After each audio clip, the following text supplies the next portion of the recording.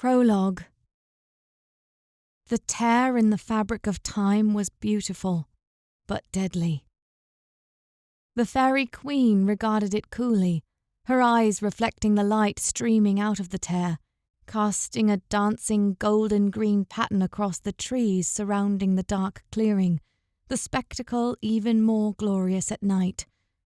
But Gloriana knew that nothing of beauty would come from today's events. "When you said you needed help," said a voice from beside her, "I never knew it was this bad." Gloriana glanced to one side, temporarily ignoring the ever-expanding breach. It would still be a few moments before it was large enough for anything to come through. "Vivian," she said to the woman by her side. The woman greeted her with a nod. Well, she was more of a girl, really, with long blonde hair and a lithe body, clothed in white robes.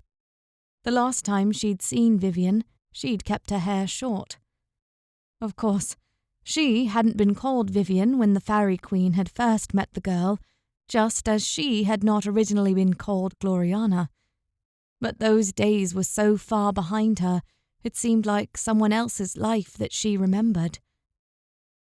Vivian looked straight ahead at the opening breach. "What can I do to help?" Gloriana glanced back at the ribbon of light as it slowly expanded. "Protect me until I can close it." "And exactly why aren't you closing it now?" "It doesn't work that way. I cannot heal what has not broken. Once the tear is fully formed, I can begin to sew it back together, but I will need you to assist my armies in eliminating any threats that come through until I can stop the flow." "Not much of an army," said Vivian, turning to stare back behind them. Unfortunately, it was true. Gloriana's strength had waned in recent years. Few came to pledge their loyalty anymore, not since the dragon had emerged in the north and the first tears had begun. Now people would rather avoid the Forest of Arden than pass through it, and with this being the latest in a series of breaches to the other world, many of her trusted knights, her friends, had perished at the hands of the supernatural. The Order of Maiden Glory was now reduced to almost nothing, which was why she needed Vivian's help. Of course, she had other aids at her disposal besides her knights, but would it be enough? The breach in front of her pulsed slightly and widened. It was almost time. "They will do their duty." Gloriana straightened and readied herself, feeling the wind pick up through the clearing and gently whip at her hair. Looking back at Vivian, she added, "Can I count on you to do yours?" Vivian braced herself, keeping her eyes on the golden-green tear in space. "Gloriana, I know we may have had our differences in the past, but you can count on me to do what I can." "Good." Gloriana began gathering the magics around her. This breach was one of the larger ones she'd faced. She would need all her strength to close it. Raising one arm, she cried, "Prepare yourselves! Defend your queen!" The clink of armor and the unsheathing of swords was their reply. The Order of Maiden Glory was ready. And with a burst of light and magic, the breach caved open. Immediately, Gloriana summoned her magic, raising her hands in front of her and mentally grasping for the edges of the tear, feeling the nature of it, communing with it, willing it to reverse its open state. She had to close this one as fast as she could. Her knights rushed forward, the sound of their plate armor creating a chorus of clashes that could inspire songs, if only there were more. Vivian also darted forward, bereft of any armor, but pulling forth a great sword of exquisite workmanship. If Gloriana had not been so focused on the breach, she might have inspected the sword more closely, or gazed at the ring on Vivian's finger as it began to glow a bright golden yellow. But she had no time to dwell on such things. In that moment, the first of the monsters hurtled through the breach. It was a great serpent, but with giant arms near its front, and what appeared to be hundreds of tiny appendages like smaller snakes attached to its body. Its hissing echoed through the clearing and beyond. The Order of Maiden Glory charged. Other forms came through the breach, beings of all shapes and sizes. Horrid beasts like the serpent, or great spiders rushed at the order of Maiden Glory. Others, appearing more human in shape, also broke through the barrier between worlds. Some of them attacked, though many did not. They were the smart ones. They did what Gloriana would do in their situation: hide and bide their time. But she could not worry about them right now. She had to close the breach. She pulled on the powers of nature and life that surrounded her, using them to tug on the edges of the tear, to heal this wound in the fabric of all they represented, of life and time. The gap began to close. The Faerie Queen remained only vaguely aware of the chaos that surrounded her as she strained herself to close the breach, of Vivian stepping forward and slashing at the nearest opponent with her sword. The beast was like a dog, but with two heads, and it lunged at Gloriana's former school companion. Vivian dodged in the blink of an eye, appearing behind the two-headed hound before it even knew she was there. By the fates, she was fast. Vivian had obviously picked up a few tricks since Gloriana had last seen her. As Vivian drove her blade into the hound, a hawk cried overhead, swooping in low to rake its talons over the face of another beast, this one a one-eyed cyclops of legend. Then a great brown bear charged into the beast and knocked it over, even as it clutched at its eye from the hawk's attack. Other animals barreled into the beasts emerging from the tear, and others chased after those who chose to flee. Gloriana smiled. The forest had come to her aid. The breach was slowly closing, though, as she had suspected, it was far larger than any Gloriana had encountered thus far, and this many creatures of evil had not stepped through since the first breach. They must have been waiting. But between her order of Maiden Glory, Vivian, and the creatures of the forest, they were holding them back, barely. Enough, at least, that she could do her job. Gloriana closed her eyes and focused all her willpower on rejoining the edges of the tear. "Gloriana!" cried Vivian. It was all the warning she got. Not pausing to think, Gloriana threw herself backward just as a huge claw tore through the place where she had been. Her eyes shot open to reveal her attacker. For a moment, the tear ceased to close as the Faerie Queen lost her concentration. "You!" Her heart chilled. Before her stood a terrible sight. This beast had the shape of a woman, but her skin was a ghostly grey. Her human legs ended in the paws of a bear, and she had great eagle talons in place of hands. Her pointed teeth and eyes gleamed in the light of the moonlight, and her black hair shone with a golden circlet as she stood silhouetted against the light of the breach. She was accompanied by 3 dark knights, mirrors of Gloriana's own order of Maiden Glory. She could see only their eyes, the rest of their faces covered by black cloth. "Gloriana?" the demon woman croaked, a thin smile showing on her colourless lips. "Duessa," Gloriana replied, breathless. The sins were here. Now everything made sense. Why so many demonic horrors had escaped through the breach this time, why they had seemed prepared for the doors to their world to open. They had a leader. Without another word, the half-woman, half-beast flung herself at Gloriana. The Faerie Queen dodged just in time, slipping a small knife out of her pocket and brandishing it at the shadow in front of her. Duessa smiled, and it chilled Gloriana to the bone. "You think that will stop me?" "No, but this might!" Vivian crashed into the scene, swinging her bright sword at the demon.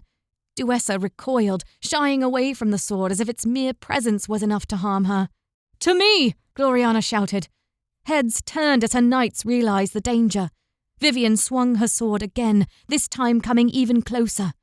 Duessa reacted, dodging and swinging her talons at Vivian. When that did not work, she raised those talons above her head and a great orb of darkness began to form. "Stop her!" Gloriana shouted, but it was too late. The orb completed its formation and Duessa slammed it to the ground with a great, forceful gesture of her hands. Upon impact, it expanded, and the entire clearing was plunged into a darkness far thicker than night. She had to close the breach, or they would all die here. Focusing once again, Gloriana reached out to the edges of the tear. Exerting all her power, she heaved at each side of the doorway to Anwin. The edges grew. A sharp pain blossomed in her shoulder. The breach stopped its closure as the sound of Gloriana's scream echoed through the clearing. For a moment, she could see her attacker. Duessa stood next to her, smiling as one of her talons embedded itself deeper into Gloriana's shoulder. "Vengeance is so delicious," said the monstrous woman, licking her lips. Duessa pulled back her talon, extracting it from her shoulder and causing Gloriana another flash of pain. She could imagine Duessa's triumphant smile as she pulled back her arm, as if readying to impale the Faerie Queen in the gut. A light flashed to one side, and a white sword seemed to cut through the darkness. Its tip slashed through Duessa's side. The woman screamed and leapt backward, clutching at her wound. Vivian stood there, the light of her ring and sword seeming to push back the darkness. And as much as Gloriana had once hated that woman, she was grateful for her help now.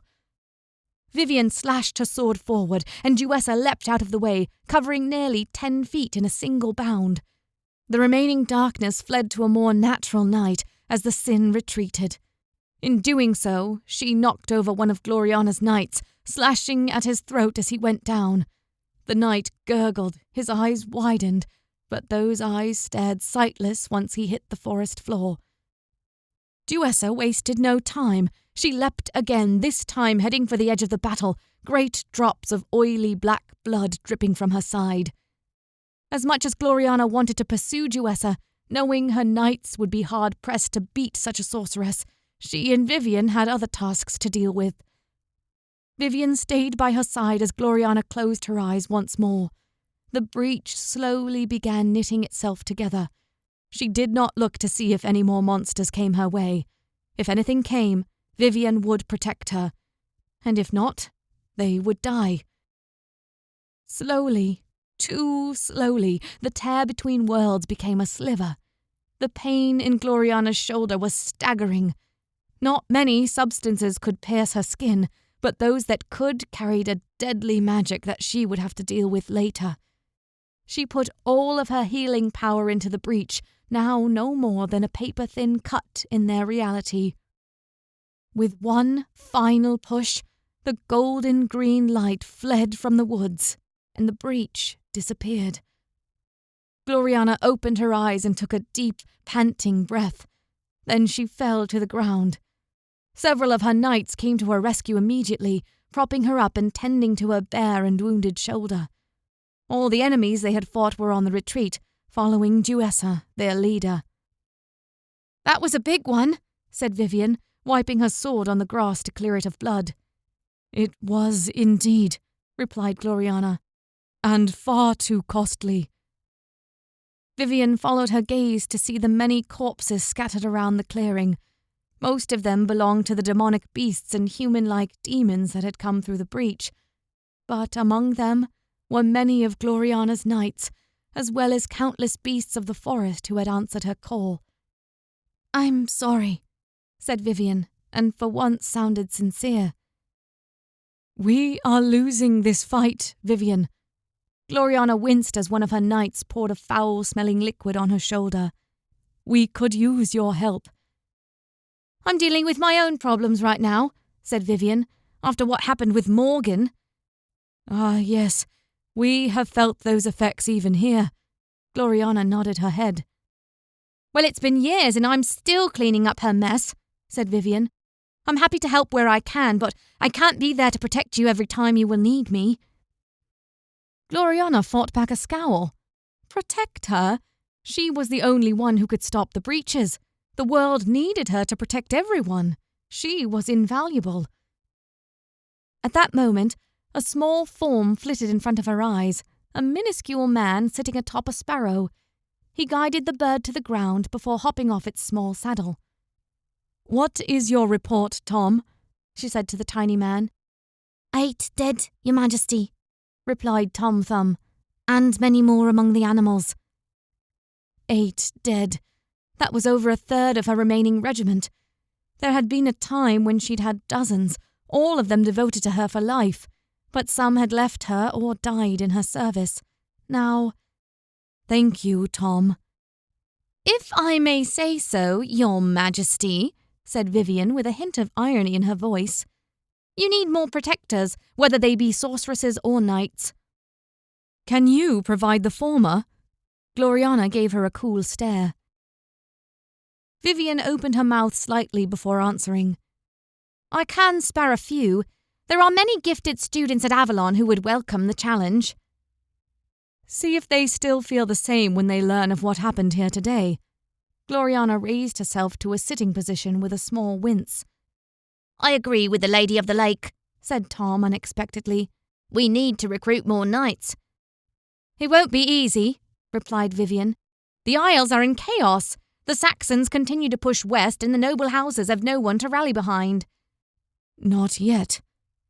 Gloriana pressed her lips together. I assume he's still as stubborn as before? Vivian gave her a knowing look. He is not our concern at the moment. Gloriana waved a hand in dismissal. But Tom is right. We need more knights. I honestly should have looked for them sooner since they no longer come to me. What do you have in mind? I must return to my court. Gloriana pushed herself to her feet while her remaining knights gathered around her, many of their arms outstretched to catch their mistress should she fall. Then I will go to Avalon, said Vivian. If you need help, please ask. I will come if I can. Very well. Gloriana squared her shoulders. Send any sorceresses who wish to assist, but I will be taking this matter into my own hands. Vivian nodded. I wish you luck. Tom mounted his sparrow, which flew up above their heads. Gloriana watched him land on a distant tree, perched in the direction of the land of Faerie. With one last look at Vivian, she returned the woman's nod. Thank you. It was a simple phrase, but it carried a lot of weight.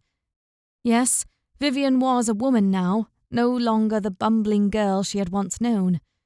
This woman had seen hardship, though Gloriana did not know the specifics. Whatever it was, it had matured Vivian and honed her into a formidable weapon. They parted, and Gloriana took her trek back to the fairyland. The journey was short. It always was, no matter where you were in the forest of Arden. It wasn't long before massive tree trunks signaled their proximity, and Gloriana could hear the music again. She closed her eyes and let the joyous sound wash over her. Yes, there was still good here. The darkness hadn't reached them yet. Using a spare tunic to cover up her shoulder wound, she rode across the bridge into her kingdom.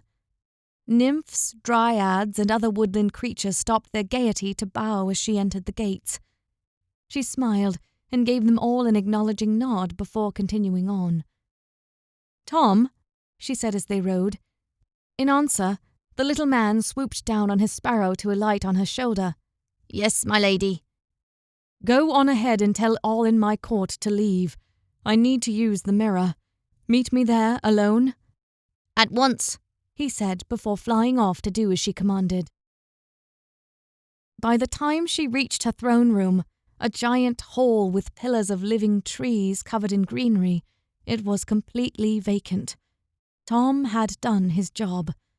Yes, it was time to give the small man a bit more leeway. She approached the center of the hall where a wide pool lay in a stone circle, its surface completely still, despite a light breeze that flowed through the hall. Tom stood on the stone surrounding the pool, his sparrow off somewhere in the trees. What did you want to see me about? He asked as she drew closer.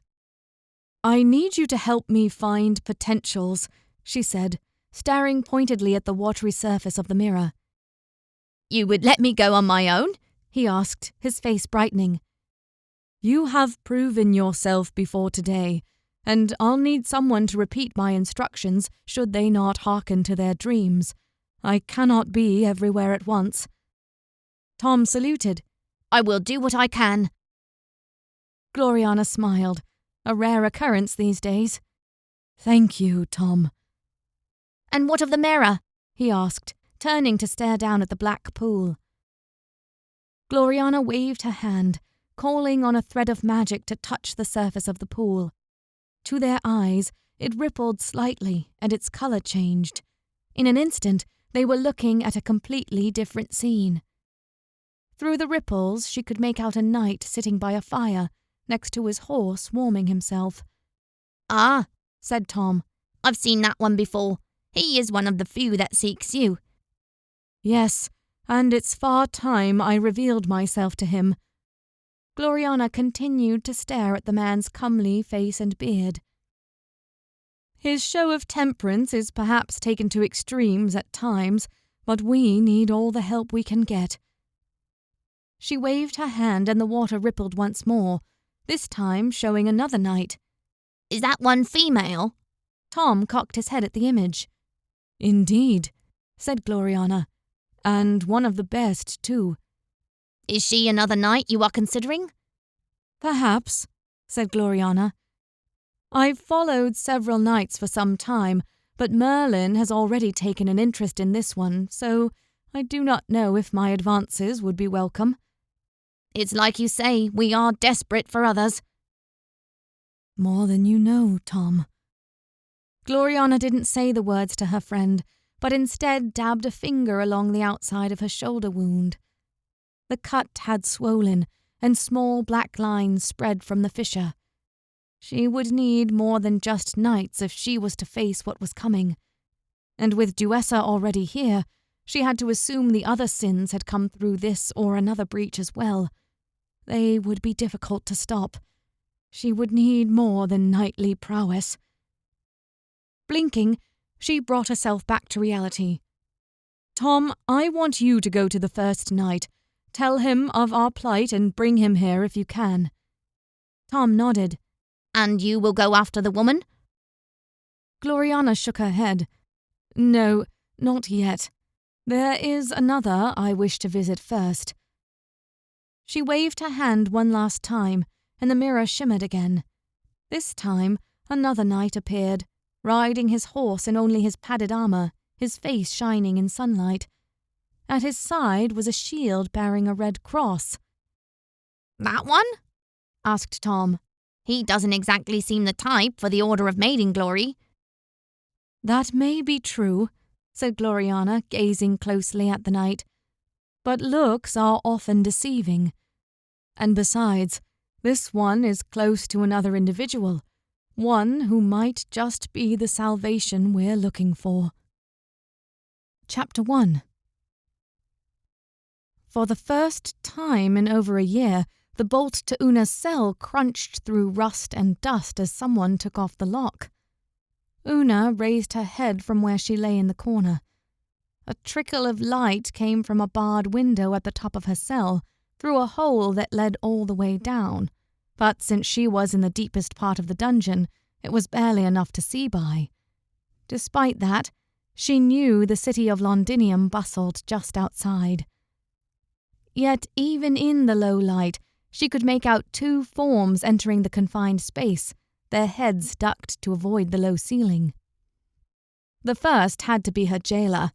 He held the keys and looked decidedly like a rat from the way his teeth stuck out from his scrawny face. She rarely saw the man, other than the times when he brought her food, and he had already done so today. He was new, hired by the Romans after the other had apparently run away in a fright. Una had a way of getting under their skin, given enough time. She would do the same to this jailer once she could figure out what made him tick. The second man was taller, broader in the chest, with dark hair and beard, and soft brown eyes that fastened on Una the moment he entered. Apart from his ears that seemed to stick out just a bit too much, he was actually quite handsome. Very handsome, in fact. He wore padded armour, common trousers, and a sword hung at his belt. His gaze did not leave her, and there was something solid about it, like he was forging a connection with her by force of will. Yet his face remained dark. What persona should she use on this man? She had several that she liked to use, like guided personalities to help her get what she wanted out of people, especially men. For a handsome man like this, perhaps she should go with something more helpless. Men like him always responded to helpless women. Yes, best to play the timid, frightened card, put the tall man in a false sense of security. She pushed back her short brown hair, kept short by the jailer himself. Apparently, long hair was a liability in a cell, though she had no idea how that worked. As the two men considered her, she tensed her muscles and prepared to move. She had managed to keep her muscles lean enough, and most men seemed to find her attractive even when covered in dirt. Hopefully, she could use that to her advantage. True to her helpless persona, she scrambled to the back of her cell on her hands and knees, huddling in the fetal position. Whatever this brooding man wanted, it probably wasn't good. It never was. The jailer picked up her dinner plate, which sat, scraped clean of food, next to the door. "Don't give her anything," he said in a rusty voice. "She's been denied all amenities save for this plate and those rags she's wearing." "Why is that?" said the second man. His dark tone blended perfectly with the dungeon's ambience. "She's resourceful. Tried to pick the locks with the eating utensils once. We let her use her hands now." "Then I won't give her anything." "And be sure to check your pockets when you leave," added the jailer, "so she doesn't swipe anything from you. "Indeed." And be careful when she talks." "When she talks?" She's been known to charm some of the other guards into thinking she's innocent. Even had a few petitions for her release. They were reassigned, obviously." The tall man blinked and stared at Una with new eyes, but nodded as the jailer retreated, closing the door behind him, so it was just Una and the newcomer. She remained tense. "Hello?" said the tall man in a firm but polite voice. Una frowned, saying nothing, waiting. He looked up and down the length of the cell, his torso still bowed to avoid the low ceiling. "I understand you've been in here for a while." She remained silent, only narrowing her eyes at the man. What was he getting at? "I'm a knight," he said. "More or less. I've been trying to get you out." "Get me out?" Una rasped, her voice a bit dry. She hadn't spoken in some time. "Yes, I need your help." "So get me out," she said, remaining where she was and hugging her knees, continuing to look as vulnerable as she could. It's unfortunately not as easy as I hoped." Of course it wasn't. Una breathed out and went back to staring at the ground. A part of her was disappointed. Had she rarely allowed herself to believe that today would be the day, and with barely any time to consider the idea, the more or less knight's good looks must have thrown her off. "Yes, but I wanted to see you," he said, taking a step toward her before stopping as she caught his eye with one of her more dangerous looks. He stopped advancing. Instead, he glanced around the cell as though suspecting eavesdroppers. Idiot! No one could hear them here. Then, in a hushed tone, he said, "It's about Castle Silene." Her hazel eyes locked on all too soft brown ones. "What about Castle Silene?" "You're from there, yes?" Her heart chilled, and she rose to her feet, all pretense of weakness gone. No one knew of her connection to Castle Silene. No one. If they had, she might have been executed or neglected to the point of death in the dungeon, rather than locked up for 3 years. "I've never been there before," she lied. She couldn't let this man spread rumors. What was he playing at? If he knew who she was, why would he reveal himself to her now? Was this his way of smugly informing her that he knew and that her life was about to become a living hell the moment he told someone of influence? But the man didn't look smug. His brow furrowed in confusion. Interesting. I was told— Who told you? Una prodded. That's not important, he said abruptly. Una let a moment of silence pass between them. Why did you say you need my help? Well, it's the dragon at Castle Silene, he said, now looking like he was uncertain. I need to kill it. Ha! Una stopped herself from laughing after her initial outburst. But even so, she found herself leaning against the cell wall, covering her mouth. The man's face reddened a little, though he didn't give any other sign of embarrassment. You! Fight the dragon! It was common enough knowledge that there was a dragon at Castle Silene, though few knew more than that. None had any context for its arrival and subsequent habitation of the castle. Apart from her, that is, but she wasn't about to share. I'm stronger than I look, said the knight, cocking his head at her. She couldn't help but scoff. Look, I'm sure you're very good, but this is a dragon we're talking about. There's no going up against it with brute force and winning. I'm sure plenty have tried. A few have, the knight confirmed. I'm going to be the first to succeed. So there had been people visiting her hometown since she was locked up. That was useful information, and she didn't get a lot of that down here. You do know that the castle only appears for one day of the year, right? She asked. It's enchanted. That was common enough information, but she had to be sure he knew. He nodded. On the midsummer solstice. That is only 3 weeks away. 3 weeks? That wasn't a lot of time. Though it wasn't as though Una could get there anyway, locked away as she was. Well, I'm not sure how much help I can be to you down here, she said. And I don't know more about Silene than the next girl. But you're welcome to tell me your plans for vanquishing a dragon. She grinned at him. Despite the knight's delusions of grandeur, it was actually nice to have someone to talk to. She hadn't had a good conversation since old grumpy Geralt had passed away in the cell next to hers nearly a year earlier. He had rattled off various tales of his own heroics and chivalry as well, each story more extravagant and entertaining than the last. The man had been wrong in the head, but he had kept her from going insane. Because even for her, or perhaps especially for her, it was hard to be alone. I'm afraid I can't stay, said the knight, taking a step back. I'm sorry for bothering you. Perhaps I had the wrong person. He knocked on the cell door, waiting until the jailer would come to open it. Wait, she called out, taking some steps in his direction. You can't just ask me questions like that and just leave me here. I cannot explain, he said as the bolt sounded from the other side of the door. You'll understand. Understand what? She said as the door swung open. Why did you want to get me out, and what does that have to do with Castle Silene? But the tall man did not respond, only left the cell, taking long strides once the door was open. The jailer slammed the bars closed again, as if worried that she might run up behind the knight and try to escape.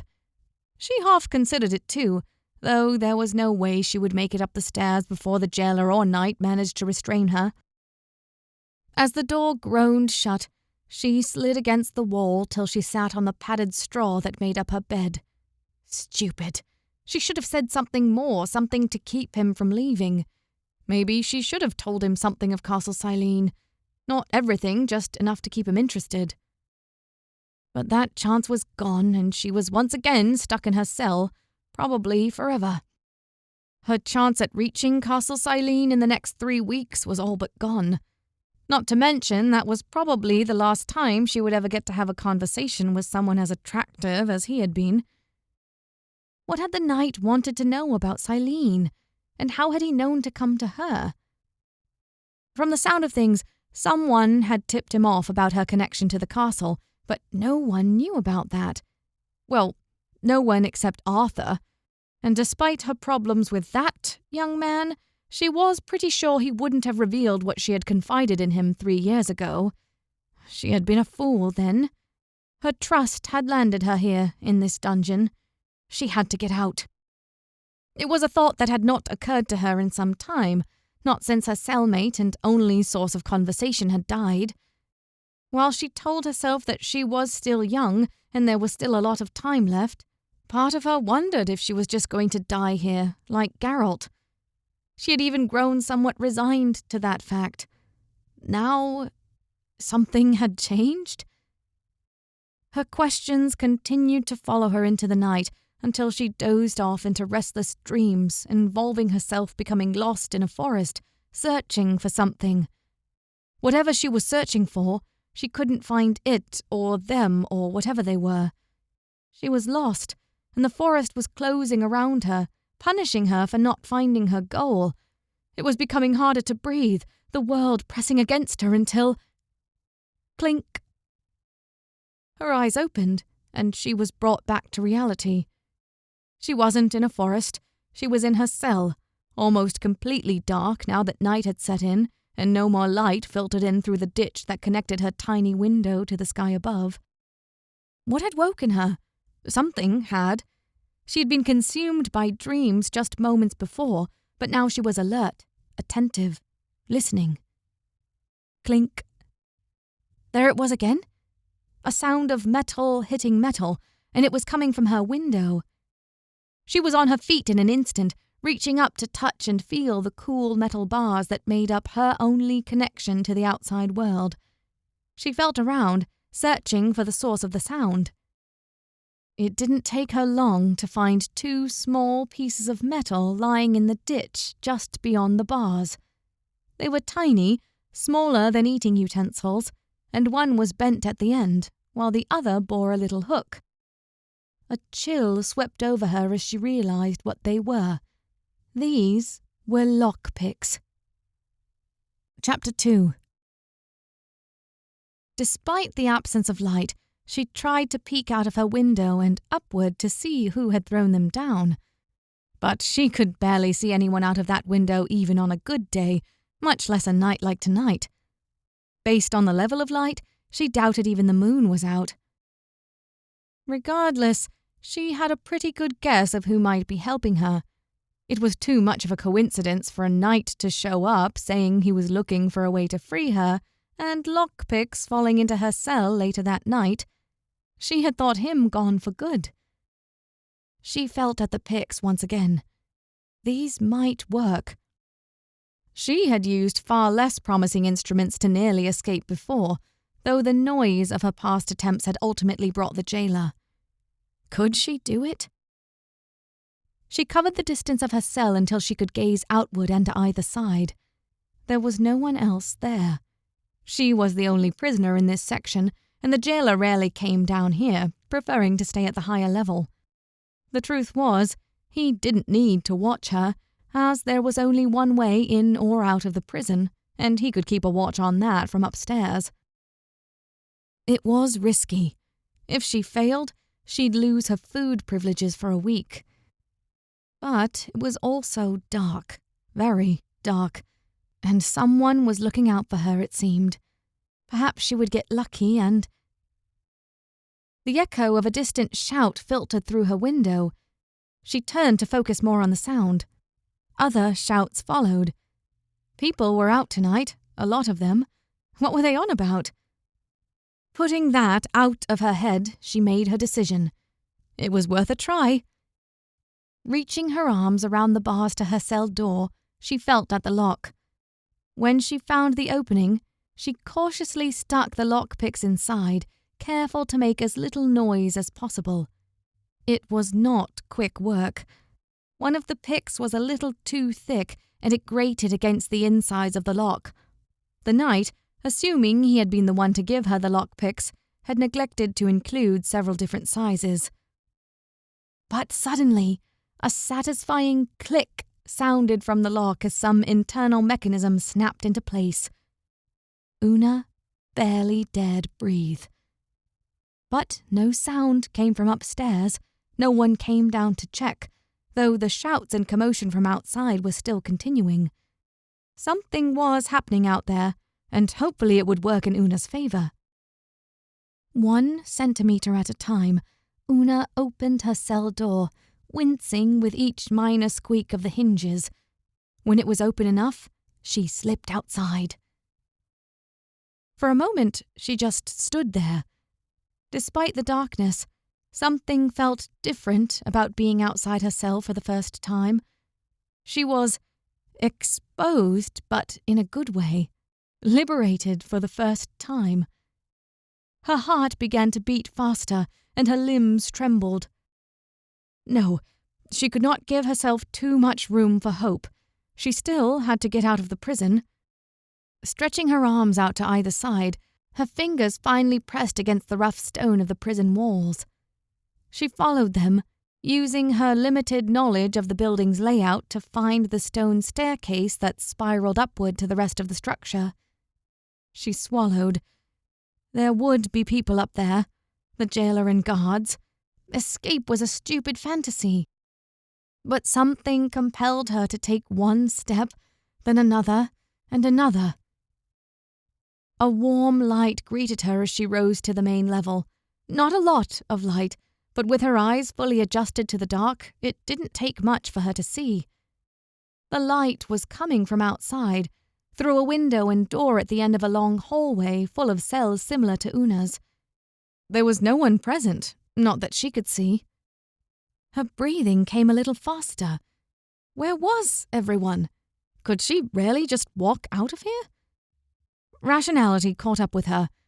She wouldn't get far just wandering in the streets. Her prison clothes would give her away in a heartbeat. She didn't even have shoes and wouldn't get far barefoot. Her muscles already ached slightly from the effort of climbing the stairs. Despite her youth, she never had opportunities to stretch her legs, though she had done what she could to keep her muscles from atrophying. She looked around in the dim, warm light. Surely there was a cupboard or something with some spare clothes. The jailer lived here, right? He must have something stashed away somewhere. All she could see from here was a table with some notes on it, probably belonging to the jailer. Nothing she could use to escape or to use as a weapon. Just a standard quill and ink. But there were stairs leading up. There were probably more cells up there, but it could be where the jailer lived. Was he up there too, or was he distracted elsewhere? Only one way to find out. She dashed up the stairs as fast as she could, wincing as the wood creaked. These stairs made a lot more noise than those of stone that led down to her cell. Upon reaching the top, she still couldn't make out much. There were no people visible. Everyone was somehow mysteriously gone. Maybe it had something to do with the shouting she had heard earlier. There weren't any cells here. In fact, all she could see were 2 rooms. The first contained nothing but a wash basin and a few chamber pots. Una wrinkled her nose upon smelling the contents of that room. She quickly shut the door. The second room held a bed and cupboard, the warm light coming through a window to illuminate the entire place. She hurried inside to find the clothes she needed, but stopped to stare out the window. Finally, she witnessed the source of the warm light. A nearby building was burning, completely engulfed in flames, though they appeared to be dying down a bit. Pieces of the building dropped off the side with a shower of sparks. It was literally crumbling to ash. She could see the illuminated silhouettes of people surrounding the burning building, but it wasn't like their effort would do much against such a blaze. Perhaps they were just focusing on keeping the flames from spreading. That explained why there was no one here. Any guards would have run to help. She couldn't count on all of them being gone long, but a prison like hers was really more of an ordinary building that just happened to confine people in it, like a zoo for human beings. It wasn't a fortress like some of the other prisons in Londinium. It was usually reserved for debtors. She turned her attention back to her current predicament. Spotting a large chest in the room, she opened the lid and began rummaging through it. She silently thanked the gods that the jailer was not a big man, barely larger than herself. Though it would be odd to see a woman in a man's clothing, she could probably hide her hair in a cap and pass for a boy to anyone not looking closely. Quickly stripping herself of the sack that she had worn for years now, she pulled on the loose trousers and tunic. There were no hats that she could see, so she ripped off a piece of cloth to use as a scarf. Her heart was racing now. Escape seemed almost plausible, but the longer she stayed here, the more urgent her plight became. That fire wouldn't last forever, and people would begin returning soon. The last thing she strapped on was a simple knife the jailer kept in the chest. It was nothing more than a hunting knife, but she could do a lot with little. That was it. Time to go. She hurried down the steps, not even bothering to worry about the sound of creaking boards now, which meant she nearly barreled into none other than the jailer at the base of the stairs. The man did not expect a thing. His eyes widened and he fell over as she ran into him. "What the—" he began. Una did not pause to think. She grabbed the vial of ink that lay on the nearby desk and threw it in his face.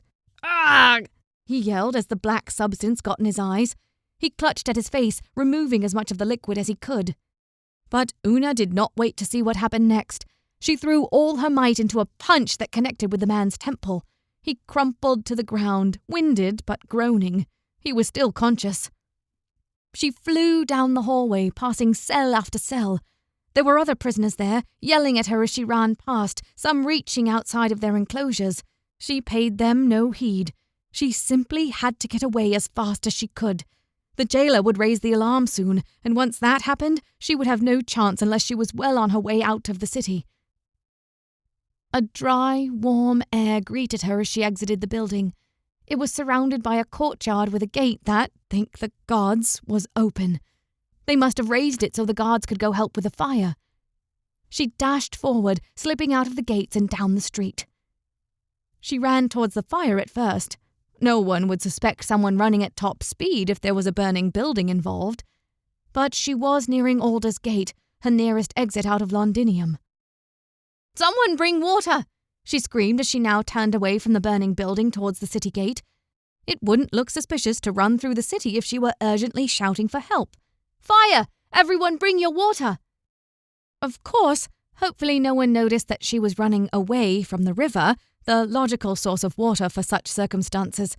But those she passed didn't seem to mind. They were either running towards the fire, ignoring her completely, or diving back into their homes to find something of use. Una kept running, her muscles protesting madly. She hadn't run in 3 years, and there was no way she could keep it up for long. When she spied Alder's Gate, she slowed down, gasping for air. The gate was guarded by a few Romans, but it was open, and plenty of people made their way in and out of the gate every day.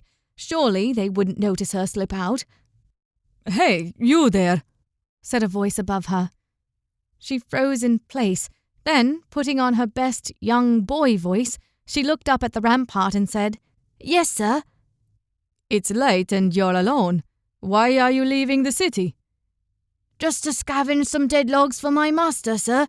He likes to have a full fireplace for reading." The Roman began walking down the stairs leading up to the rampart. This wasn't good. If he got a good look at her, even at night. "It might not be the best idea to be stoking the fireplace. Not tonight, at least," he said. "Yes, sir. Sorry, sir. I only do what I'm told." The man came closer, and Una instinctively hid her face. "Don't be afraid of me," he said upon approaching. "I just want to make sure you're safe." Odd behavior for a Roman, far too friendly. Still, she couldn't let his softness pull down her defences. "Yes, sir, I will be, sir." "Off you go," he said. "And tell your master that Optio Calidor would remind him against wasteful use of his resources." I will do that, sir," she said with bowed head. Unable to believe her luck, she darted forward, past the Roman Optio and through Alder's Gate. Unable to run much farther, she slowed to a brisk walk as her eyes adjusted to the newfound darkness outside of Londinium. The shouts from the fire diminished the moment she was outside, but in their place a new sound emerged, the clanging of an alarm bell. Instantly, she redoubled her speed. The jailer had finally sounded the alarm. She had to get far away from the wall before that Calidor person realized that she might have been the fugitive. He could send someone after her, and she could not outrun someone on horseback. But even in the dim light of night, something changed around her as she put distance between herself and the city. She was free! She was finally free! Never had the sound of wind through the trees or the chill air on her body felt so good. She would never go back there, no matter what. It was time to go home. Chapter 3.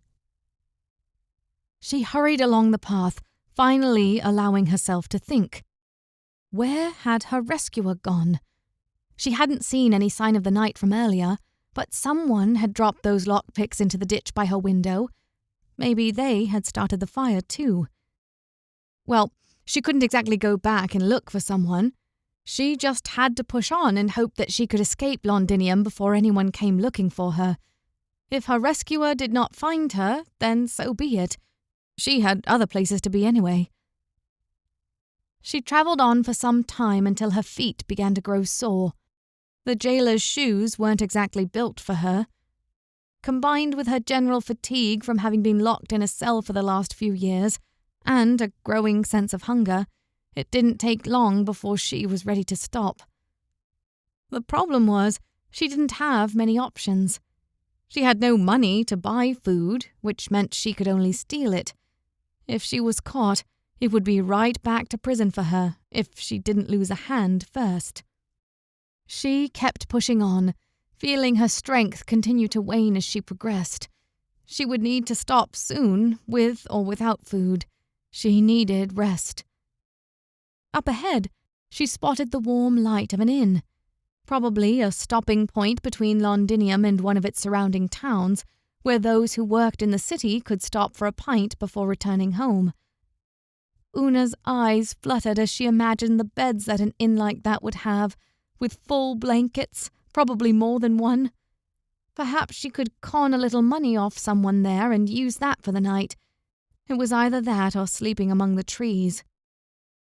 She walked up to the inn, squared her shoulders and took off her bandana. People might find it weird that she was wearing a man's clothing, but people also underestimated girls her age. She needed that advantage.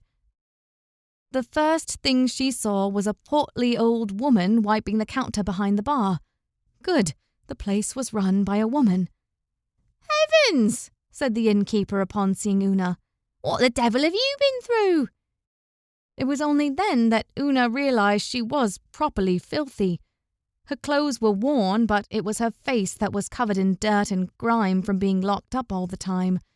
They'd never give her a bath of any kind in the prison. The Roman at the gate must not have noticed in the dark, but this place was lit with a fireplace in the corner and candles surrounding the room. "Excuse me, ma'am," she said in her most innocent voice. "I was hoping you might be able to spare a crumb or two." The woman came around the side of the bar with a quick glance at the others in the room. Una followed her gaze to see the bar occupied by at least 6 people, all men. 2 sat at the bar, but the rest were at the table playing dice. Perfect.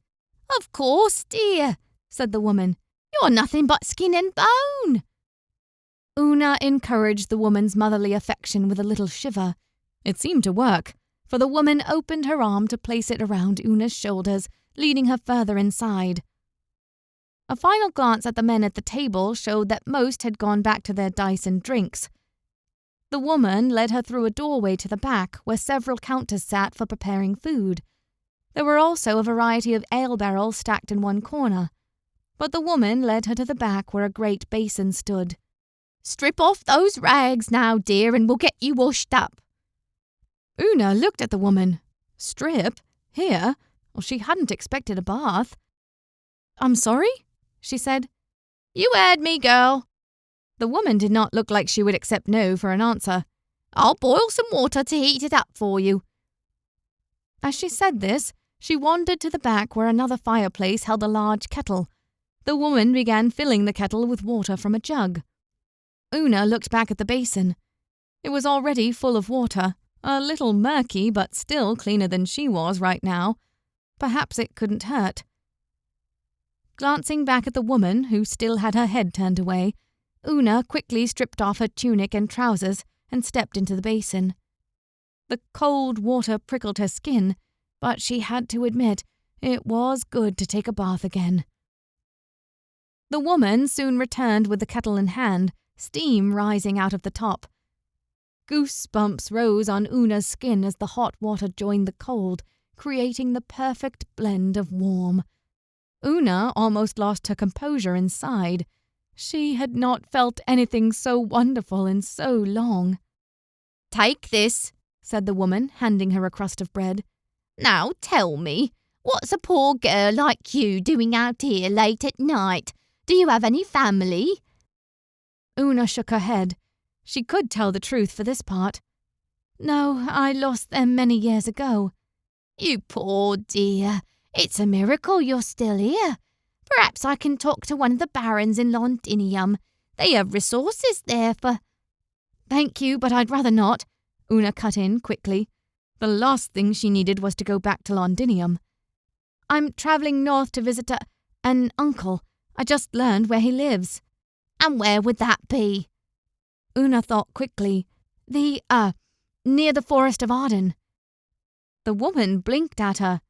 "Don't tell me you're going to that dreadful place." "No, just in that direction," Una clarified. "That forest is full of monsters and fairies that will eat you as soon as look at you." Una sobered. The old woman was right, and the truth was even worse. But that didn't stop the fact that the only place she could go was back to her homeland, despite the dangers. It was either that or wander as a fugitive forever. She didn't care for that choice. She would return to Castle Silene by the midsummer solstice if it meant her death, though she could probably handle herself well enough. "Barkeep!" came a call from the door. "I need a top-off over here." "Excuse me," said the woman before hurrying to help the man. That woman was nice, though none of that mattered to Una. She would gain what she could from this place, then leave and never think of it again. Una finished up her bath as quickly as she could before dressing back in her clothes and taking in the room. There wasn't much here, other than a few crusts of bread. Grabbing a nearby sack, she took every piece of food she could find, stuffing it in. Who knew how long it would take to get to Castle Silene, but she would need more food than this if she was going to get there alive. Once she had gathered all she could, she tied the bag around her waist and went back into the main room. One of the men at the bar had left, but the other still sat there, and, judging by the mix of drunken laughter and expletives, the dice game in the back was gaining intensity. Una hid the sack of bread on one side away from the barkeep, though she imagined the woman would not mind. Even so, she still didn't want to come off as a thief, or it could hinder her plans. The woman acknowledged her with a nod as she walked by, but said nothing as she was busy getting the man at the bar another drink. "This is the last one, Gaunt," said the woman as she deposited a glass with some amber-brown liquid inside. "Any more and you won't be able to walk home." "Walk home?" said Gaunt in a slurred, gruff tone. "I'm not welcome in my house, no matter." He was the perfect target.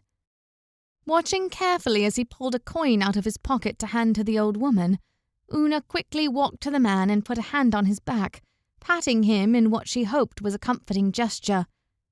"I'm sure your family loves you very much." "Why, you know," he said, turning to face her and squinting his eyes like they were having trouble putting her into focus.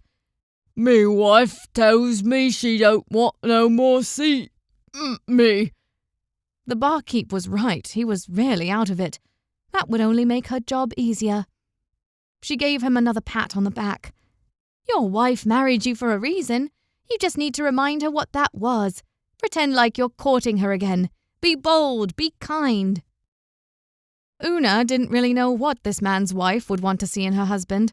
Honestly, it didn't matter. Regardless, she typically had a knack for convincing people to do what she wanted, even if her advice was a bit off. "Yes, right," said the man, raising his eyebrows as if realizing this for the first time. "I've got to woo her." "Yes, go right on and woo her," said Una, continuing to pat him on the back. "Ah, good girl," he said and rose to his feet, swayed slightly before attempting to stagger out the door. Una helped to keep him from falling, letting her hand slide down to the pouch at his hip. When he had gone, she turned back to the barkeep. The woman had a disapproving expression on her face, her arms folded. "Don't think I didn't see that," she said, staring down her nose at Una. "I don't tolerate such behaviour." Una brandished a single coin in front of her. "If it makes you feel better, I'll leave it with you when I go. I just need it for something." "And what might that be?" Una directed her gaze to the dice game still happening in the corner. "I just needed to buy my way in." Ignoring the old woman's protests about how gambling was not for little girls and that she could lose her buy-in, Una strode over to the table.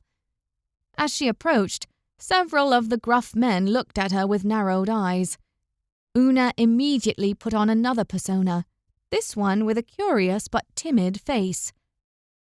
She spent the first few minutes just watching, pretending to be confused by the rules. She wasn't, of course. They were clearly playing a variant on Passage, except in this case each man had their own set of 3 dice and a mug to hide them from the other players. "Can I play?" she asked after enough time had passed and the latest round had ended. A few of the men chuckled, and some eyed her up and down in a way that Una didn't like. The winner of the last round was gathering his coins and smiling at her. "You know how to play?"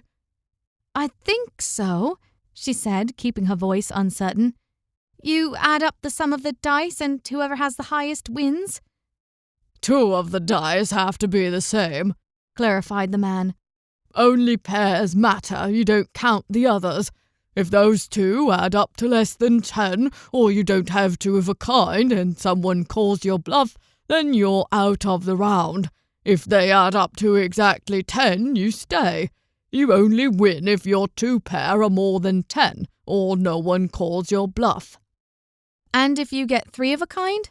asked Una, though she already knew. "It's more powerful than just 2 of that kind.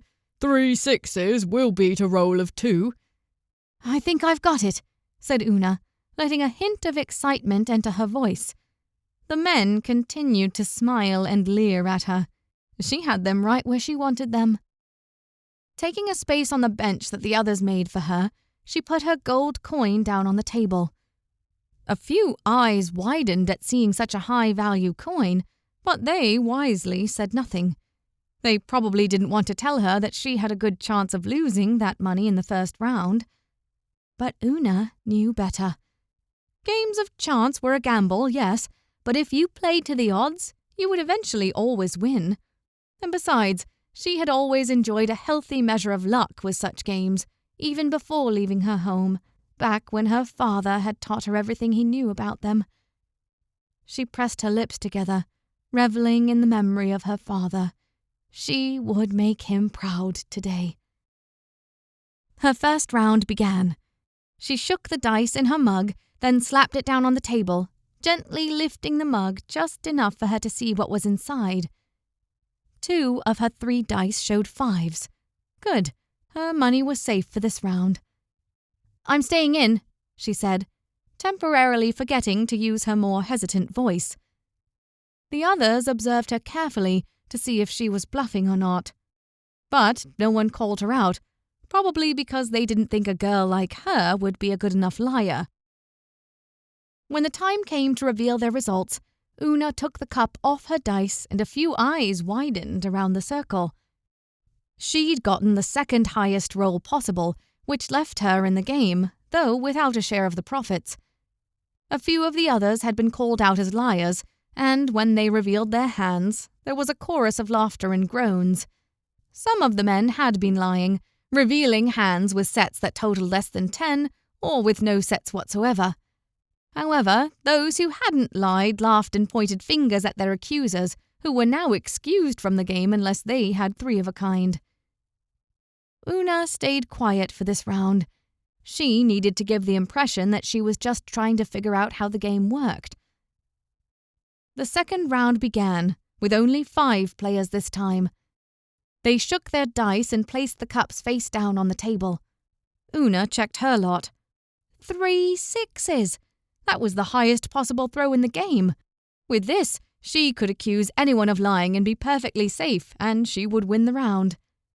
"I'm in," she said, making sure to put on a slight face of indecision as she did so, appearing uncertain as to whether she should proceed or not. The man across from her, with an impressive black beard and eyes that seemed to disappear into their sockets, considered her for some time.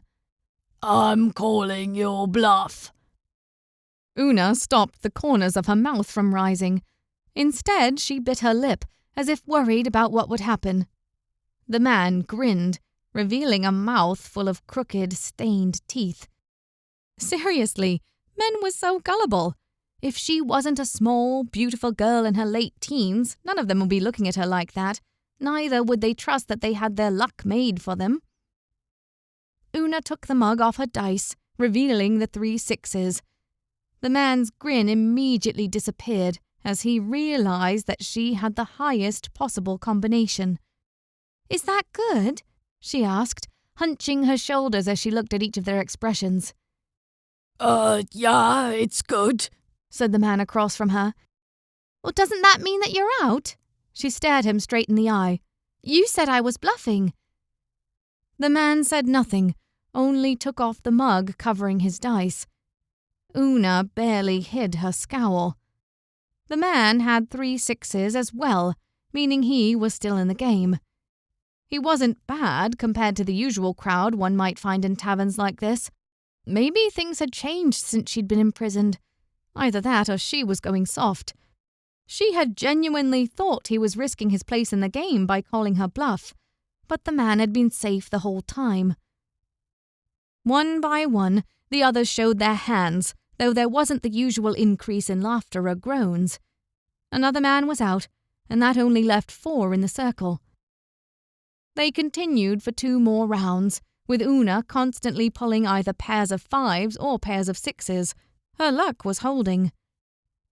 Finally, it came down to just her and the bearded man across the table. "You've been holding out on us," he said, running a finger through his beard and not taking his eyes off her. "Where did you learn to play?" "Beginner's luck," she offered. He gave a soft grunt. Roll your dice."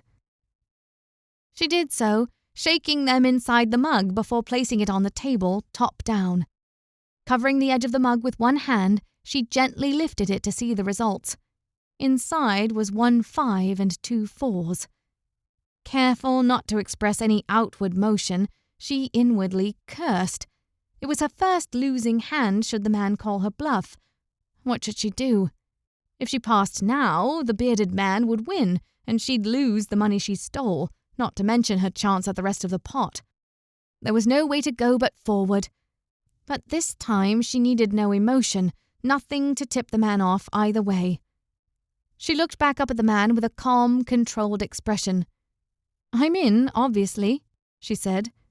"Indeed," said the man with a sly smile. "I am also in, and I call your bluff. You have nothing." Once again, he had forced her hand. "And I call your bluff," she shot back. It was the expected move, but nevertheless it still caused all the onlookers to lean in closer.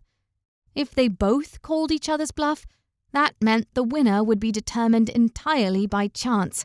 If he had a pair of 5s or 6s, he would win. Otherwise, the round would end in a draw and they would start again. With a grin that did not bode well for Una, the bearded man lifted up his mug, showing 3 5s, the second best roll of the game. Una didn't bother to hide her emotion this time. With a sigh and a scowl, she took the mug off the table. The reaction she got was not what she expected. The entire inn had gone deathly silent. She looked at their faces to see disbelief, shock, and even a hint of anger. She looked back down at her dice and almost dropped the mug. Her table showed 3 6s, the winning roll. For a moment, she couldn't speak. That had definitely not been her role before, and there was no way they could have turned to the correct combination. She certainly hadn't moved them. How had that happened? She raised her eyes till they met those of the bearded man, and she swallowed. The expression he gave her was one of cold anger. This wouldn't lead to anything good. Chapter 4. How come you got such luck, eh? The man asked, his voice a low growl. I don't know, she said. And she truly didn't. I've never played the game before today. Liar! His tone changed, raising in volume. No one plays that well on their first attempt. But it's gambling, right? It's all random. Not this game, he said, rising to his feet and leaning forward to place his hands on the table. Where did you say you were headed, miss? He said the last word like he was mocking her. Nowhere, she said, just passing through. She was going to the Forest of Arden, called out another man behind her. I heard her talking to the barkeep. Now ain't that interesting, said the bearded man, leaning closer. Why would a little girl like yourself be going there? I'm not, just close, she said, suddenly well aware of the number of men crowding her chair. She was boxed in. Close, eh? He leaned forward till she could feel his hot, beer-tainted breath on her skin. They say there are sorceresses in those woods. Oh, gods, it was happening again. I'm not a sorceress if that's what you're thinking. I hear only women can use magic. Well, then you would be wrong. You calling me a liar? Of course not. She was beginning to lose patience here. This conversation would not end well for her unless she changed tactics. Looking him square in the eye, she gathered her wits and added, I'm calling you stupid. His eyes widened, and with a yell, he lunged at her. But she was already throwing herself out of her chair into one side so that she fell on the wooden flooring. The bearded man now knelt with his arms around the chair where she used to be, his mildly drunk face somewhat confused by the fact that she was no longer there.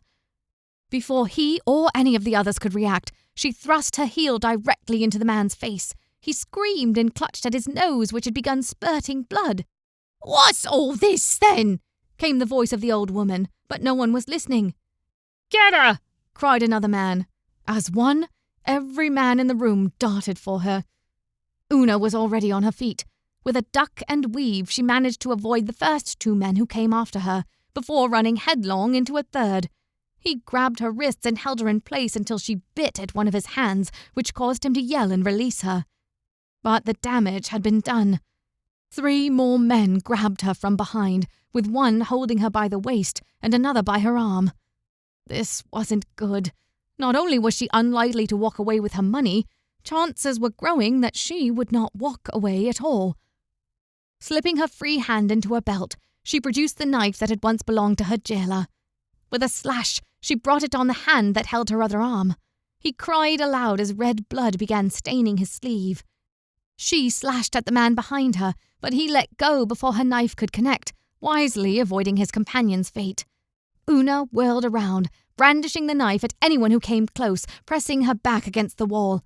A 6 angry and leering faces greeted her, many pulling out their own knives.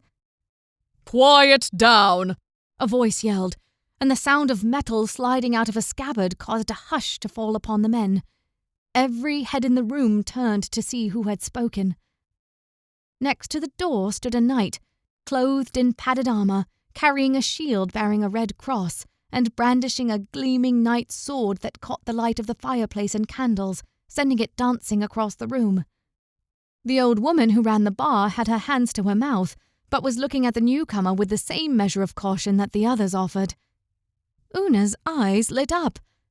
It was the same knight who had visited her the previous day, the tall one, the man who may or may not have been her rescuer back in Londinium. What have you been doing to the poor girl? He asked, meeting her eyes and nodding slightly, in acknowledgement. She stole our money, cried the bearded man, who was still nursing his bloody nose. "I won it fair and square," protested Una, though her thoughts immediately went to the last round when the dice had mysteriously changed their faces. "It hardly seems fair for all of you to attempt to overpower a solitary lady, and not to mention without honour. Give this one her winnings, let her leave, and you will have no trouble from me."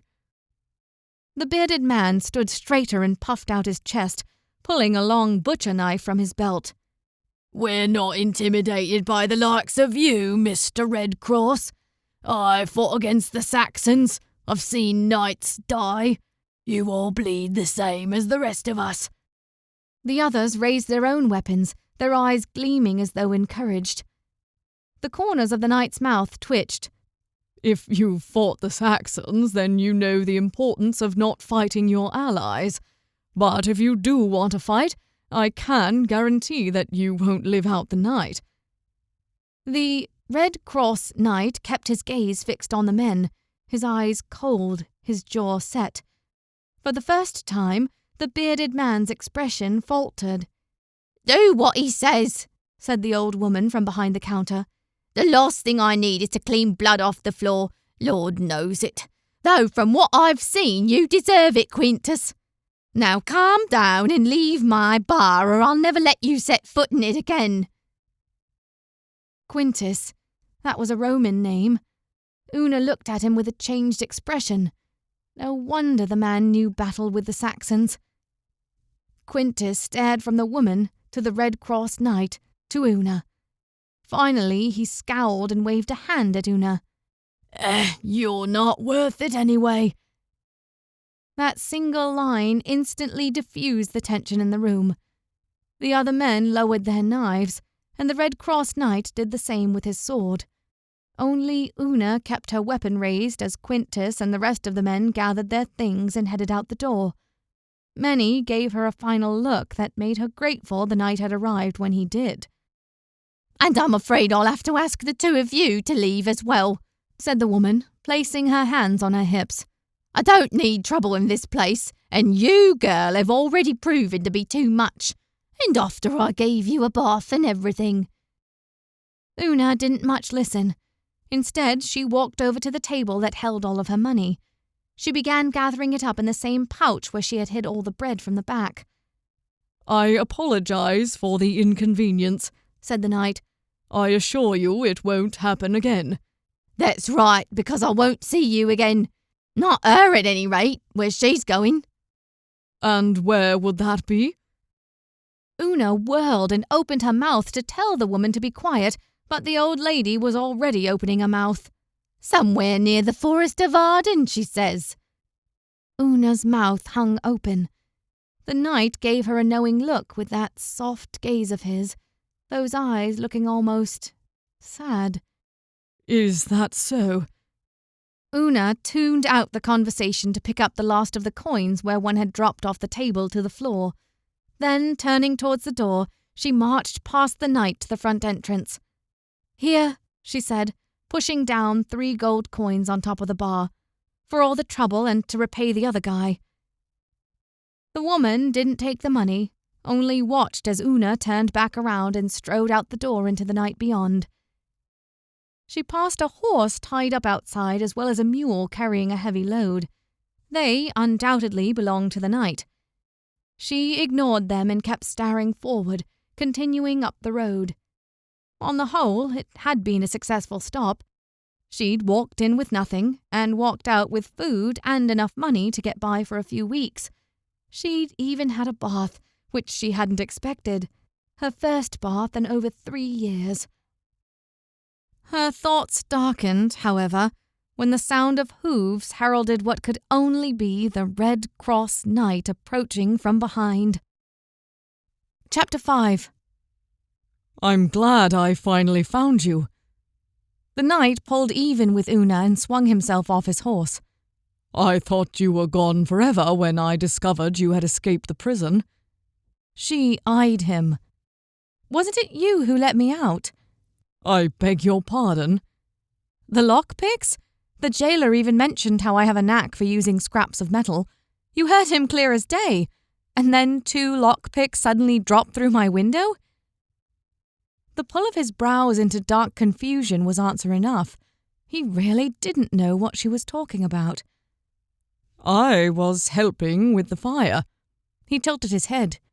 If it weren't for the alarm bell, I wouldn't have even realized you were gone. Una frowned. She didn't like the sound of that. If the night hadn't been behind her freedom, then who was? People will be coming for you, he went on. There are only so many places you could have gone. They haven't found me yet. I did, he pointed out.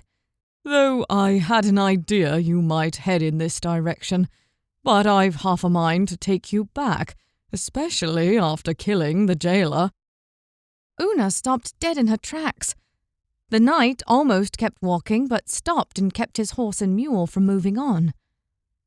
I didn't kill him, she said slowly. All I did was throw some ink in his eyes to give myself time to escape. The knight met her gaze, unblinking, searching for the truth there. After a moment, he took a deep breath. If you didn't kill him, then who did? Una almost let out a breath of her own. He believed her, but that did little to soothe the hollow feeling in her stomach. Perhaps the same person who threw me the lockpicks. She went back to walking, keeping her gaze fixed on the ground. She didn't like this, and neither, it appeared, did the knight. He followed her for a while, saying nothing. Whatever was going on, it was bigger than the 2 of them. Someone had let her out of that cell, and someone had killed the jailer. But who? And why? The timing was almost too coincidental, given the simultaneous arrival of the Red Cross Knight. We haven't talked about where you're going, said the knight as they continued their walk. Una pursed her lips. She knew this was coming. You said you knew nothing of Castle Silene, he went on.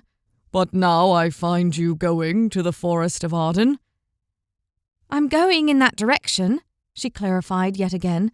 But that doesn't necessarily mean that I'm going to Castle Silene.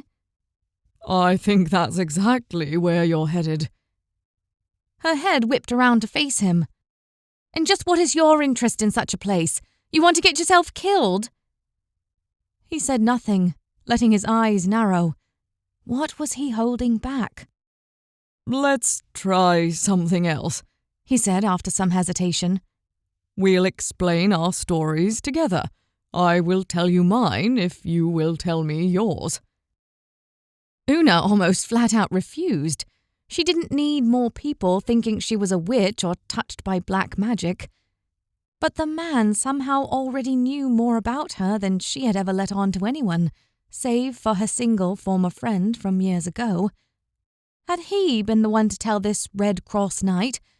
If not, how had he come to learn of her connection to Castle Silene? All right, she agreed tentatively, but you have to go first. Fair enough, he said, pulling the reins of his horse over his shoulder as they walked, while the mule followed behind the horse. Una still had trouble reading his expression. I learned about you in a dream. She almost stopped in the middle of the road again. A dream? She asked, side-eyeing him. Yes. He looked at the ground. It was a vision from the Faerie Queen. Una took in a very deep breath. The Faerie Queen, thought to be a myth by most, one told to little children to keep them from sneaking out of their beds at night. The Faerie Queen would take you and turn you into a slave to her will, or she would eat you alive and serve your bones to little fae who feasted on your marrow. Una rarely put stock in such stories, though her own experience convinced her there were many such mysteries in the forests of these isles. I see, was all she said. I know it sounds mad, but she was glorious, radiant.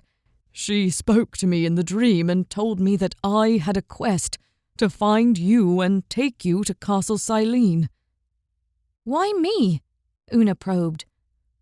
I honestly don't know, He replied. That was all she told me, and I wasn't in much of a position to ask. But she showed you to me, locked in that cell in Londinium. So you don't know if or how I'm connected to Castle Silene? He shook his head.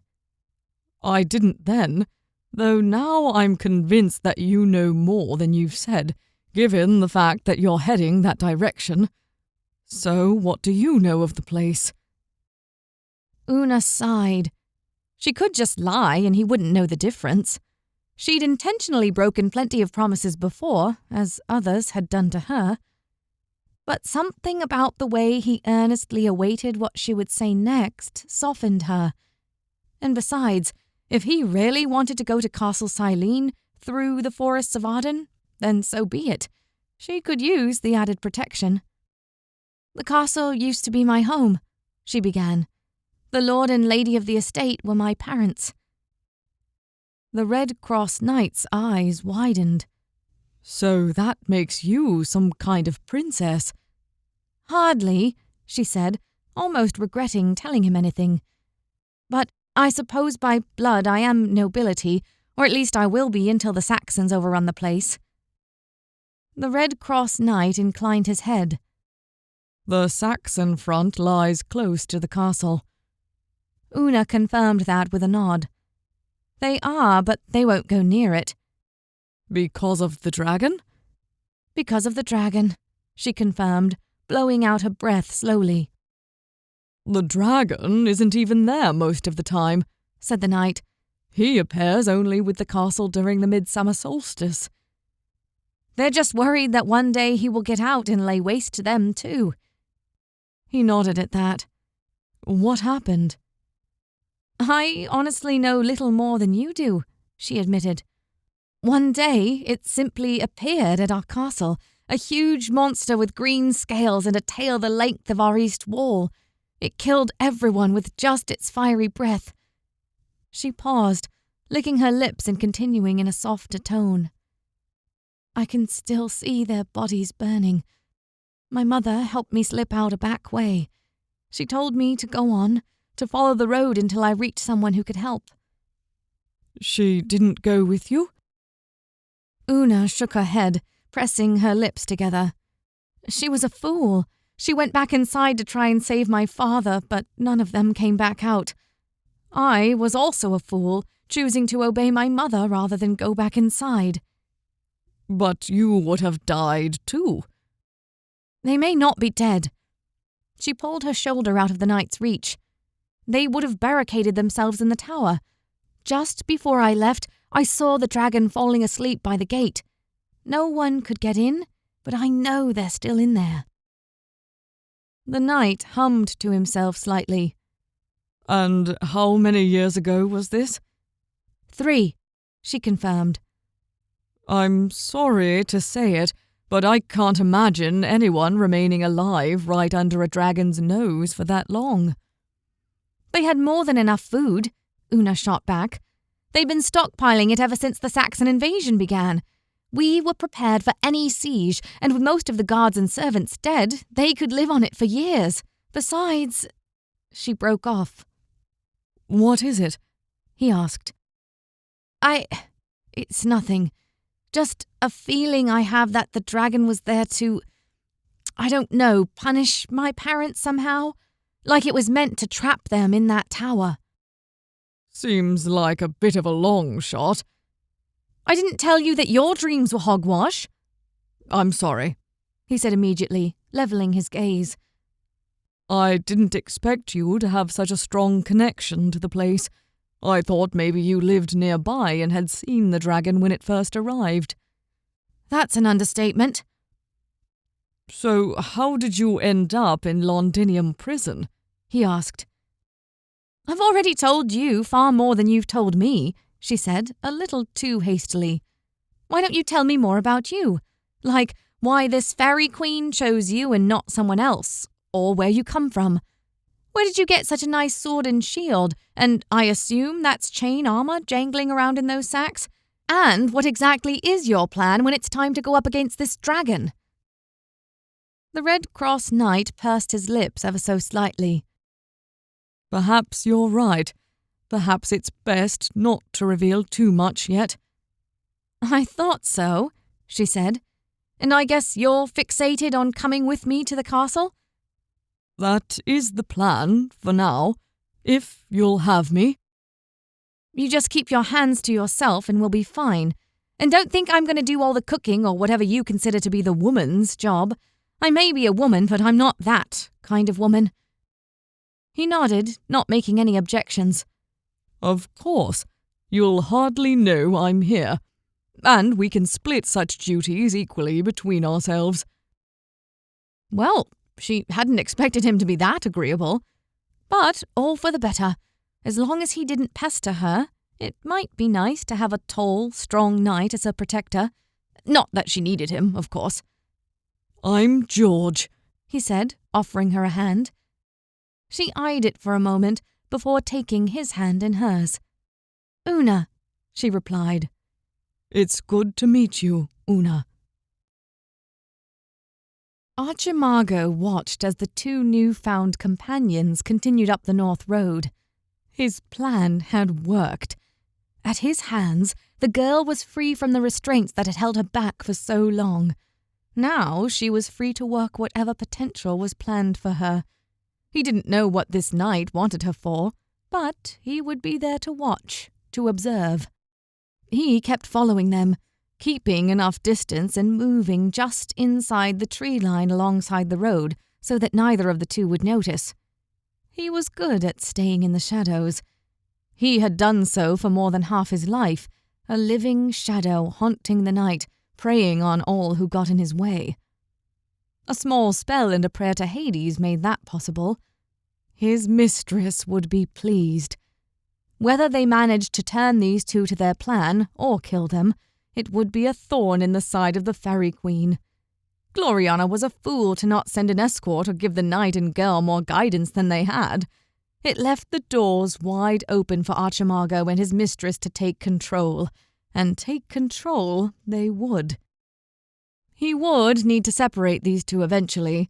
They would be more susceptible to his influence, and that of his mistress if they were apart. Together they could be quite formidable. At least the knight could be.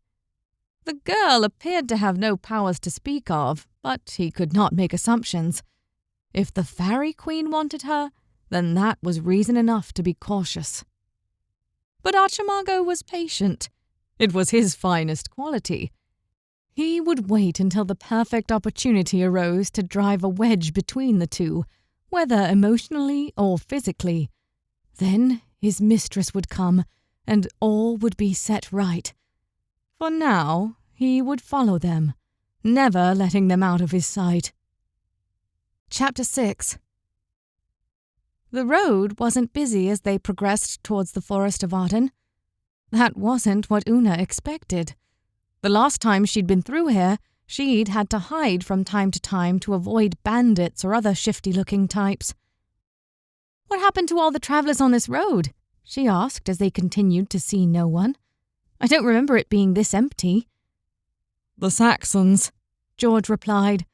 "They cut off all trade with the north and pushed back the Romans. Londinium is their only hold now." "What?" Una was genuinely surprised. "Is it that bad?" George nodded. "For the Romans it is. They had already mostly left Britannia, but the Saxons will drive them all out before they even think to attack the Britons in full force. Of course, that doesn't mean the Britons are free either. Those north of Arden in particular deal with a different branch of the Saxon threat. It seems they want to attack us from the north and the east. And with the Romans gone, there is no stopping them. The houses are too fractured to fight back." "Is there any chance we'll come across the Saxons?" Una was not ready for the type of battle that would entail. From what she'd heard, the Saxons were barbaric, slaughtering everyone in their path. Of course, that could just be political propaganda, but even so, she'd rather avoid an encounter. George shrugged. It's possible, but I don't think so. The space between Roman territory and the Forest of Arden is something of a no-man's land. Only a few Britons live there. So the Saxons are superstitious? Oh, yes, he replied. They won't go near that forest. But they've taken residence up north of it, which is why you don't see any merchants that used to travel down this road to Londinium. Una stared at the path ahead. A lot has changed. He glanced at her furtively. Since you were imprisoned? She nodded. I don't suppose you want to talk about that. He was nervous, though he kept it well hidden. No, I don't suppose I will, she replied. Her time in Londinium was a subject she'd rather not broach. All right. He turned his head to face the road as though that were the end of it, but a short glance in her direction told her that he was still curious. George was an interesting fellow. One moment he was telling her all about the military situation in Britannia like he was an expert in the subject. The next, he was as silent as a stone. It was probably because he, like so many of the others, was off-put due to the mystique she had generated in prison, or by a pretty face. If he only knew that she would trade all of that for a chance at having her family back again. Beauty was more of a curse than a blessing. Still, he wasn't half bad-looking himself. If the thought of getting to Castle Silene didn't dominate her thoughts as much, perhaps she would have given this one a chance, even though he seemed pretty reserved. There was something endearing about that as well. He didn't say another word, and the silence was far too awkward. Una usually enjoyed silence, but this time it hung like a wet blanket. George's questions all but screamed at her from the silent way he guided his horse and mule. "You win!" she finally blurted out. "I was imprisoned because I tried to stab a nobleman." "Stab?" he asked. Well, actually, that makes a lot of sense. They didn't execute you for that?" "I narrowly avoided it. He was fine in the end, and the Romans were the ones who passed sentence. They also thought I used some kind of witchcraft." "And did you?" "Of course I didn't," she snapped. "It was all a misunderstanding." "I see." He continued walking at a slow pace. Really? That was all he was going to say? She almost told him more, about the eventful day in which she had been imprisoned, what had happened there, an event that almost all of Britannia knew about by now, the pulling of a certain sword from a stone.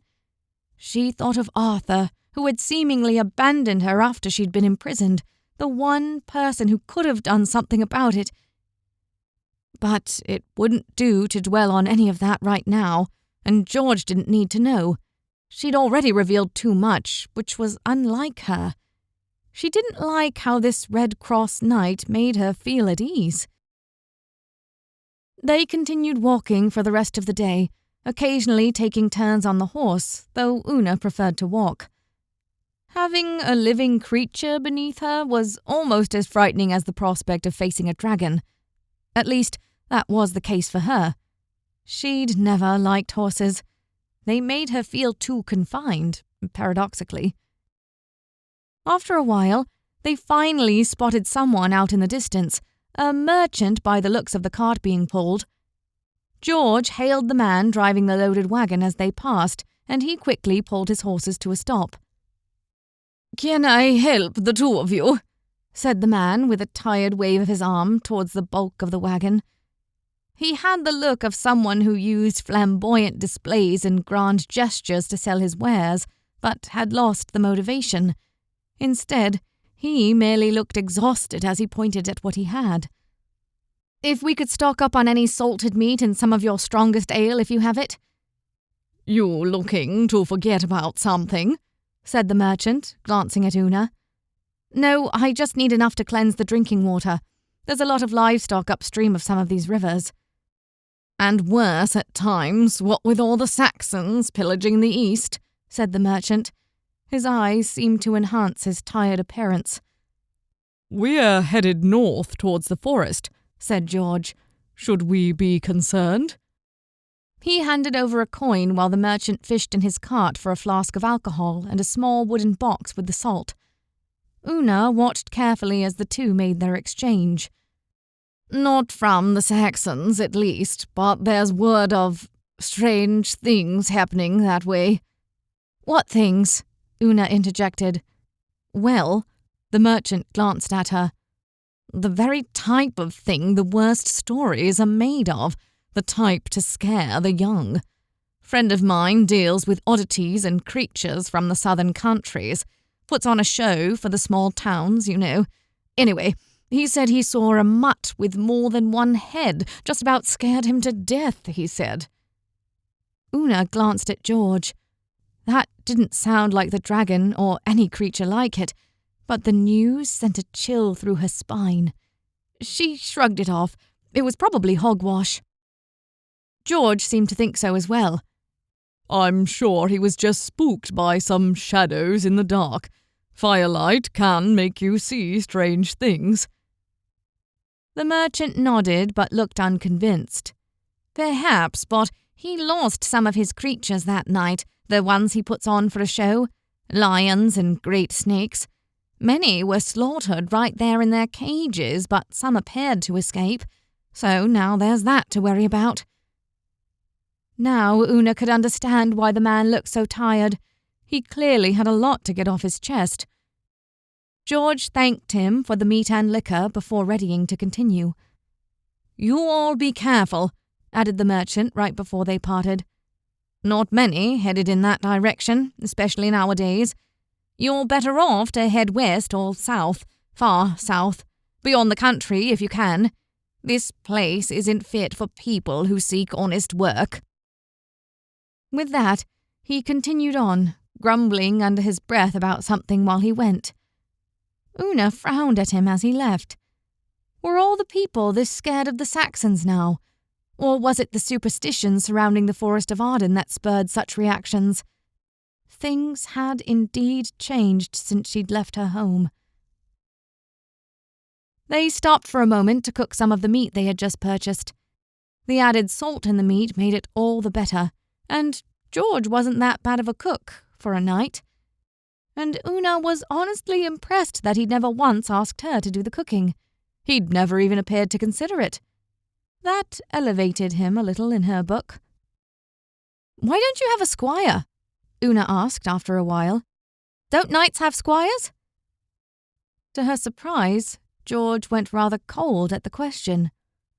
"I'm not exactly a knight." "You mentioned that when I was still imprisoned. So what exactly are you?" He looked around as if searching for a reply. "I'm just searching for a reason to make a name for myself, you know. Fortune and glory and all that." She narrowed her eyes at him. He stated his goals far too simplistically. There was more to his story for sure. "I will admit, though," he said, picking the rabbit meat off a bone, "it would be nice to have a squire again. It's incredibly hard to put on my armor on my own." "That makes sense." "Right now, the mule is the closest thing I have to a squire," he said with a slight upturn of his lip. "The mule dressed you too?" He laughed, a clear note of joy. It surprised Una how pleasant George sounded when he was happy. Gone was the momentary darkness that had lingered when he hinted at his past. Despite herself, Una joined in, though softly. She chuckled and went back to her meal. They spent the next hour or so enjoying the break, though Una was eager to get underway again. Any time spent resting was less time they had to reach Castle Silene. The midsummer solstice would be gone before they knew it, and they couldn't afford to wait too much. Still, the break was a pleasant one. Yet not long after they finished eating, thunder rolled in the distance, and Una looked up to see enormous rain clouds approaching fast. She sighed. Perhaps the day wouldn't continue to be pleasant after all. Chapter 7. Thunder rolled through the night, and nothing but flashes illuminated the path ahead. For the first time since leaving Londinium, Una longed for the relative dryness of her old cell. The place had been horrible in winters, true, but it had been 3 years since she'd even had to worry about the rain. This was miserable. It poured around the pair of them, both soaked from head to foot. Even the wool of the knight's gambeson was of little use now. Una clutched at her arms and focused on putting one foot in front of the other. "We might be better suited to turn around and stop at that inn a few miles back," George yelled through the crack of thunder and the hammering of rain. "We can't guarantee that there will be any safe place to stay ahead." Una almost wanted to agree with him. However, with the muddy roads, it had taken them hours to get this far since passing that inn. By the time they returned, the rain might have let up. "Maybe if we just go a little farther," she said, "we'll find something." "We're too close to the Forest of Arden," he countered. "We'll encounter fewer and fewer people we can trust from here on out." Una scowled. Once again, he was right. Few wanted to actually live in or near the forest, not after all the stories of monsters and fae destroying crops and stealing children. And now that they had been travelling for several days, they would be lucky to find much more between them and the forest. Unfortunately, the forest was the quickest way to get to Castle Silene. It was either that or go around into Saxon territory, and that was even more perilous. They had to either push on or pull back. Something caught Una's eye, a light in the distance, one that remained constant, unlike the flashing of lightning. "I think I see something," she said, her hopes lifting. She darted forward, not bothering to look behind at George and his horse and mule. Yes, there was a light ahead, a warm light. No, 2 warm lights. The lights moved. They rose as if attached to some great creature, half as tall as a tree, perhaps larger. They looked less like lights now and more like eyes. Those eyes did not see her. Instead, they moved off the path on the left side, mildly illuminating the grass and trees in that area. The knight caught up with her, and it was only then that he noticed she had stopped pushing forward. "I saw it too," he said. 2 lights, gone now. Probably 1 or more people holding lanterns." "I'm not sure those were lanterns," said Una, peering off into the distance where she had last seen the lights. "They belong to something living." "Well, be it human or demon, it must live somewhere," said George with an air of forced confidence. This time it was he who darted forward, leading his horse with some enthusiasm despite all the rain. "Wait!" she called, but he was already gone. Cursing, she grabbed the reins of the neglected mule and sprinted to catch up with him, pulling the animal along. When they had moved forward by several yards, roughly arriving at the same spot where Una had first spied the lights, she found the knight carefully observing what appeared to be a clearly marked path through the woods. "The trees here are thick," said George. "The ground is almost completely dry." "I don't know, George," said Una. "What I saw—" "I can deal with it," he replied. "Whatever or whoever it was. But even sleeping on the dry ground here will be better than the road, and someone has clearly used this path before." Despite what she'd seen, a dry bed of earth did sound good to Una, and the knight seemed competent enough. He could probably handle any wolf or bear that they encountered, if that's what she had seen. But those eyes had almost seemed to have a light of their own, rather than reflecting light as an animal's eyes would have done. But she was being silly. What would they encounter here that was out of the ordinary? They were still miles and miles away from the dragon in Castle Silene. And George was right. The path leading off the road was well marked. Someone had come through here plenty of times before. "Okay," she said, "but we move slowly." George agreed, and they stepped onto the dry path. It wasn't all that bad. The rain stopped falling on their heads almost immediately, though they still dealt with the discomfort from their soaked clothing. But there was also plenty of room on the path, as if someone had cleared it of branches and brambles deliberately. At first, progress was extremely slow, as the sun had recently gone down and would not rise for several hours yet.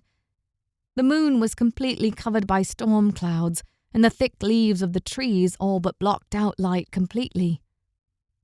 "I think there's a clearing up ahead," said George. Una peeked around him to see that he was right. There was just the subtlest difference in the light coming from the path in front of them, enough to indicate a break in the trees. When they emerged into the clearing, rain halted their progress. Already Una's face was dry, and even her shirt was beginning to feel less soaked through. She didn't want to undo all that just yet. "Maybe we can just settle down on the path itself," she offered. But the Red Cross Knight was not looking at her. He was peering off in the distance. "Do you see what I see?" Una followed his gaze and found that she could actually see something, which in and of itself was hard to believe.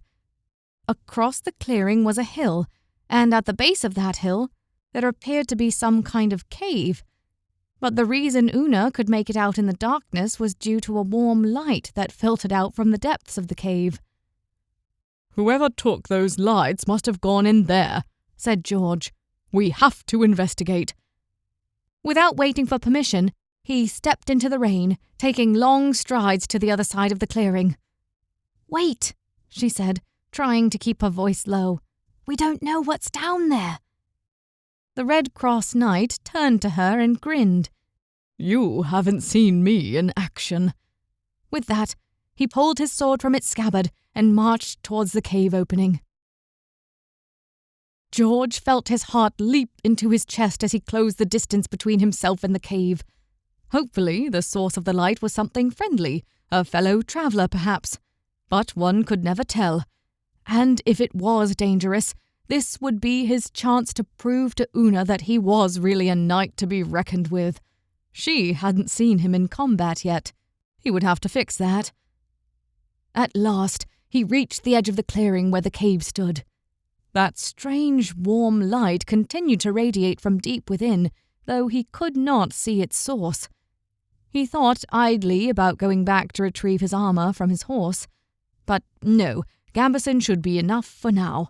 His padded armor was sufficient against most common enemies outside of a true battle. But he wasn't without caution. Raising his sword in front of him, he took his first few steps into the mouth of the cave. It wasn't until he was several feet inside that the stench finally reached his nostrils. It smelled like dead things, yet far worse. Not even a battlefield smelled this bad after several days of fighting. The smell reminded him of the past. He put that out of his mind and focused on the present. That smell indicated something foul lived down here. The rain and wind from outside must have blocked out the scent before he entered. But he would be even more cautious now. "George!" came Una's whispered voice behind him. She had followed him inside.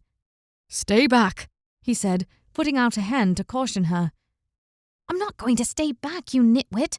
Judging by that smell, you're probably going to need help."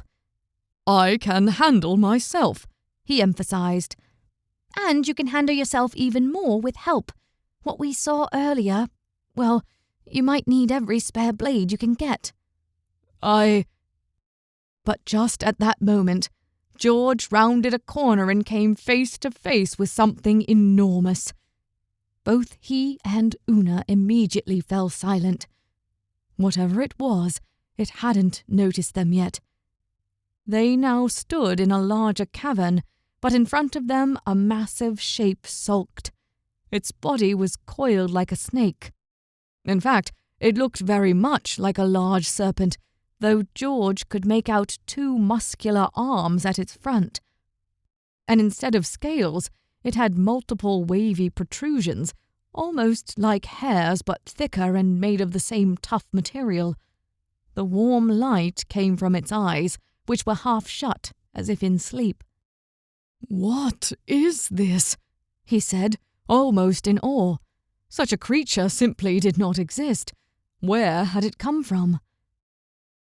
The giant snake's nose twitched. "We need to get out of here," said Una in a hoarse whisper.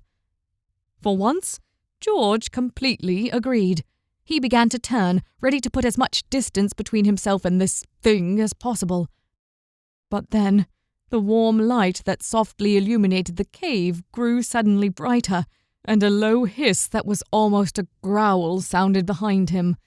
He turned to see the snake's head had risen, its eyes open and staring right at the pair of them. "Run!" George yelled, and in that same moment, the serpent struck. Instinct took over, and George immediately leapt out of the way, bringing his sword to bear and stabbing it, point first, towards the space he had just occupied. Its tip glanced against something soft, and the serpent hissed. It recoiled and retreated to the back of the cave. But it wasn't done with them yet. Gathering itself on its two forward arms, it raised its enormous tail to reveal a long spike, dripping with what could only be poison.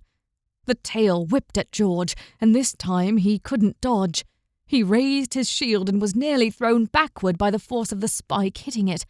Staring down at the shield, all he could see was the creature's sting embedded through the wood, its tip barely missing his right thigh. The shield wouldn't be able to take many hits like that. With a great hiss, the monster recoiled its tail, dragging his shield along with it. The force was enough to pull him forward as the shield was wrenched from his fingers. This wasn't good. He was good with a sword, but in close quarters like this, and against a monster this large, he would need to change the setting. Without another word, he dashed back up the entrance, ignoring the sounds of the great lizard with two arms. Thankfully, Una had already retreated. That was good, though it meant she would have missed his first scuffle with this monster. His horse was still there at the mouth of the cave, though it was neighing and lifting its front hooves into the air. Undoubtedly it knew that danger was near. Una held its reins, trying to keep it calm. The mule was equally as scared, but could not go anywhere the horse did not go. But George was after one thing, a long parcel strapped to the horse's side. He grabbed it and cut at the ties with his sword so that the wool unfurled, revealing a glimmering spear. Just at that moment, the monster arrived from behind. He twisted his body to bring the spear into position just in time to catch the tail as it barreled into him, swiping at him like a bug. He flew through the air and landed several feet away. In the fall, his sword fell from his grasp, but he held on to the spear for all he was worth as he tumbled to a halt. He wasted no time scrambling to his feet. Thankfully, the poisoned tip of the tail had not been what hit him. But now they were in the open, and he had his spear. He could keep a short distance, at least. Yelling, he charged the beast, his spear at the ready, until the tip embedded itself in the side of the great serpent. Like before, he was surprised to see the tip penetrate its hide. It was like those strange tendril-like scales did nothing to protect it. The monster swerved, and with the spear embedded in its side, it went with the beast. George tried to hold on, but the beast moved so fast that the weapon was wrenched from his grasp just like his shield. The serpent only continued to hiss as the spear remained, leaving him with no spear, no sword, and no shield. He had no choice but to run. Hopefully he could get to his sword before the monster got to him. He was dimly aware of the beast charging him, pulling itself forward on its two arms like a weird snake-human hybrid. The sword was just ahead. He reached out one hand. A crushing force lay hold of him, and he was lifted up in the air. Glancing down, he could see the lower body of the snake had coiled around him, preventing him from moving. But he still had his arms free. Desperate, he beat at the creature's odd, wavy scales and was surprised to see some of them break off. The beast roared and its hold tightened. George's breath escaped as a massive amount of flesh and muscle enveloped him. He couldn't breathe. He couldn't think. All he could see was the creature's head attached to its long neck, staring him down as he struggled to find breath. He tried to pull at another of the thing's scales, but every time he reached for one, the creature would tighten its grip further. "Choke it!" came a cry to his right. Una stood there, her hands to her mouth. "Choke it!" she repeated. He still had his arms, and the beast's neck lay right in front of him. Without pausing to think, he wrapped his arms around the beast in a bear hug and squeezed for all he was worth. At first, the tail tightened even more, enough that he would break a rib with much more pressure if he didn't suffocate first. But he pushed back, squeezing harder and harder, his fingers just barely touching on the other side of the serpent's neck. For the first time, its coil loosened. George took in a gasping breath, and it was just enough to give him the strength he needed. He squeezed with every ounce of strength in him. But the serpent swiftly changed its tactics.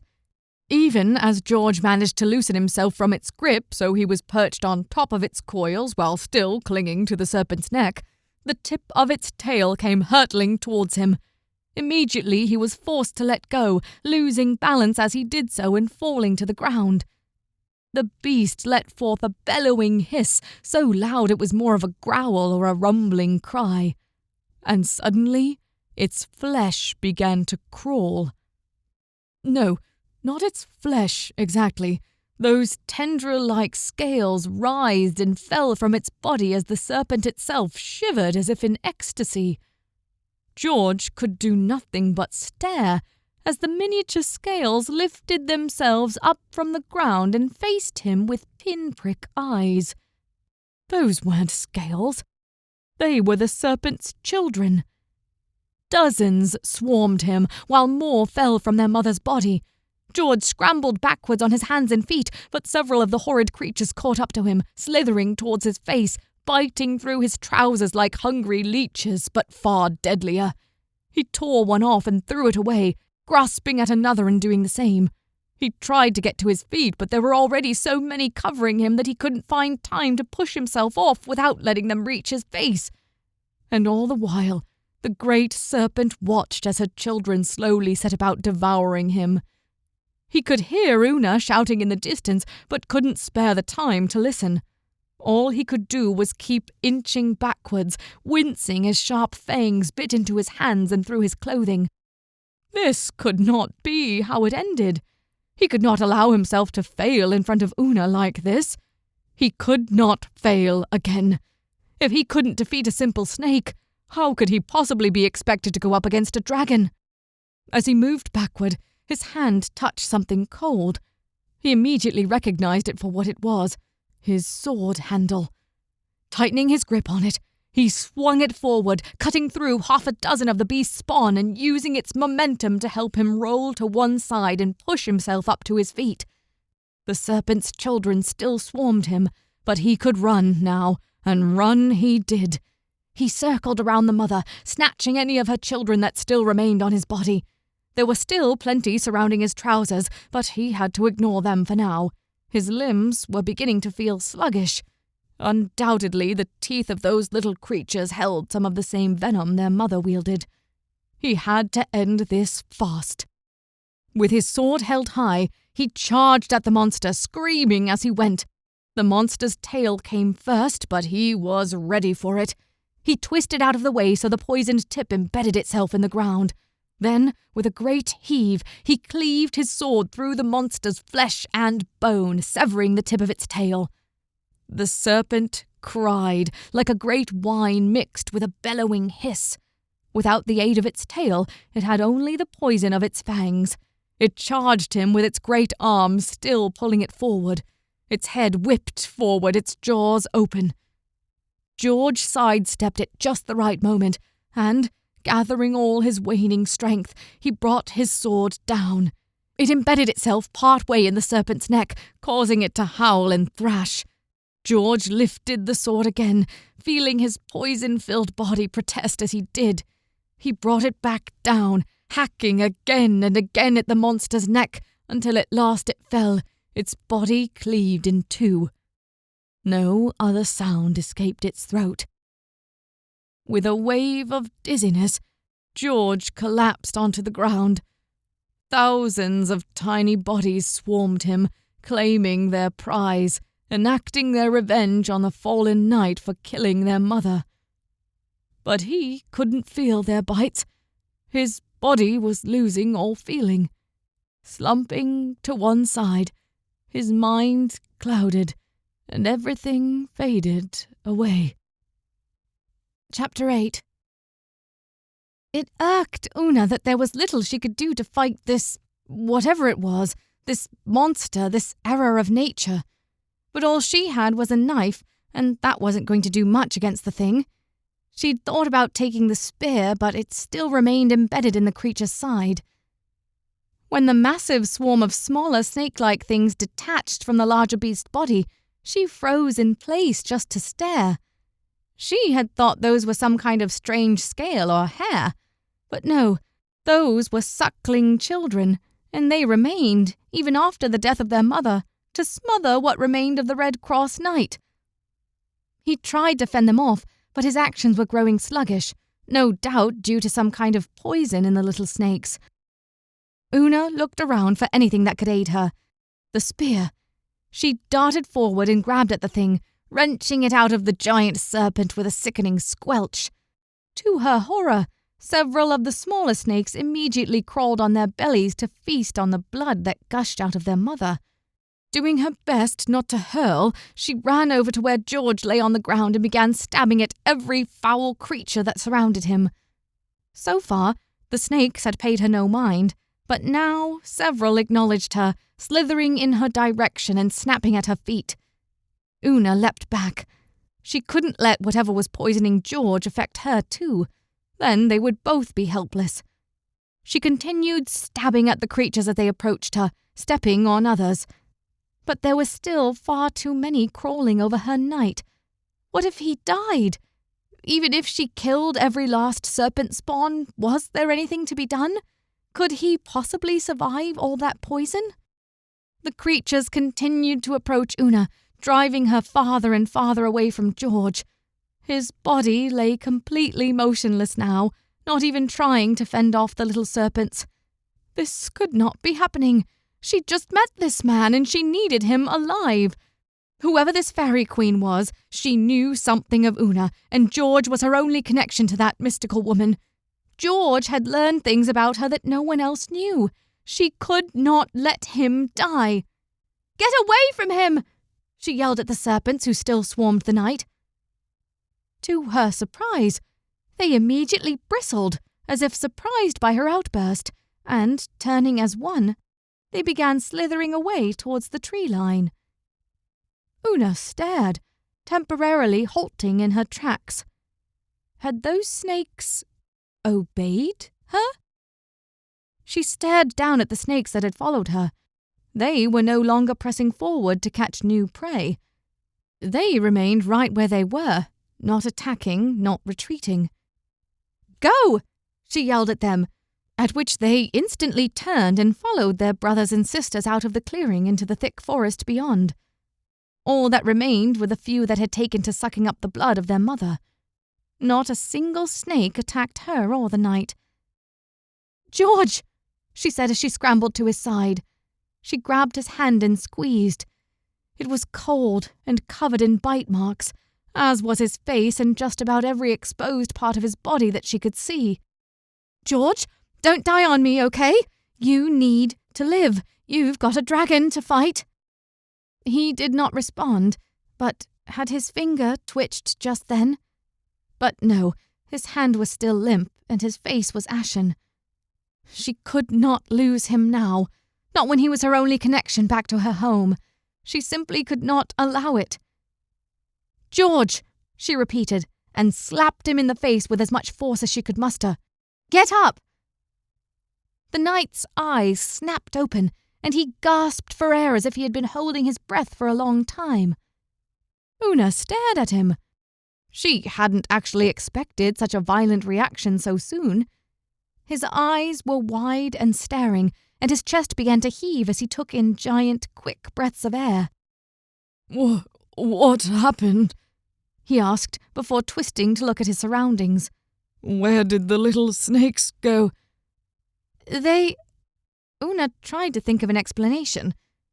What exactly had happened? All she had done was yell at the little monsters and they had fled. Were they simply afraid of loud noises, or had something else scared them off? She settled for a non-descriptive explanation.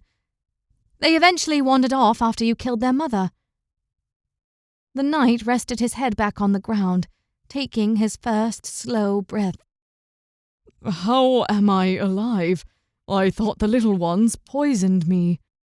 Well, they're clearly not as mature as their parent, offered Una. Perhaps their poison is weaker, temporary? Perhaps, he said. But I really thought I was dead just then. I don't blame you, she admitted. I guess we got lucky, he groaned as he tried to push himself up on his elbows. Yes. Una stared off at the tree line where the spawn had disappeared. Maybe that was it. The Faerie Queen protects us. George slowly pushed himself up to his feet, his knees wobbling slightly. It is just evidence that we are on the right path. Una narrowed her eyes at him. It looked like he was trying to convince himself. His face was still pale, and every inch of him was covered with either blood or muck, though the rain appeared to be helping clear some of that off. For that matter, she was feeling rather weak as well. Perhaps we should stay here for the night, she said, also stumbling to her feet. What, in this place? He glanced at the cave. After what we just went through? You killed the monster. Una picked up the spear and began stabbing at the few remaining spawns that surrounded their mother. I doubt there was anything else in the cave. I don't know if I... He took one step forward and winced. It looked like his entire body was in pain. Well, perhaps it wouldn't be a bad idea to rest for the evening. Una could only agree.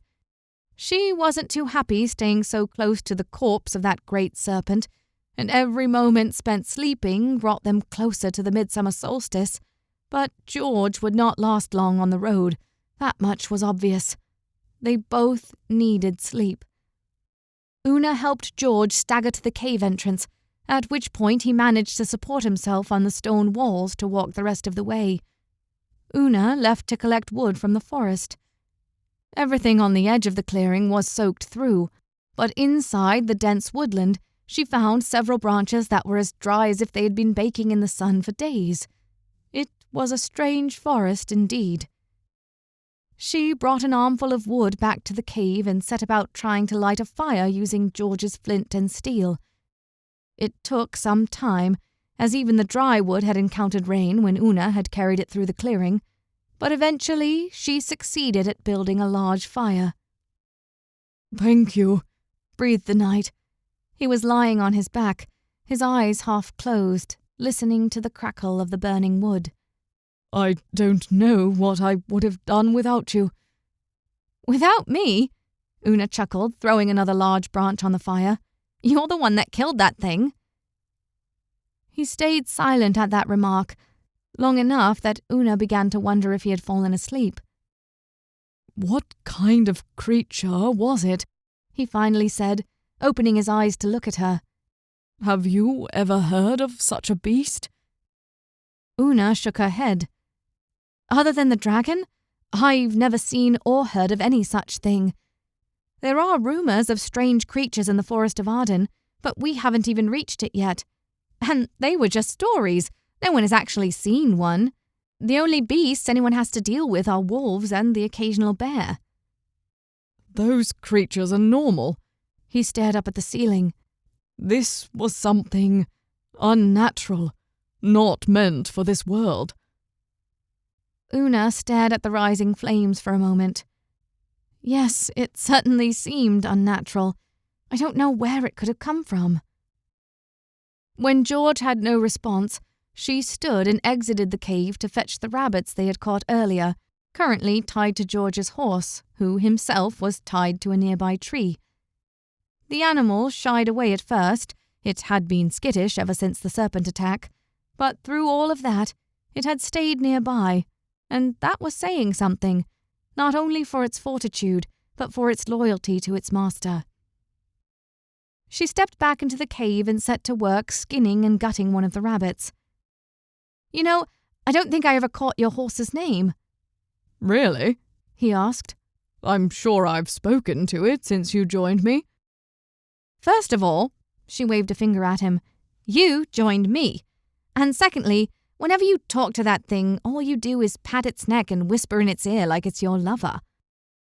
The knight seemed to consider that, puffing his lips out in thought. He really was a bit odd for a knight. "Well, his name is Pegasus," he said after a moment. Una snorted, unable to help herself. "Really? You named your horse after literally the most famous horse in all the stories? Do you have any idea how many Pegasuses there are among the Roman cavalry?" "I didn't name him because I wanted him to be original," the knight protested, scowling in her direction. But then his expression turned to one of uncertainty. "I thought it would make us feel more heroic."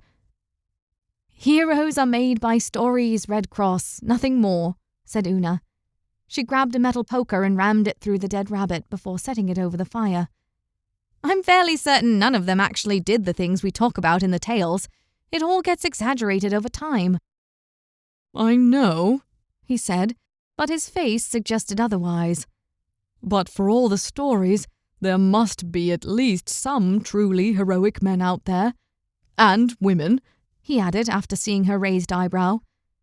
"What would it be like to meet such a person, or to become one?" "Well, I've met my share of would-be heroes," replied Una, turning the rabbit. "They're all just normal people, even the ones that were supposed to be greater." "Who have you met?" he asked. "Maybe I've heard of them." "It's not important," she replied hastily and went back to what she was doing. "And don't forget, I'm only cooking tonight because you're practically a corpse," she added, frowning as she turned the rabbit again. Part of it had started to burn. He said nothing but watched her work. When the rabbit was cooked through, she broke off a portion and handed it to him. "Thank you," he said. "Truly, I would be dead without you." "Mm-hmm," said Una idly. Normally, she would have followed that up with a retort such as, "And don't you forget it," but she remained quiet as she raised the rabbit to her lips. It still troubled her how the tiny serpents had reacted to her commands. She took a bite of the animal and licked her lips. It wasn't bad. Just about everything she ate was better than the mouldy bread and watered-down soup she had in prison. But she'd overcooked it a bit, and the meat was already tough. "Here." The knight fished in his pack till he pulled out a small leather pouch. "You can have the last of my salt." He handed it to her. "Oh." She took it before she could think to turn it away. "I don't need—" "It's okay, I don't need it." Una regarded him. Of course he needed it. When they weren't soaked to the bone from the rain, he was sweating to death in that gambeson. But she found herself taking a pinch from the pouch and sprinkling it on her portion. "We can get more once we find the next town." "Perhaps," he said, though he looked unsure. And Una knew why. They were unlikely to find much this close to the Forest of Arden. They sat in silence for a while, listening to nothing but the fire crackle, all while enjoying their portion of the roasted rabbit. "I've never had a travelling companion, you know," he said after a while. She looked up from her food. "What?" "At least not a proper travel companion. I fought for the Romans once, a long time ago, and served— Well, anyway, I've been alone for a while, so this is nice." She eyed him. "All right. Keep in mind I'm only travelling with you because we're going to the same place." And she was curious about this Faerie queen of his, though she left that part out. "I know," he said. "And the way things are going, I will probably meet my death in that place." "That's not a profitable attitude," she said as she tore a chunk of meat from the rabbit's thigh. It's just, I barely survived that fight with the serpent. And it was difficult, but I'm sure it's nothing compared to a dragon. Aren't they supposed to have impenetrable scales and fire belching out of its mouth? Well, I know the latter is true at least, said Una. But keep talking like that and you'll never win. Not that it's any of my business.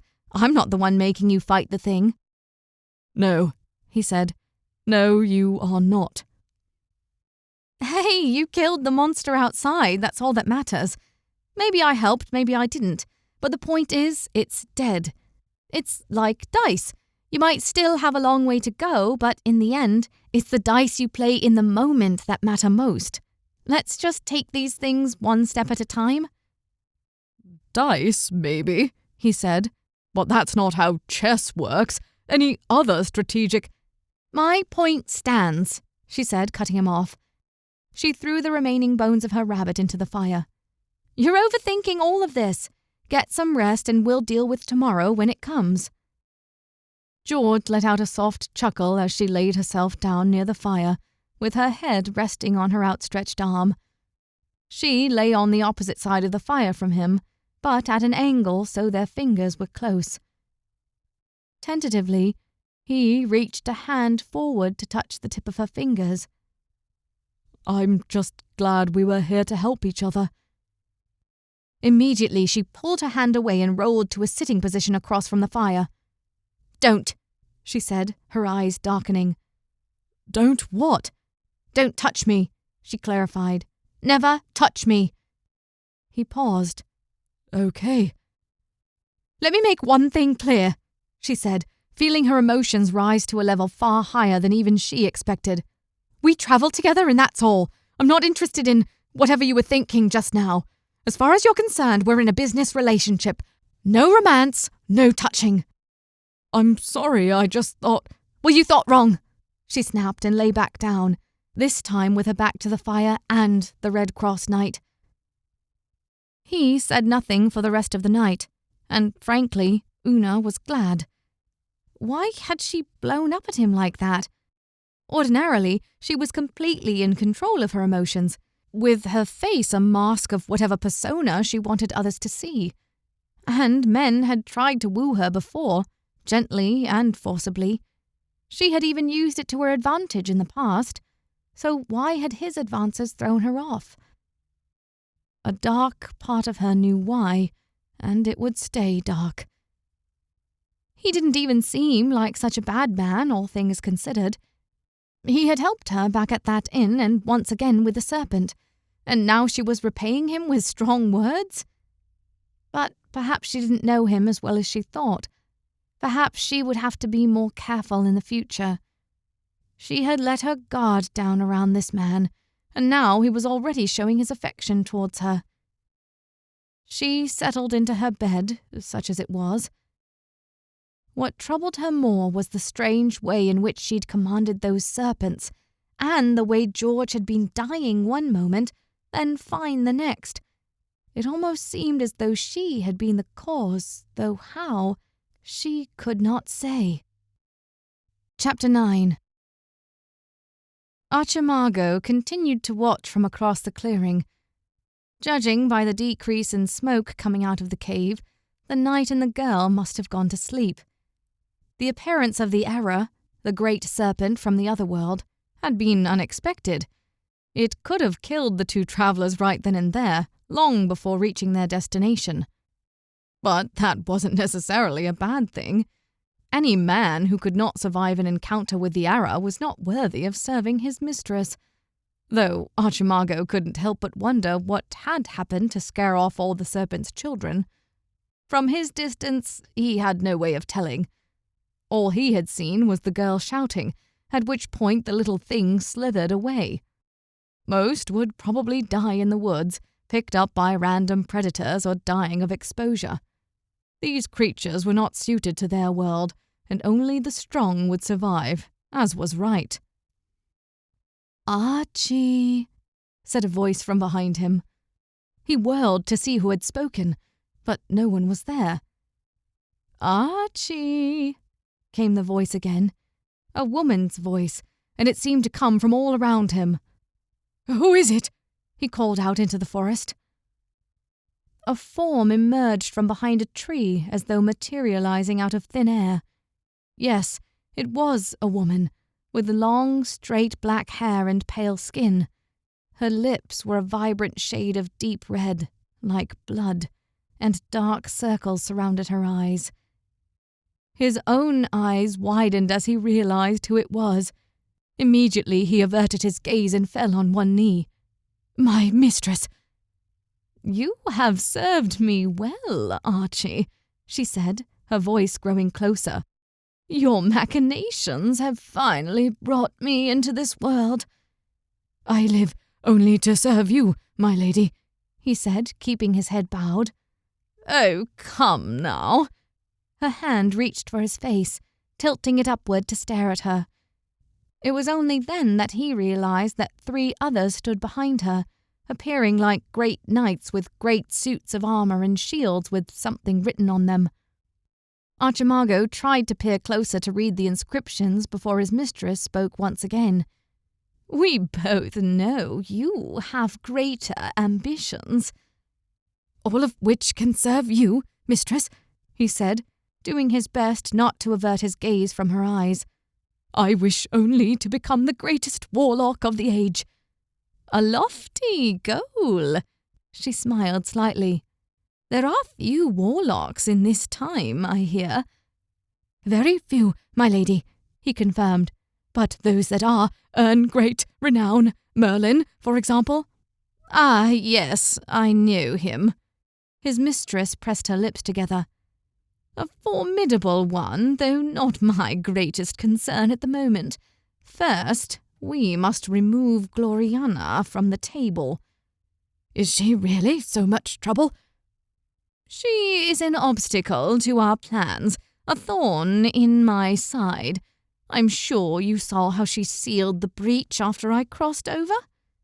"Yes, my lady." Archimago grew excited. "Our plans," she had said. "With her out of the way, we can unleash hell on earth, a first step to shaping it to our whim." "So," he hesitated, "you mean for me to be part of your plans?" She regarded him coolly, a slight smile on her lips. "Are you not already? You helped open the breach that brought me here." "I could not have done so but for the previous work of your other servants." "Yet they are not here anymore, and you are." She placed a hand on his shoulder, and a shiver of delight ran down his spine. "Remain by my side, help me vanquish the Faerie Queen and her minions, and I will teach you magics that Merlin can only dream of." With that, she leaned forward and kissed him. It was the greatest sensation he had ever experienced. It was more than a kiss. It was a promise, a bond that he would never break. He savored the moment, feeling her body grow closer to his, her lips pressing harder and harder. As she broke the kiss, a tear graced his eye. "Thank you, mistress." She smiled again, seemingly satisfied with his reaction. Then her gaze turned to regard the nearby cave, where the knight and girl still lay sleeping. "Tell me of them," she said. "The Faerie Queen has clearly shown an interest in both of them," Archimago exclaimed. "The knight saw her in a vision and was directed to the girl." "They defeated an error," the woman mused, staring at the serpentine corpse not far away. "Indeed, mistress," he said. "They are more powerful than I anticipated. Shall I find a way to kill them?" "No," she said, surprising him. "If Gloriana wants them for herself, that means they hold great value. We must first decide whether we can take what they offer for ourselves." "You mean have them join us?" Archimago frowned. "Why fight your enemy's minions when you can make those minions fight for you?" His mistress turned as if preparing to leave. I want you to separate them. Oh, my lady? Split them up, and I will deal with the knight myself. You will continue to follow the girl. When I am done with the knight, I will come for her." "Yes, mistress." He rubbed his hands together. This was so exciting. If she said she would personally take on the knight, then the man stood no chance. He would either die by her hand or succumb to her greatness. Either way, it would take a tool out of the hands of the Faerie Queen, and hopefully provide Archimago with more than enough knowledge and power from Duessa as his reward. "Archie," she said, pouting her full crimson lips and giving him a look that made his knees quiver. "No need to be so formal. We're bonded together, you and I. Call me Duessa." "George! George!" The Red Cross knight stirred, his eyes blinking in the dim light. What had woken him? "George," came the voice again. "Una?" he asked as a form came into focus. It looked like Una, though his head was still having trouble processing. Where was he exactly? Oh, he was still in the cave where that thing had been. His vision swam. Perhaps there was still some lingering toxin in his blood? "I need you, George," came Una's voice again. "I need a man like you in my life." Her image became more concrete. It was Una, though dressed differently than before. She had on a purple nightgown that bordered on indecency. Where had she obtained that? "I love you, George," she said, smiling and wagging her finger at him. "Come with me and we'll have some fun in the forest." "Una?" he asked again. "What are you doing?" He shook his head. None of this made sense. Una had just told him to keep his hands to himself, and now she was leading him on? Were all women so fickle? "I want you to come with me, George," she said, her smile widening. "Come, and I'll show you everything that you desire." For a moment, he was tempted. Una was beautiful, though that hadn't been the reason why he'd touched her hand earlier. But no, something about this wasn't right, though he couldn't quite place it. His vision swam again. For a moment, Una's smile faltered and was replaced by something else, something foul and an expression like anger or frustration. "Come now, George," she said with some insistence. I don't think so," he said, clutching at his head. Why did it hurt? Then her smile returned. "Okay, I'll just go for some fresh air." And she turned to exit the cave. The headache persisted, and George pressed his fingers to his temples. What is going on? Suddenly, a scream sounded from beyond the cave entrance. Una was in trouble. Ignoring his headache, he scrambled to his feet and swayed on the spot. But quickly gathering his senses, he picked up his sword and raced out of the cave. "Una!" he cried as he exited. His headache had lessened, and he scanned the clearing for any signs of his travelling companion. She was nowhere to be seen. The light was still dim, but the rain had ceased, and the moon provided some light to see by. "Una!" he cried again. "George, help!" came a cry. His head snapped to its source, somewhere off to his right, but distant, far distant. "Pegasus!" he cried, running to his horse's side and untying it from its tree. "We have to find her." The horse didn't protest as he untied it. He paused as he considered. The large bags carrying his armor, and usually pulled by the mule, were still in the cave. He would lose precious time if he went to retrieve them. What did it matter? He had killed the giant serpent with only his padded armor to aid him, and whatever Una was yelling about couldn't be any worse than that. He would survive and come back later for the armor. Mounting Pegasus, he gave him a good kick before guiding it down a path to the right, the continuation of the path they had come in on, though not one they had yet explored. Help me, George!" came Una's cry. "I'm coming, Una!" he yelled back. "I'm coming!" Una blinked awake to the sunlight filtering in through the cave entrance. It was daytime and late in the day based on the brightness of the light, and her back ached. She must have slept long, but if that were the case, why did she feel so wretched? She pushed herself to a sitting position, groaning as her shoulders and back cracked slightly. A cave floor was certainly not the best of accommodations, apart from providing shelter from the rain. Speaking of the rain, the storm must have passed in the night due to the quality of light that now filtered in from outside. She turned her head to look at George. The man was probably still asleep, given what had happened the night before. The night was gone. She rose to her feet, considering.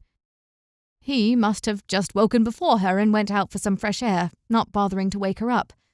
Yes, that had to be it. Odd that she hadn't heard him leave, though.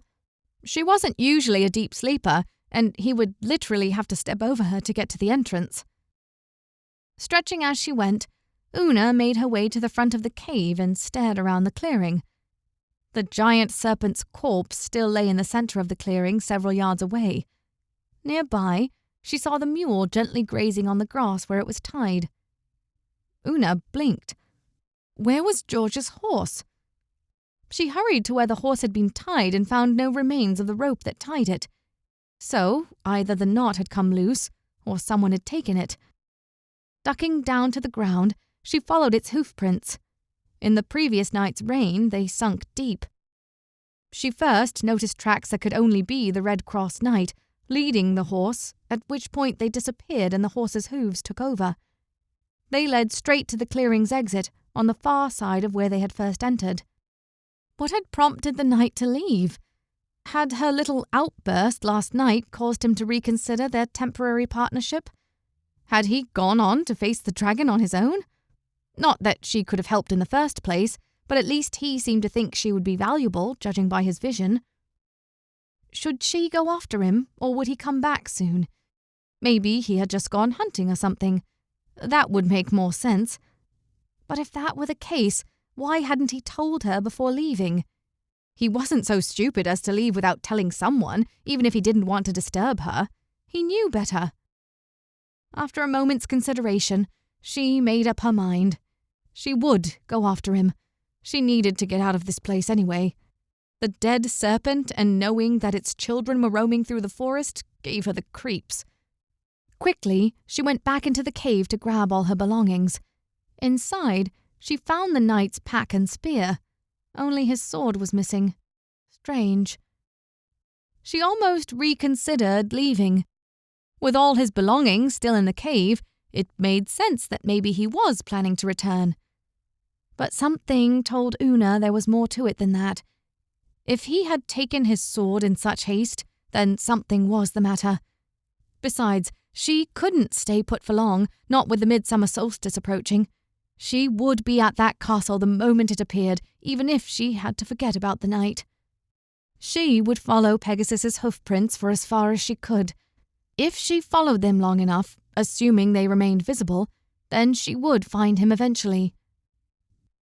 Once the mule was fully stalked, she untied it from its tree, and together they left the clearing into the dark and dense forest beyond.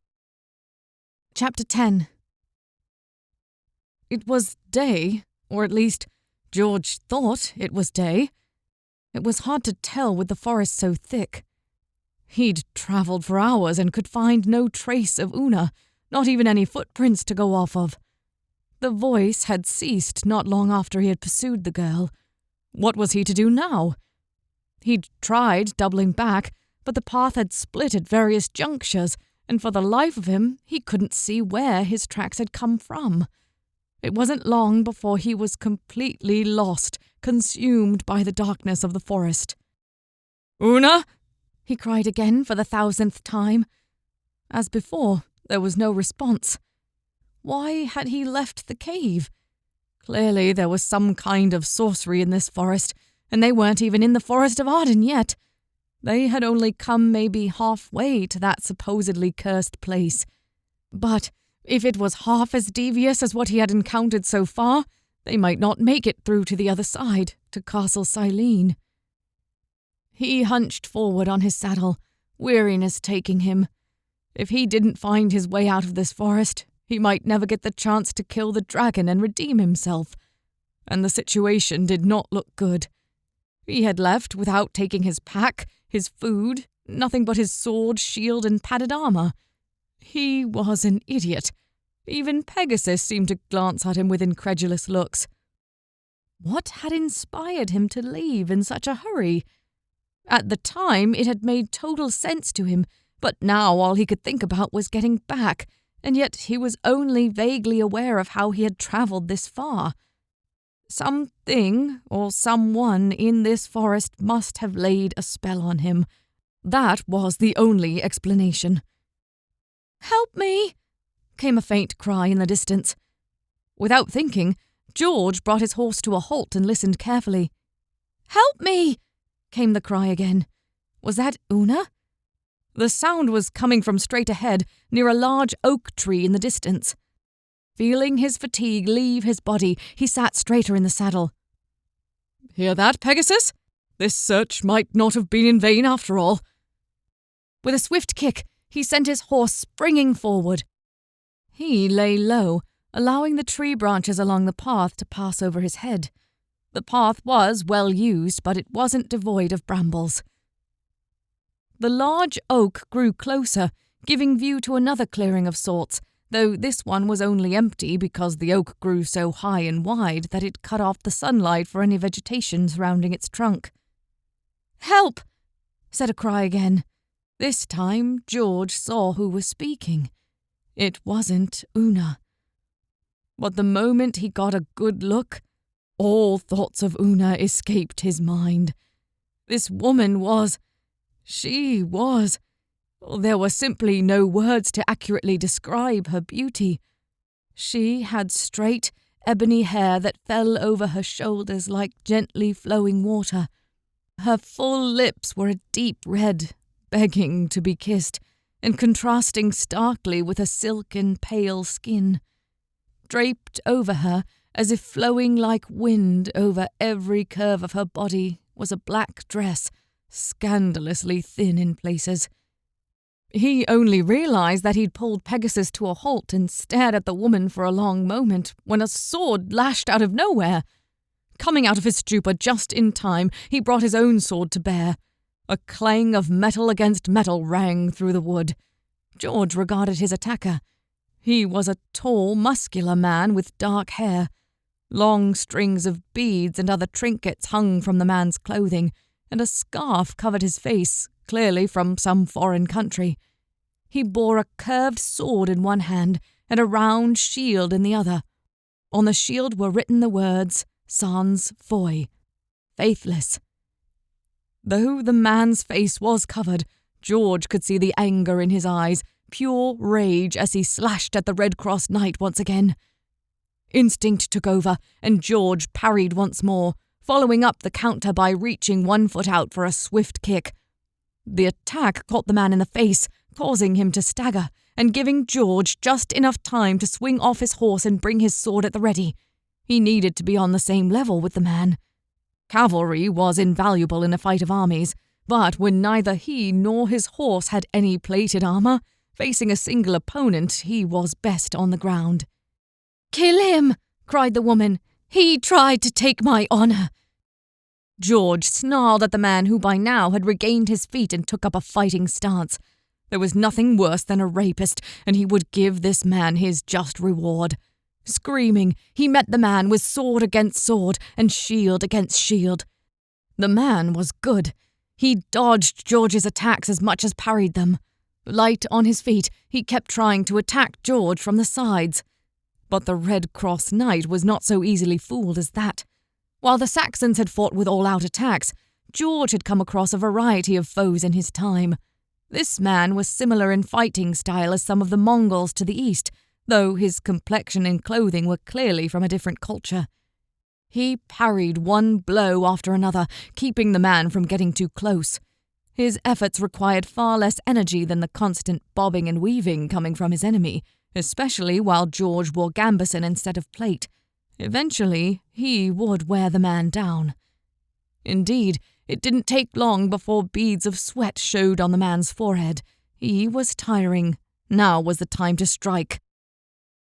Lunging to one side, George feinted in one direction, then immediately shifted on his feet to strike at his true target, the man's leg. Not enough people aimed at the legs. They always went for the torso.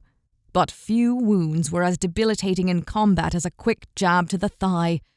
The tip of his sword met its mark, and the strange man cried out, falling and clutching at his knee. "Good!" cried the woman. "Kill him and let's be gone!" For a moment, George hesitated. The man was sprawled on the ground, at his mercy. There was little he could do that George could not counter. Could he kill the man in this condition, or simply leave him be and lead the woman back to where she came from? Yet the man would likely continue his evil exploits if left unchecked, and George honestly couldn't think of a reason why such a man should be allowed to live, especially out here in the wilds where there was no prison to hold him, to keep him from committing a crime again. The man reached in his belt and pulled out a knife, so clumsily that his fist was shaking. George immediately pressed the tip of his sword against the man's neck. "Don't even think about it." The man stared at him, wide-eyed, full of rage, and also something of fear. His hand shook as it held the knife.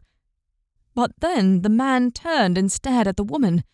His expression did not change, as though some of that hate and loathing in his stare was meant for her. He pulled his arm back, as if making to throw the knife. George immediately caught on to his plan. He was going to throw the knife at the woman. Without another thought, he drove the hilt of his sword downward, penetrating the man's neck, causing him to gurgle. The knife dropped harmlessly on the leaf-covered ground. Both the woman and her rescuer watched as the captor lost all life, and every limb fell limp. "Thank you," said the woman in a breathless tone. George barely acknowledged. Once again, he was caught as if by a spell, staring down at the dead man. He had just killed him. He'd killed before, but that had been war.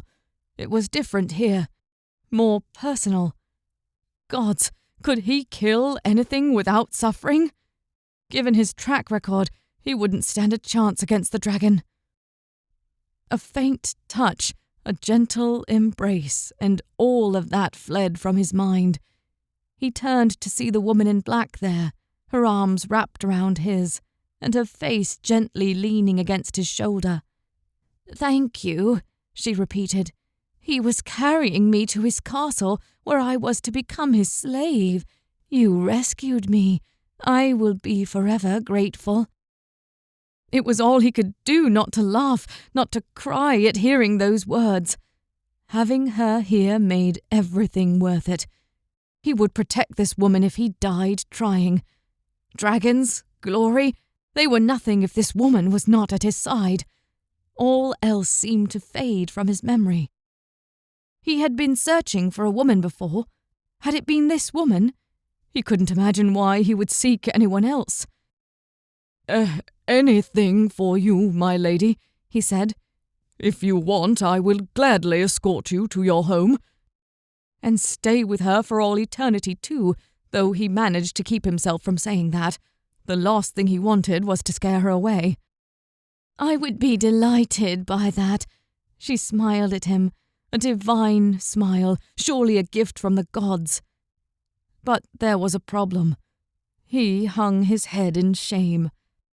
"I'm afraid I am lost in these woods, mistress, but if you know the way—" "Be not afraid. I will guide you, and you will protect me, my own heroic saviour."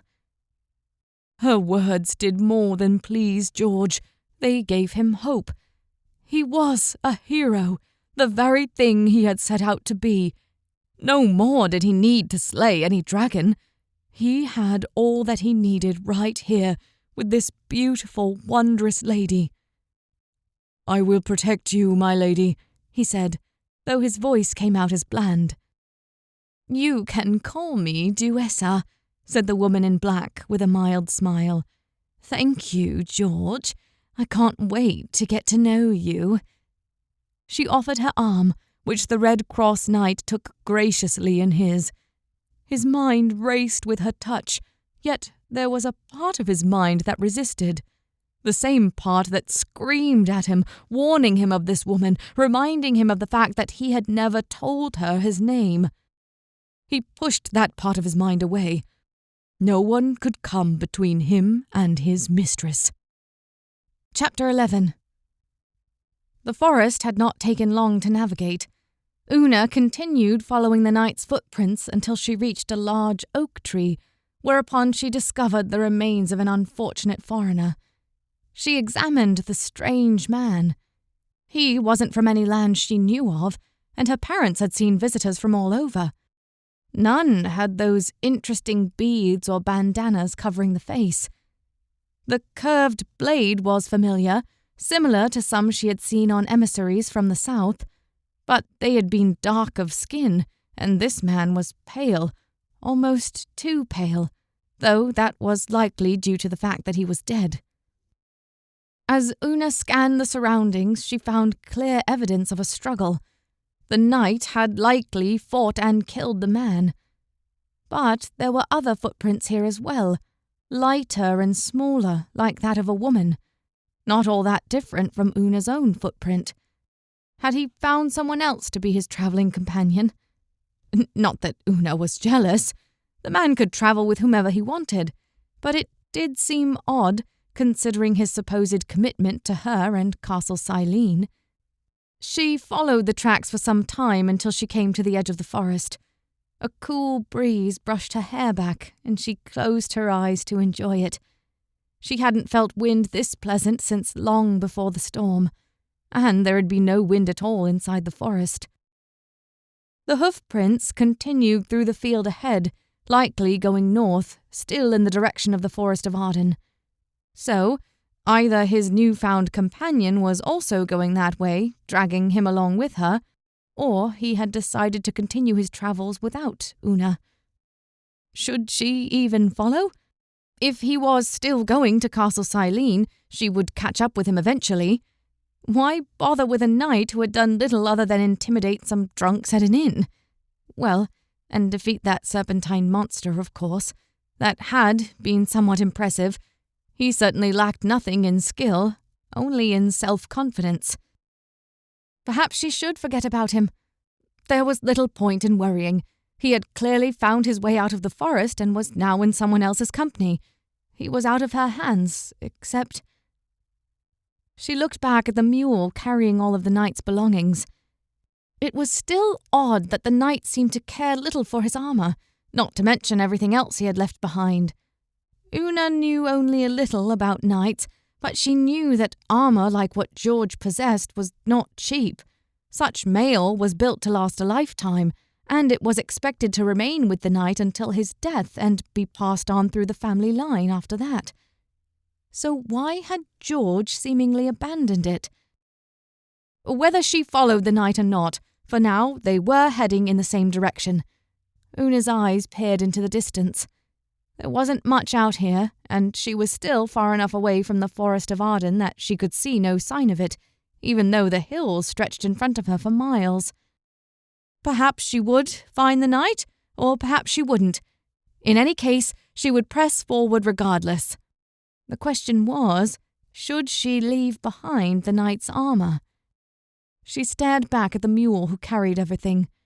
It would be a large burden off the pack animal if she removed the armor. She might even get to ride the animal herself for a while, take a load off her feet. She almost did it, coming so close as to begin unlatching the packs that contained the glimmering mail. But something stopped her. The flash of sunlight on pure metal held her entranced for more than a moment. It was exquisite work, and well cared for.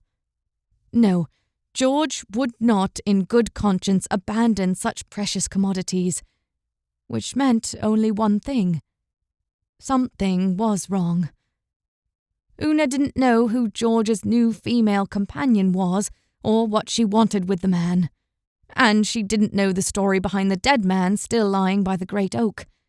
But she knew one thing, and that was that George was in trouble, and he'd helped her get this far. She owed him something in return. She once again strapped the packs down, ensuring that nothing was likely to fall off. Then she led the mule by its reins and began heading down the barren hill. Several hours later, she was beginning to regret her decision to bring along the armor. It would have been so nice to mount the mule and let it carry her for a few miles. Perhaps she could do it, even with the armor. But no, the mule was also showing signs of fatigue. It was sweating and panting slightly. She had never seen an area of Britannia so desolate. Most of the rolling hills she'd seen the last time she'd been through this area were green, and often covered in crops from nearby farmers, or some livestock at least. When had all that fallen apart? This was more than just a consequence of the Saxons pushing south. Even if the Saxons had pillaged the nearest village or killed the farmers, the place would be overrun with plant life with no one to keep it in check. Here, there was nothing but short yellow grass, not even suitable for a cow to eat. Worse, as they continued on, the ground lost its softness, giving way to more rocky terrain. Eventually, the tracks of the Red Cross Knight and his mysterious companion disappeared. Una searched and searched, but could find no trace of them. But she kept moving until she finally spotted some green in the distance, near the base of a hill. Well, that had to be a water source. The mule needed water, and if there was any chance of relocating the tracks of her knight, it would be near the river. Encouraged, she led the mule down the hill until they reached the base. Indeed, at the bottom they found a riverbed, mostly dry, but with a small stream of water flowing through it. Una still had water in her leather canteen, but not as much as she'd like. It was amazing to think they had encountered so much water back when it was raining, yet there was no evidence of that here. The mule pushed forward upon seeing the stream until it could lower its head and drink its fill. Una sat along the bank and let a chill wind wash over her. The shadows were growing longer, so this might be as good a place as any to camp. But first, she had to try and find George's tracks, or at least the tracks of his horse. Once the mule had drunk its fill, she pulled it along and set out down the length of the stream. Assuming the knight had come anywhere near here, he would have needed to cross the riverbed in order to continue on to the Forest of Arden. She searched for an hour, maybe 2, but found no trace of anyone travelling across the riverbed. She went as far as she could in one direction, then returned and searched up the other side of the river. But there was no sign of George, Pegasus, or their companion. The sun was nearly down, and she was forced to settle down for the night. "Curses!" she muttered as she made her bed in the grass next to the bank. If she had just gone on ahead, she could have made much better progress by now. Instead, wherever George had gone, he was probably far ahead of her by now. A low rumbling came to her on the wind. She froze. That had not sounded natural. She straightened and stared in the direction of the noise, noting immediately that the mule, who she had previously tied to a feeble root off the bank, was stomping its feet and looking skittish. There it came again, a deep, throaty sound that pierced her to her bones. It wasn't far, whatever it was. Cursing herself for not keeping George's spear near her, she tiptoed back to where the mule was tied. A shape sprung at her out of the grass, a creature with massive front paws, a gaping mouth, and a mane of hair covering its head. Una only got a brief look before she threw herself to the side, rolling on the ground and barely avoiding the beast's outstretched claws. Not missing a beat, the creature raised itself on its hind legs and fell down to one side, towards her. Una had seen one of these creatures before, though she was probably one of the only natives of Britannia who had. They'd been brought by visitors from beyond the sea as a display for kings and queens to gawk at. A huge cat of unreal proportions. It was a lion. The mule raised itself on its hind legs, trying to tear its reins away from the root it was attached to. She had no time to wonder how such a creature had come to be here, for in that moment it sprang at her, its paws ready to grab her and hold her in place so that those jaws full of massive teeth did their dirty work. Una didn't have time to roll out of the way. Instinctively she raised her arms, though it would do no good against a lion's jaws. "No!" she cried out in the instant before teeth longer than her fingers would tear her apart. In that moment, something entered her, a rage of power unlike any she had experienced before, and with it came strength. Her eyes widened and she let out a scream of defiance at her oncoming death. But death did not come. Her chest heaving, she stared at the lion as it stood over her, its paws on either side of her body, its face poised above hers. But it did not attack. Why did it remain still? It had clearly wanted to eat her mere seconds ago, but now it looked at her expectantly, like a dog awaiting the arrival of its master. "Get away," she said, almost without thinking about it, feeling another wave of adrenaline pass through her. But at her command, the lion obeyed, stepping backwards so its body no longer straddled hers. She stared at it for a long time. Can you understand me?" she asked. The lion answered only by cocking its head. It was responding to her, but did that mean it was sentient, like a person? A distant whinny drifted to her. She whipped her head around to see that the mule was no longer tied to the root. It had broken free and was now racing for all it was worth across the river and away towards the forest of Arden. "Oh, come on," she said. That mule still had everything on it, all but her small roll-up bed, her canteen, and George's flint and steel that she had extracted before the lion attacked. Even her food was on that mule. She suddenly had the urge to chase after it, catch it in her jaws, and... What was she thinking? She had wanted to do what to the mule? But there was something inside of her that was now different, like she shared an emotion that was not hers to begin with. The lion. When she looked back, the lion had disappeared. Una stood and twisted her head to see where it had gone. It was running in the distance, away from her, and thankfully away from the mule as well. She wanted her food back at least, but she also didn't want the mule to get hurt. Instead, she sat back down on the soft earth and grass, that feeling of wrath and animal instinct fading. What was she going to do now? She could make a fire, but all that would do was keep her warm. She had nothing to eat, and everything around her was a barren wasteland. Even with the river supplying water, she couldn't go without food for long. For once, she wished she was back at that inn playing dice with the drunks. At least that was a game she understood, a game she could win. She could survive in civilization even when the people were cruel. All she had to do was wait for the lucky roll, as she had when she'd escaped her prison. Something always came up. But out here, there was nothing, not even a poor farmer to con. Muttering to herself, she set about getting the fire going. But even that was a chore. There were a few trees near the bank, but they didn't provide much wood. She had to scavenge up and down the length of the riverbank for a while before she had enough for the night. After an hour or two, it was dark, but she'd finally managed to build the fire up.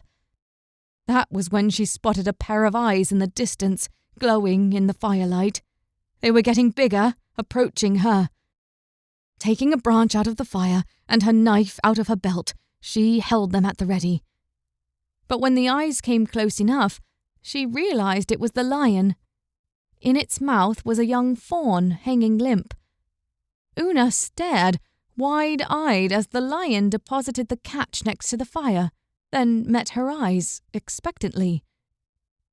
What was going on?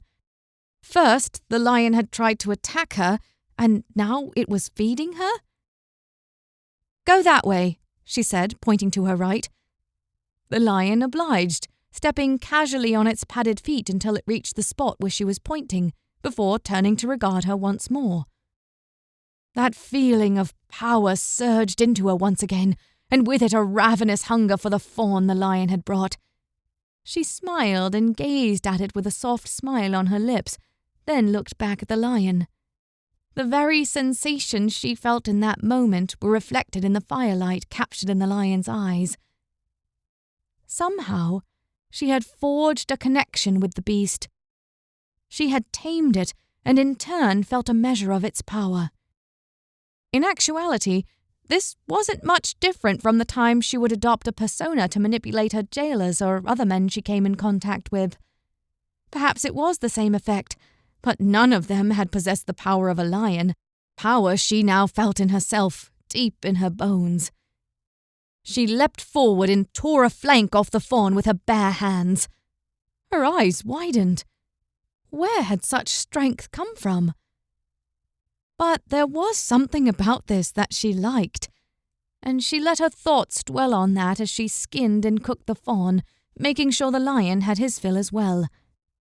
Yes, this was an interesting development indeed. Chapter 12.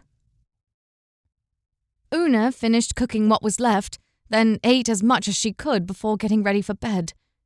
She wasn't even sure she could sleep at all with that lion nearby. What if her spell or whatever it was wore off while she slept? But a full day of travel eventually caught up with her, and she found herself dozing off, only to jerk back awake after a few minutes to fix her eyes on the lion. But the beast was also sleeping, resting its head on the ground, its belly rising and falling with deep breaths and a rumbling purr. Of course, he was nothing to worry about. She could sleep with a lion nearby, of course she could. That proved not to be the case. With the purr to constantly remind her that the lion was there, she only managed to drift away once more during the night. But that didn't stop her head from throbbing the next morning when it was time to rise. As she rose to her knees, silently cursing the gods for her predicament, the lion stirred. She glanced up to see its face poised not more than a foot away from hers. Scrambling backward, whatever sleep she still felt fled from her in a moment of shock. "I don't suppose you would go away if I asked," she said aloud. The lion simply looked at her, as though asking if that's truly what Una wanted from it.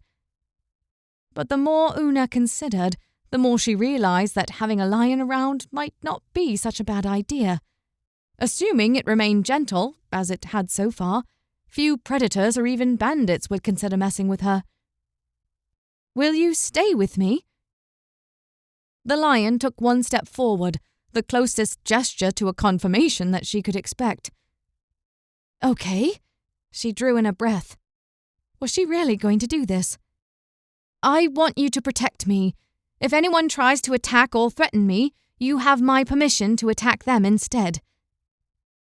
The lion did not react, but once again Una experienced a sensation like wind passing through her, a feeling of power leaving her.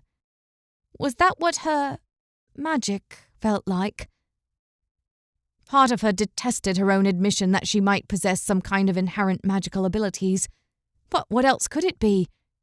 Here she had a tame lion who had once tried to eat her. And it wasn't the first time fate had inexplicably turned in her favor. Perhaps it wasn't blind luck. Perhaps she made her own luck. But if that were true, why had she stayed locked up all these years?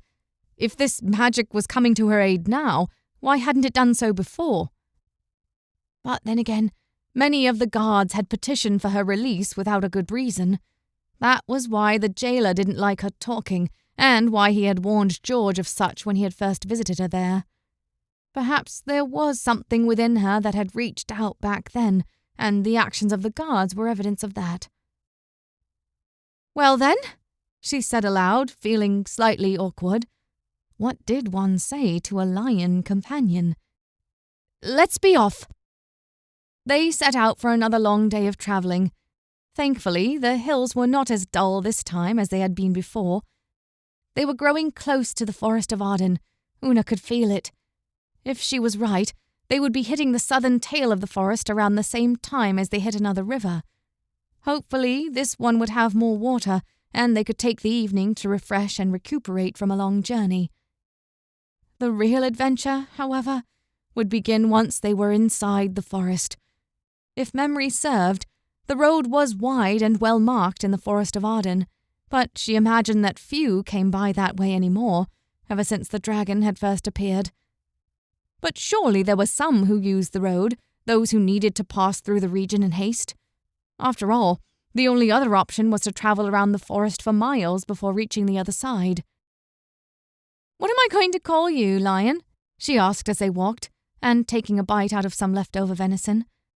The lion, of course, did not answer, so she went on.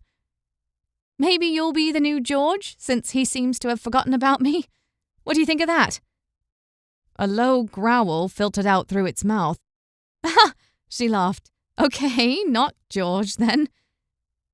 She tried a few names, but the lion did not seem to respond well to any of them, so finally she said, "Well, if we can't agree on a name, then I shall just have to call you Lion." For once, the lion had no reaction. "Wait, really?" she asked. "You just want to be called Lion?" The lion turned to face her, and she thought she saw something like the hint of a smile on its muzzle. She threw up her hands. "Fine, Lion it is then. So, Lion, where exactly—" But she cut off as they rounded the top of the hill. Her face brightened as she saw it. The Forest of Arden lay before them, covering the rolling hills for miles, as far as her eyes could see. The trees were dense, almost like a single green cloud on the horizon. Even from here, she could see the wildness of it. This was land untamed by man or beast.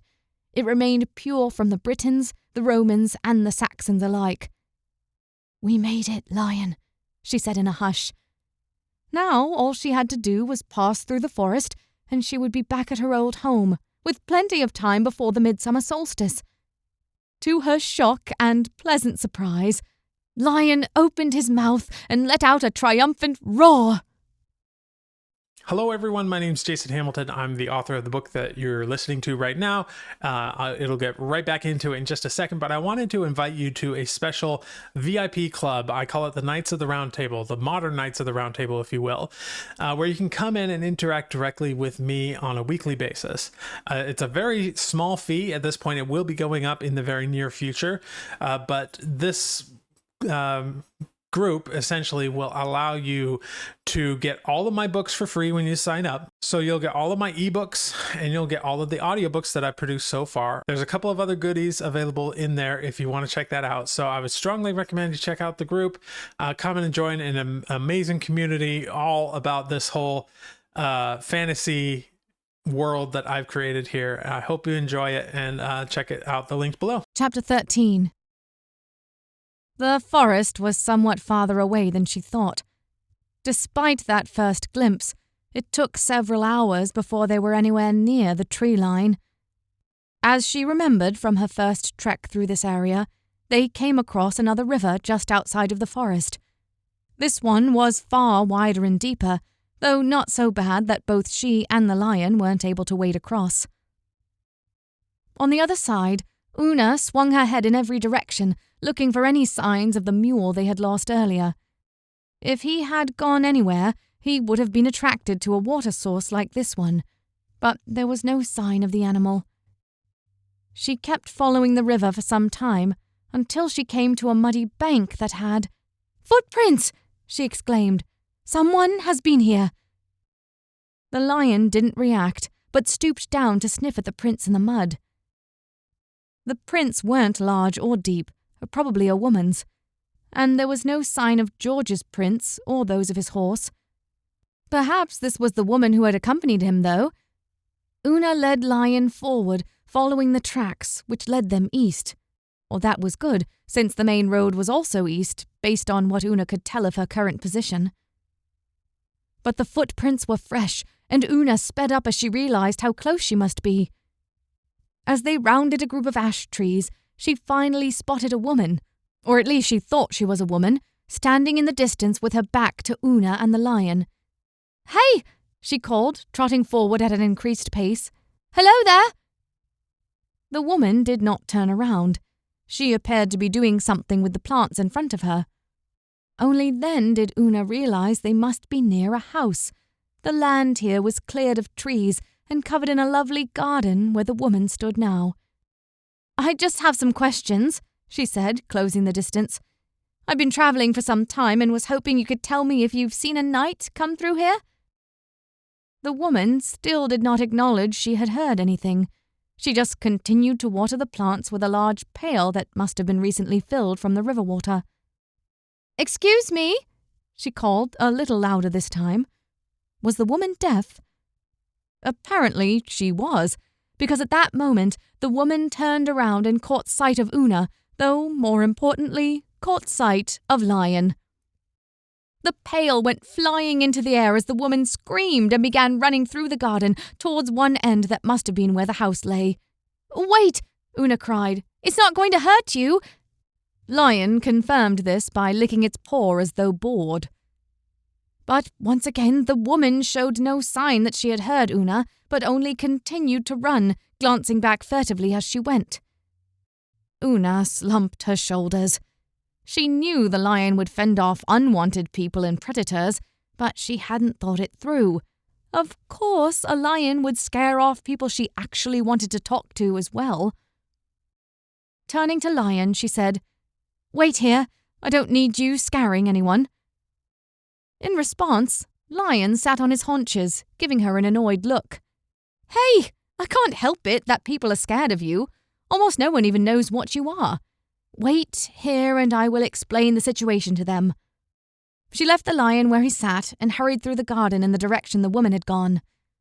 A cottage sat just on the other side of the hill, not at all far, though she hadn't spotted it before, thanks to the hill and the trees that surrounded it. She quickly spotted the girl who had fled from her earlier, clutching the arms of another, older woman. Both of them stared at Una as she crested the hill. "It's okay." Una held out both arms. "I'm not going to hurt you. I just have a few questions." "My girl tells me you have some kind of demon with you," said the older woman. "It's called a lion and it won't hurt you. It obeys me." Una took several more steps forward.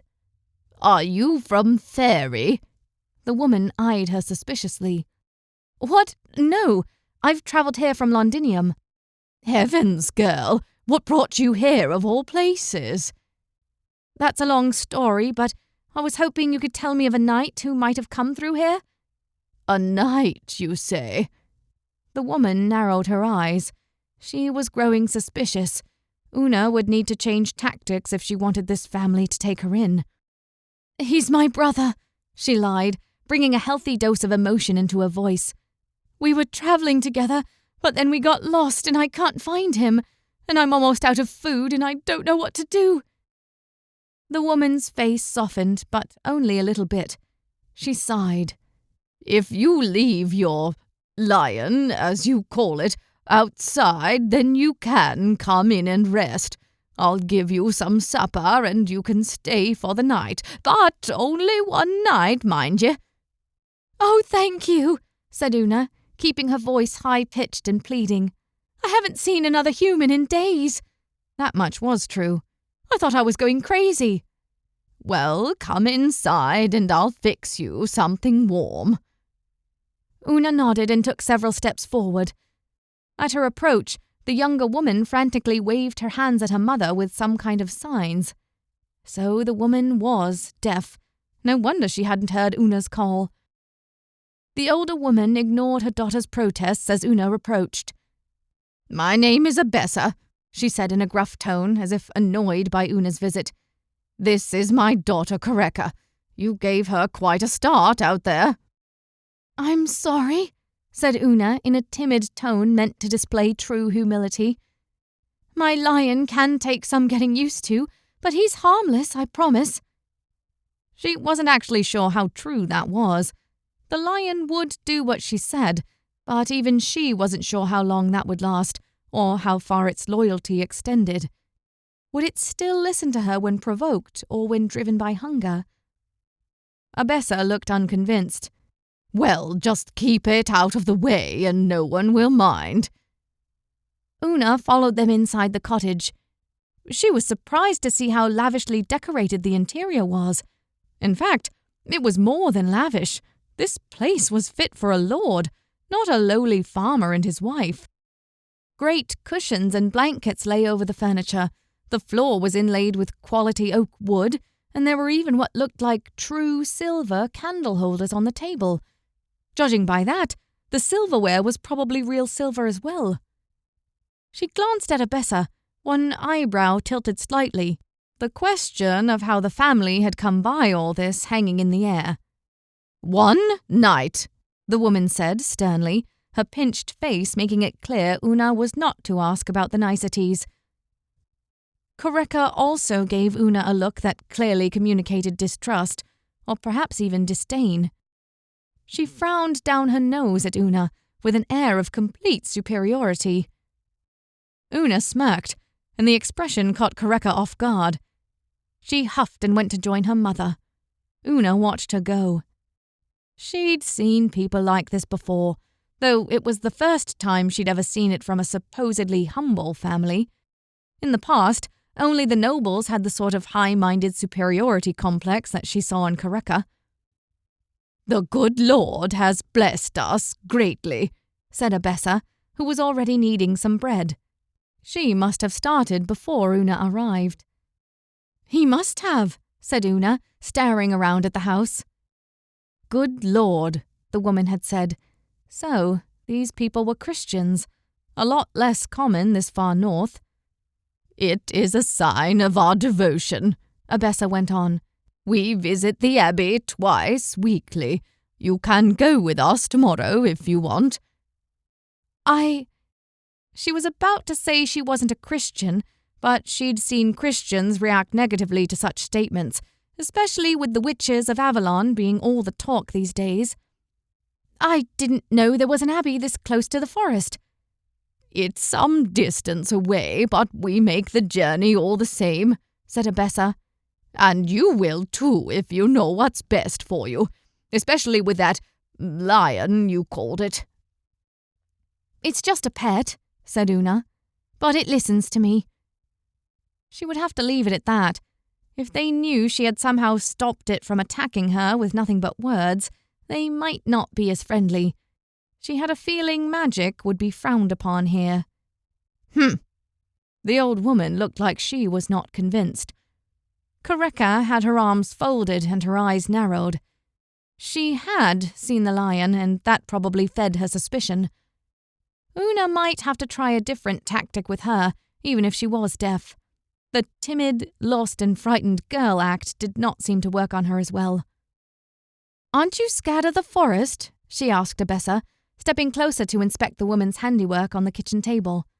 "Bah, that forest never held no dangers for nobody," said Abessa. "Nothing but tales to keep children from running away and getting lost." "But," Una probed further, "I've heard of a dragon." "'Tain't no dragon," she said incredulously. "All that's nothing but a ploy by unbelievers. The good Lord would not allow such a thing to harm his children." Una barely stopped herself from letting out a loose chuckle. These people were obviously naive, but that was odd considering they lived this close to the forest. Everyone knew the Forest of Arden was a legitimately dangerous place, and one where you were likely to run across fae that would steal your soul, or great monsters like the one she and George had fought. And hadn't the woman asked her if she was from Faerie? "Have you lived here long?" she asked, on a hunch. "Not long, no," said the woman. "There is land out here that no one wanted. Only a few people live near here, and my husband and I wanted to find a place more quiet-like. All that talk of trouble in the forest has people scared. They stay away, which just leaves more room for us. Fools, the lot of them." "You have a husband?" "That lout, yes, he'll be back in the evening. tending to the crops, of course. He's a foolish man, but he keeps us fed." "Of course," said Una thoughtfully. The man must be good if he provided them with such a lifestyle as this. This family wanted for nothing. She spent the next few hours helping Abessa with the preparations for food. She didn't want to seem like an ungrateful snob, after all. In all that time, she learned nothing of George, or any knights for that matter. If he had passed through here, Abessa did not know about it. Koreka continued to eye Una suspiciously, enough that once dinner was over, Una decided to get some fresh air. "I'll just go and check on my lion," she said once the dishes were clean. "I won't be long." "You do what you need to do," said Abessa with a wave of her hand. Una exited the house and rounded the hill that lay to one side, travelling through the garden. The lion was exactly where she had left him. He must have stayed there this whole time without moving. She would have to be more careful with her instructions to the poor beast. He must be famished and maybe bone sore from sitting in the same place all day. It regarded her with an irritated expression. "I'm so sorry," she said. "You can move. In fact, you can go catch something to eat if you want. But don't attack any humans," she added as she remembered that the woman's husband was out there somewhere. "Not unless they're attacking me, of course." The lion sprang to its feet without another look and disappeared into the trees towards the river. Una watched him go, choosing to sit for a while and let the night roll over her. What an odd couple of days.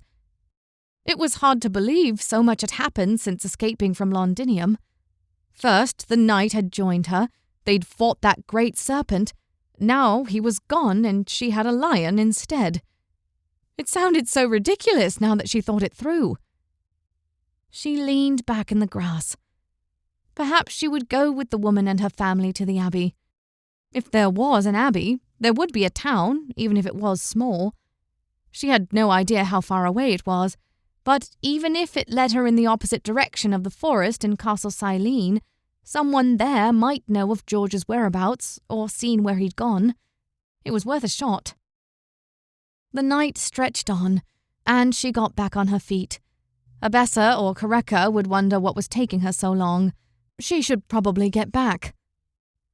A rustle among the bushes stopped her in her tracks. Was Lion returning? A dark shape emerged almost right on top of her. She sprang back, but a pair of strong hands grabbed her, preventing her from escaping. Chapter 14. "Well, well, what do we have here?" said a high-pitched but gruff voice. "You're not Koreka." "My name is Una," she said hastily. This had to be the old woman's husband, though he didn't seem like much of a farmer from what she could tell. His body was too wiry, and the hands that gripped her arms lacked the calluses she would expect. "Your wife let me stay for the night." "You lie," he said in a tone she did not appreciate. "You're here to take what is ours, what I worked hard to get." She squirmed in his grip. Whoever this man was, he was no farmer. Perhaps he wasn't even the woman's husband after all, but a thief or bandit travelling through the area. Though he had mentioned Koreka, so at least he knew these people. "I have no idea what you're talking about. I swear I'm just passing through." The man did not relent. He pushed her down, kicking her feet from under her. She writhed underneath his grip and fought to free a hand so she could retrieve her knife, but he held her fast, drawing a knife of his own. "I will not let you reveal to the—" Suddenly, an enormous form hurled out of the trees and barreled into the man. He screamed as the enormous jaw of a lion closed around his neck. With a sickening crunch, the man's screams ceased. Lion turned to face Una, his mouth darkened with blood. Una's breath came faster. It had happened in an instant. One moment the man had been bearing down on her, and the next he was dead. If this had been Abessa's husband, then she was in trouble. She had told the lion not to attack a human, but it must have seen her in distress and assumed that she needed protecting. It had obeyed her overriding order to attack anyone who attacked her. She would not normally care, or such men deserved to die. But if this was the farmer... She quickly searched through his clothes and found that his pockets were full of valuables. There were jewels and gold coins, and even a small book made of vellum and hand-painted by some Christian monk, undoubtedly. Had this man stolen from the nearby abbey? A soft cry sounded nearby, and Una whirled to see Kareka standing there. Lion growled. Kareka's eyes stared at the dead man lying on the ground. She looked at Una, then at the lion, then back at the man. All before she turned and ran. Cursing, Una sprang to her feet and leapt at the fleeing girl. She caught up almost instantly, and Kareka careened to the ground as Una grabbed hold of her.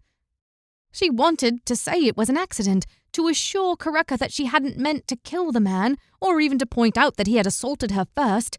But, of course, Kareka could hear none of her protests, and she would have no luck explaining to Abessa at this point. Una would need to leave now. Holding Kareka fast, she locked one arm around her throat. The girl gasped for air and thrashed her arms around in an attempt to throw Una off. Lion came closer, growling and baring his fangs. "No," Una commanded the lion. "She's not attacking me. You will not touch her." The lion obeyed, staying back as Una continued to close off Kareka's windpipe. She'd done this once before with an unsuspecting guard she had conned back at Londinium, though he had been a little stronger than Kareka, and he'd managed to throw her off. She'd gone a week without food for that one. The girl's arms went limp, and Una immediately let go, laying Kareka down on the grass and pressing her head close to the girl's lips to listen. Good. She was still breathing. But she likely wouldn't remain unconscious for long. "We have to go," she said to the lion. She had come to the cottage with no belongings, and now she would leave with nothing as well. Though she wished she could have taken some of that woman's bread along with her. But there was nothing she could do at this point. All she had was a small pouch where she kept George's flint and steel. It would have to do. Darting one hand into the dead man's pockets, she extracted a handful of gems and coins. These should help her get by if she found an inn or tavern nearby. Perhaps there were other farms where she could trade for food. She pocketed the gems and began heading back the way they originally came, back to the river. The lion followed with hardly a sound. That man must have been the reason why Abessa and Kareka lived in such apparent luxury. No farmer could afford what they had, but now it all made sense. The old woman's husband had been stealing from the abbey, and maybe from others as well. And no one noticed because they were living so remotely, and this close to the forest. Frustration overtook her. Sure, she had some money now, but all of that would be useless inside the forest. What she needed was food, something that would keep, and there didn't seem to be much of that here. Her only hope was that her lion could continue hunting and bringing her something to eat. If he survived inside the forest, that is. If they came across another one of those serpents. A wail sounded in the distance behind her. Una cursed and increased her step. That sounded like Kareka. She had awoken and found the man lying there, the man who was in all likelihood her father. Una had stolen before. She had taken what didn't belong to her without a second thought, because usually, in that moment, she had a greater need of what she took than whoever owned it. But this was different. This time, she had taken a life. Sure, it had been indirect. The lion had done the actual killing, but she was the one who ordered the beast to attack anything that attacked her. The man had deserved it, though. He was obviously a thief, after all, and not someone who stole out of necessity like Una. The family had plenty in their household. They did not need more.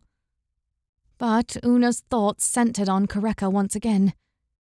What if the girl's disability had driven her parents to crime? Could she really blame them? She put her competing thoughts out of her mind for now and focused on putting one leg in front of the other. Lion continued to follow her down the river, more like a puppy than a dangerous animal. What was she going to do about him? She could only hope that he continued to obey her as they went through the forest. But once she entered civilization again, she might have to find a way to get rid of him. She couldn't be seen walking through a village with a lion in tow, and after what happened at the cottage, she couldn't trust him to behave as she desired. Her thoughts drifted to her magic, if magic it was. 3 times now it had seemingly worked in her favor. But at least 2 of those instances had been accompanied by problems. Her winning dice roll at the inn had resulted in a bunch of men attacking her, and now the lion had left someone dead based on her orders. The only time her magic had benefited her without consequence was the time she had driven off the small serpents from killing George. Perhaps magic was also the reason why George had mysteriously healed from the poison. Maybe the serpent bites had been fatal, but something in the way she spoke to the serpents had also neutralized their poison.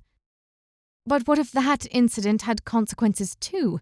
Sure, it had saved George's life, but now where was he? Had Una somehow been responsible for his leaving?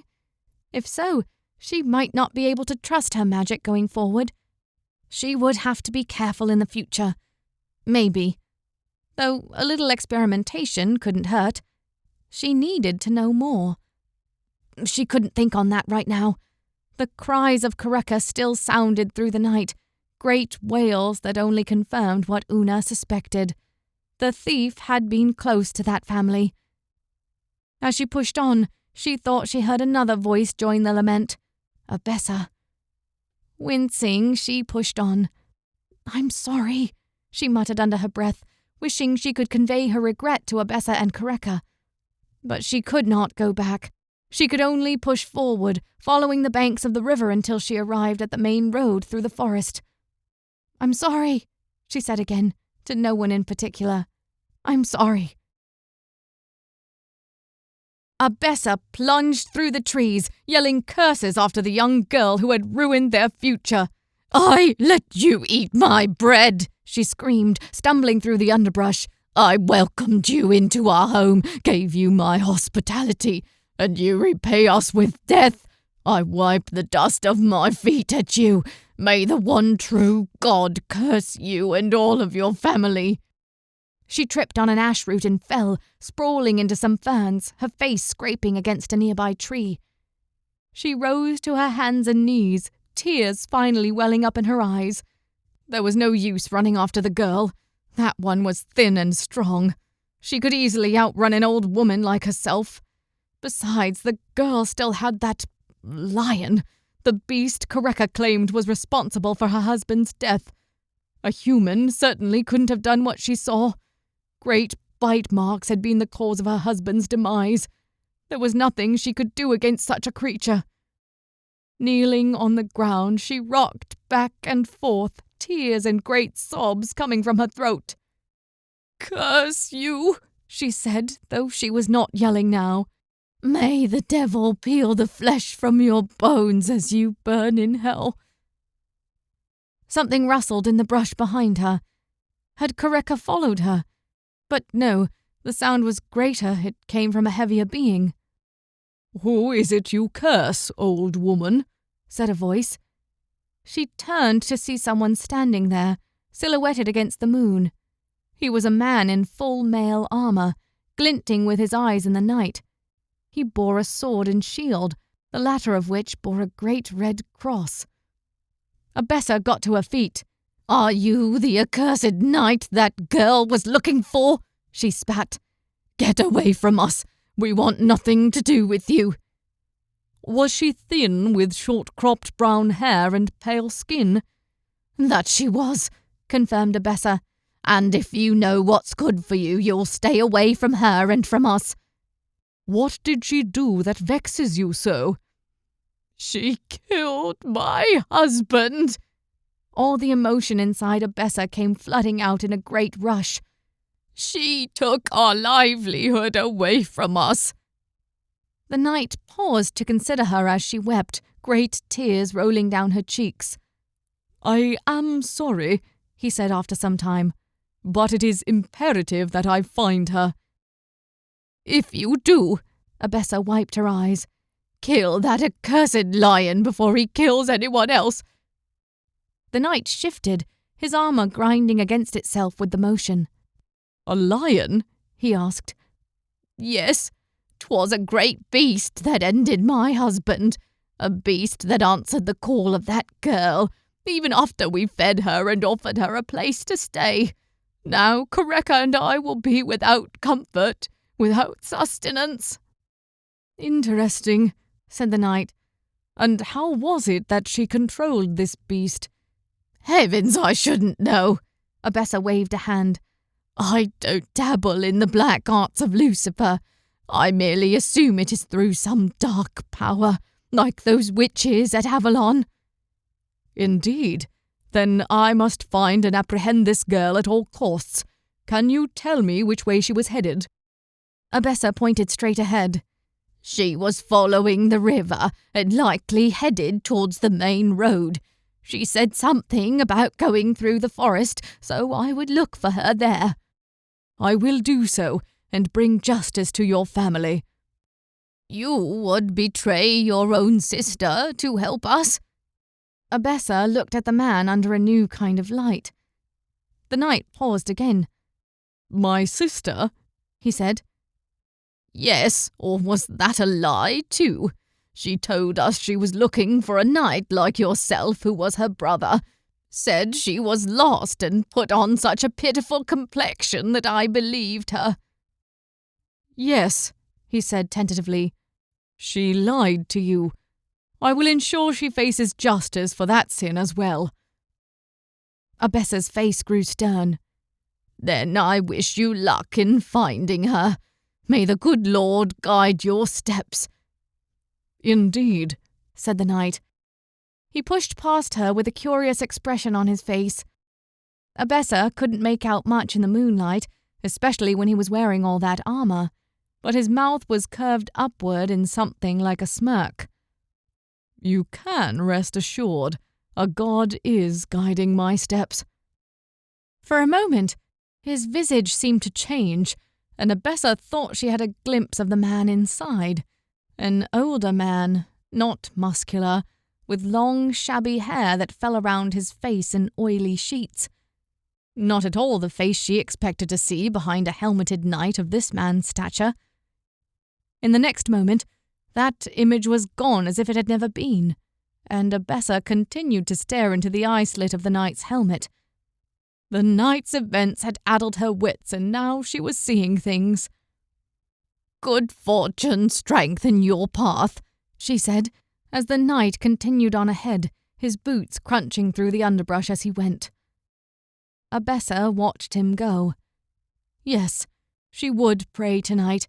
Pray that the knight caught up with the girl and gave her swift justice. Her only regret was that she would not be there when it happened. Chapter 15. Una faced the great forest of Arden. The road through the forest stretched out before her, dark, and more like a cave than a path through the woods. She had found the old abbey that the thief had likely robbed, and there was a small inn just up the road. There, she had instructed Lion to wait outside the town before peddling one of the coins she'd taken from the thief in exchange for some bread for the road. Stay on the path, said the innkeeper when he heard where she was going. If you stray, you will never find it again, and you will die of starvation if the Fae do not take you first. So it's true what they say about Fae, or the Faerie Queen? I've lived here for 12 years, said the innkeeper, leaning in close. I've never seen anything myself, but there have always been children that disappear, travellers who are never heard from again, and strange noises in the night. There's something there and no mistake. But if you stay on the path, you still have a chance of arriving at the other side. Now that she faced the forest itself, Una felt true foreboding for the first time since she'd spied the great serpent with the Red Cross Knight. Lion stood beside her, a low growl escaping his throat as they both stared into the moor. Even with the morning light cresting the sky, Visibility was limited in this forest. She took a deep breath. "Come on, Lion. Let's go." With that, she took her first step forward, her first step into the Forest of Arden. No sooner had she gone beneath the cover of the trees when something whispered in her ear. She whirled but saw no one there. Another whisper, indistinguishable, seemed to come from behind her. She turned again and saw nothing. Cursing, she reconsidered her options. Perhaps this wasn't such a good idea after all. She'd gone no more than 2 steps beneath the trees and already she was hearing things. If this was a side effect of her magic, then it was one she did not need right now. Should she turn back? She could simply walk around the forest. It would take her a month longer to get there, but she could do it and thereby avoid any perils this forest had to offer. She steeled herself. But going around would mean entering Saxon territory. She could also go the other way around, but that would take even longer, and the entire area was overrun with lawless bandits and worse. She wouldn't fare better in that direction. And besides, she could not delay. The midsummer solstice was less than 2 weeks away now. She'd been delayed for 3 years, and it was time to go back home. She would arrive as soon as possible, find a way to sneak past the dragon, and discover what became of her family. If anyone was still alive, she had to know sooner rather than later. She must be getting jumpy. Those whispers were probably nothing more than the wind flowing through the trees. Yes, that had to be it. "Beware of Duessa." Una nearly jumped as this time she understood the whispers coming from above her now. It sounded like it could have been the wind, but since when did the wind create words in the trees? She stilled, looking up and listening. "Who is Duessa?" "Beware of Duessa." There was no mistaking it. These were words, and they seemed to be coming from the trees themselves. "Curse me and leave me to rot," Una muttered under her breath, before raising her voice and repeating, "Who is Duessa?" "The Red Cross Knight will not listen to us," came the faint voices. Yes, there were voices, like a chorus of trees speaking to her all at once. A low rumble, and Una turned to see Lion growling, his teeth partially bared. He could hear them too, or at least sense that something was wrong. "The Red Cross Knight ignores his will. He has become a slave to Duessa." "Again," said Una. "Who is Duessa?" "Heed our warning," came the reply. "Do what the Red Cross Knight will not." "What warning?" Una said with some exasperation. "You haven't told me anything." But no reply came this time, other than a gentle whisper of wind in the trees. But the sound did not bear words. "Curse me," she said again. Was she really going to keep travelling deeper into the woods after that? The answer, of course, was yes. She would not turn back now. Talking trees were not the worst thing she'd experienced. She'd seen a dragon literally appear out of nowhere and kill everyone she'd grown up with. She could handle this. Forcing one step in front of the other, she continued forward until she was deep inside the tree line. Darkness closed in on her, and it wasn't long before she could hardly see the path ahead. The innkeeper had warned her to stay on the main road, but he had not mentioned that even seeing the path was more than a little impossible. She walked for hours, her progress slow as she frequently and carefully checked that she was still where she should be. Luckily, the forest was so dense that when she did come close to straying from the path, she realized it rather quickly. The good news was, her eyes adjusted, and there was still some light that filtered through the trees. The bad news was, well, everything else. The air all but smothered her, and insects ate her alive. Strange noises permeated the darkness, and even Lion seemed a little on edge. He constantly uttered a low growl from his throat, though Una could see nothing. In truth, even though Lion had ruined her situation with Abessa and her daughter, she was glad to have him around. With George gone, it was nice to have someone else to talk to in the dark, someone to assist her if anything attacked. Lion froze in the middle of the road and immediately turned, a growl crawling out of his throat, low and deep. He was staring at something behind them, something approaching them in the distance. Una could hear it, whatever it was, the sound of metal scraping against metal. She narrowed her eyes. Was it another beast? Or a man in armor? What else could make that kind of noise?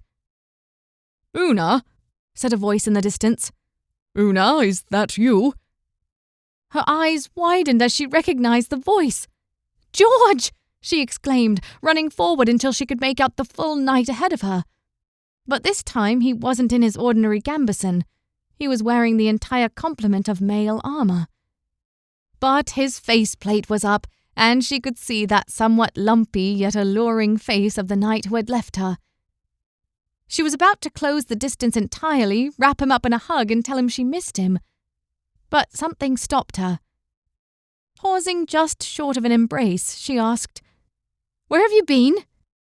"I'm sorry," he said, shifting his feet uncomfortably. "I was overtaking a felon. Then Good gracious, what is that?" He recoiled as Lion took 2 steps forward, continuing his low growl. "Shh, stop it, Lion," she said, putting out a hand to tame the beast. Then to George she said, "It's a long story, but he won't hurt you." "You've managed to tame a lion?" he said, somewhat breathless. He was looking at her as though in awe, though there was a hint of jealousy in his gaze, which was odd. "Again, it's a long story." "Well, mine is not so long. After I defeated the felon, I returned to the cave, but you had already gone, so I kept looking." She narrowed her eyes. "I followed your tracks. You killed whoever that was and left with a woman." "Ah," he said. "Yes, well, she was just an unfortunate inhabitant of a nearby village. I took her there before returning to the cave to find you." "And where's Pegasus?" she said, crossing her arms. "Lost during the fight. I tried to call for him, but he didn't return. I had hoped I might find him here with you." She regarded him. Perhaps that made sense. She had lost his tracks not long after leaving the forest, once the land grew more desolate. Perhaps George had turned and brought the woman he'd rescued to a nearby village Una had somehow missed. It even made sense that he had gone back to look for her. Where else would he look but the last place she had been? Though it was odd that he'd lost Pegasus and she'd seen no sign of the horse. "And I suppose you came here knowing you would eventually find me on the path to Castle Silene?" "Indeed, yes," he said, though he still looked uncomfortable. Maybe it was the armor. Which, on that note, how did you find the armor? "I'm sorry?" He leaned forward as though he hadn't heard. "Your armor, where did you find it?" I always have my armor," he said, furrowing his brow as if confused. Suddenly, Una felt like reaching for her knife. She looked at the lion by her side, who had not stopped growling. Was this really the George she knew, or was the forest playing tricks on her? She had heard there were imps and fae who would tempt you off the path, drawing you to their lairs where they would eat you. Children's stories, of course, but perhaps they were based in truth. She held his gaze for a moment, considering. His face had gone slack for a moment, as though he were listening for something, though there was no sound in the trees. Finally, he looked at her with a face of dawning enlightenment. "Oh, I see what you mean. You're referring to the mule that carried this armor before." "Which remained with me," she added. "Well, I found the mule on my way here," he said. "Nearly dead, I'm afraid. Fell down a ditch and broke its legs. I put it out of its misery, but took what I could carry." "All right," said Una, weighing the man's words. That was too bad for the mule. She'd liked that beast, but the knight's story did seem to make some sense. Just tell me one thing, then. What is that? When you first came to visit me in Londinium, what did I tell you about Castle Silene? He frowned at her. I'm not sure what that has to do with anything. Tell me, she said, her hand lowering to where she kept her knife. He looked at her, and a tense moment passed between them. You told me nothing, he said after a pause. You said you knew as much about that castle as the next girl. Una's muscles relaxed. It had to be him. Only the jailer had been in a position to overhear the conversation, and it was unlikely that such specific news had travelled all this way. Unless whatever magical forces that resided in the Forest of Arden could read her mind. The thought was not one that comforted her much. But as she relaxed and agreed for the knight to fall into step beside her, she noted his stiff gait. He was nervous. But if he was a hallucination of the forest, he was a good one. He still left footprints behind him, and even offered her some cracked nuts to chew on after some additional travelling together. She nibbled on the nuts, hesitant at first. A part of her still wondered if he was not what he seemed. But the nuts weren't poisoned. She figured that out rather quickly. Most poisons were easy to identify, and since she had grown up as the daughter of a noble family, her mother had taught her to recognize most of their distinct tastes. The nuts were fine. Besides, most poisons were better distributed in wine or cider, something to cover up their usually pungent taste. As she chewed on George's food, she began to feel more at ease. The food was definitely solid, and he gave all indications of being a real human being, not some sort of apparition. Though he did remain quiet, more than she would have expected. And honestly, what was she thinking? It was the Red Cross Knight, plain as day. She had let rumours of the forest drive away her sense. George was here. He was back, and there was nothing else that he could be. And yet... When I first entered the forest, she said aloud after they had continued travelling for several hours, George cocked his armoured head in her direction. His visor was down now, which was odd in a dark place like this, but to each their own. I heard voices in the trees. A pause, then... The forests do hold strange secrets, replied the knight. Huh. She was suspecting a more incredulous response. You're not going to ask me what they said? I assumed you would give it to me anyway, said George, though his tone sounded almost annoyed. All right, you helmet-wearing even when it's dark night. The voices did say something to me. She side-eyed him as they walked. Just why did he wear that helmet while they were walking? It seemed rather strange. The voices told me to beware of a person named Duessa. Did the knight tense at hearing that name? Duessa, said George carefully. Yes, I know the name. You do? Una asked, surprised to hear the knight confirm anything. The voices told me that you were blinded by her, that she was leading you down crooked paths. For the first time since they'd met up again, George laughed. It was not the cheery laughter she had heard from him before. This laugh was emotionless, almost cold. It figures you would hear something like that in this place, said the Red Cross Knight. The Faerie Queen is not fond of Duessa. Una narrowed her eyes. Are they enemies? Duessa was wronged by the Faerie Queen in the past. She was once chosen to be the guardian of these woods and what they protect. But Gloriana wanted that power for herself. She pushed Duessa aside, forced her into the very realm she was born to keep sealed. I'm sorry, Gloriana is... The Faerie Queen. Gloriana is the name she goes by, though what her birth name was we may never know. How have you learned all of this? Una furrowed her brow. You didn't know anything about the Faerie Queen before, other than the fact she sent you a vision and was as beautiful as Aphrodite. George said nothing. Hang it all, she really wished she could see within that mask and read his expression. "I have learned much since we parted," he said at last. "Suffice it to say, Duessa is not the enemy." "But the voices—" "You would trust strange voices over me?" he asked, turning his faceplate towards her. "If what I say is true, the Faerie Queen would want to place doubt in your heart, to give you something that would seem to villainize someone like Duessa, to make you doubt me." Una went silent. There was some truth to that.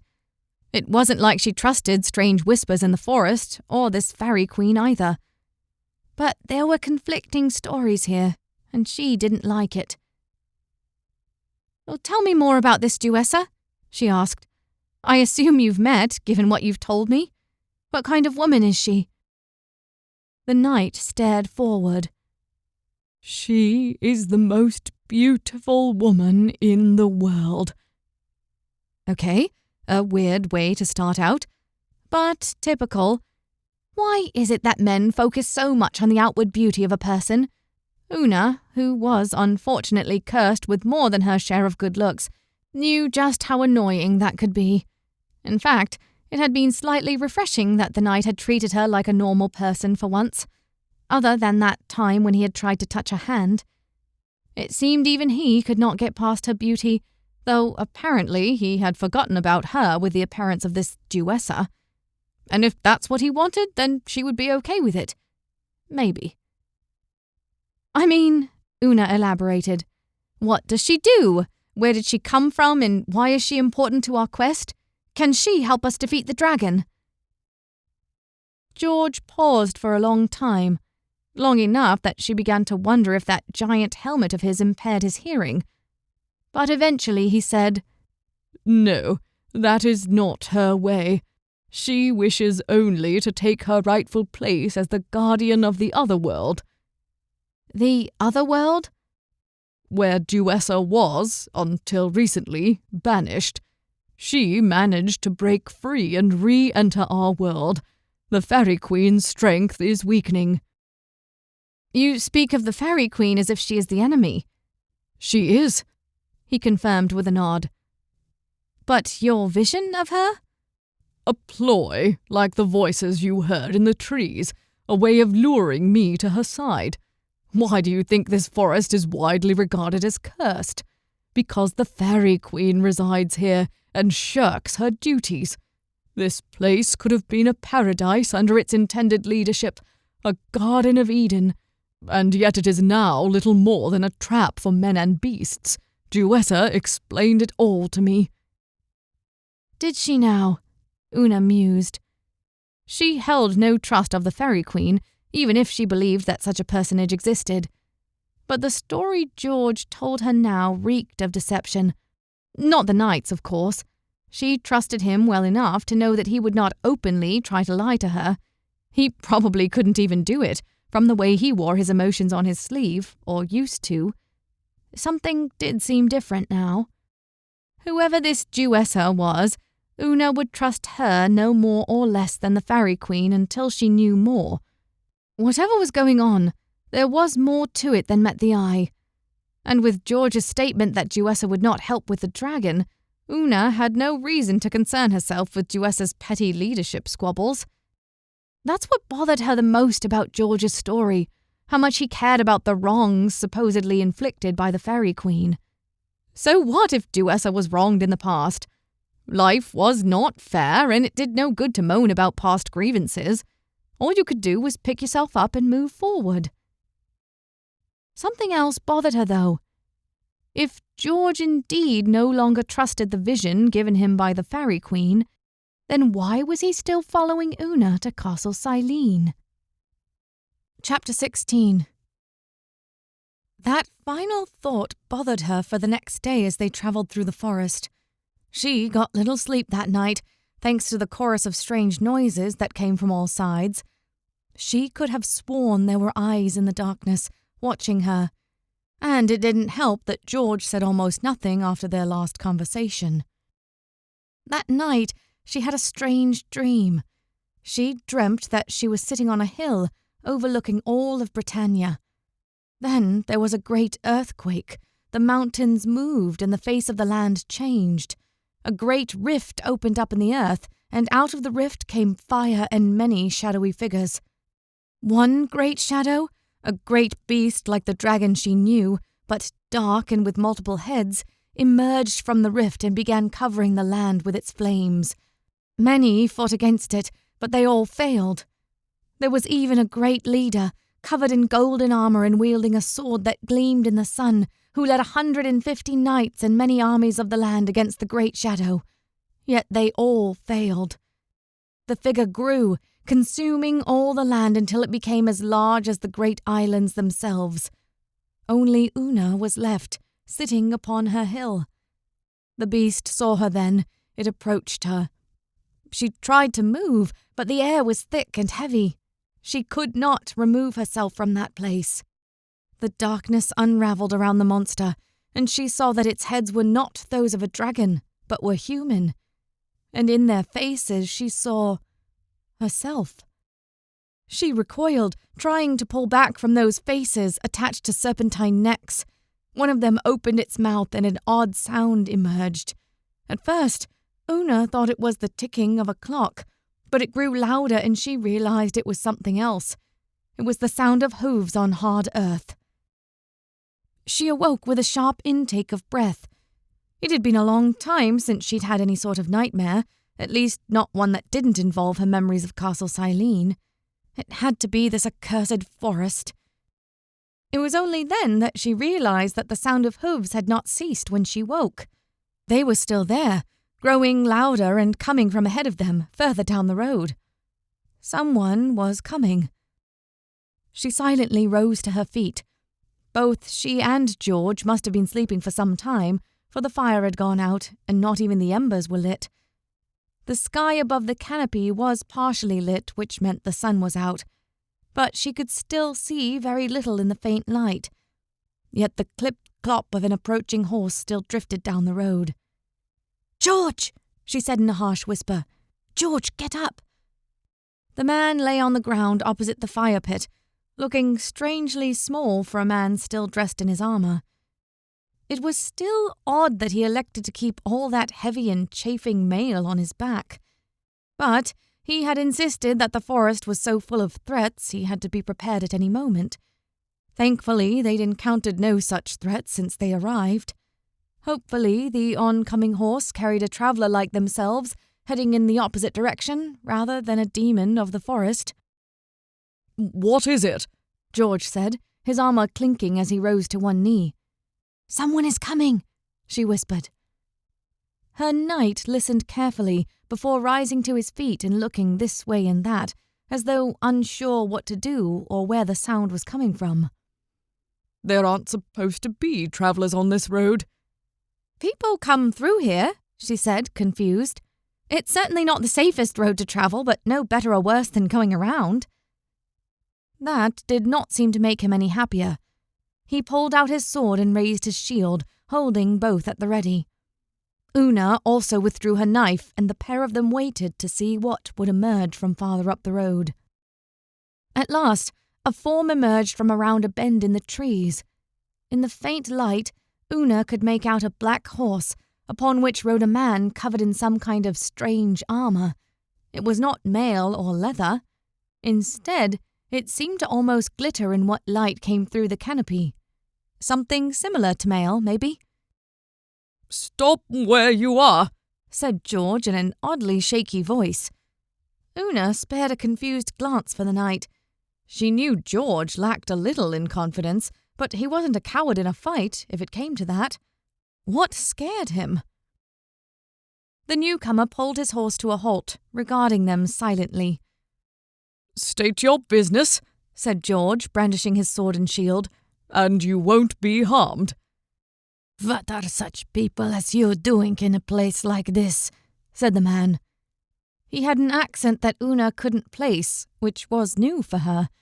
She thought she'd heard just about every accent from her time at home, hosting foreign dignitaries, not to mention her time in Londinium. She'd spent most of her days in a cell, but she could still hear out her window. She'd listened in on conversations from every conceivable nationality. Yet this man's voice was new to her. He definitely wasn't a Briton or a Saxon, or even a Roman. "We're just travelling through," she said, putting her hand on George's shoulder. He was definitely overreacting. Chances were, this fellow was simply travelling like they were, taking the most direct approach through the forest. "I had a vision," said the man, not changing his tone nor even looking at Una. He kept his gaze fixed on George in his armour. "A vision of a man killing my brother." His voice was ice, and Una finally realised what the man was wearing. He wasn't wearing mail. The glittering surface she saw along his torso was made up of beads. As if to confirm her suspicions, the man raised a hand to pull a bandana over his mouth. He looked exactly like the man George had killed near that oak tree before he had run away with the woman he rescued.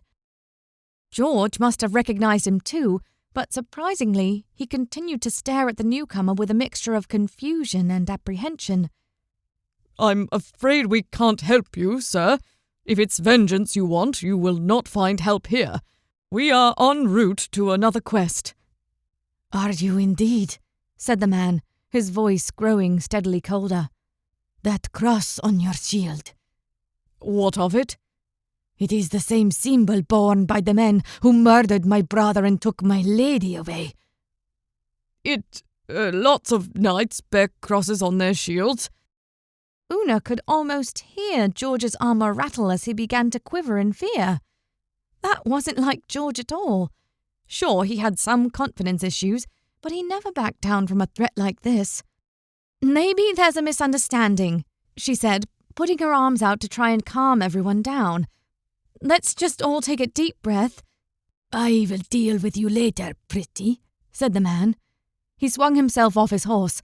The sound of metal scraping against metal, and the man pulled forth a curved sword, just like that of his brother. And on his circular shield were written the words, Sans Loy, lawless. Una took a step back.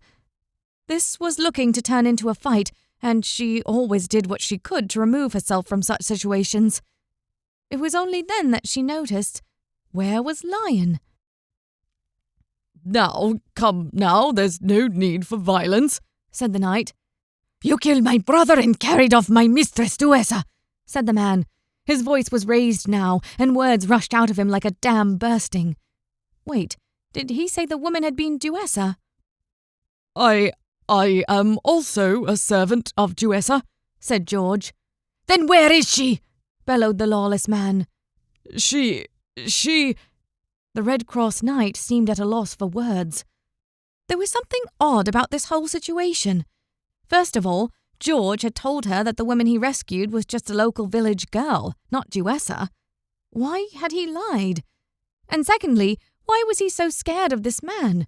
He had faced the brother before and won, so why shouldn't this be the same? He had even bested the first man without plate armour, which meant he had an even greater advantage now. Something was not right here. And where was Lion? The beast had seemingly disappeared into the foliage.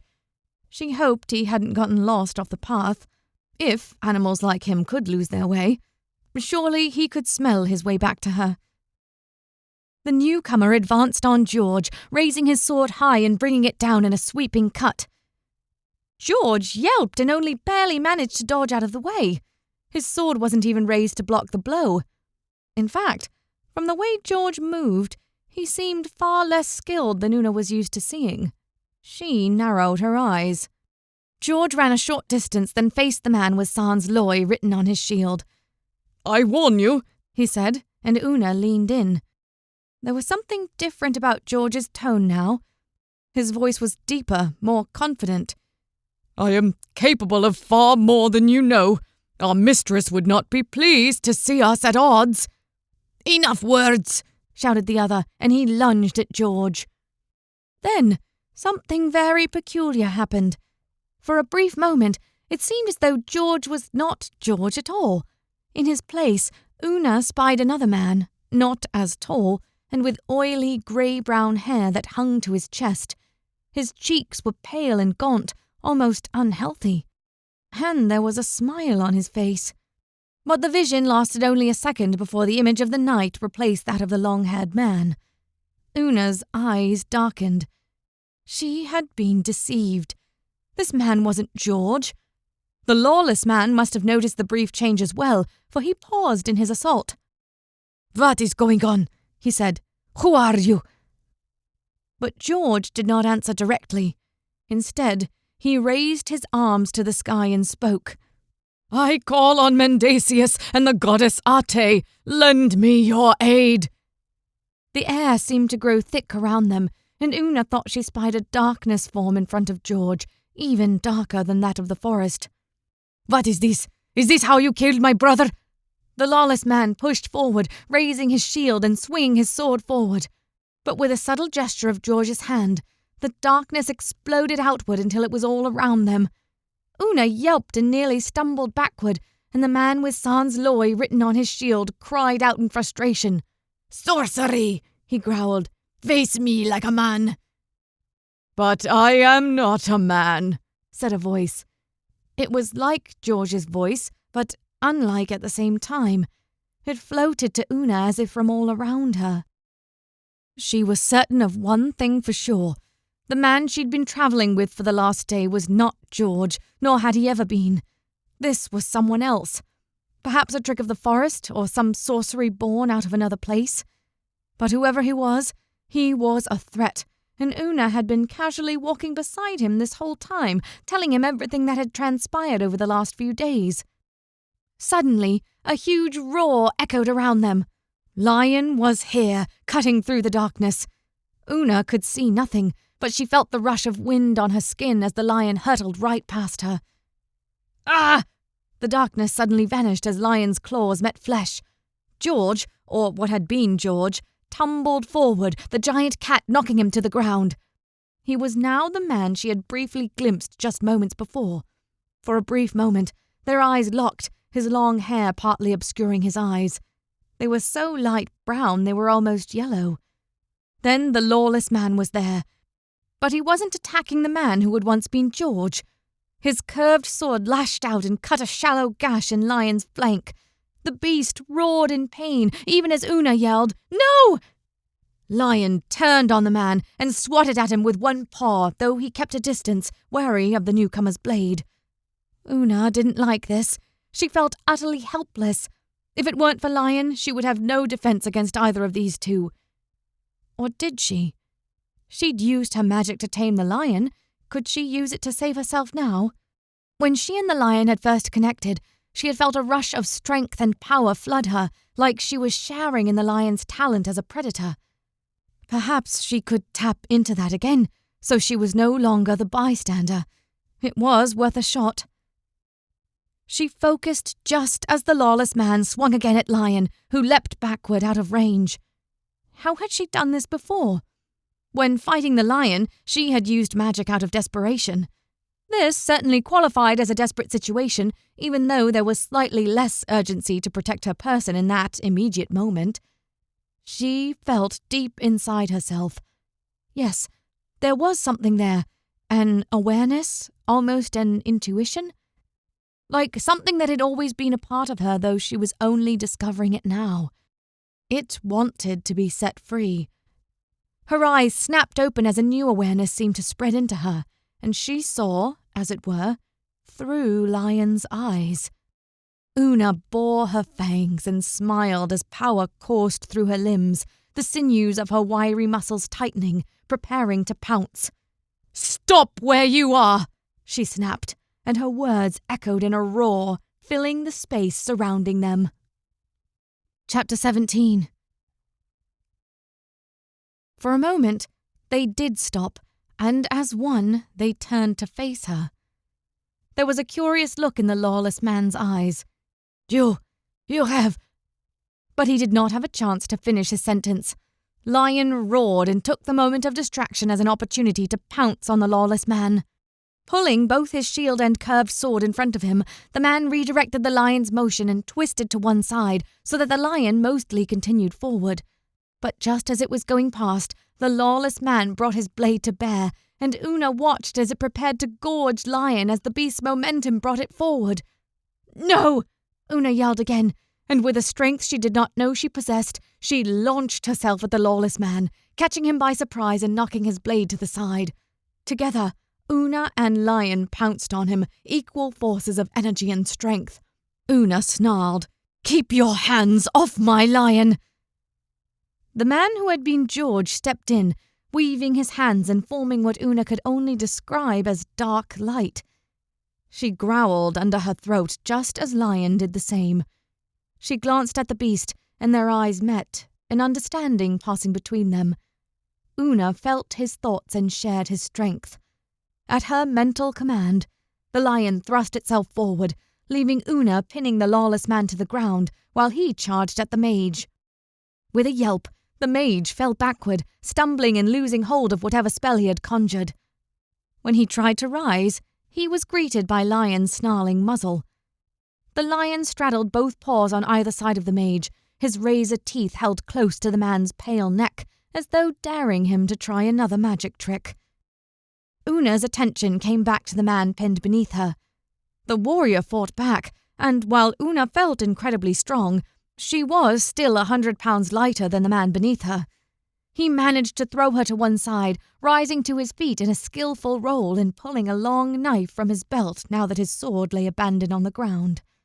The lawless man and Una circled each other. "Who are you?" said the man through a sneer. "How are you so powerful?" She didn't know the answer to his question. She didn't even realize that she had any abilities until just recently. But she could feel it now, like a silent companion whispering in her ear, telling her what she should do, lending her strength. It seems to come from all around her, from her lion, from the forest, from every living creature in it. She could feel magic reaching through her and outward, giving her limbs and force and agility she had never before managed on her own. "Who are you?" she reflected back at the man. "Tell me that first, and maybe I'll spare your life." It was a bold statement, one that she would never have said before because she had never felt capable of such authority. But the words came to her, and they were true as she said them. She would snap this man like twigs beneath her feet if he did not cooperate. The man lunged, a feint designed to distract her while his knife shot out to the side. Una saw it coming, however, and caught the hand with the knife, giving it a hard twist. A sharp crack, and the knife fell out of the lawless man's hand as he howled in pain.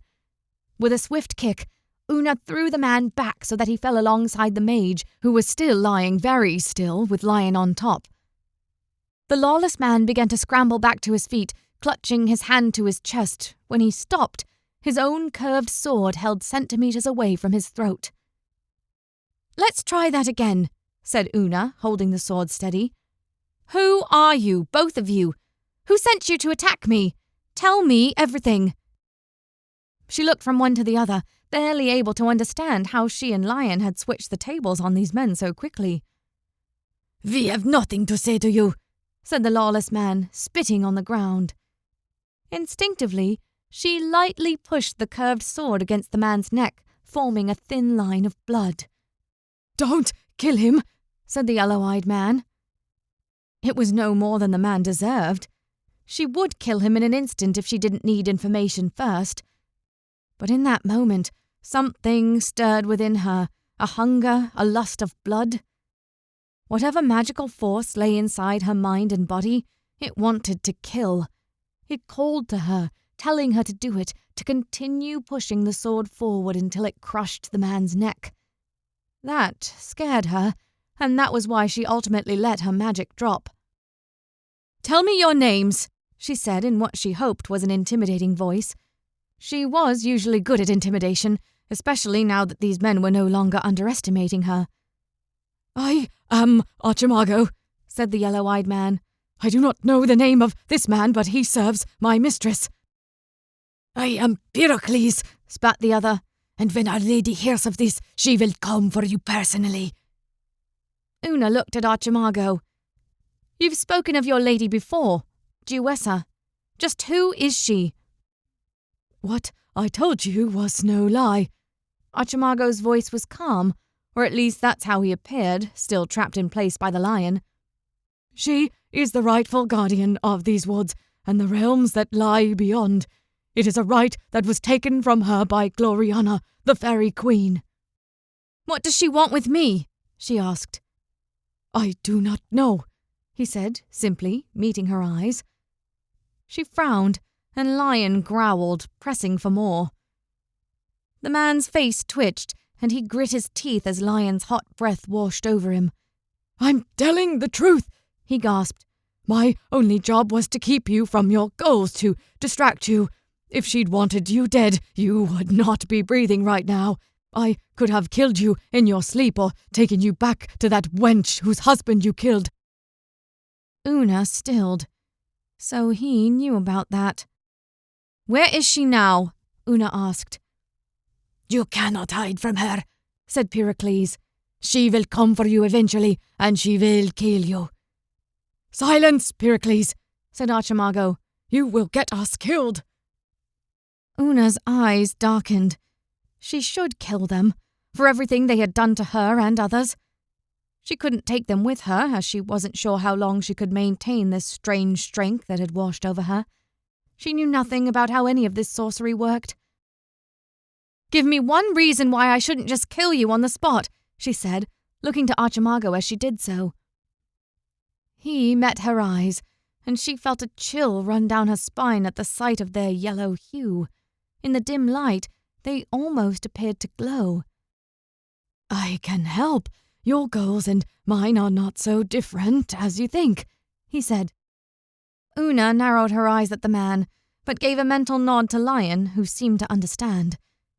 The beast took a step back, allowing the mage room to breathe. In the next breath, enormous sparks erupted all around her, the lights creating small explosions by her ears, deafening her. The sparks also emitted smoke, plunging the entire path in a haze. She choked on the smoke. Idiot! She had let her guard down enough that the man had called on his own magic. Lion roared, but he was too consumed by the lights and smoke. Pericles' horse whinnied, and she readied herself, trying to reach out and find them again, to lay them flat and keep them from doing harm to her ever again, to skin them alive, eat their flesh, and... Where had that thought come from? She almost lost hold of her magic in shock. That horrid emotion had come from inside her. But she couldn't stop to think of it yet. She had to guard against her two assailants. Una blinked through the smoky haze as it began to dissipate. But Archimago and Pericles were no longer there. The sound of hooves could be heard in the distance. "Dragon dung!" she cursed. Well, at least they weren't attacking her anymore. But running off meant they could become a problem for her again. She should have just killed them when she had the chance. Clearly they meant her harm, so there was no reason why she should have spared them. But she was curious about this Jewessa. Whoever she was, she must have been some woman to command such dedication from those two, especially when they clearly didn't follow any code of chivalry. What really bothered her was the fact that this Jewessa person had taken an interest in her, enough to try and thwart Una's plans. What had Una done? All she wanted was to return to her family castle to find out if anyone still remained. She didn't even need to kill the beast. All she had to do was sneak in and learn what had happened in her absence. So why did this Jewessa feel the need to stop her? The last thing she wanted was to get caught up with Faerie queens and their dissidents. She picked up her things, gave Lion a reassuring pat and scratch behind the ears, and riffled through some of Archimago's belongings. Pericles had taken everything of his with the horse, but Archimago had dropped a pouch. She opened it to find some biscuits, some seasoning, and a cut of dry venison. Good. That should hold her over for a little longer while she tried to retrace her steps and find the main path through the forest. She set off the way she had come, though letting loose a stream of expletives as the sun began to set, taking what little light that filtered through the trees with it. She could try to make her way in the dark, though on this little trail she was just as likely to lose the trail as not. For a moment, she considered stopping. No, she couldn't risk staying in one place with those two men out there. All they had to do was return when she was sleeping and they could get the jump on her. She had to continue until she was relatively out of danger, or at least back on the main road. At least then, She could sleep off the side of the road and no one would know she was there. Her thoughts turned to George. If Archimago had been impersonating him the whole time, that meant the real George was still out there somewhere, doing who knew what. But wherever he was in trouble. She could feel it in the way her magic seemed to pulse whenever she thought of him. The trees had whispered of his danger.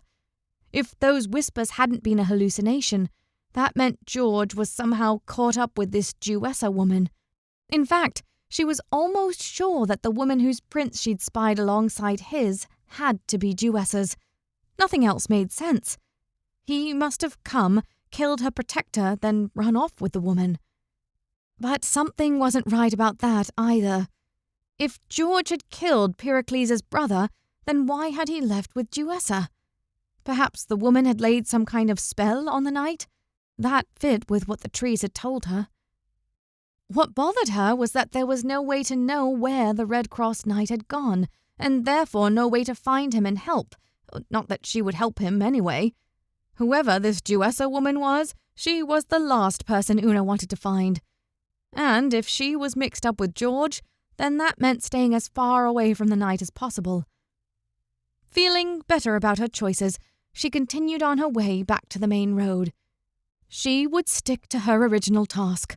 Find Castle Silene and anyone that still lay under the dragon's siege. If she and George crossed paths again, then fine. But in the meantime, she would make her own way. Chapter 18. George rode next to his mistress, Jewessa. Such a beautiful name. They rode together through a dark and magnificent forest, with trees that towered over both of them, shading them from the harsh sun above.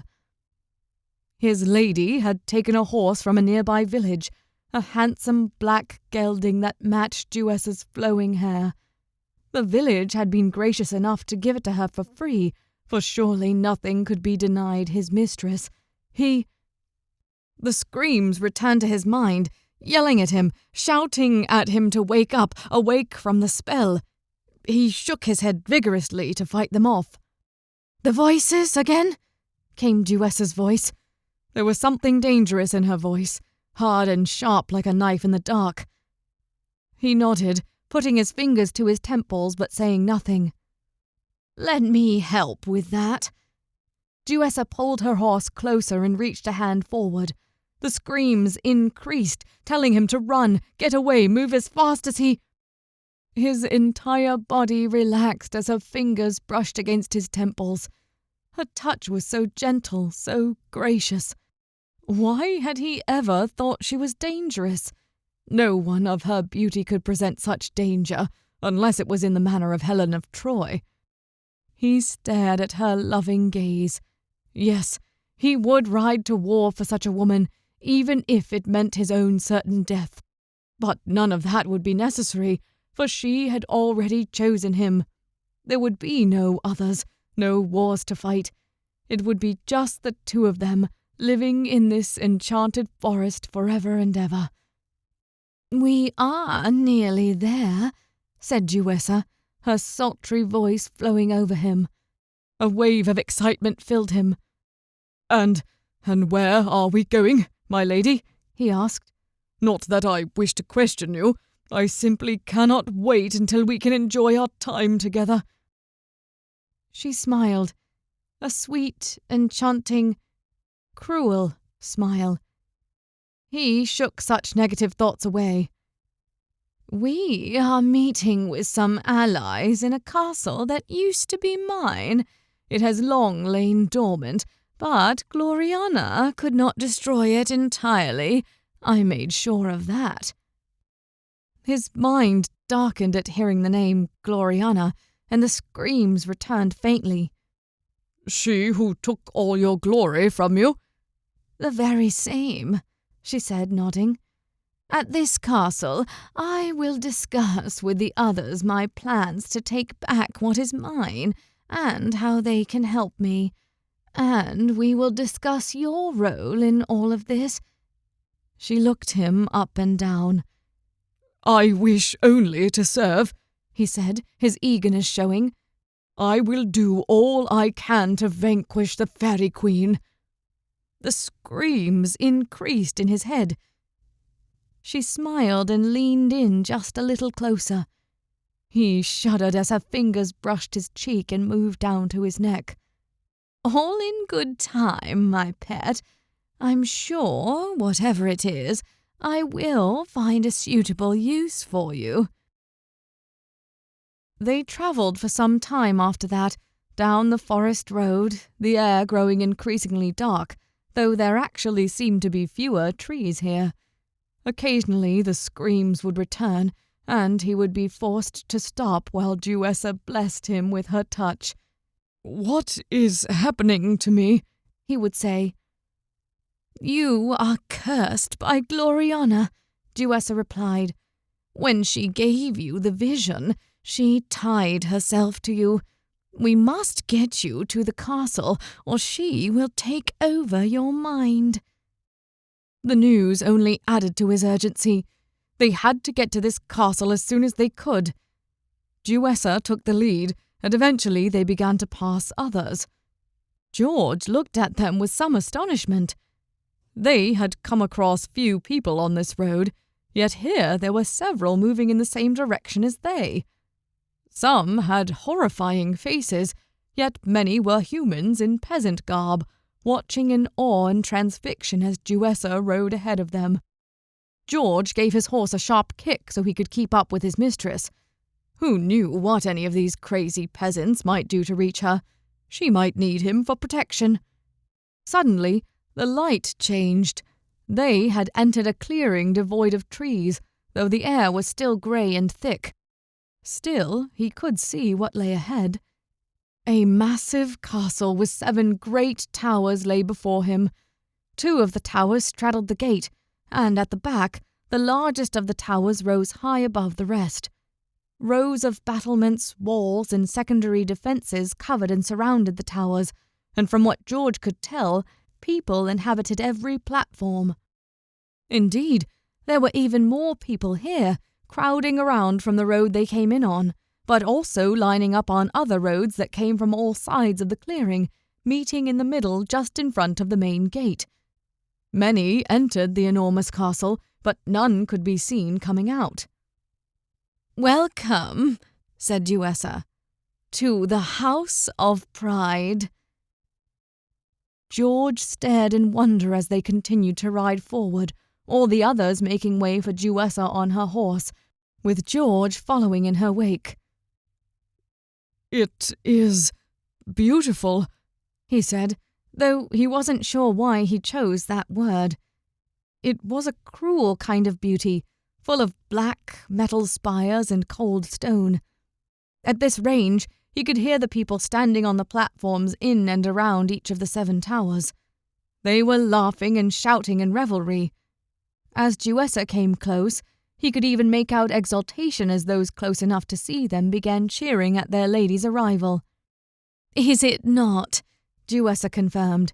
"It has been so long since I've been in this place." They passed a man with the face of a pig and another with the horns of a ram. Something about the sight made the screams return to George's mind. He'd seen many people of the sort since they had drawn close to the place, though he wasn't sure why it unsettled him so. There were humans, too, so why should he worry? As long as Jewessa showed no distress, there was no reason for him to do so, though that didn't stop the pit of his stomach from hardening. They proceeded forward until they passed under the gate. Even as they rode, the screams were increasing, telling him to pull back, to get away from that place, to run and never come back. For once, he didn't tell his mistress about the screams. In truth, he wanted to run.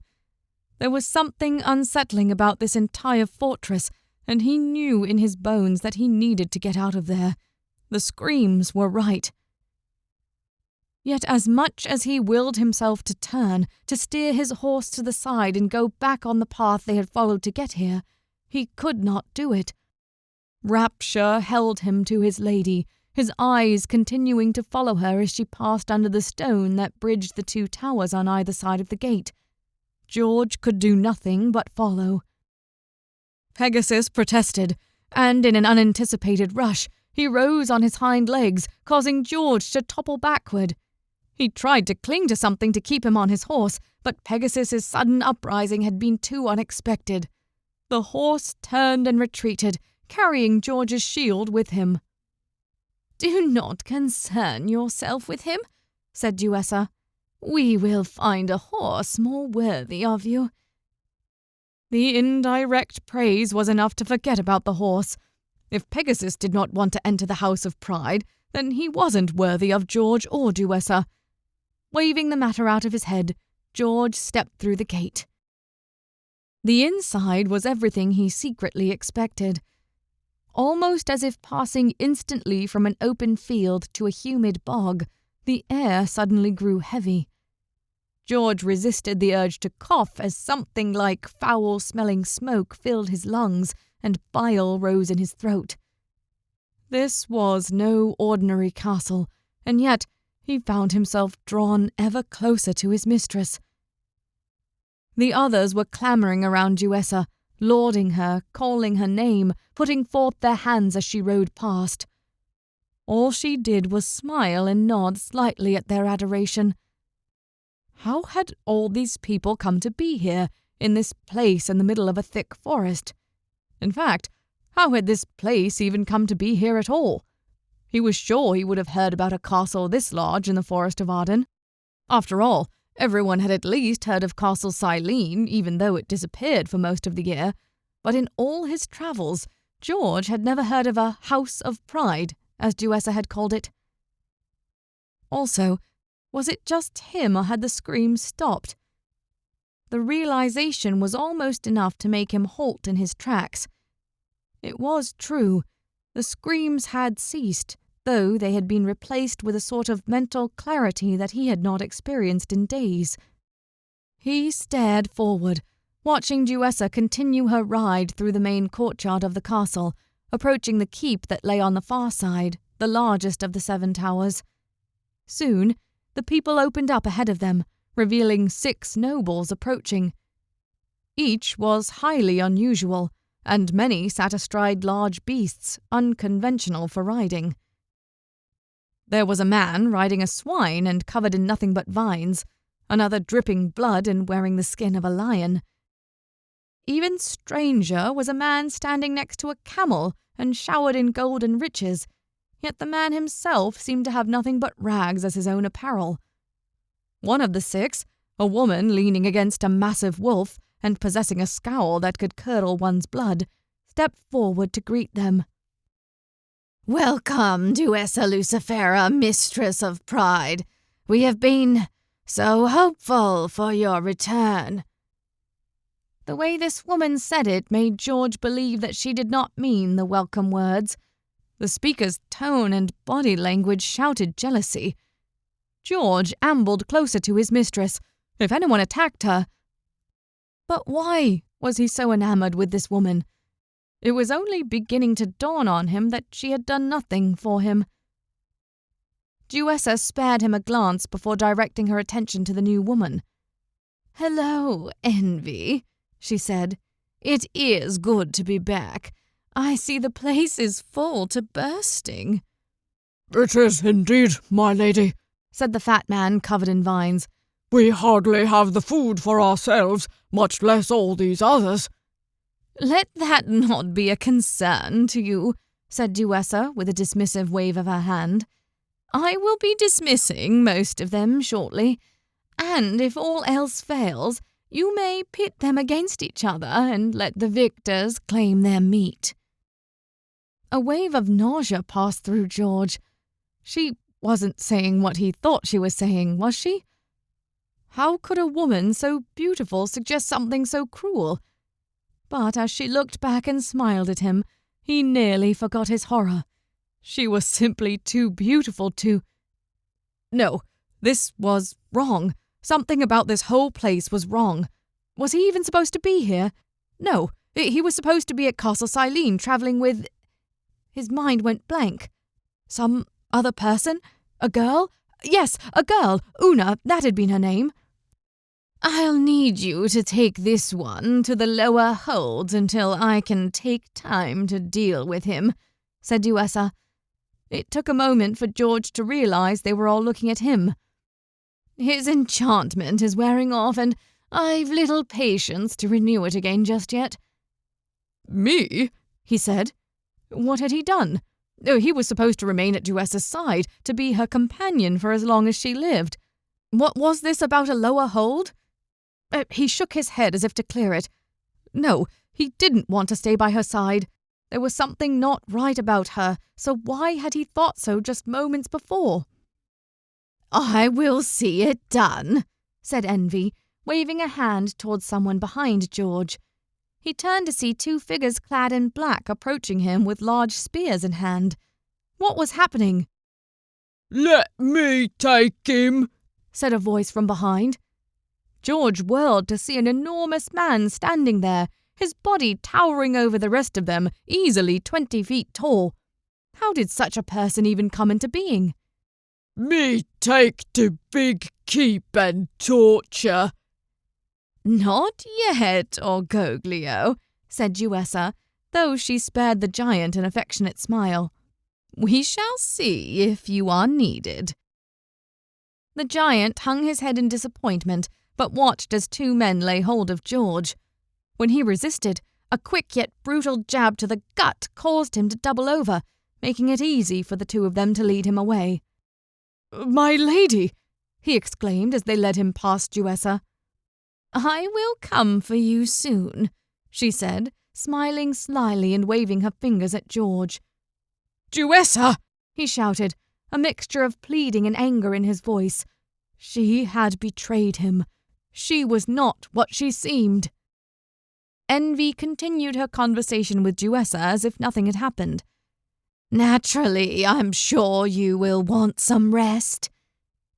Of course, though I will meet with all of you in the grand... It became harder to hear her words as the two black guards led George away. A fog was lifting from his brain. There was far more wrong with this place than he anticipated. As they dragged him away, he saw score after score of people who did not belong, people with animal body parts, or animals with human body parts, mythical creatures of all sizes, some with grotesque mutations like growing multiple heads or developing unnaturally long fangs. Even worse were those who looked completely human, but who stared at George with indifference. Help! He cried. Help! I don't know where they're taking me. But he received no answer in return, no acknowledgement of his predicament. The most he received were cold, sometimes even amused, stares. He tried to struggle, to call on his skill for aid, but he was weak, and the guards were in excellent physical condition. He tried to reach for his sword, only to find that it no longer hung around his belt. Someone had taken it from him long before he was in a position to notice. Faerie Queen, he muttered as they began dragging him down some damp stone steps. My lady, Faerie Queen, give me a sign, give me aid. But there was no answer from the Faerie Queen. Something told him that the screams had somehow been her attempt at communication, perhaps through the very trees that were her stewardship, but all of that was gone here. The screams were gone, all chance of escaping was gone. The two guards threw him into a cell, not unlike the one Una had inhabited when they had first met. Una. Where was she now? Had Duessa gotten to her too, or was she still moving forward to reach Castle Silene? What would she do against the dragon without the aid of a warrior? Replace him with someone else more likely, or die by trying to take on the dragon herself? He didn't deserve to be her protector. He was an utter failure. All his training had been for naught, and just as he'd failed his first master, now he was failing his quest, and would likely never see Una again. Oh, how he longed to. I'm sorry, Una, he said, as the black guards shut iron doors behind him with a ringing clang. Chapter 19. If anything, the forest seemed to be growing even darker. Una stopped what she was doing. She and Lion had wandered for hours in the dark, and she was now reasonably convinced that she had unwittingly left the path. It hadn't been a clear path to begin with. Oh, why hadn't she seen that Archimago had led her away from the road? Just as he'd disguised himself as the Red Cross Knight, he must have interfered with her perception of the road as well. You simply did not leave the road in the Forest of Arden, even if there was a clear path marked. And now she was left with nothing but her wits and determination. That would have to see her through. If I simply go straight, I will eventually end up at the road or the edge of the forest, she said aloud. Of course, there was the likely scenario that she could just wander in circles, though she was fairly certain that she could avoid that. At the very least, even if a path did curve slightly, she could make it such a big curve that she would eventually find what she was looking for. It was the only plan she had, but it would only work if she had some minor form of visibility at least. Her self-closing eyes were confirmation enough. It was time to get some sleep. At this rate, she would never find Castle Silene before the midsummer solstice. She did not have the courage to set a fire. Who knew what it would attract in the heart of the forest like this?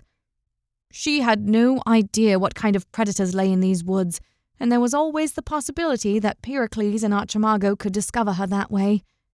No, she would sleep in the darkness tonight, and hopefully find enough light by morning to continue on her way.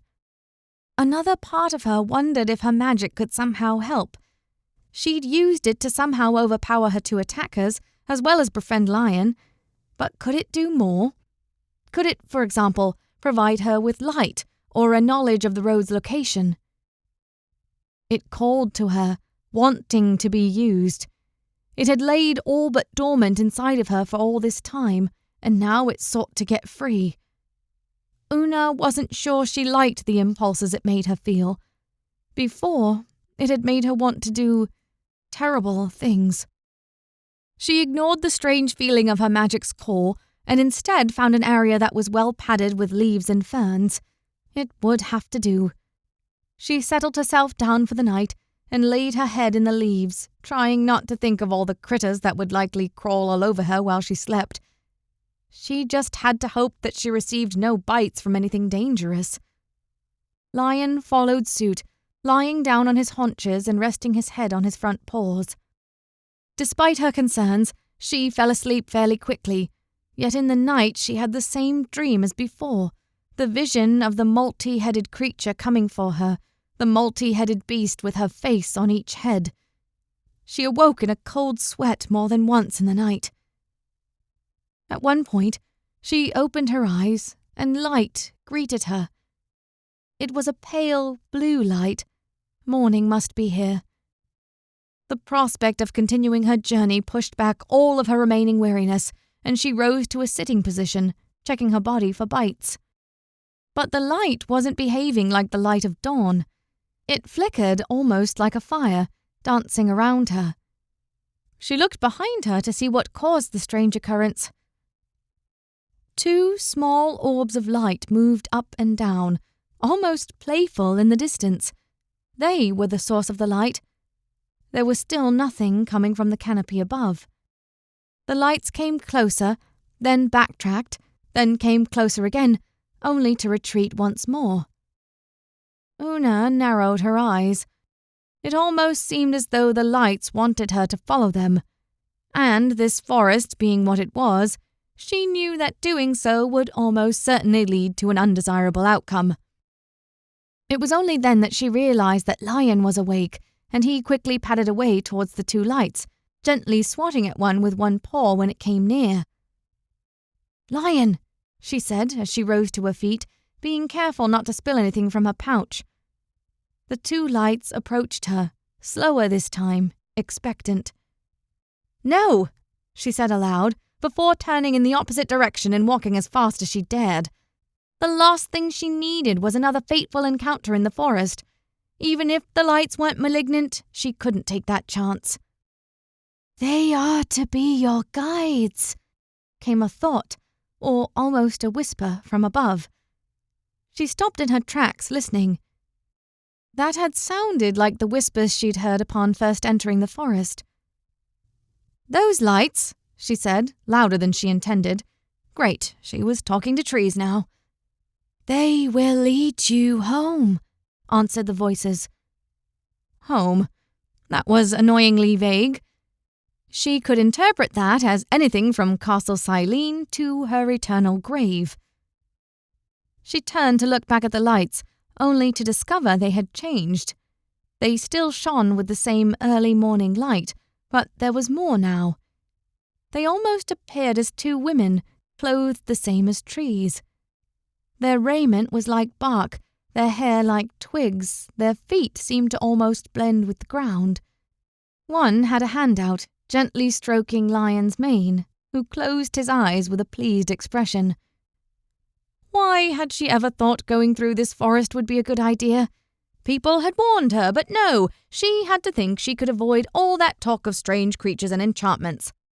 Now she was not only lost, but she had encountered an evil knight, a sorcerer, and now what looked like two living trees. One of them beckoned to her, waving one sinewy hand and pointing behind her. The light that emanated from the creature seemed to push forward, illuminating the way Una should go. "You will be safe," said the whispers all around her. She still had half a mind to continue on, away from the tree-like women, but something told her that would not work out well. If these trees could wave hands at her, they could likely do more, like attack or prevent her from escaping. Though she had to admit, the trees had been right about some things so far. She now knew she could not trust Duessa or anyone claiming to be on her side. But that didn't mean that she should also trust the trees. Yet what else was there to do? She wouldn't arrive at Castle Silene on her own at this rate, and Lion seemed to like them. She grit her teeth. "Fine," she said under her breath, too low for anyone to hear. She took one step forward, then another, moving towards the woodland creatures instead of away from them this time. The two figures waited patiently until she was only several yards away. Then they turned as one and began walking forward, waving their arms to indicate that Una should follow. Una took a deep breath. This could all end up with her dead at the hands of some ugly monster. But something told her that wouldn't happen. Something told her she would want to be wherever these creatures took her. She followed after the two strange women. After several hours of travel, she began to think that the real problem with the woodland woman was not their potential malevolence, but the fact that neither appeared to desire conversation. She tried, time and time again, to ask them questions, everything from the details of their destination to what they thought of the soil in the forest. Yet for all her efforts, they said nothing, and the whispers had quieted too. Yet the air was changing. A thickness lifted, replaced by a cool, sweet-scented breeze. There was greater light ahead as well. Wherever they were going, it was already far more pleasant than any other part of the forest she had experienced, and Lion seemed to be enjoying himself, which was a comfort to Una. Soon enough, more features became apparent.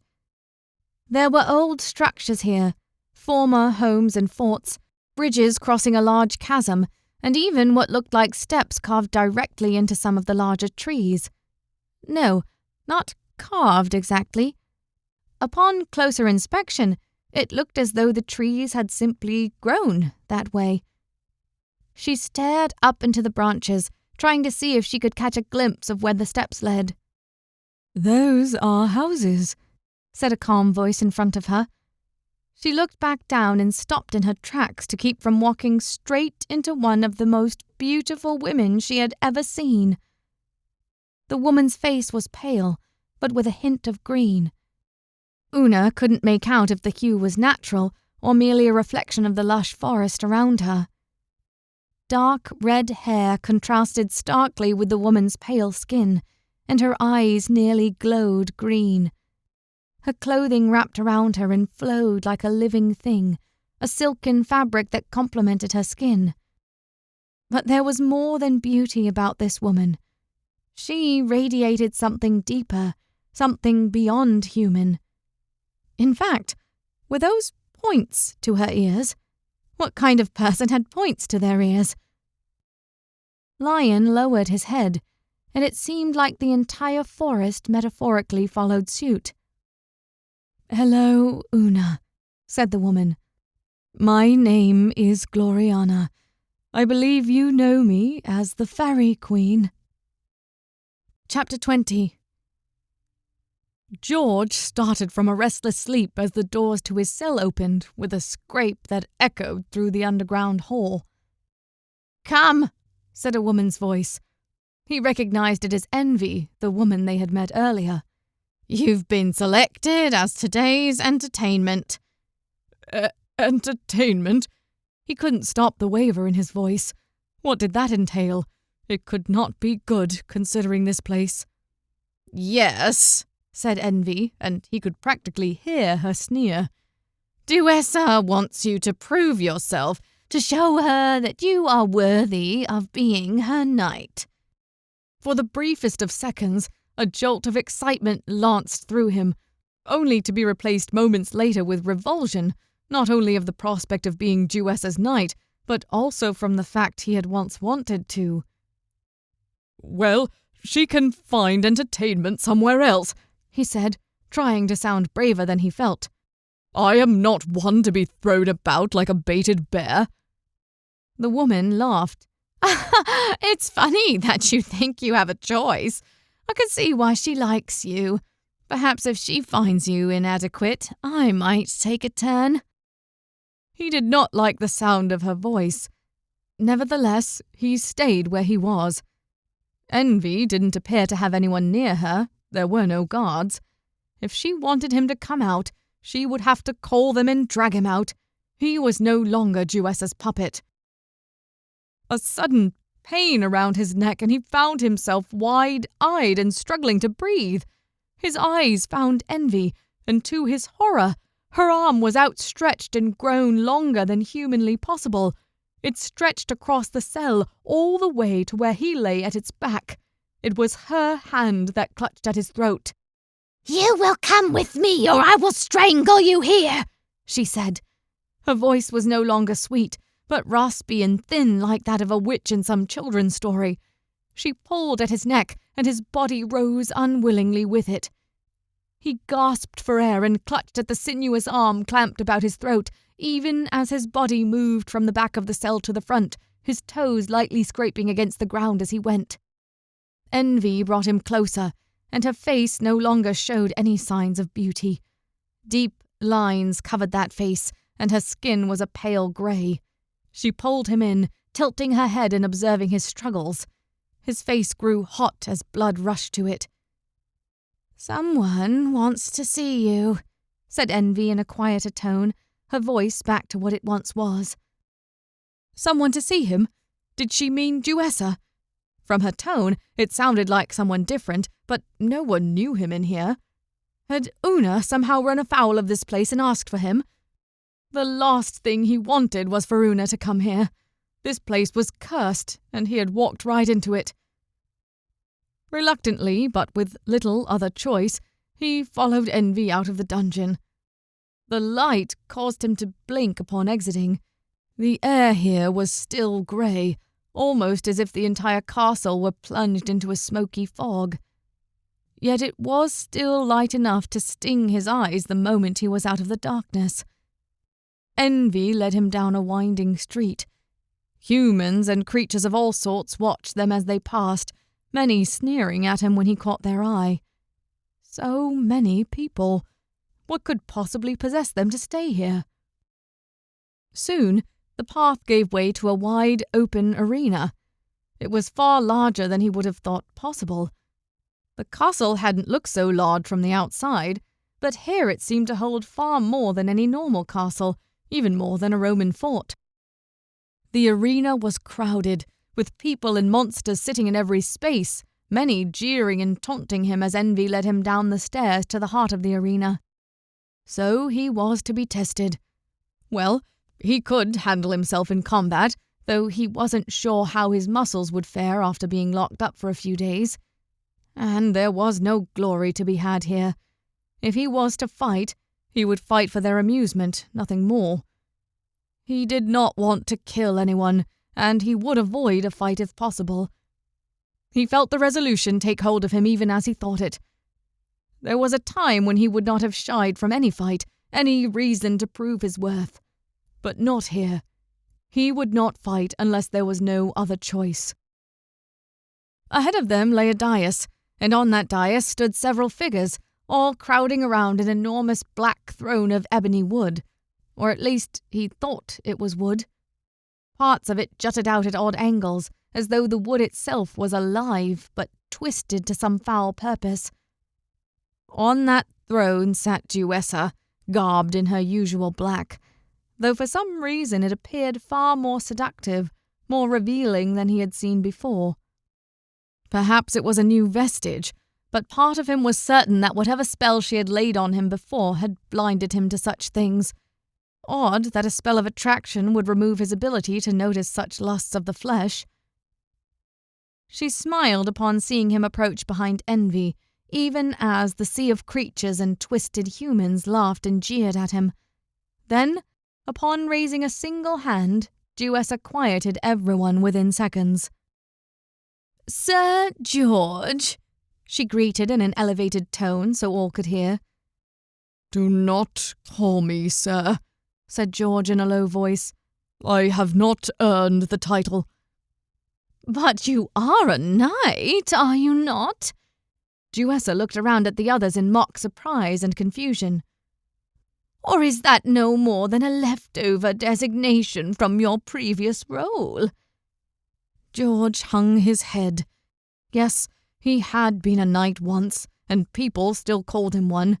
But he knew in his heart that he had long lost the privilege of that title. Jewessa gave him a cruel smile.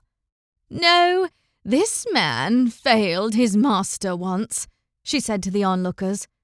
"Yet I am not without mercy. I will grant this man a chance of redemption." George looked up. What was she playing at? It irked him that he had little to no idea what this woman wanted him for. At times it seemed like she needed him, and at others like she was playing with him.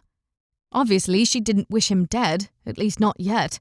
She'd had plenty of opportunities to kill him before. So what were her desires? Could it have anything to do with his mission from the Faerie Queen? Jewessa certainly seemed like one who would align herself with a dragon. Perhaps she didn't want the worm dead. "One of my loyal protectors has come forward, claiming that this man killed his brother. He has come today to challenge our titleless knight." George's eyes shot to where Jewessa gestured. She was pointing at a figure standing beside the dais, an enormous man who did not take his eyes off of him. George recognized the man, or at least his raiment. He was dressed much like the attacker he had wasted in the forest, the man who had been kidnapping Jewessa. He bore a shield with the words "Sans joy" on them, joyless. A wave of confusion overtook George, and he narrowed his eyes. Why did Jewessa permit this man into her realm when his brother had tried to kidnap her? Furthermore, why would she let him have a chance for revenge? "I am Simocles," said the man, shouting for all to hear. "I am one of 3 brothers who swore to be protectors of Our Lady." He inclined his head respectively to Jewessa, who returned the nod. "We came from Anvin like many of you, and you may be familiar with our race. One of my brothers, Pericles, patrols the forest, but our youngest brother, he died while trying to protect our mistress from this man." He pointed a finger directly at George. The jeers increased at his accusation. "Wait," said George. "I wasn't trying to attack Jewessa. She—" "You will speak her name with reverence," said one of the figures on the dais, the one with blood covering his clothing. George swallowed, thinking the situation through. "Look, why would I travel with her, serve as her protector, and come here if I wanted to attack her? It makes no sense. I thought she was in trouble, so I ran to her aid. Your brother—" he faced his accuser. "He attacked me. I only defended myself and your lady." "Lies!" said the man, tilting his head forward and holding his gaze with dark eyes. "We are just lucky that the lady has strong defenses of her own, and that she used them to bring you here where we could put a proper end to you." "And yet," began Duessa. Her words were simple and her expression calm, but it was enough to cause Simocles to flinch. He turned to stare at his mistress, a pleading look in his eye. Duessa smiled as all eyes fixed on her. "And yet the man has shown incredible prowess in battle. He bested your brother with little effort. He could be a valuable asset." George swallowed. Short of treacherous enchantment, he knew he would never work for this woman again. His short-sightedness and his lust for achievement and honor had caused enough problems already. They had brought him here, had taken him away from Una and the Faerie Queen's quest. They had led him into the seductive arms of a sorceress he did not want to cross again. No, he would never serve her. But he didn't say as much. He had the feeling that such a statement would get him killed. Perhaps if he played along, he might find a way to escape. But what price would playing along cost him? Perhaps it would be better to speak up and die. "My lady," said Simocles, "allow me to fight him, to prove that I and my brother are still loyal to you, that we are worthy of remaining your protectors." Duessa's expression looked like she was considering it, but George knew this had been her plan all along. And it was a far more effective method than simply killing him outright. If he won, she would have taught a lesson to all of her minions, and if he lost, then she put on a spectacle and increased the morale of her protectors and citizens. "Very well," she said, eyeing George with that knowing smile on her face. "I will allow it. A fight to the death. You may prove who will be the better champion." Envy pulled something from her cloak beside George and threw it to the ground with a clatter. Then she retreated with a sneer. George looked down at what had fallen, only to see his sword lying there, dirtied and uncared for, but otherwise still in good condition. He picked it up, testing his fingers on its grip. "I will not fail," said Simocles, and he pulled part of his scarf over his face. Wait, they were going to fight now? George had no armor, other than the gambeson he still wore, but it was torn in several places and would not be as effective. In contrast, Simocles had mail, not to mention the mesh of beads that seemed to be a common trait with his brother, and he was far bigger than George. But George did not have time to protest. With a heavy jump down into the arena, Simocles whipped out his curved sword, equal to that wielded by his brother, and charged at George. Chapter 21. Instinctively, George fell into a defensive stance, holding his sword forward and low. His attacker twirled in midair with impressive grace for one so big, bringing his sword down with great force. George countered the strike, but the man carried more momentum than he expected.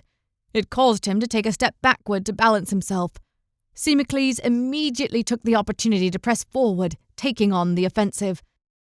George cursed to himself as he took several steps back, continuing to block the attacks. He tried to fit in his own attack, but Simocles fought so furiously that he could not do it.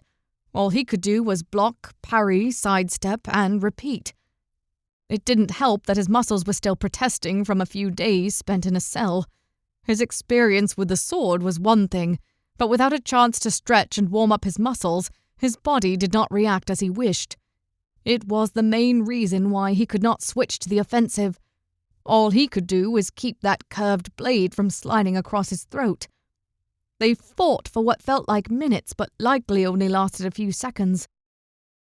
Soon enough, George's muscles began to loosen, and he fell into his stances with less difficulty, moving his feet expertly across the loose gravel that made up the floor of the arena. He was still on the defensive, but that would soon change. With an expert downward parry and twist of his body, he found himself on Simocles' side, with the man's weapon held down by his sword. For a moment, the joyless man's eyes met his, but in the next, George raised his weapon as quick as he could, making his first offensive strike at the man's torso. Semicles lifted his sword and barely managed to redirect George's motion. The knight's sword passed mere centimetres above the man's head. But George pushed forward, not letting up. He was now on the offensive, and he would not let it go. Semicles was good, though, far better than his brother had been. It wasn't long before he made some offensive strikes again, and the process began to go back and forth between the two, more of a dance than a battle. Sidestep, upward parry, swing, side parry, stab, counter. George's feet were constantly in motion, as were those of his opponent. After some time, it became clear that neither had a true advantage. They were evenly matched in almost every way, and that only stirred up the crowd more and more as the battle continued. George racked his brain for a solution. He was equally as likely to fail and die as he was to kill this man. And despite Semicles' aggression, he didn't truly want the man dead. Not anymore. Though only days had passed, George was not the same knight who had killed this man's brother. Perhaps it was Jewess's enchantment, but he suspected there was more to it than that. Sure, he would kill to defend himself, but defending himself here would do little in the long run.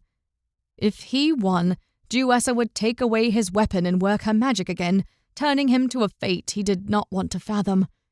What he really wanted was to escape, to run as far away from this place as he could and never come back. He would take the darkness and uncertainty of the forest above this place. And he had a weapon now, with no restraints on his person. Would there ever be a better chance to escape? His distraction nearly cost him his life as he only just managed to redirect Semicles' sword with his own, the blade missing him by an inch. Was there honour in running? It went against everything he had been taught, against every value he had once held dear. But was there honour in dying or in killing this man and becoming Jewessa's slave? No. Honour was to be found in leaving with his life, returning to Una, and fulfilling the request of the Faerie Queen. He had been distracted, and even though Jewessa's spells had partially enchanted him, that did not mean he was fully free of blame. If he had kept his focus on the mission, he might never have left Una in the first place. He went back on the defensive again, but this time moving backwards in a slow circle so he could get a clear view of the arena. Every inch of the place was full, except for the dais, and there was no way he could make it through there without being caught by Jewessa or one of her servants. The only clear portion of the arena were 2 footpaths that were used to enter, and which divided the arena into thirds. Consciously, he guided his steps backwards towards one of the 2 entranceways. Semicles followed, a grin on his face, thinking he had gained the upper hand as George retreated. They reached the base of the path, and onlookers on either side leaned away from them, careful not to get caught up by either of their swords. That was good. George needed to put space between him and the onlookers. One step at a time, he continued to move backward up the path. People left their seats and pushed away from them, leaving plenty of room for him and Semicles to battle. He spared one glance for Jewessa, who was watching both of them closely with no readable expression on her face. He would not be able to keep this up for long. Sooner or later, she would realize that he was intentionally trying to move up the path to the edge of the arena. It was now or never. With a few rapid steps backward, George gave one last thrust with his sword, enough to make his opponent jump backwards. Then he turned and ran. Onlookers rose to their feet and pointed as he burst past them with all the speed he could muster. Semicles cried out, but George did not look back or see what he or Jewessa were doing. He only ran, waving his sword ahead of him to encourage anyone in his way to move. The shock only lasted for a moment. By the time he reached the lip of the arena, some were gathering to stand in his way. George slashed at a man with a pig's head, not killing him but cutting a large gash in his arm.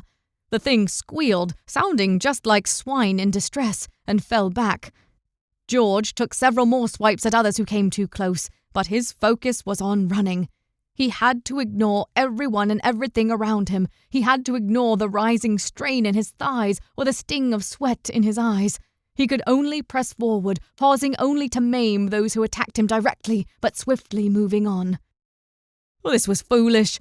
There were enemies everywhere. He passed them on all sides.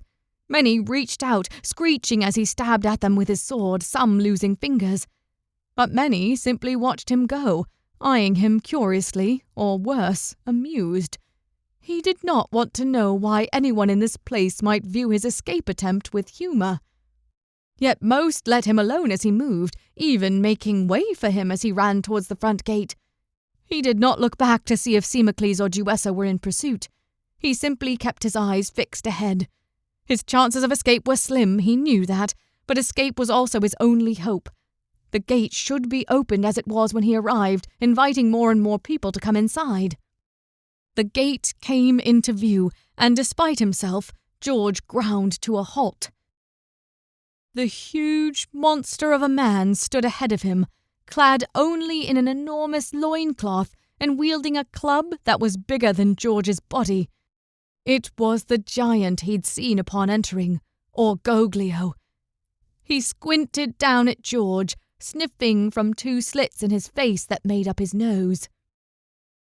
Behind him lay the gate, and to George's despair it was shut.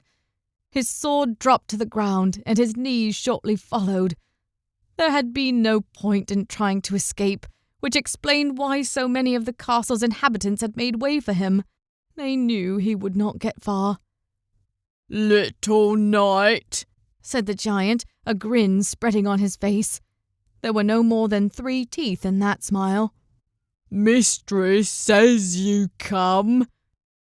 George closed his eyes. Duessa had guessed. She'd known this would happen. How had he ever thought he had a chance? The people surrounding him were beginning to laugh, the sound filling the space all around him. The air grew heavy like their mockery held substance. A massive hand closed around his waist, and his eyes popped open as a crushing force closed on his torso. He struggled to breathe.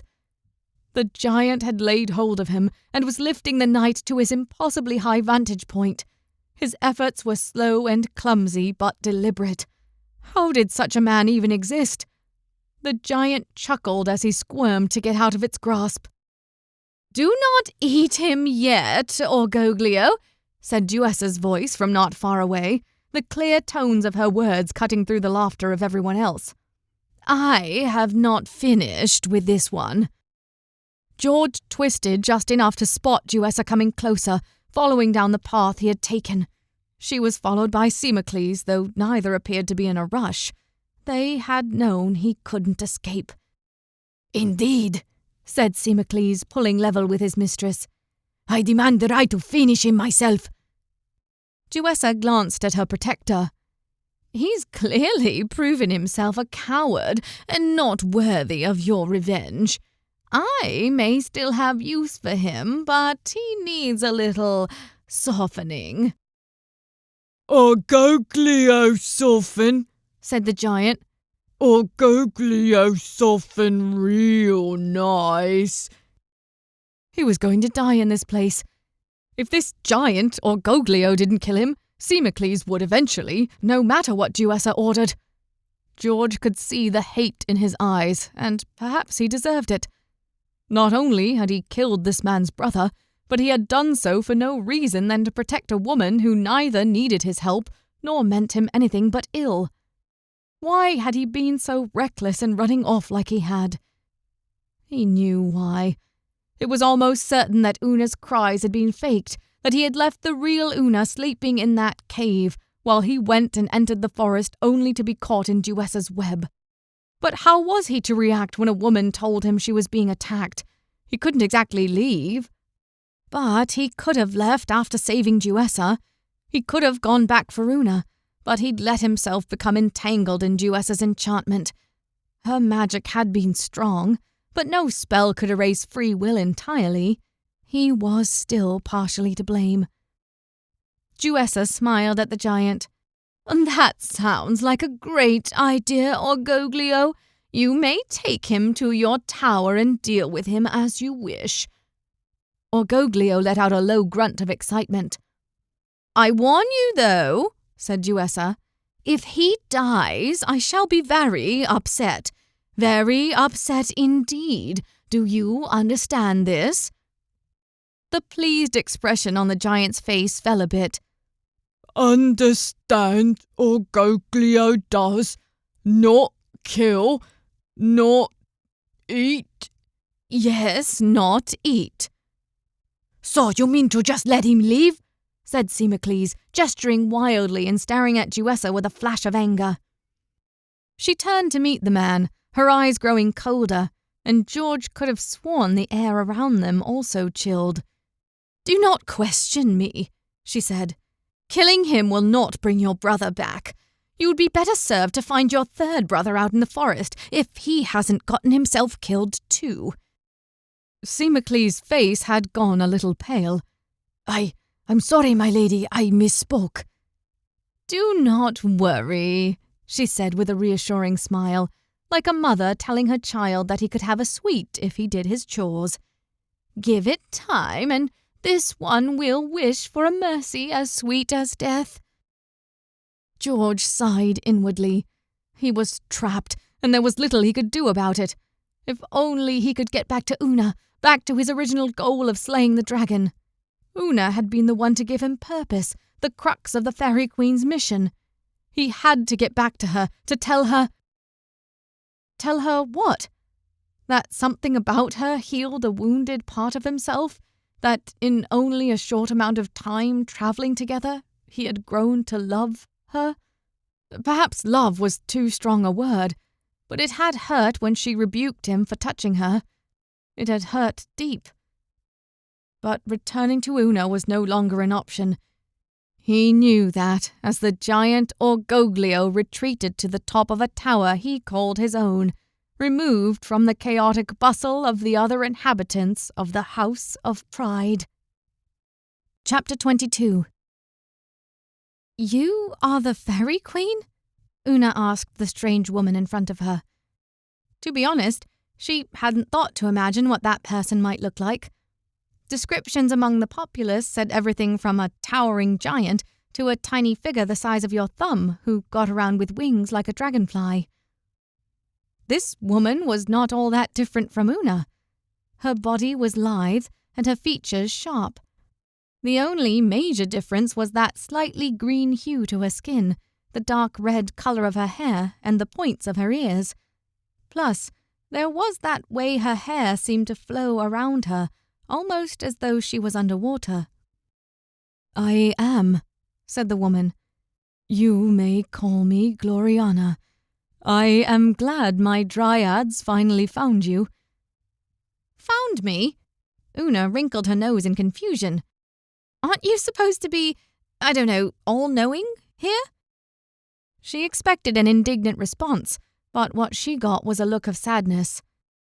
"I no longer hold the sway over this place as I once did," said Gloriana, staring up at the trees.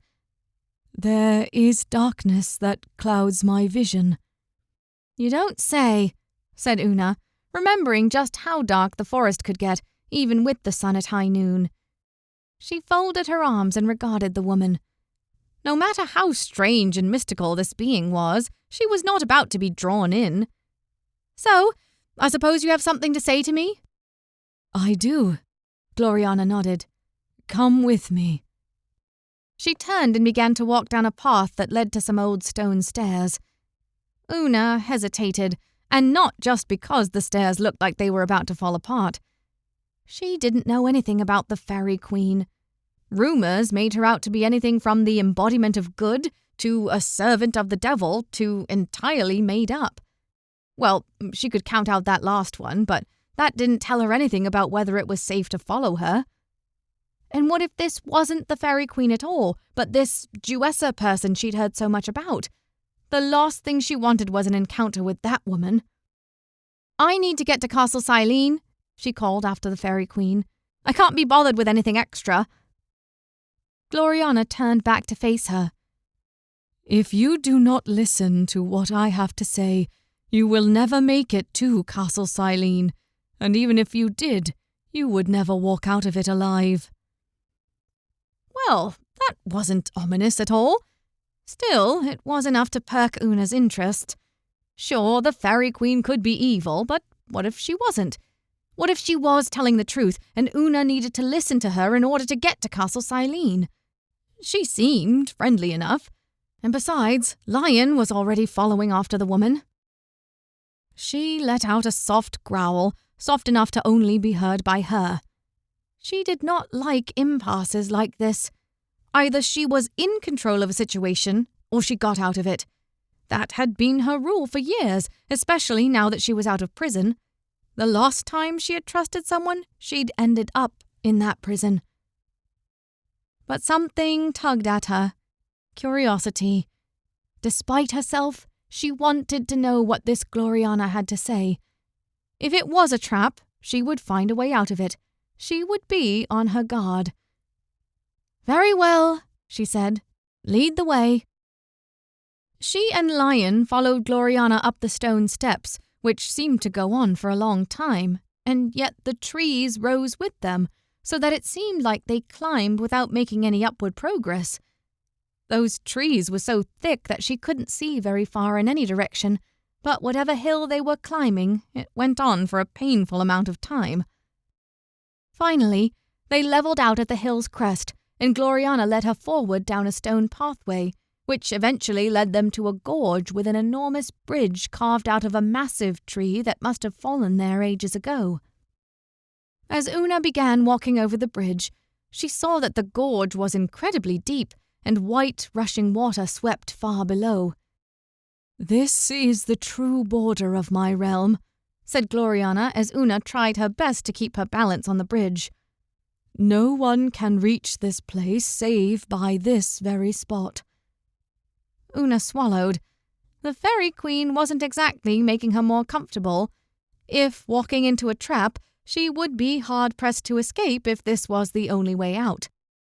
Yet something compelled her to push forward, placing one foot in front of the other.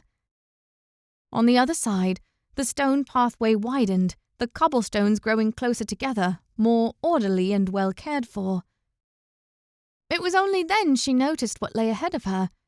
At first she thought they were misshapen trees, but no, they were buildings that were built out of the trees themselves, not hewn down like most would do to make a cottage. The trees that made up these structures seemed to be alive, their roots still firmly planted, but they grew in such a way that people could live within the contours and crevices of its trunk. A door opened in one of them, and a tall figure emerged, a man. He had the look of a knight, though his armour did not look the same as what she was used to seeing. It was heavily gilded and stylized, like one might see on ceremonial armour, but with even greater handiwork. "This is one of my knights," said Gloriana as they walked. "He is of the Order of Maiden Glory, my private guard and my primary tool against the forces of darkness here." "Well, they haven't been doing that great of a job," said Una, eyeing the knight from a distance.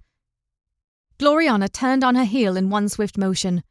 "They have died defending this place, and by extension all the world from the evil that creeps up from the depths of the forest. They have charged into battle knowing it would likely be their last day on this earth. I will not tolerate your disrespect when it comes to their sacrifice." Una nearly took a step back. "I'm sorry," she said, her voice softer. "I didn't know." "Then perhaps you should listen more than you speak." It was a quiet rebuke, but one that pierced Una to her heart. She looked back at the lonely knight with new eyes. Was he the only one, or were there others? The number of homes made out of the trees suggested dozens of dwellings, perhaps even hundreds. Yet she only saw the one knight, who had caught sight of them by now, his eyes slowly following the pair of them. Or was he only looking at Una? "Is that why you sent George his vision?" she asked as they continued on. "To make him one of your knights?" "In part," said the woman, though she did not turn around as they walked. "His destiny spans more than just service to me, though that destiny hangs by a thread, which is why I need you." Curious, Una continued to follow the Faerie Queen, who would say nothing more until they reached their destination. Una was beginning to wonder if they would ever reach it. But even as she had the thought, the trees seemed to open up ahead of them, revealing in all its splendor an enormous castle. This wasn't a castle like Una was used to seeing. It rose higher than it was wide, with multiple towers stretching for the heavens. It had a wall and battlements like she was used to seeing around other castles or fortresses, but those paled in comparative size. Most of the towers were painted white, with green vines climbing on one side. Each one was topped with a pointed roof with wooden shingles that, like the houses they'd spied earlier, seemed to grow in the desired formation. Any one of those towers could have been the keep, perhaps all of them were. Regardless, she had never seen a structure so grand in all her life, even if the actual circumference wasn't all that big. But with towers that were twice as tall as the castle was wide, it likely held the same capacity as any castle. How did such towers even remain standing at that height? Gloriana continued to lead her forward, through a gate that seemed too simple for such a grand structure. On the other side, Una thought she might topple over backwards from staring up at the towers. The Faerie Queen continued to one of the towers, up a winding staircase. As the Faerie Queen entered, Lion sat back on his haunches, as if he knew that this part was for Una alone. Well, that wasn't comforting at all. Una stared up at the tower. She was pretty sure such a climb would have winded even Gloriana, who had seemingly come all this way without breaking a sweat. Sighing and bringing her eyes back down again, she followed Gloriana only partway up the staircase, thank the gods, and into a large chamber, not unlike the inside of a cathedral. There were 2 huge rows of columns on either side of the room, columns that appeared like great, living trees. Light filled the room from tall windows along the sides. But instead of rows of benches, an altar, or anything else Una would have expected to see in a cathedral, all that lay in this room was a circular pool in the center. "This is where I come to perceive what might be," said Gloriana, waving a hand at the pool. It was only then that Una noticed the water did not seem to reflect light properly. It was almost as though the waving reflection was of some other scene entirely. Something about this place made Una uneasy, and she couldn't quite put her finger on what it was. "I suppose now you can tell me why you need my help?" Gloriana nodded. "I thought it would be easier to show you instead." She put forth her hand in the direction of the pool. She wanted Una to come closer. Una wasn't entirely certain she wanted to do the same. There was something odd about that pool. "You have nothing to worry about," said Gloriana. "The only curse that can come from this place is a curse of knowledge." Against her better judgment, Una stepped forward until she was leaning over the pool. Now the reflection appeared entirely black, with no sign of the ceiling illuminated above by the windows. Yes, there was definitely something magical about this pool, and after Una's prior experience with her own magic, she wasn't sure she should trust it. "I am the Faerie Queen," said Gloriana, and at her words, the pool rippled, and a vision began to take hold. Una saw Gloriana in the pool, but she was far more radiant, as if emitting light and life from her body. She was standing in a forest, and light streamed through the trees. Surrounding her were hundreds of those knights from the Order of Maiden Glory. "I have ruled here for millennia," Gloriana continued, and as she spoke, the vision in the pool changed to reflect her words. "My knights have come from all eras of the earth, ever since magic diminished on this planet, and the walls between our world and the other world grew thin." "The other world?" Una asked. "Anwin, a place of great evil," said Gloriana. "Our purpose is to protect this earth from being tainted." The pool changed to show Una a land ravaged by huge monsters. The land itself was dry and devoid of all life, and yet it was still covered by evil-looking beings of incredible variety.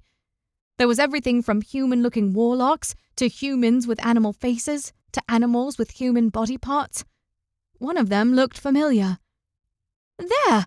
cried Una, pointing. "That's the serpent that George and I fought." Gloriana nodded. "It is one of many such beasts." "But you said you protected this world from these creatures." A look of sadness, no, pain, flickered over Gloriana's face. "The walls between our worlds have grown even thinner of late, ever since one threat from the other world broke free and passed into our realm." The pool shimmered again, and this time Una saw another shape she recognized. This one was huge, sporting green scales and razor-sharp teeth. Fire emerged from its mouth and consumed civilians and knights alike. The beast burned all who got in its path, climbing over the walls of a familiar castle. "That's the dragon at Castle Silene," said Una, breathless. "Indeed. Ever since that day, my strength has failed.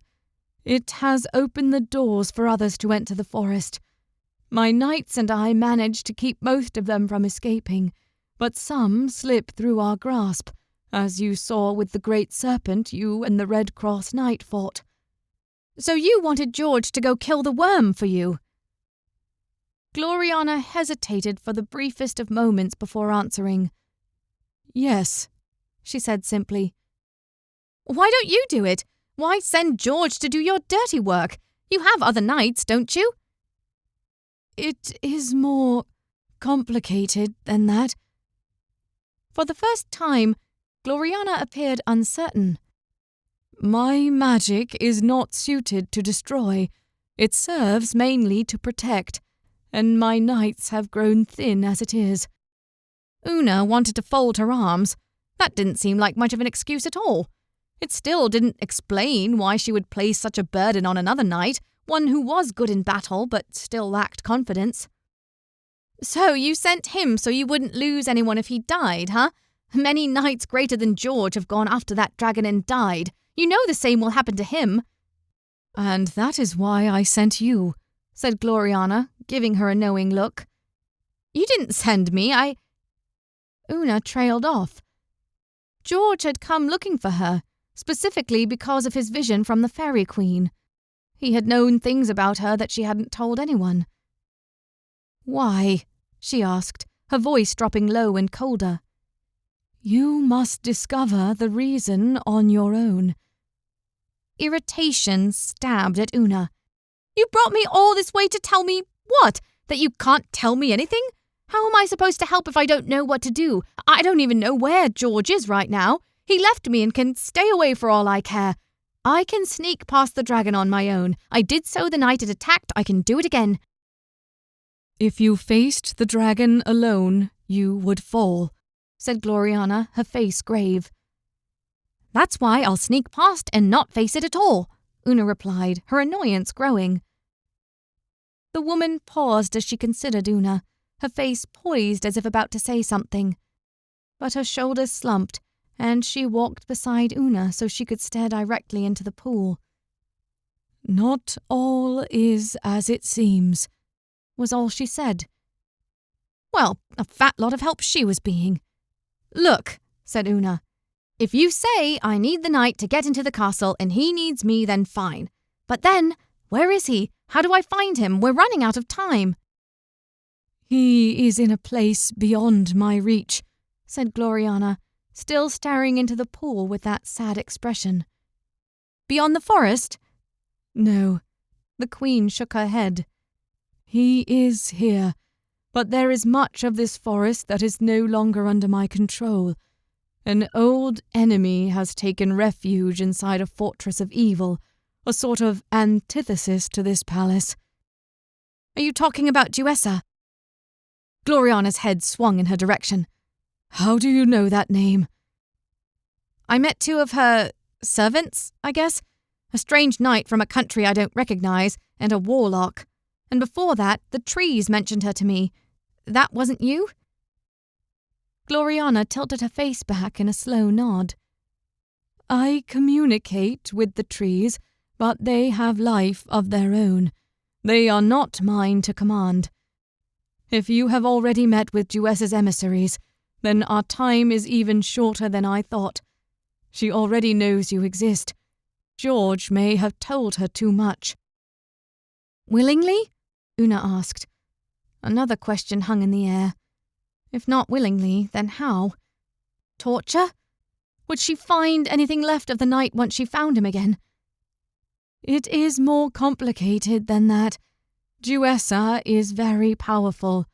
The fact that she has not killed the knight already worries me." "Worries you?" Una narrowed her eyes. "Shouldn't you be happy about that?" "I am, but it is not in Jewessa's nature to spare one of my servants. It means she has other plans, and I do not know what those plans are." Una went silent. What had George gotten himself into? Everything she heard about this Jewessa only got worse and worse. Even if George was still alive, it sounded like rescuing him would be near impossible. "I suppose you want me to help rescue him," she said, knowing what the answer would be. Gloriana nodded. "The two of you are intrinsically connected, your fates intertwined." "Why send me?" Una asked, the question coming to her in the moment. "You have knights, you have those dryads. Why not use them to rescue George? They have far more skill in battle than I." "Skill in battle may not be what you need," said Gloriana thoughtfully. "Yet you will have help. There is one with great prowess near here. I will arrange for him to meet you outside of my enemy's castle." "Who is he?" "One who has long rejected my call to become a member of the Order of Maiden Glory. Yet a good man nonetheless." Una narrowed her eyes. "That's not exactly much to go on." "You will understand when you meet." Una sighed. All of this was a lot to take in, and she still didn't know if she could trust this Faerie Queen. She seemed to have all the right intentions, but there was a lot she was not telling Una. She still had no idea why she and George were so important to the Faerie Queen's plot. But she knew one thing, and that was the fact that Jewessa and her servants were most definitely people she did not want involved in her life. She wasn't sure she wanted the Faerie Queen in charge either, but Jewessa seemed worse. Secondly, she also knew she needed to get to Castle Silene soon, and if she needed George to do that, then she would find him. Yes, it still meant trusting the word of a personage that Una had no reason to trust. But even then, part of her missed George, and knowing he had not simply abandoned her made a difference. Before, she might not have cared what happened to him, but now... well, now he needed rescue.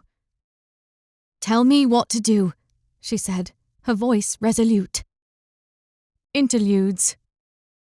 Gaian. Gaian felt the solid yet soft thump as the sail barge made contact with the dock. Seamen leapt forward, dragging huge coils of rope with them to lash the boat into place. He took a deep breath from where he stood, poised at the side of the ship, waiting for the boarding plank to be levelled, ignoring the smell of dung and fish that burned his nostrils. He was back. He was finally home. Not Londinium specifically, of course, but already he knew the trees, the water, the land. Britannia was his home, a fact he had spent so much of his life ignoring. But that would soon change. As a knight of temperance, he had to maintain complete control over every aspect of his life, and that meant confronting the demons of his past, correcting and making peace with them. Then it would be his time to help the world see. A subtle voice in the back of his head tickled his anxiety. How could he maintain temperance if he was forcing others to do the same? And yet, how could the world know peace without everyone agreeing to accept the true principles of self-mastery? These and other matters clouded his mind as he stepped from the ship to the dock, allowing the warm summer wind to wash over him. These were anxieties for another time. He had to remain centered in the present moment. Shouldering his sack that carried his mail armor and shield, he walked down the length of the dock until his feet met hard earth. He took another deep breath, the realization that he was back in his homeland fully sinking in. He gazed at the Roman buildings that lined the skyline, many of them already overtaken with vines, crumbling to rubble. They were a pale reflection of the majesty he had seen in Rome itself, or the beauty of Athens. At the end of the pier was a small market full of vendors peddling fishes and other wares. It was the primary source of the stink, and the volume of babbling voices only increased as Guyon approached. He scanned the dozen or so merchants and the rabble that surrounded them. A few moderately well-dressed people, probably servants of a local baron, traded coins for bushels of fish. Most were commoners, however. He spotted 2 beggars with palms outstretched, one of them a woman with a toddler in tow, a boy no more than 4 years old at the most. Guyon shook his head. Would there ever be a time when excellence was not only available to the elite? Would he ever be able to extend the same opportunities he had been blessed with to those who had nothing? It was an overwhelming thought, one he dealt with far too often. But he would find a way. He watched as the woman crept behind one of the merchant booths. Guyon narrowed his eyes at the woman, but continued only to observe. He watched as the mother subtly slipped a few fish off the edge of the table into the sack she'd previously used to beg. She crept backward, softly shooing her toddler back with her free hand. "Hey!" cried the fisherman. "What do you think you're doing?" The woman yelped and tried to hurry her son along faster, but there was no way they could outrun the muscled fisherman. He caught the woman by the arm and yanked her backward. "That'll cost you 2 silver coins," he said. "Please," she rushed to say. "I don't have that much. I just need something for my boy." Guyon sighed and stepped forward, approaching the commotion. "And I need new nets and a fleet of my own boats, but life is tough and you'll have to live with that." He raised the knife he was using to skin the fishes. "That'll cost you a finger to help remind you." The woman tried to wriggle free, and her boy slunk back into the shadows, sobbing. "Please," she said. "I'll work it off. Do whatever you want. Just don't—" "Sorry, love," said the fisherman. "Examples must be made." "Pardon me," said Guyon, finally reaching the pair. The fisherman's head whipped around and stared at him, blinking as if shocked to see anyone interfering. Guyon was just as surprised to see that no one else appeared to be paying attention. Most had their heads down, shrugging it off as if it was commonplace. How had this city fallen so far? "If I may," said Guyon, "I am happy to pay for the lady." Both the merchant and the lady stared at him like he was out of his mind. "Why would you do such a thing like that?" said the merchant. Guyon feigned indifference, hoping that it would lighten the tension. "I really don't enjoy seeing limbs cut off at this early hour of the morning." The man scowled. "She stole from me. She must suffer the consequences." Guyon fished in his purse for another coin, making a point of letting the bag jingle. "I can pay extra for your trouble." It seemed money was enough of a motivator because the man spat and said, "Fine, give it here." He let go of the woman to take the offered coins out of Guyon's hand before going back to his work and mumbling something about meddling foreigners. "Excuse me, miss," said Guyon to the woman, who was already rushing to grab her son and exit the square. "I would like a word." The woman stopped beside him warily, and Guyon pushed back past the merchant booth, gesturing to the woman to follow him to a more deserted corner of the square. "You know you can't steal like that." "I never get caught," said the woman. "It was just my luck." Guyon shook his head. "I don't mean because you might get caught. You shouldn't steal because it is wrong." The woman almost laughed, and she hugged her boy even more tightly against her skirt. And what options have I? It's not like both of us can survive in this hell of a place. Which is better, stealing or letting my son die? Guyon pressed his lips together. He understood the dilemma, of course. Most saw their situation as being unchanging, themselves powerless to do anything about it. If only they saw what Guyon saw. Opportunity. There was always something that could be done, even if it meant taking drastic measures. But he also knew from experience that trying to convert this woman to his way of thinking was fruitless, at least so far as their interaction would permit. Instead, he chose to smile. "There are forces for good in this world, my lady," intentionally using a more formal title. "Look to those forces and you will find a way." Fishing once more into his pouch, he brought out another silver coin. "Take this," he said, pressing it into her palm. "Use it wisely." This time she looked at him differently. Amazed, perhaps confused. "Thank you, sir. You shouldn't have to—" "But I do," said Guyon. "Perhaps some day you can pay me back." She nodded, almost absent-mindedly, before closing her fist around the coin and hurrying her son along. Guyon watched them go, feeling some of the tension that had mounted upon arriving in Londinium vanish. He had to keep reminding himself that lasting change started with moments like these. Small acts, a change here, an encouragement there. And he had a lot of work to do. Britomart. "This is a big waste of time," Britomart stormed, pacing back and forth among the one flat section of the dank cave where she and her nurse stayed. "Like I said, you never were a patient one," said Glaus, patiently brushing their horse as if nothing was wrong. Britomart felt like tearing her hair out. "I am so tired of your talk of patience. This whole trip has been a waste of time. I should be out there fighting Saxons, not waiting here on the whim of some man that I've never met." "Merlin is hardly some man," said Glaus. "A man who knows the future never is." "Well, if he's supposed to know the future, then why isn't he here already? Wouldn't he know that I was supposed to come?" She kicked at a pebble that clattered to the other end of the cave.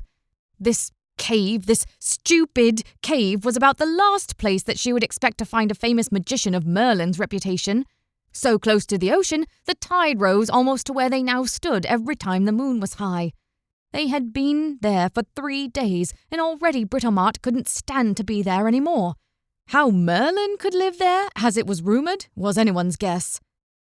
"Sit down," said Glaus. "You do nothing by pacing except give me indigestion."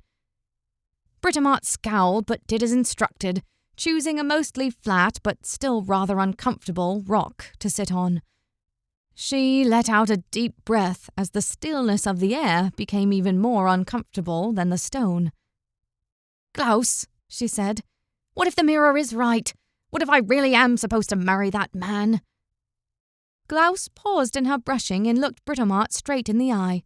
"Now, don't be silly," she said. "You will always be the master of your own fate, no matter what anyone says. You can be or do anything you want, as long as you're willing to pay the price. And don't let anyone ever tell you otherwise." Britomart's lips turned upward in a half-smile, resting her elbows on her knees. "I could never forget. You never stopped saying it. How else am I supposed to get it through that stubborn head of yours?" "I'm only stubborn because you made me that way." Britomart was smiling now, a genuine smile. "That's what you get for encouraging my father to train me with the knights." "Every girl must know how to defend herself," said Glaus, completely unfazed. "It's not my fault you decided you had to outpace them all." Said Britomart, mulling that one over in her head. "I suppose not. And if I couldn't let them beat me, I suppose a few wet nights won't stop me either. Is that what you're trying to tell me?" "You spoke, not I," said Glaus, going back to her brushing. Britomart shook her head and smiled again. For all this talk of controlling one's own fate, Glaus had a funny way of making you think exactly what she wanted you to think. Britomart stood. I'll gather some wood for the fire tonight. You'll call if he appears, yes?" "Of course," said Glaus, "after I've had a few words with him myself." "I thought you said we should wait patiently." "And we should," said Glaus, "but that doesn't stop him from being rude to ignore two ladies who have waited so long just to see him." Britomart chuckled. "Perhaps he is waiting for you to leave so he can talk to me in peace." "You should have thought of that before bringing me all the way from Armorica." Her bad mood forgotten, Britomart exited the cave, still shaking her head. If Merlin did appear, she did not envy his position. This had nothing to do with the fact that Britomart was fully trained in the art of the sword and spear and carried full mail armor with her. No, she wasn't the danger here. Anyone who knew Glaus knew to steer clear of her wrath when she was angry. Ector. "My lord," said Antonin, "there are two rather excitable gentlemen outside. They said they wished to see you." Ector looked up from his books, his desk filled with nothing but numbers and agreements. At the door to his study stood Antonin, his steward, with a look of mild annoyance on his face. "Triamond and Campbell," said Ector, resting his quill back in its bottle of ink. "Indeed, sir," said Antonin. "They are ever more insistent." "Aren't they always?" said Ector, rising to his feet. "Don't worry, I will talk to them." He strode out of his study, past the kitchens, into a hallway that led to his open courtyard. Ector blinked as the bright light hit him, marvelling as he always did, especially as he aged, at the beauty of the hill surrounding him. "Ector, sir!" Bounding towards him was a lanky man, dressed in simple but clean garments, and a straw hat topping his head. These boys never did try to look like the nobility they were. "What can I do for you, Triamond?" said Ector, reluctantly offering his hand. "We've got news for you, sir," said Campbell, bringing up the rear behind Triamond. The two were hardly ever seen outside of each other's company. "You came all the way over here to tell me news?" "Oh, we've been travelling about," said Triamond. "We've been riding south of here, so we thought we might as well stop by on our way north. Father wouldn't mind. Besides, it isn't that far when you think about it." Ector supposed it wasn't at that. Triamond's father lived no more than 50 miles north, with Campbell's father close by. It was an interesting relationship, not for the boys' quirks, but because of whom they had married. "Last I heard, you were settling down with each other's sisters," said Ector. "Are they well?" "Well as always," said Campbell, "which is actually why we came here. Were we not married men, we might have kept this information to ourselves." He tapped his nose thoughtfully. Ector grimaced. "What is it, then?" he said, not sure he wanted to know the answer. Triamond leaned in conspiratorially. "You know the Lord of the Holy Isle, the one who lives on the small island off the coast of Mona Island?" "In King Pelinor's region, yes, I know him." Ector scratched his beard, completely at a loss at what the two were getting at. "Well," continued Triamond, "we've just learned that he died not a fortnight ago." "I'm sorry to hear that," said Ector, still unsure what any of this had to do with him. He hadn't been close to the Lord of the Holy Isle, but he knew King Pellinore well enough, knew enough to steer clear of him these days. The man had once been great, even going so far as attempting to unite the Britons. But his ambition had taken him too far, and his plans, however well thought out, were thwarted the moment Arthur pulled the great sword from the stone. Ector's mind wandered. He heard reports that Arthur was still alive, somewhere out there, but he had no idea if any of them were true. After the boy had run off, Ector had spent weeks looking for him, only to find nothing. He had a feeling that King Pellinore had been involved, and the man had been cold and distant from Ector from that time forth.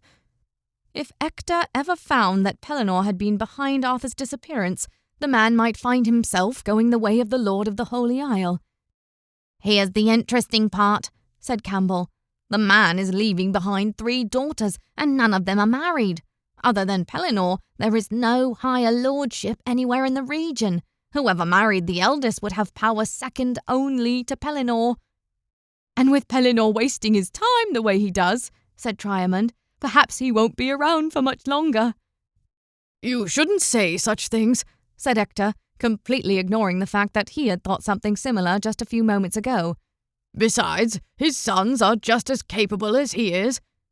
Quite so, said Triamond. But as it stands, someone with a son of marriageable age could find opportunity in a potential marriage like this. Hector frowned, his moustache tickling the underside of his nose. He wasn't overly fond of arranged marriages, but as part of a noble house, that was part of his responsibility.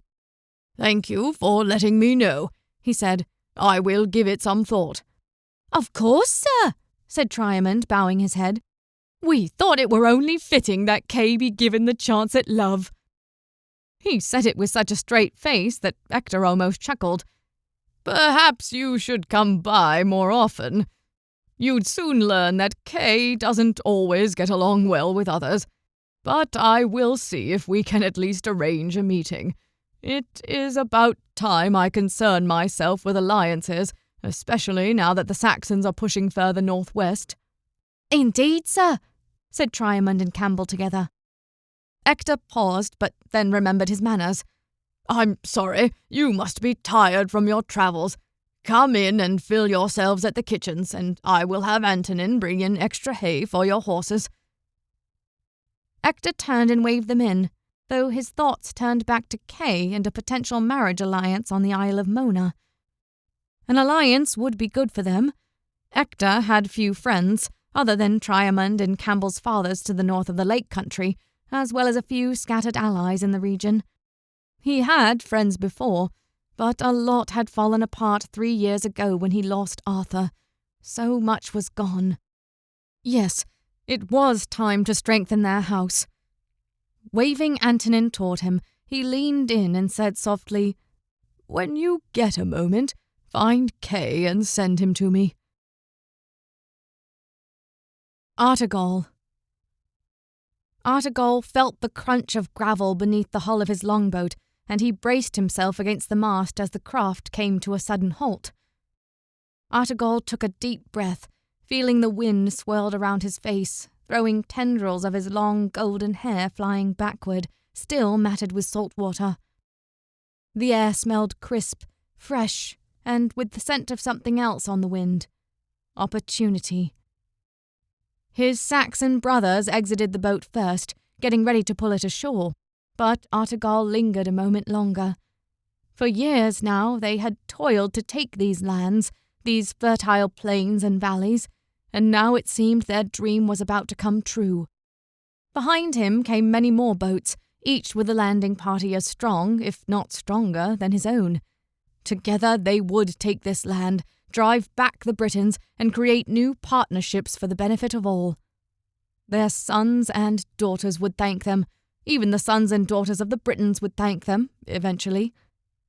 This was a land of chaos, of feudal lords who knew nothing of honour. They would make it right. He hopped out of the longboat, his boots landing hard in the pebbles beneath a handspan of water, and something exploded inside Argovale's mind. A light seemed to open in front of his eyelids, but his eyes were closed. Was it all in his mind? A ringing sounded in his ears, not harsh or piercing, but pleasant and melodic. The light coalesced into something tangible, a figure.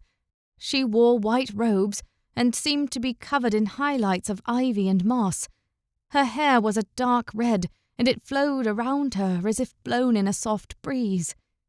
The air around her was filled with light, so Argovale could see nothing but the woman herself.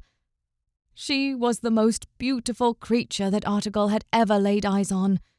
Yet there was something in the air, something that demanded he listen to this woman. It was more than her appearance. It was a need as deep and old as the world itself. Argovale. The woman spoke, and her voice put the call of the fairest morning dove to shame. I have been waiting for you. Who are you, my lady? Said Argovale, surprised that he could find his own voice. I am Gloriana, and there are those who call me the Faerie Queen. I have a mission for you."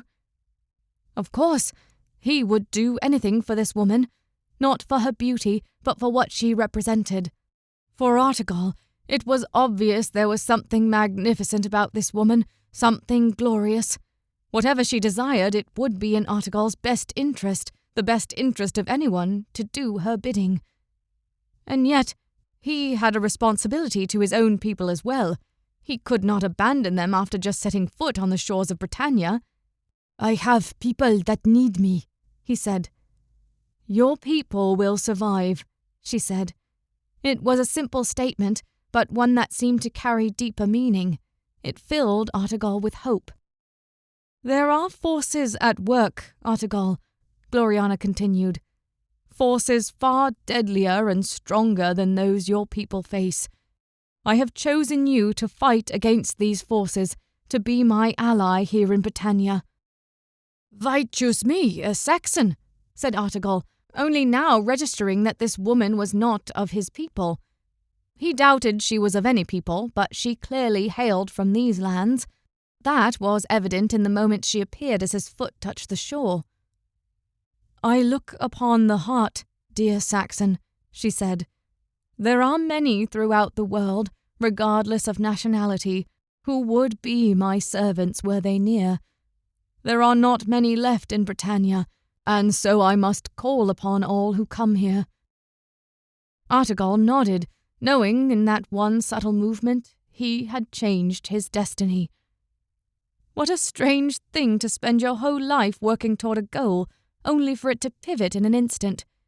Yet he could not deny the vision he was being given, the absolute certainty that it was truth she spoke.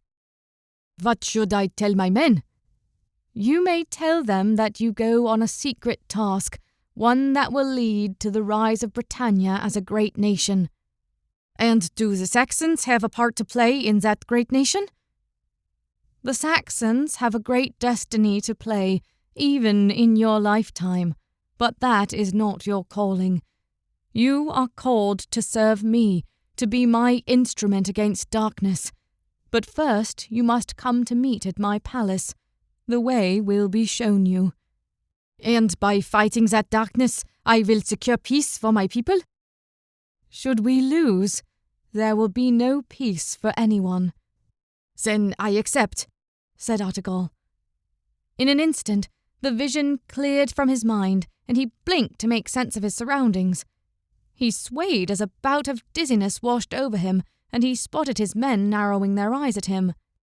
"Are you well, Argovale?" said Alfgar. Argovale stopped himself from wavering as a wave crashed into his knees from behind. He scanned the men ahead of them. All were looking at him, concerned. "None of you heard anything just now?" said Argovale, looking from one comrade to another. "Nothing, friend," said Alfgar. "You stepped out of the boat and stood as if turned to stone." I have just realized there is something that I need to do." Argovale grabbed one side of the boat and began helping to haul it to shore. "It is a secret thing, one I cannot reveal to anyone." "We haven't even set up camp yet," said Alfgar, incredulous. All of them were looking at him like he was mad, but Argovale steeled himself and pushed on. There was little point in trying to soften the blow. He gave one last heave, then stepped inside the boat to gather his things. "I'm sorry, but it is of the utmost importance. I can only promise that it will only benefit our cause, perhaps more than you know." He strapped his sack across his back and left them without another word, though there were protests. Little of that seemed to matter anymore. His mind was hell-bent on one goal, to find the Faerie Queen. Calidore. "The Tribune will see you now," said a Roman centurion, rounding one of the tents to where Calidore was sitting. Calidore rose slowly, letting the aches from his travels unwind themselves. Gaul wasn't far from Londinium, but there were also no accommodations for travel. Calidore had marched all the way to the coast on foot before chartering a boat across the channel, then marching the rest of the way through Gaul until he reached the Roman camp. and he had had to do it with few of his companions accompanying him, which only increased the risk. Few in Britannia felt warmly towards the Romans these days, and for good reason. After all, even Calidore had to admit that the Romans had done Britannia a disservice. It would ruin them all in the end. But not if he could do something to correct it. "Thank you, Centurion," he said. "I can find my way." Tribune Lucius had left him waiting for some time. Calidore didn't mind the wait. It gave him time to think and gather his thoughts, not to mention get some rest. Yet he hoped it was not an omen of what was to come. He rounded a few tents and made his way to the center of the encampment where Lucius stayed. The area was enclosed in a wooden fortress, the kind hastily built in times of war. Calidore shook his head as he approached. There was a time when the Romans controlled all these lands from stone towers and great walls. How far they had fallen. At the center of the wooden fort, he entered a room with a large table, upon which were strewn multiple pieces of parchment and what looked to be a rudimentary map of Gaul. At the opposite end of the table sat Lucius, leaning back in his chair to stare Calidore directly in the eyes as he entered. His eyes were piercing, almost chilling. Calidore stood at attention and saluted. "Lord's Tribune, sir, thank you for seeing me." "Anything for my friends across the channel," said Lucius. "You're an Optio now, correct? I can remember when you were a young centurion. I thought I saw something of greatness in you." Calidore bit back a retort, knowing full well that those that remained in Londinium were those Lucius wanted out of his way. Instead he said, "Thank you, sir." "What can I do for you, Optio?" said Lucius. "Sir," Calidore placed his hand formally on his sword hilt.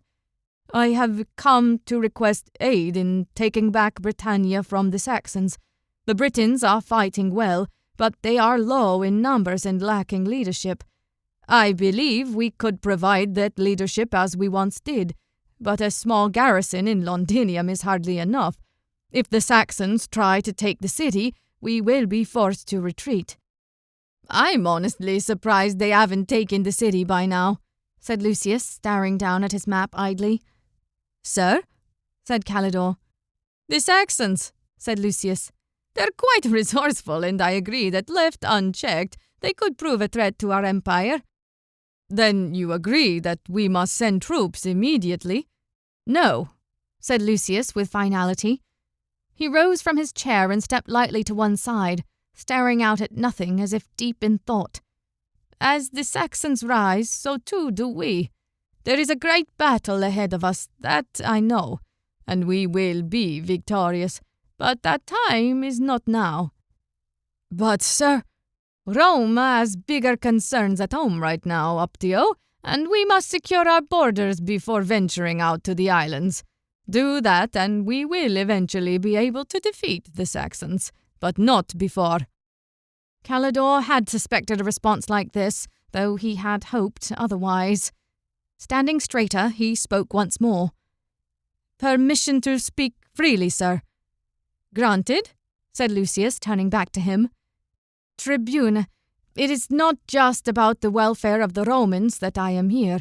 And yes, I know that Rome must protect its capital and its assets, but is it not also true that Rome shines brighter when its citizens prosper? And are not the British Isles part of our borders?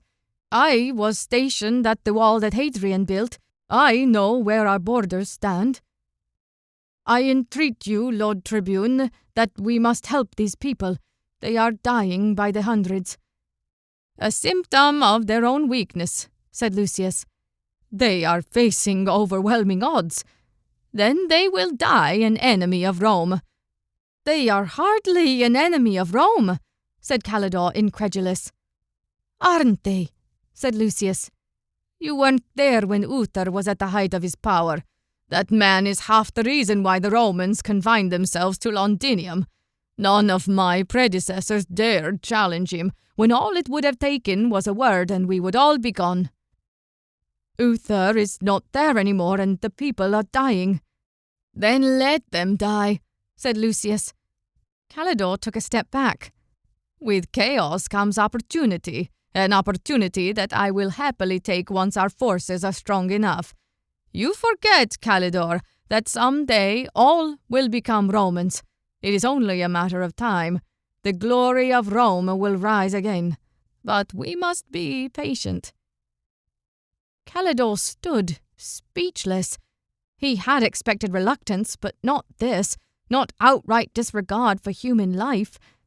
He had known Lucius to be a tactical genius, cold, but never cruel. How could he say these things now?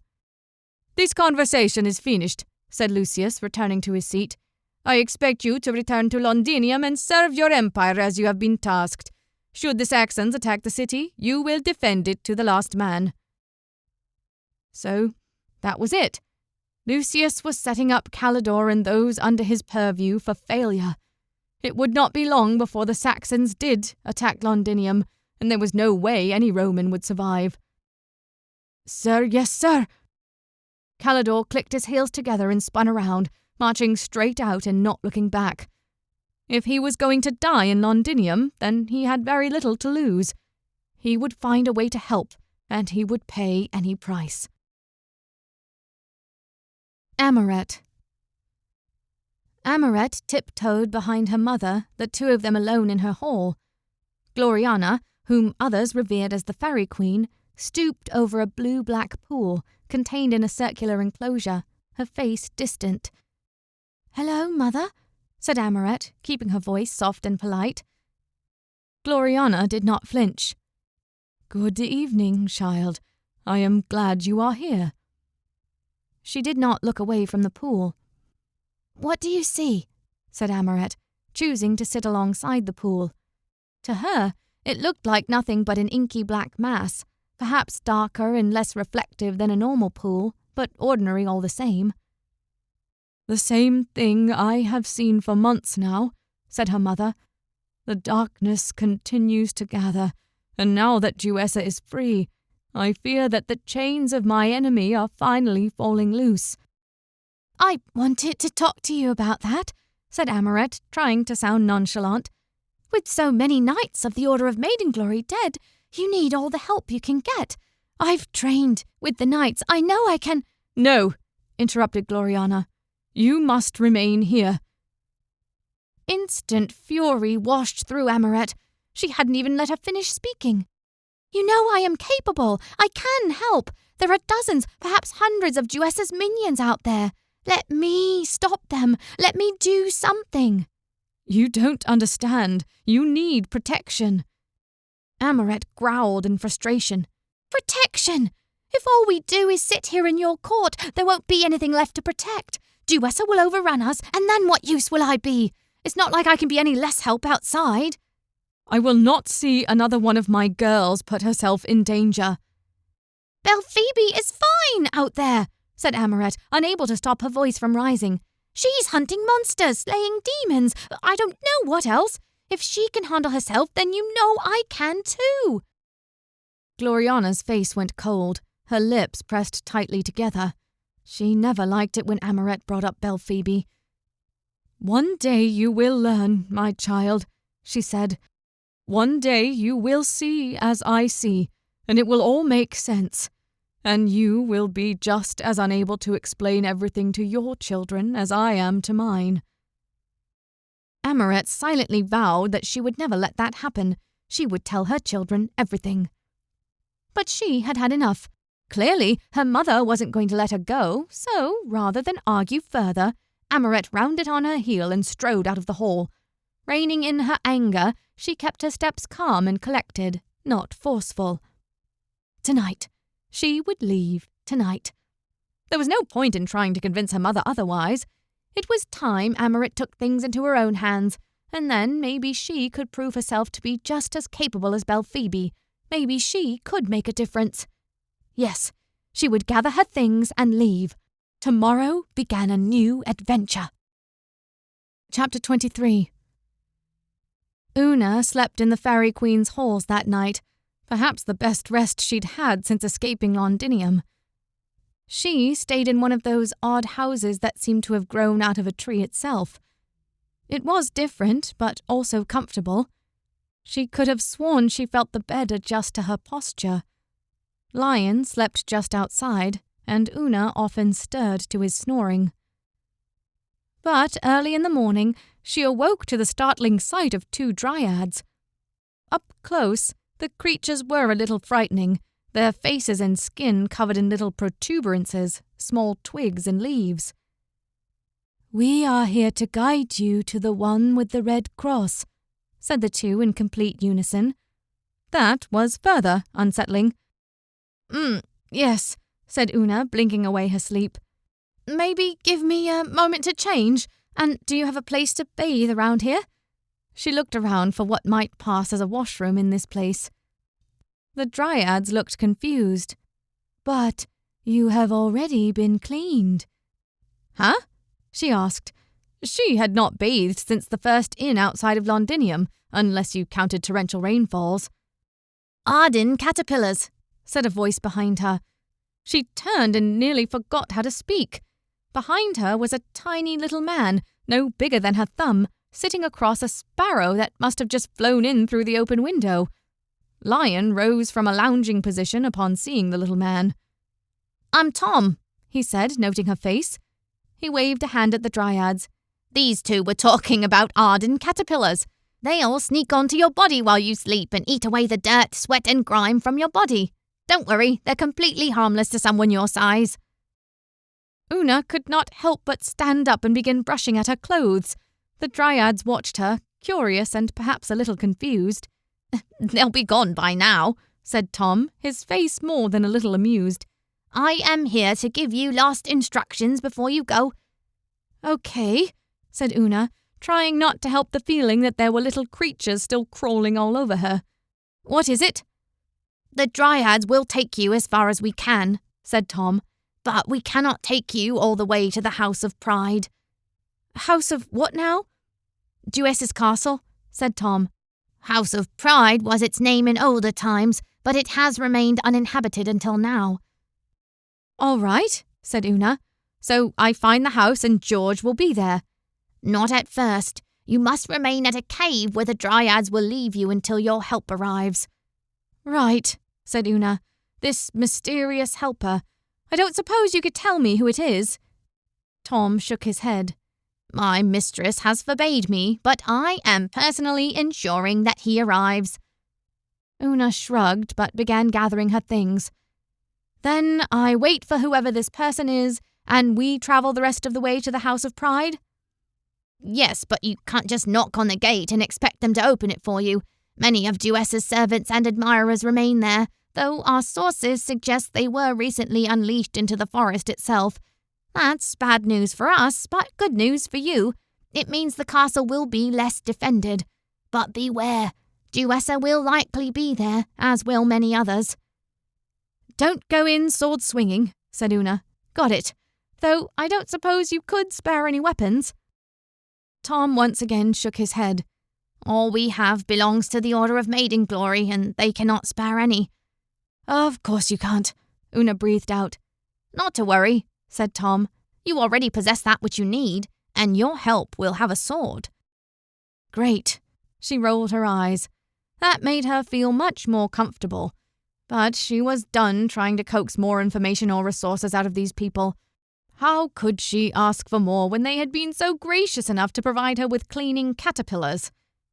"We will provide you with ample provisions, of course," said Tom, not noticing her eye roll. "Water and enough food to last you for 2 weeks. That should be plenty of time to rescue your knight, slay the dragon, and find what it is you seek." Una locked eyes with the little man. "You mean I'll find my parents?" "What you find may not be what you want, but it is what you seek." With that, the small man patted his sparrow on the side and it took off, zooming out of the window and well beyond her reach.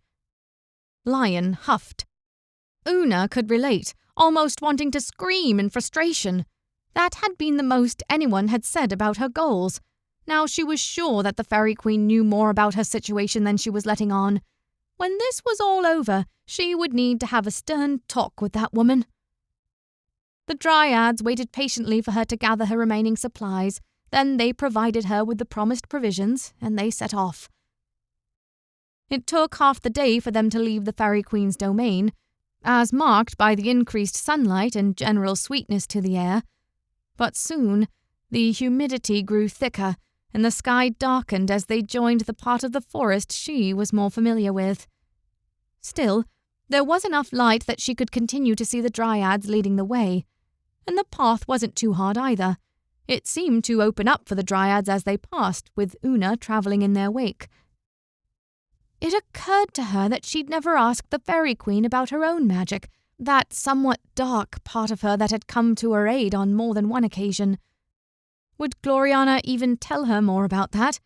And did she even want it? No, Una didn't trust the Fairy Queen any more than anyone else.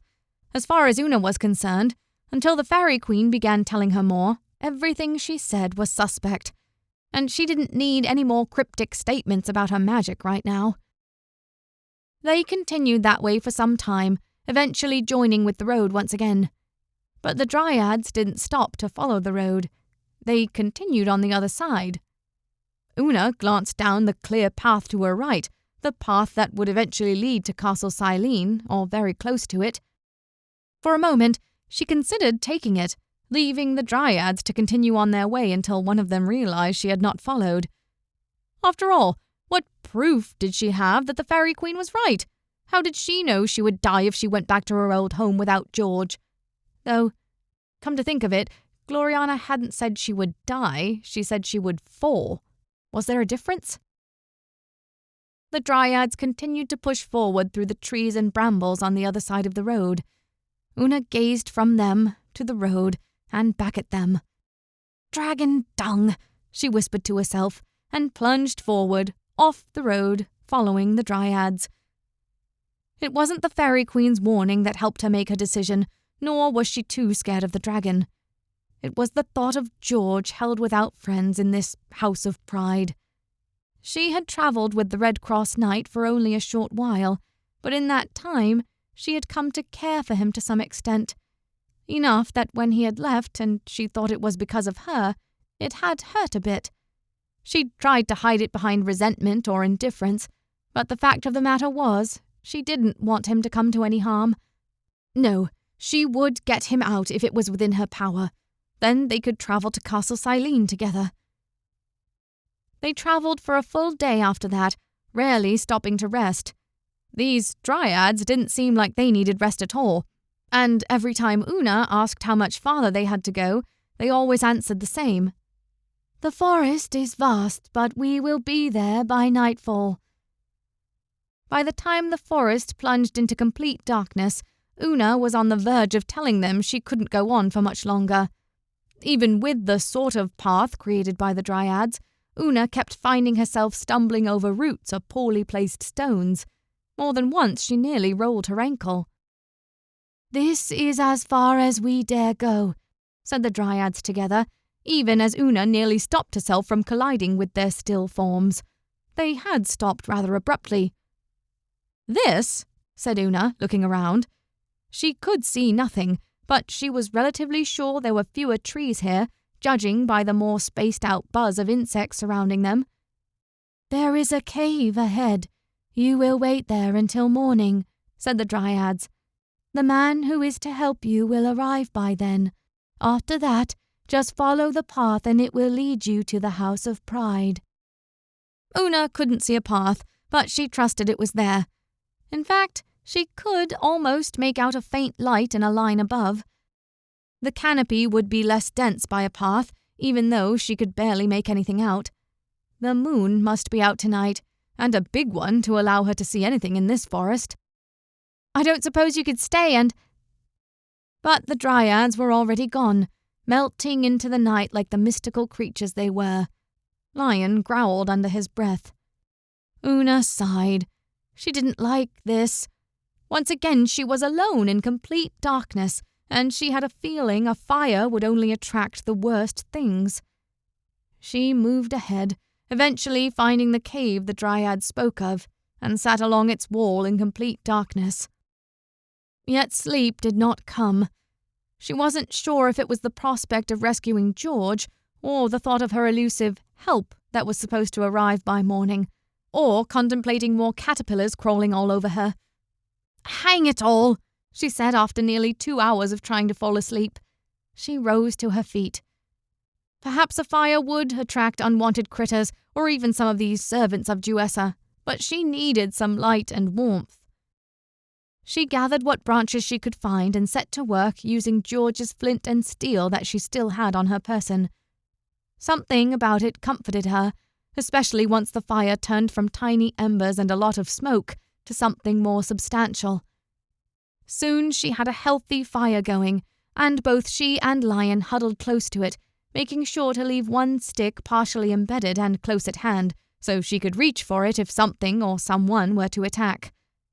Fires were great at warding off some pests and predators, but it did the opposite to others, particularly those with intelligence.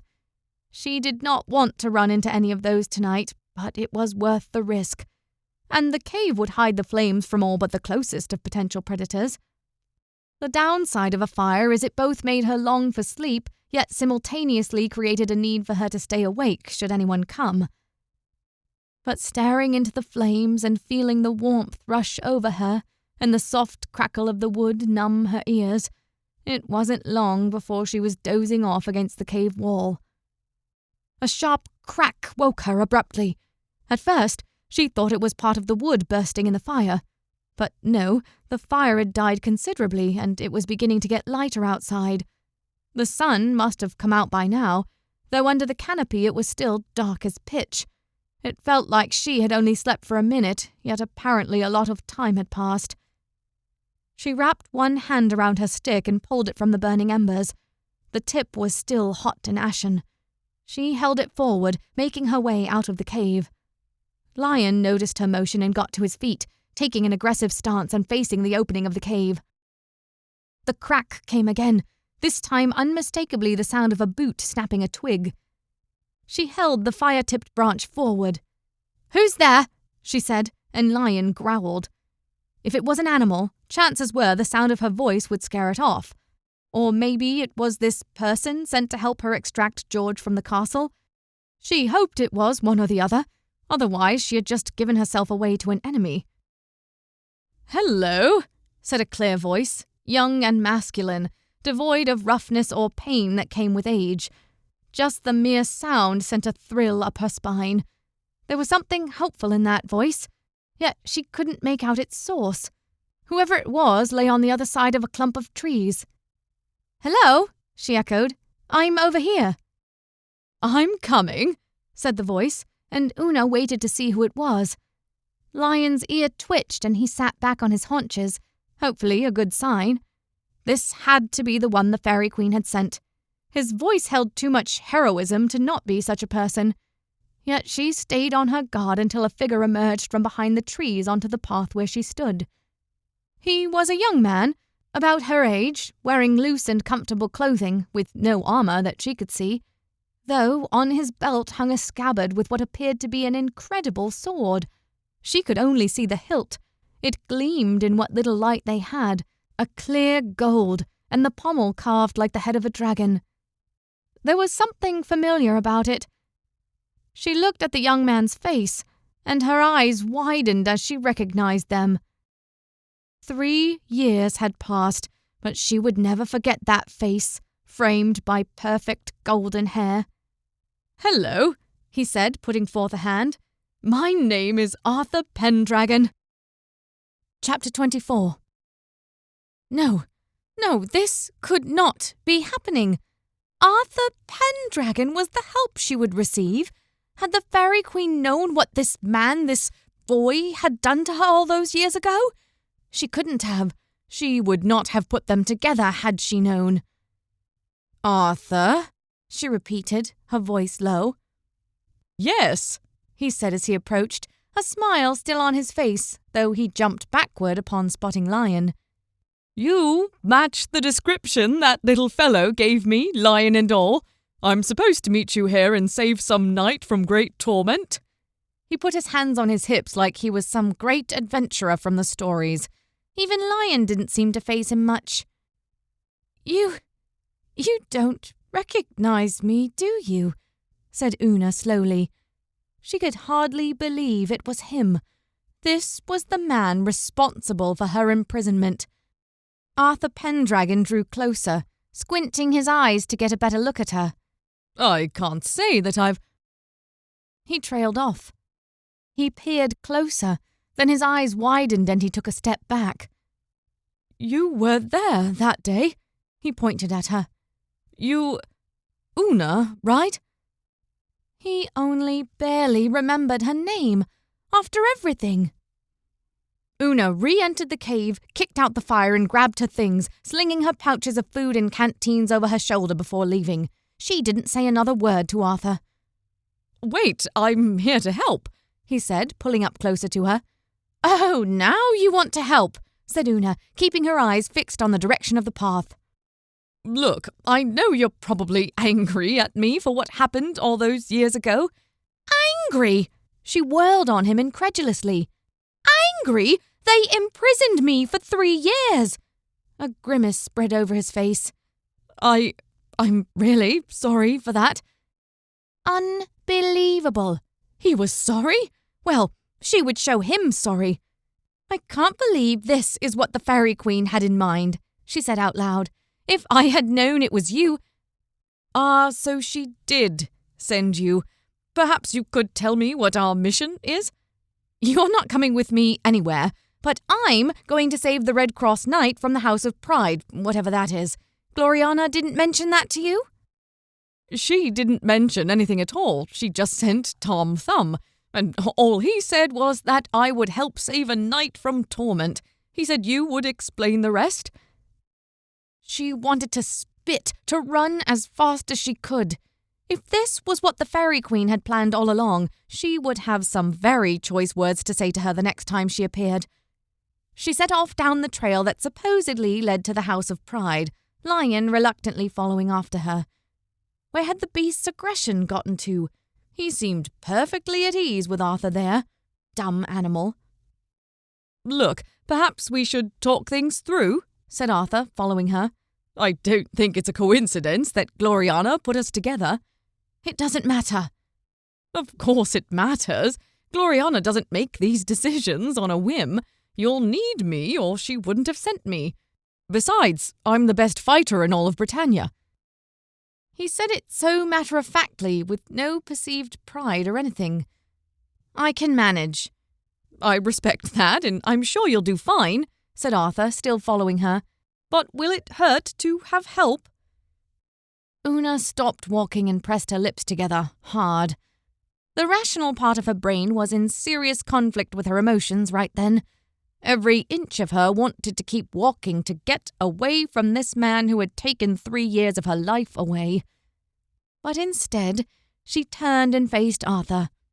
Fine, she said in a low and dangerous voice. Let's talk. First, let me explain what happened over the last 3 years. You got that little toy there, she pointed at his sword, and suddenly everyone worships you.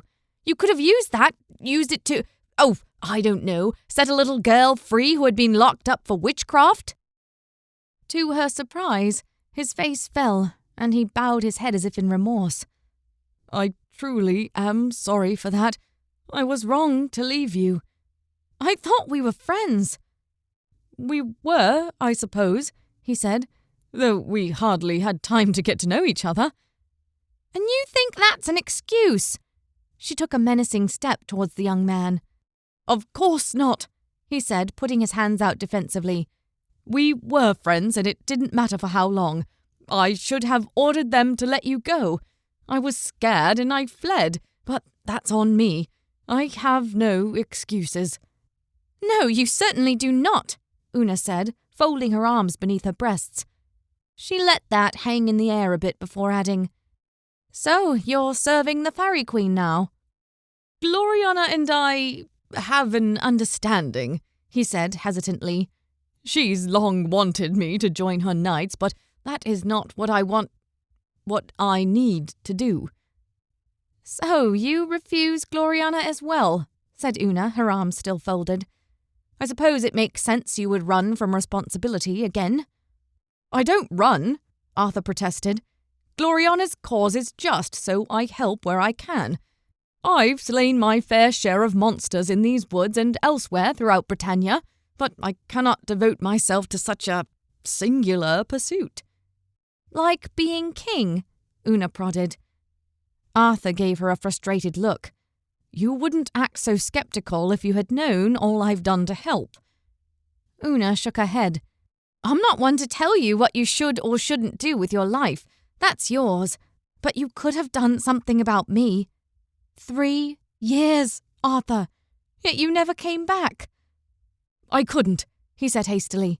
If I went back to Londinium, half of the people there would try to force a crown on me, and the other half would try to cut my head off entirely. Why do you think I left when I did? You could have dealt with the dissenters, Una said with a dismissive wave of her hand. Everyone knew only the true king could pull that sword out of the stone. I see you've kept it all these years. Not willing to let that part of your destiny go? I'm not fond of the responsibility it gives me, Arthur admitted. But as much as it plagues me, it would be a disaster should it fall into someone else's hands. But that ultimately doesn't matter here. I am sorry I left you in Londinium, I truly am. And if I were to do it over again, I would rescue you in a heartbeat. But I made a mistake, and I know that. Now is our chance to learn from that experience and make it right. Una tried to think of another retort, but words failed her. She needed to be angry at Arthur, to keep telling him how much pain he had caused. Yet his free admittance that he had done something wrong caught her off guard. All the time she had imagined this confrontation in her mind before, she hadn't expected such humility. She closed her eyes and sighed. I don't think I will ever fully forgive you, she said, choosing her words carefully. But there is a knight who needs rescuing, and getting him out will require a lot more than what you could have done to free me. Help me do that, and maybe I can at least put the past behind me. Arthur considered her, then gave a curt nod. I can agree to that. I suggest we proceed, then. She filled him in while they travelled down the ever-darkening path, passing no one on either side. He asked the occasional clarifying question, but mostly he stayed silent, listening to everything Una knew, everything the Faerie Queen had told her. She also told him of her travels with George, including their fight with the Great Serpent. He listened to every word with careful attention. But she did not tell him of her magic, or why Lion seemed to obey her. And you say little Tom told you the castle would be emptied? He asked. Not empty, exactly, Una clarified. He implied there were many of Jewessa's servants in the castle, and that many of them had recently left. Yes, I dispatched 2 of them before I found you. It's lucky the Dryads were protecting you, or they might have seen your fire. Una looked at him. The Dryads left after they guided me to the path. They weren't protecting me. Oh, yes, they were, he said. 2 of them were inhabiting the trees in that area. It's fine that you didn't see them. It takes a trained eye. Una scowled. Leave it to Arthur to brag about his superior trained eyes. She was about to retort when Arthur added, I'm honestly surprised we haven't seen more of them since we started. I would expect anyone coming from that castle to come by the main path here. As if he had jinxed the situation, they both heard the sound of voices ahead at the same moment. Una ducked, and Arthur immediately moved to one side of the trail, motioning Una to join him. Lion moved more slowly but eventually crouched low in the underbrush. She moved alongside the man who would, or at least was supposed to, be king, and together they waited behind a tree and some bushes as the voices grew louder. They weren't voices, exactly. At least, they weren't speaking words that Una recognized. Instead, the creatures that came down the road made something more like animal sounds mixed with some kind of language. Una bowed her head low, but kept the path in eye-shot enough to catch a glimpse. The sight that met her eyes nearly caused her insides to spill out of her mouth. There were 3 of them. 2 were human in shape, but one had a face that looked like it was turned inside out, and the other had great golden spikes where his eyes should have been. The third was a dog, but one with 3 heads. The 3 reached the place where Arthur and Una had been just moments before. The dog put all 3 of its heads down and sniffed the ground. Una froze, as did Arthur beside her. He put one hand on the hilt of his sword, waiting. Should she use her magic? She was reasonably sure that she could do it, send them on their way before they could discover Una and Arthur's hiding place. The power within her writhed, begging for a release. She felt it clawing for control, pleading with her to be let loose, to take those filthy creatures and tear them in half, to... Una fought down her urges. Wherever those thoughts came from, they were not hers, and she did not like it. The 3-headed dog sniffed again, but subsequently appeared to lose interest. It kept going, and the other 2 followed in its wake. Una and Arthur waited patiently for at least a quarter-hour before either felt safe enough to come out. "We were lucky there," said Arthur. "That dog could have spotted us." "Yeah," said Una absently. She said nothing about her latest urge to use her magic. They continued on for some time, and all the while the forest seemed to grow darker and darker, even though it must have been around midday by then. Something about the air felt gloomy, like waking from a bad dream. This house of pride certainly didn't herald anything good. It took at least another hour before she began to realize that, though the darkness stayed more or less the same, there were fewer trees here. All light came in as if through a thick grey fog. There was no longer a canopy preventing the sunlight, yet little came through. "We're in the desolation now, where little plant life can grow," said Arthur, looking upward at the fog. "I've seen it before. This place is close to Anwin by its nature. The barrier here is weak." "The air is so thick," Una remarked. "It is, but it means we're close," said Arthur, pushing forward. "We must keep going." Una did not argue, but kept up her pace. She wasn't tired yet, which was good. She would need all her strength for what lay ahead, and yet the very air of this place seemed to suck the life out of her. They continued for a while longer, pausing only to hide along the road as 2 more groups passed them, much as the first had done. But there were fewer places to hide the closer they got to the house. They got in the habit of walking alongside the road rather than directly on it. That at least gave them enough time to find a sufficient rock or hill to hide behind as others passed. "There," she said after a bit more walking. "Do you see it?" Arthur looked and confirmed what she saw. "Towers. We're here." Through the haze, Una could make out 7 towers, one larger than the others, probably doubling as the castle's keep. They joined with a wall that surrounded the entire structure. In fact, it was so big it might well have been called a fortress. It stood in heavy contrast to the palace of the Faerie Queen. Where that one had been tall and beautiful, this was spread out and the walls were blackened with soot, or maybe it was something in the fog. She glanced at Arthur, the full weight of what they were up against sinking in. This place was huge, and it was likely to be fully guarded, even if a number of the inhabitants had left. If this was Duessa's stronghold, and the Faerie Queen was incapable of eliminating it completely, what chance did they have? They couldn't just charge in. "What do we do?" she asked. "We go in through the front gate, pick up your man, and get out of there before they all rush us," he said, as though he was discussing plans for morning tea. "We can't just stroll through the gate." "I'm not very good at sneaking," he admitted. That was no surprise at all. "Well, you managed to stay hidden while we were on the road." "That was different. That was a battle that could be avoided. This cannot." Una turned to face the castle again. "I'm not so sure," she said, thinking it through. "The Faerie Queen wanted us to work together, so there has to be something we can both do to get George out of there." "What if I provide a distraction and you can go in to rescue the knight yourself? No one will bother to so much as look at you once they realize who I am." She narrowed her eyes at him. "You think highly of yourself." "Among these types I am well known," he replied, not taking offense at her words. "Even though the rest of Britannia has likely forgotten about me by now, the sight of my sword will likely strike fear into any spawn of the other world." "All right," she said, stopping herself from rolling her eyes. "So you distract them and I'll sneak in to find George." "If the layout is anything like other castles I've seen, he'll likely be in the dungeons," said Arthur. "Or in a tower cell. Try the tall one first."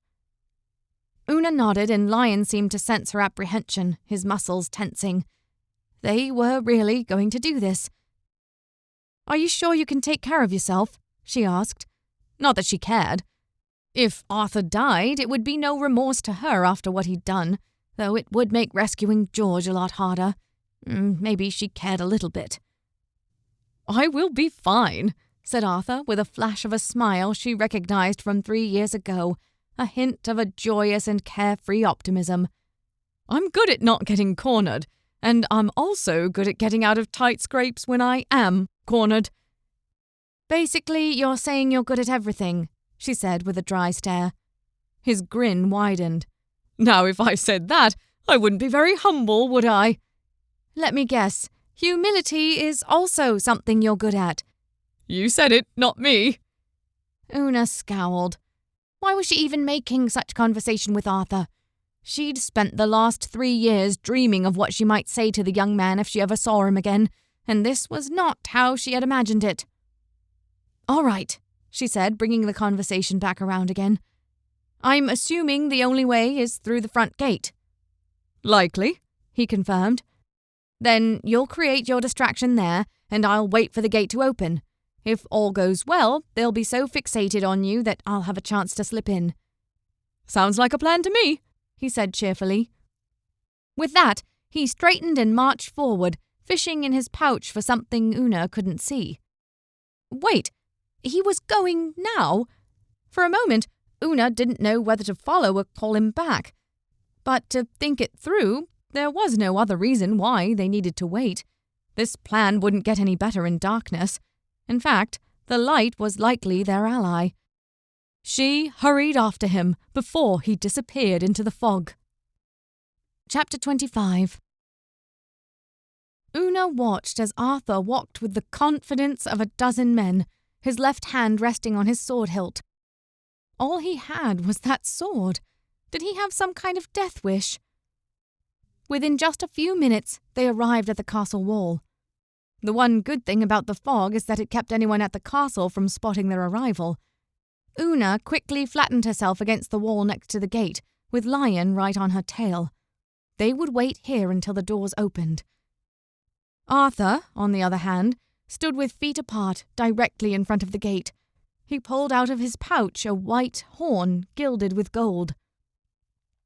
"Merlin, give me strength," he said softly.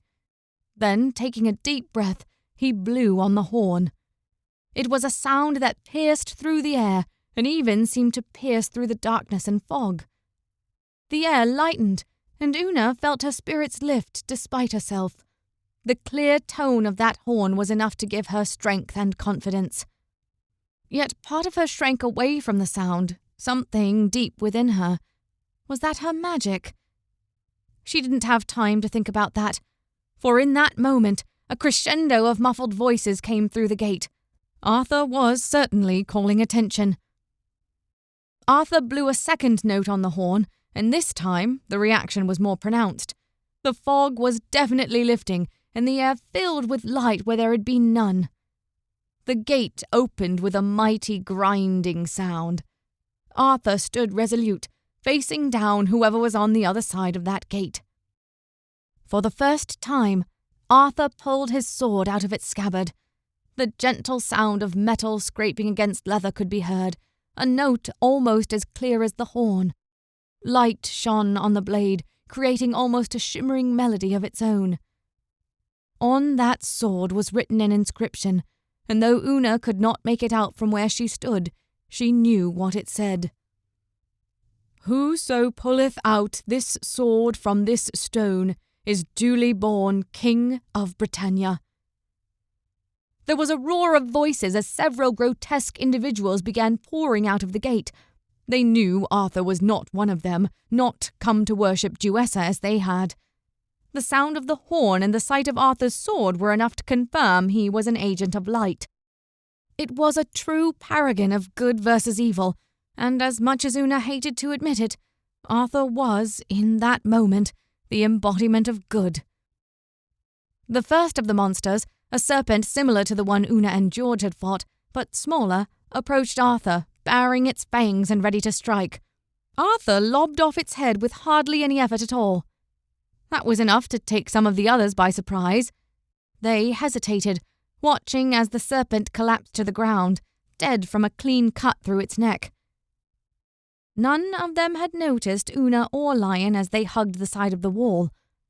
All of their eyes were fixed on Arthur and his now blood-tipped sword. Then, as one, they charged him. Arthur grinned and raised his sword. The creatures began to die. Una almost forgot her part in the plan. She couldn't help but watch as Arthur hewed down one monster after another. Creatures that did not belong in this world were suddenly taken out of it by the swing of Arthur's sword. And Arthur himself was a whirlwind of motion. His feet moved in precise steps, dodging back and forth to avoid attacks and placing himself in prime positions to strike. Yet the creatures kept attacking. Some with misshapen bodies or animal parts, and others that looked no different than any other human, though some of their clothing and ornamentation were unfamiliar to Una, much like that Pericles person had been. Arthur killed them all, every last one. An enormous bellow stretched over the clearing, loud enough that Una had to stop up her ears. She risked a peek around the corner to see a massive form step through the gate, a giant that had to be at least 20 feet tall. "You hurt pretty people!" he screamed at Arthur. "You pay!" "You have someone I want," replied Arthur, even as he cut down a monster with a human body and 2 wolf heads. "Hand him over and I will leave you to your misery." "You hurt pretty people!" the giant repeated. Apparently he did not understand much of what Arthur was saying. "Argovale hurt you!"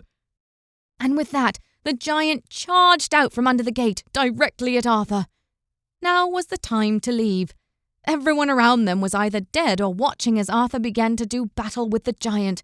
Nobody would notice 2 forms enter the gates. Covering her face with her travel cloak, Una hurried inside. There were several people there, though not as many as she had thought. Apparently this place had emptied recently, as Tom Thumb had said, and those that did remain were too fixated on Arthur to notice as she and Lion slipped by.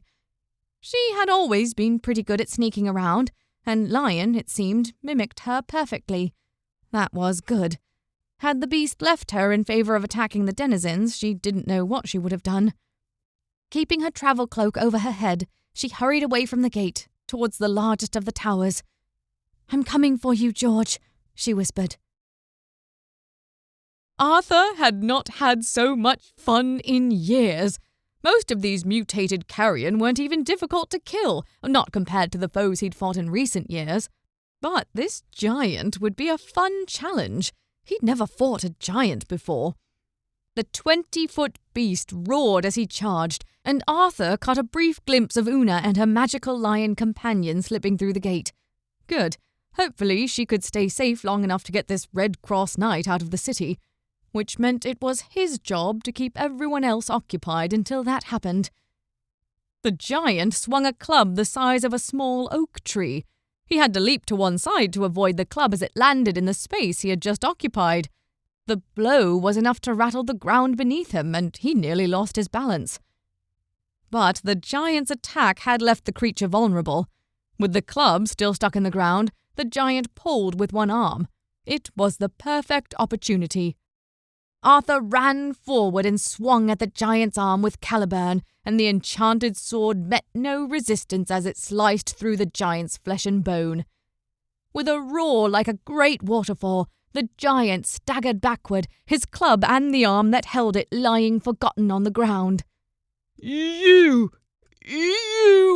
The giant was speechless. Argovale, kill for that! Blood was draining out of the giant's arm.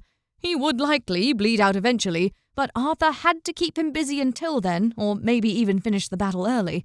That would strike fear into the hearts of all those who remained. Although maybe that wasn't the best option, considering he needed to keep this distraction up for as long as he could. "Hold!" came a clear voice from the gate. Arthur spared a glance to see a woman sitting on a chariot attached to a hideous steed. The thing had 7 heads, each like that of an eel. Each head was attached to the body that appeared to be a combination of a horse and a bird. It was honestly amazing that such a beast could be tamed so. But his attention soon left the creature and fixated on the chariot it pulled. More specifically, the one who guided it. The woman had black clothing that hung with weight over her curves, despite the cloth's lack of thickness. Around her neck lay emerald jewels, and her face sneered down on him from her chariot. All the onlookers hurried to get out of her way, and even the giant took a step back and to the side upon hearing her voice. Whoever she was, she commanded respect among these people. This had to be Jewessa. He raised his sword high. "Stand back if you want to keep living." The woman regarded him, her emotions masked. That worried him. "You are the one who would be king," she said slowly, emphasizing every word. "I would not be king," he said, "but some have called me thus." She sneered. "It is no wonder this country is so ripe for the taking when all it has to offer in defense is a person like you. You made a mistake of coming here." She put her arms on her hips, not scared in the slightest. "I think not," he said, raising his blade. The woman gestured to the giant, who drew closer. She took its arm in hers and muttered a few words whilst placing her hand gently on its wound. Within seconds, the blood had dried up and a smooth stump lay in its place. Arthur considered charging the pair of them right then. Clearly, Jewessa was strong in the mystic arts. Merlin had always warned him to be careful of such beings. It was often better to attack first and ask questions later. Odd that Merlin would have told him to do that when he himself was a magician. "You have wounded my favourite giant," said Jewessa, glaring at him and putting her hands back on her waist. Argovale puffed out his chest. "He has been performing a great service for me, which you have now interrupted. Now you will pay." With that last pronouncement, she pulled a handful of powder from a pouch. She must have been going for that this whole time while her hands had been at her waist. Before Arthur had a chance to react, the woman threw the powder forward, its momentum carried as if by a strong wind until it reached his face. A dizziness took him, and he found himself on the ground, somewhat unsure of how he had gotten there. Caliburn fell to his side. Well, this wasn't good. He tried to lift an arm or a leg, but none would respond. The giant, however, was moving fast, taking advantage of Arthur's helpless state to strike. And he would very well succeed, too, if Arthur didn't do something. Clearly, the Faerie Queen wouldn't have sent him against Jewessa if his chances against the woman were hopeless. Struggling with all his might, he tried to reach for his sword. The hand moved just a little. How he would be able to wield the sword he didn't know, but all he did know was that he had to take hold of it. A finger brushed the tip of the hilt. All of a sudden, feeling returned to the rest of his body as he grasped the edge of the enchanted weapon.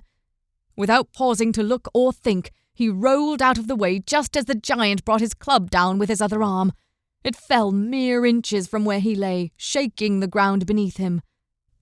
With a slight grin, he rose to his feet and brandished his sword in one swift motion.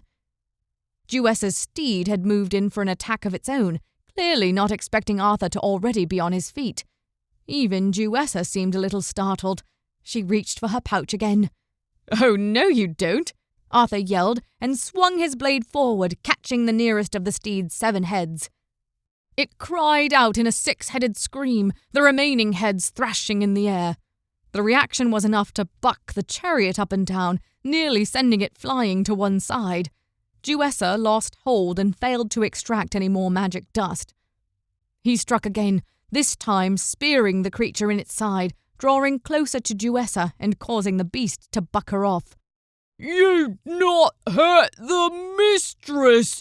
cried Argoglio, and Arthur turned just in time to dodge another blow. But the club did not stay embedded in the ground this time. He swung it at Arthur, whose only course of action was to throw himself back. The giant swung again and again, driving Arthur backward with each stroke. Using the space he had been given, Argoglio reached one hand out to Duessa, who stepped onto the hand gratefully, even as her steed continued to thrash about. Lifting his one good hand upward, the giant brought Duessa up to the top of the wall, where she gracefully alighted before turning to look down on Arthur. For a moment, Arthur thought he caught a glimpse of something else in the woman, a foul nature. Her skin flashed a pale grey, and what looked like talons took the place of her hands. But then it was gone, and those hands began to weave together. The darkness that had dissipated once Arthur blew his horn coalesced once again. The fog returned, and Arthur almost lost sight of her, even though the wall was not terribly high. In fact, the fog was growing worse than when he had first arrived. It was all around him now, and the only person he could see was the giant as he lifted up his club for another strike. Arthur dodged out of the way, the only way he could truly avoid the attack. But as the fog drew closer, he lost all sight, even of the enormous giant.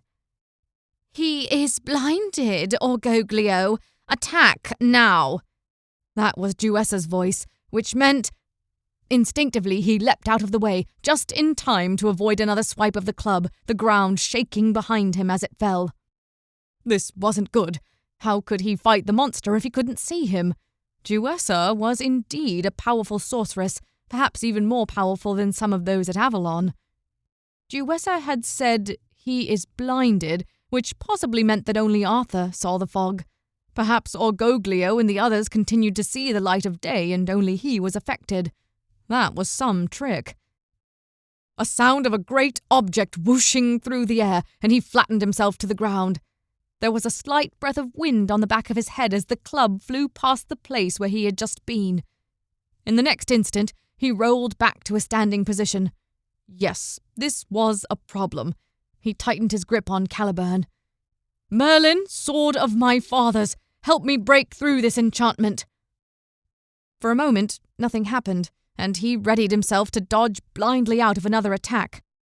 Then, in a flash, his vision cleared. He blinked as sunlight blazed around him. It hadn't been this bright before, had it? But no, he wasn't seeing the sun directly, but its reflection on his sword.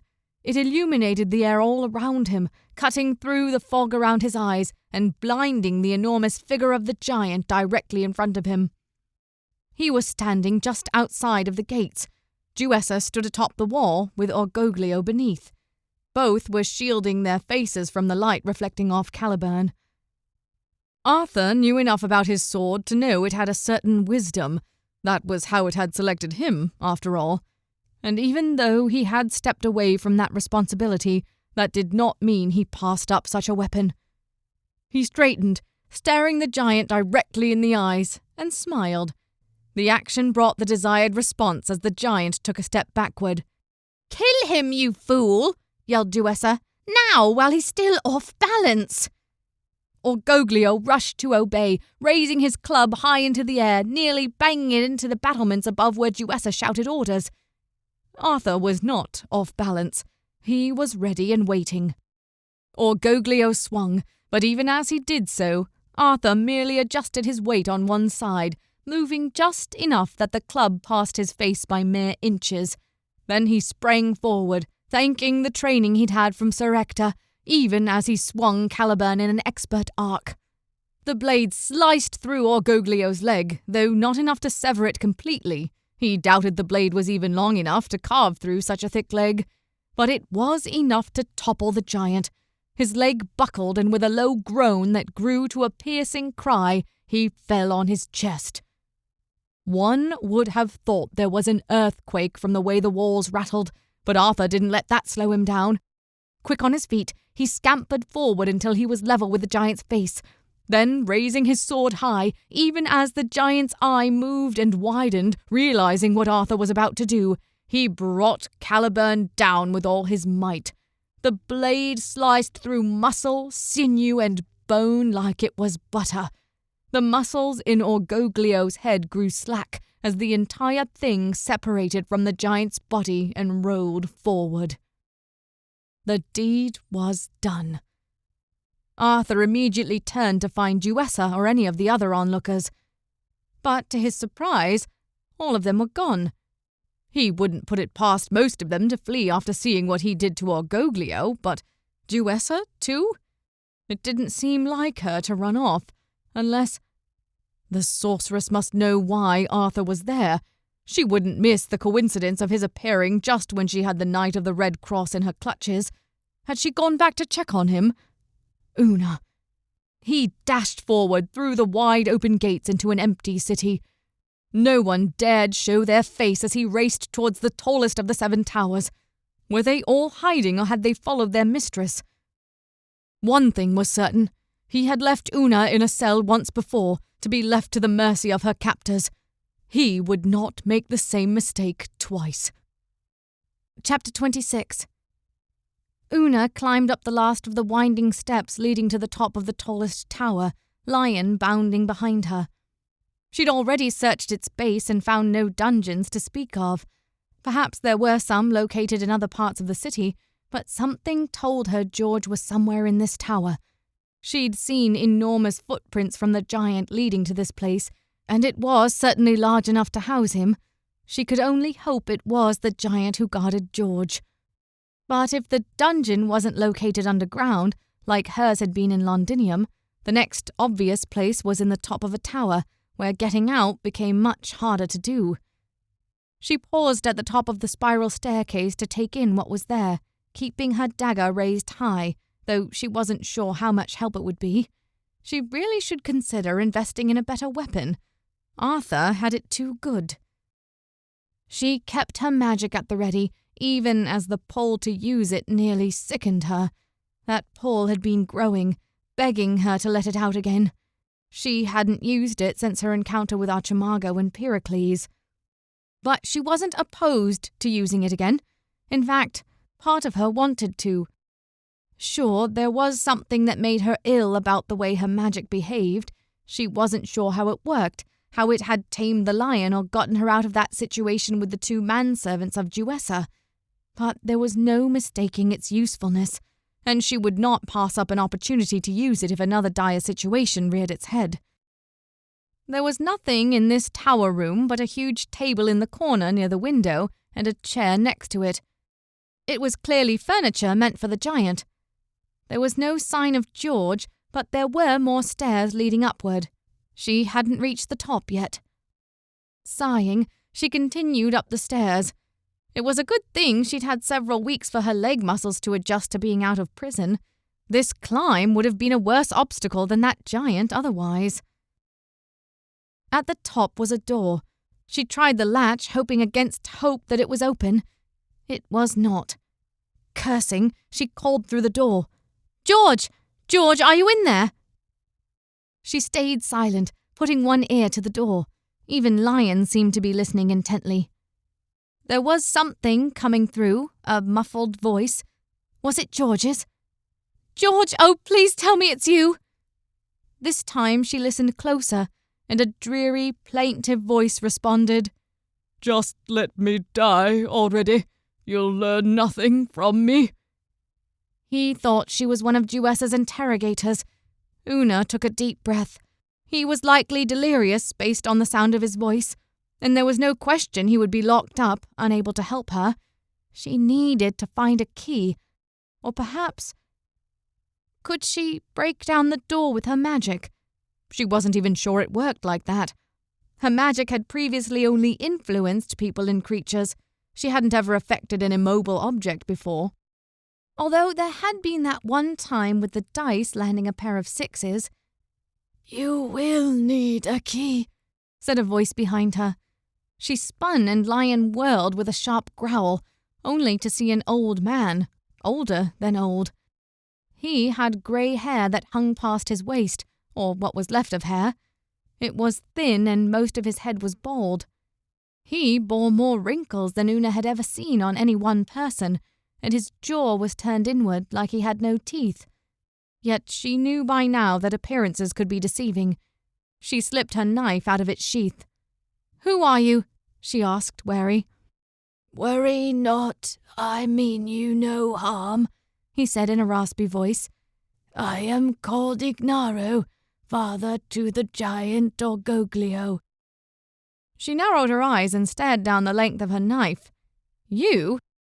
"Oh, I know I don't look it. You could call me a stepfather of sorts.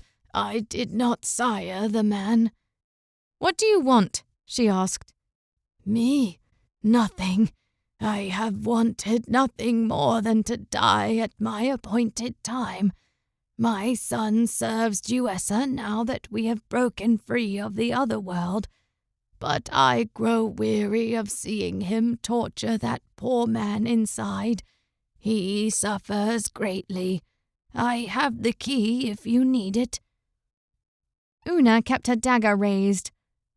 "All who were trapped in the other world are enemies. I can't trust you." "If only your assumptions were true, child," said Ignaro. "Unfortunately, there are many trapped beyond this world that do not deserve it. I am one such example, but you will find others. They lie still beyond the reaches of this world." "Well then, if you are not such evil, then prove it. Hand over the key." The old man fished in his pockets and withdrew a ring of keys. He selected one and held it up, taking a step towards Una and offering it to her. "It is this." Una tiptoed forward, keeping her knife raised while Lion uttered a low, prolonged growl. Ignaro certainly didn't look dangerous, but she could not trust anyone in this place, not after all she had seen. 1,000 possibilities ran through her head. Would the keys burst into some kind of enchantment the moment she laid hands on them? Or would Ignaro stab her in the back once she turned to open the door? Despite all that, she found herself reaching forward until her hand grasped the ring of keys. "As I said," Ignaro went on, "it is not my desire to hurt you." She took the ring from the old man, grasping the one key he had selected. Then, making sure to not turn her back to Ignaro completely, she placed the key in the lock and turned. There was some resistance at first, but soon something massive clicked within the lock, and a tension gave way. She pushed, and the door ground open. Excitement began to build in her. The old man had not deceived her. Not in this, anyway. With the door fully open, she could see inside. It was a circular room, similar to some she had seen alongside cathedrals. There were a few thin and open windows along the sides, letting in what small light filtered through the grey fog outside. In addition to the walls, the ceiling was supported by a secondary row of columns. There were steps leading downward to the bottom of the chamber, and those steps continued in a circle all the way around the room. Almost like a mini arena, or perhaps a study hall in a place of learning. At the center of the room, at the bottom of the steps, was a single form. His body was naked save for a cloth wrapped around his loins, and both his arms were chained to nearby pillars, so he was forced to kneel, kept upright by the chains in his arms. "George!" she exclaimed, and hurried down the steps to reach him. George did not react at first. His torso was bloodied and scarred, and he hung from his cruel restraints as though he had no strength in him, held aloft only because the chains made it impossible to fully rest. But his face slowly turned in her direction, his dark hair matted with blood and sweat, his face a filthy mess of the same. Una? He croaked. Yes, it's actually me, she confirmed. What new trick is this? I will not tell you anything. He groaned and closed his eyes. He still thought they were trying to extract information out of him. No, it's really me, George. Remember? We fought the serpent together and then you tried to touch me while we made a fire and I told you not to. The lion, it is like wrath. I will not tell. I can explain the lion, she said. Although, could she? She was still working out exactly why the beast stayed with her. It's a long story, but I ran into him shortly after you left. He's a friend. His eyes squinted, as though they couldn't make her out properly. It really is you? Yes, it's me, she said. He took a deep breath, as though talking took a lot of energy. I have seen visions of you before. Visions that weren't you. They tortured me and laughed. She felt a part of her ache. What kind of torment had they put this night, her night, through?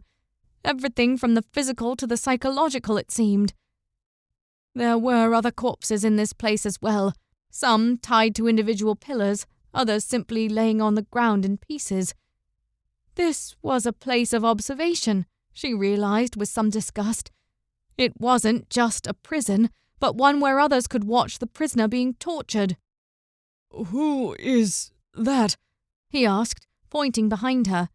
She glanced backwards to see the giant stepfather. Oh, he let me in, she explained. His name is Ignaro. He's the giant stepfather. George's eyes widened. It's okay, she said. He doesn't want to hurt us. You don't understand, he choked. The giant stepfather is dead. Her stomach froze. What? That's him there, said George, waving a finger at a nearby skeleton, one that lay against a pillar. The giant pointed him out as he tortured me, kept saying I would join him. Una rose to her feet and rounded on the old man, who in that moment began closing the door. He no longer looked the same, but his guise had fallen to reveal the same Archimago she had met in the woods. His golden eyes gleamed as the door closed shut. At the same moment, the keys in her hand vanished. An illusion. No!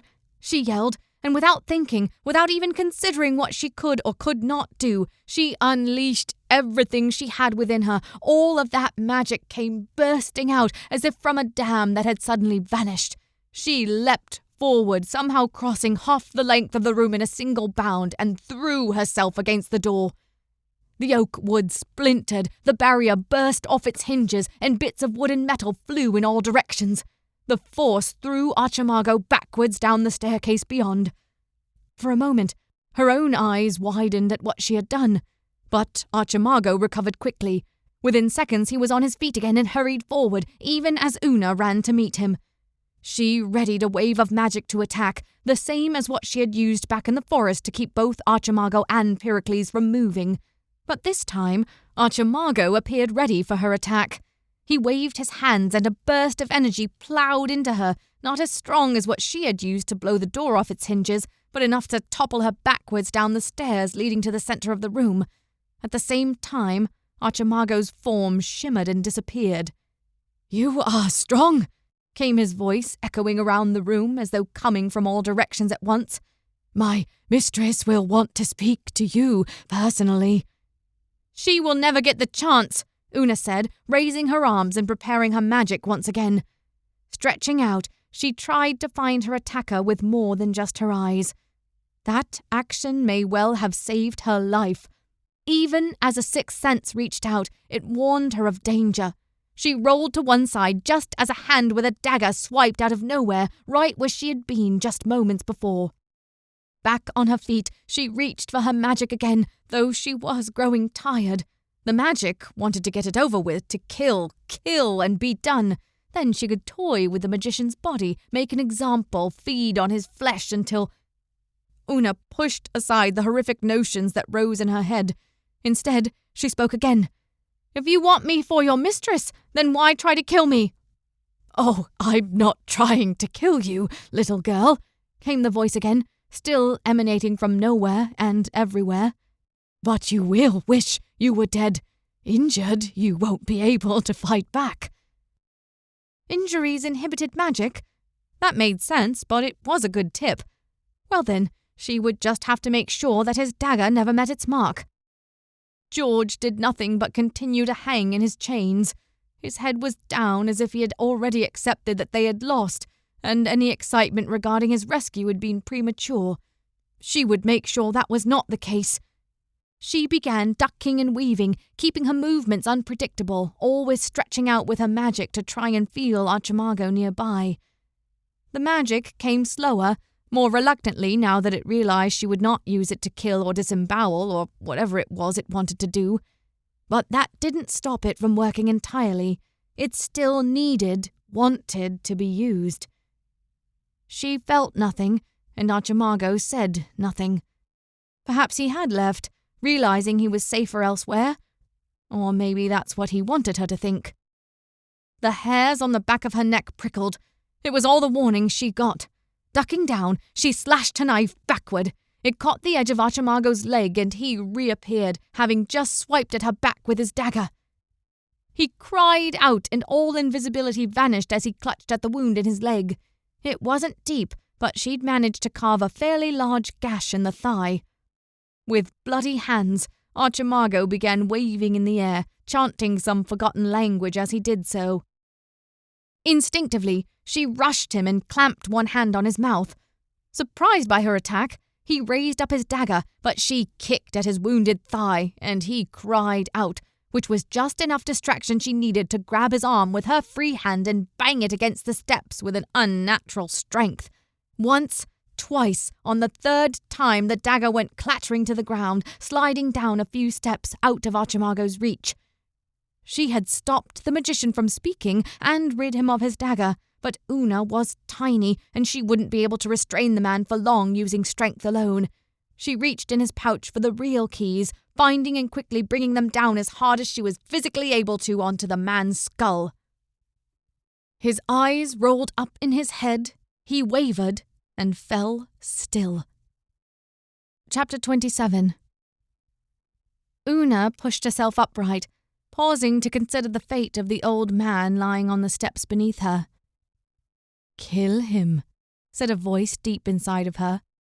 "He will always come for you until you kill him."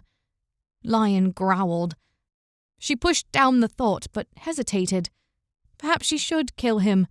He would kill her if ordered, even though this time he had planned to take her prisoner for Duessa. He certainly had no problem trying to injure her. Yes, kill him now.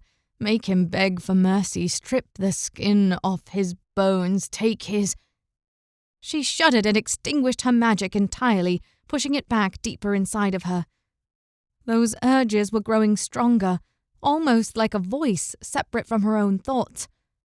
Whatever her magic's source, it was dangerous. She could not keep using it. She shook her head to try and clear it. Why had such magic come to her in the first place, and where did it come from? She had never used it before escaping captivity in Londinium. Or had she? Her thoughts strayed back to that fateful night when she had been locked up 3 years ago. Had there actually been some truth to their accusations? Her mind was beginning to calm down again, now that she had pushed the magic back, and she had other things to think about at the moment. Leaving the magician's body where it lay, she hurried back to the Red Cross Knight. Pulling out the ring of keys, she searched for one that would unfasten the shackles around his wrists that connected to the chains.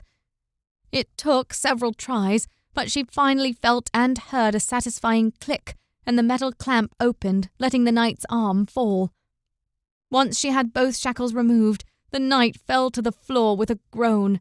His wrists were puffy and red where the shackles had been, and she could only imagine how his muscles felt to have been in that position for so long, finally allowed to relax.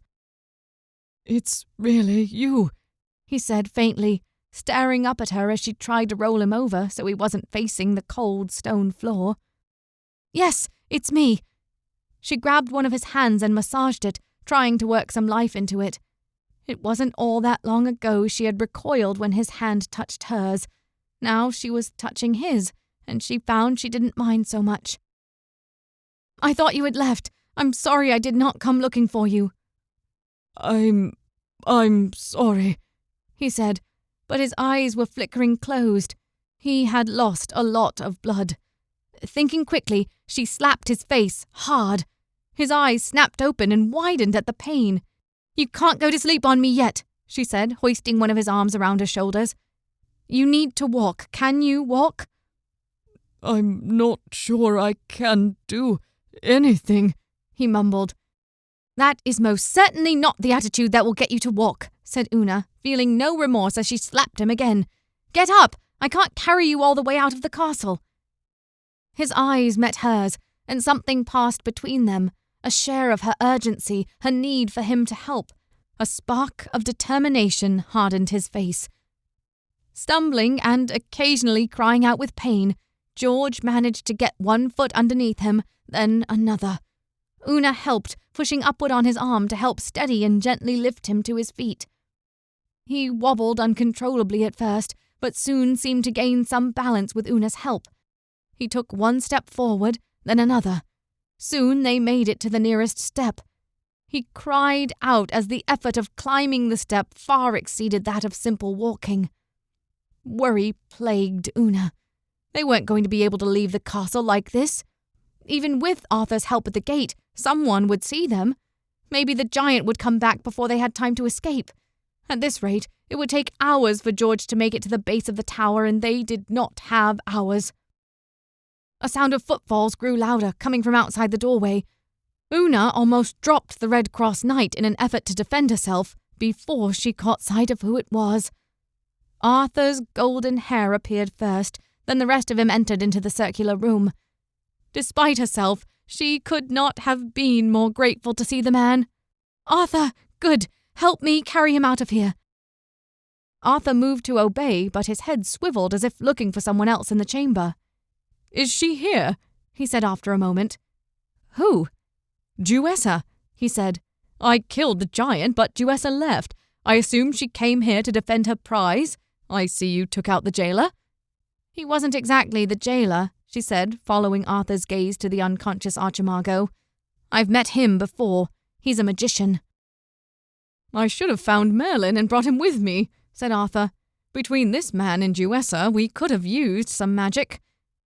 "Right," said Una, hiding the look of worry on her face. "How did you beat him?" How was she going to explain it without mentioning her magic? "I must have gotten lucky, I guess. I snuck up and surprised him." She looked at George as she said it, wondering if he would give her lie away.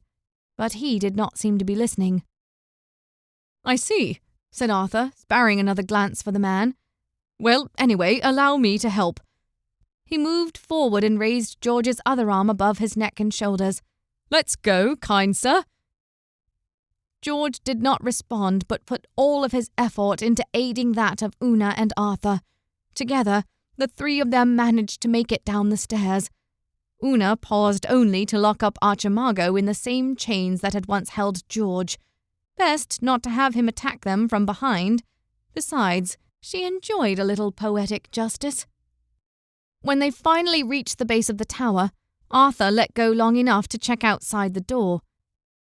"The courtyard is completely deserted," he said, though he didn't look happy about it. "I wish I knew where Duessa had gone." "We can deal with her when and if she shows," said Una. "Let's just focus on getting George out for now." Arthur didn't look very convinced, but he went back to hoisting George's arm on his shoulders, and they moved out of the tower. "You're both in danger," said George as they went. "You shouldn't have come for me." "And you're not thinking straight," Una replied. Honestly, she didn't have time for such talk. Her attention was split between trying to carry his heavy body and searching the courtyard and gate for any signs of enemies. There were none. Arthur was right to be worried. George said nothing for a while, other than a soft groan now and then. But as they approached the gate, he finally said something else. "Thank you." Una could tell he meant it. He had likely resigned himself to his imprisoned, tortured state before today. There had been nothing he could do about it. But now she and Arthur had come to rescue him.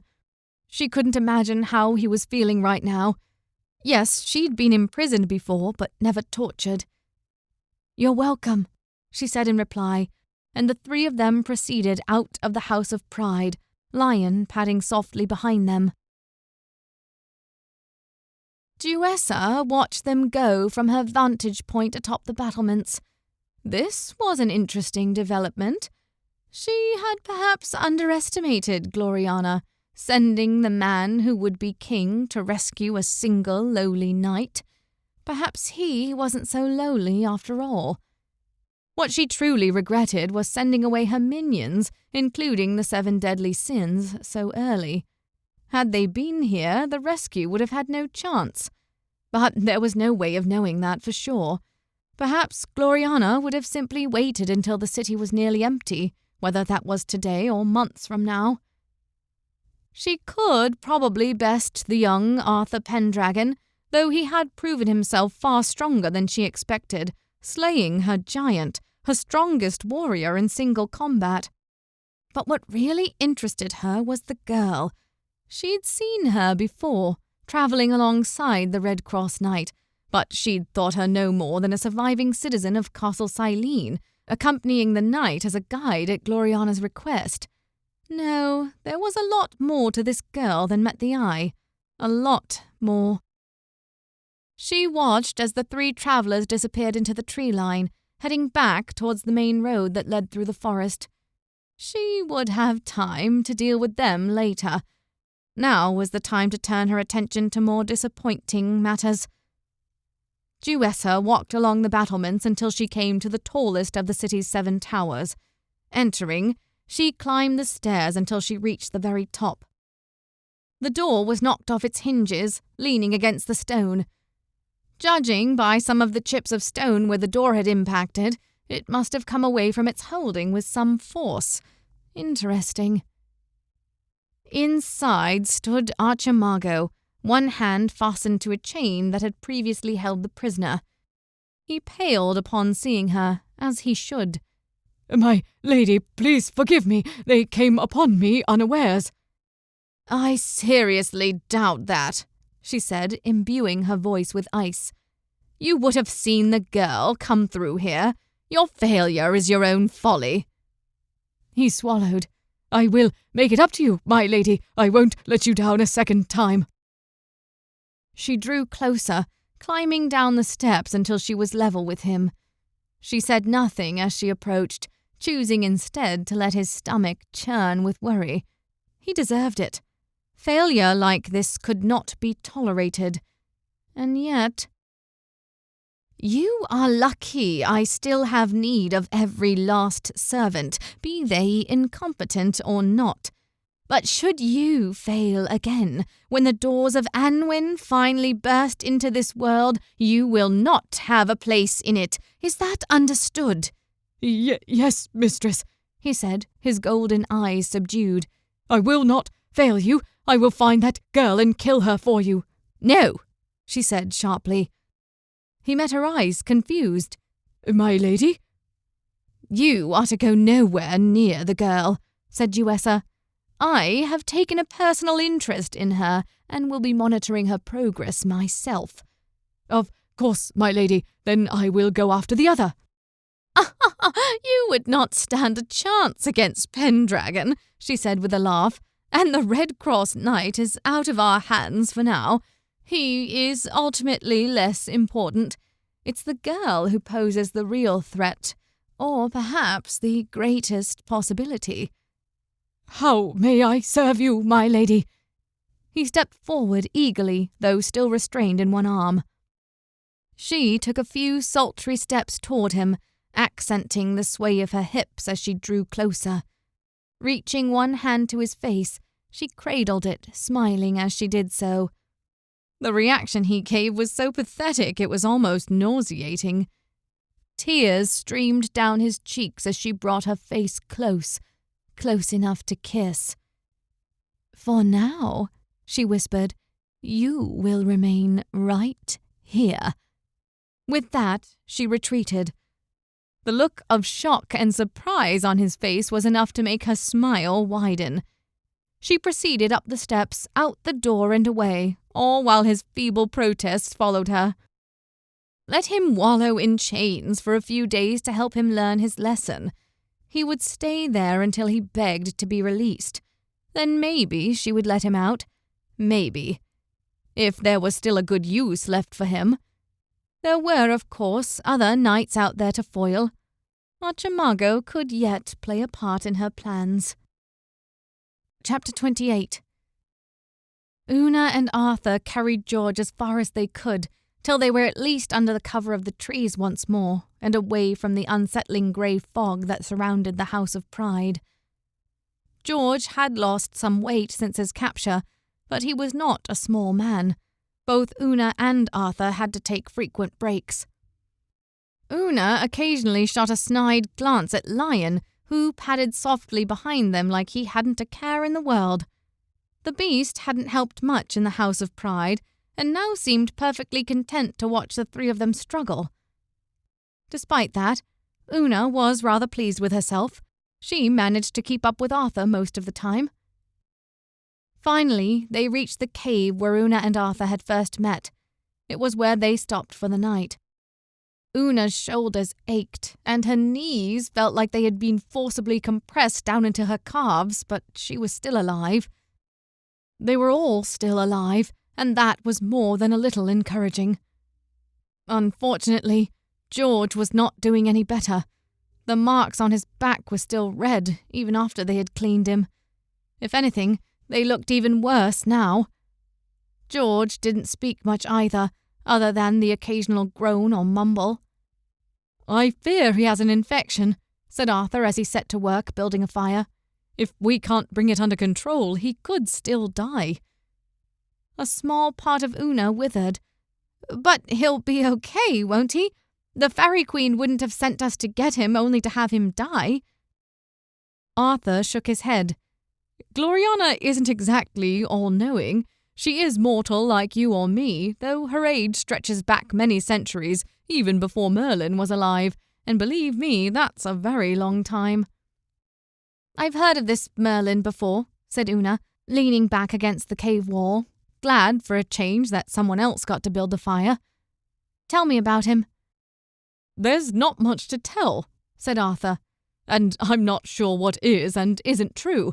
He's supposed to have been around for generations, helping my father before I was born, even helping King Vortigern before that. He placed the sword in the stone after my birth and took me to Sir Ector. I've seen him off and on since then, even before I knew my parentage." "And he's some kind of magician?" Arthur shrugged. "I suppose so, though not all of his magic is, well, magic."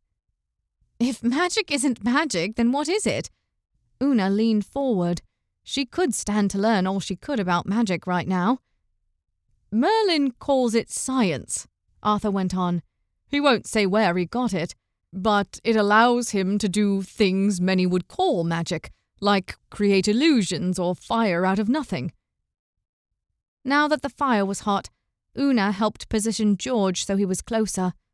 The knight still had no clothes, which they would eventually have to mitigate, but for now Arthur let him have his cloak, which he clutched around himself by the fire. "So it's not magic, then?" "Oh, no, he does magic too. He has many resources at his disposal. Every time I think I've figured him out, I find out something new." George didn't appear to be listening to their conversation. Instead, he shivered by the flames, as if taken by a dreadful chill. "I don't like this," she said out loud, watching George as he drew the cloak in tighter. "How can we be expected to take him back to the Faerie Queen like this? She's hours and hours away." "I wouldn't go to the Faerie Queen," said Arthur offhandedly. "We're actually not far from the northern edge of the forest. There's an inn there with people that might be able to help." "We're near the northern border?" Una asked, leaning forward.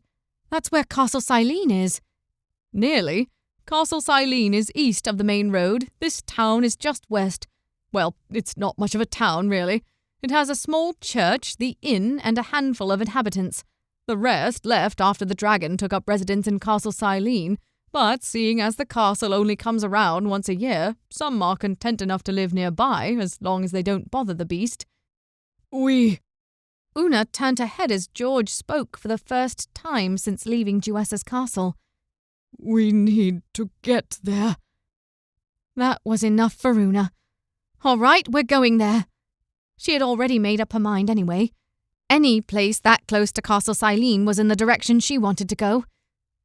We'll rest tonight, confirmed Arthur, and I'll lead you there tomorrow. George rested his head on the ground, the light of the fire flickering madly across his face.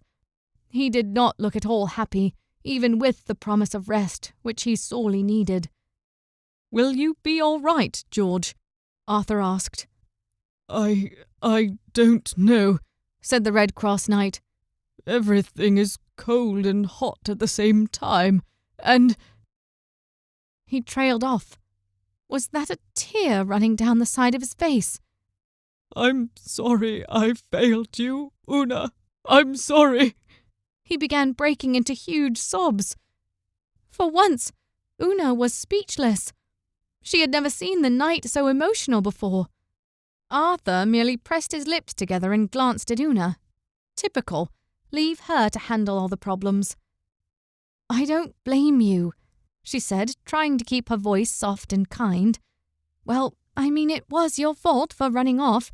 I'm not saying everything wasn't your fault. She gave him a wink, but he did not see it.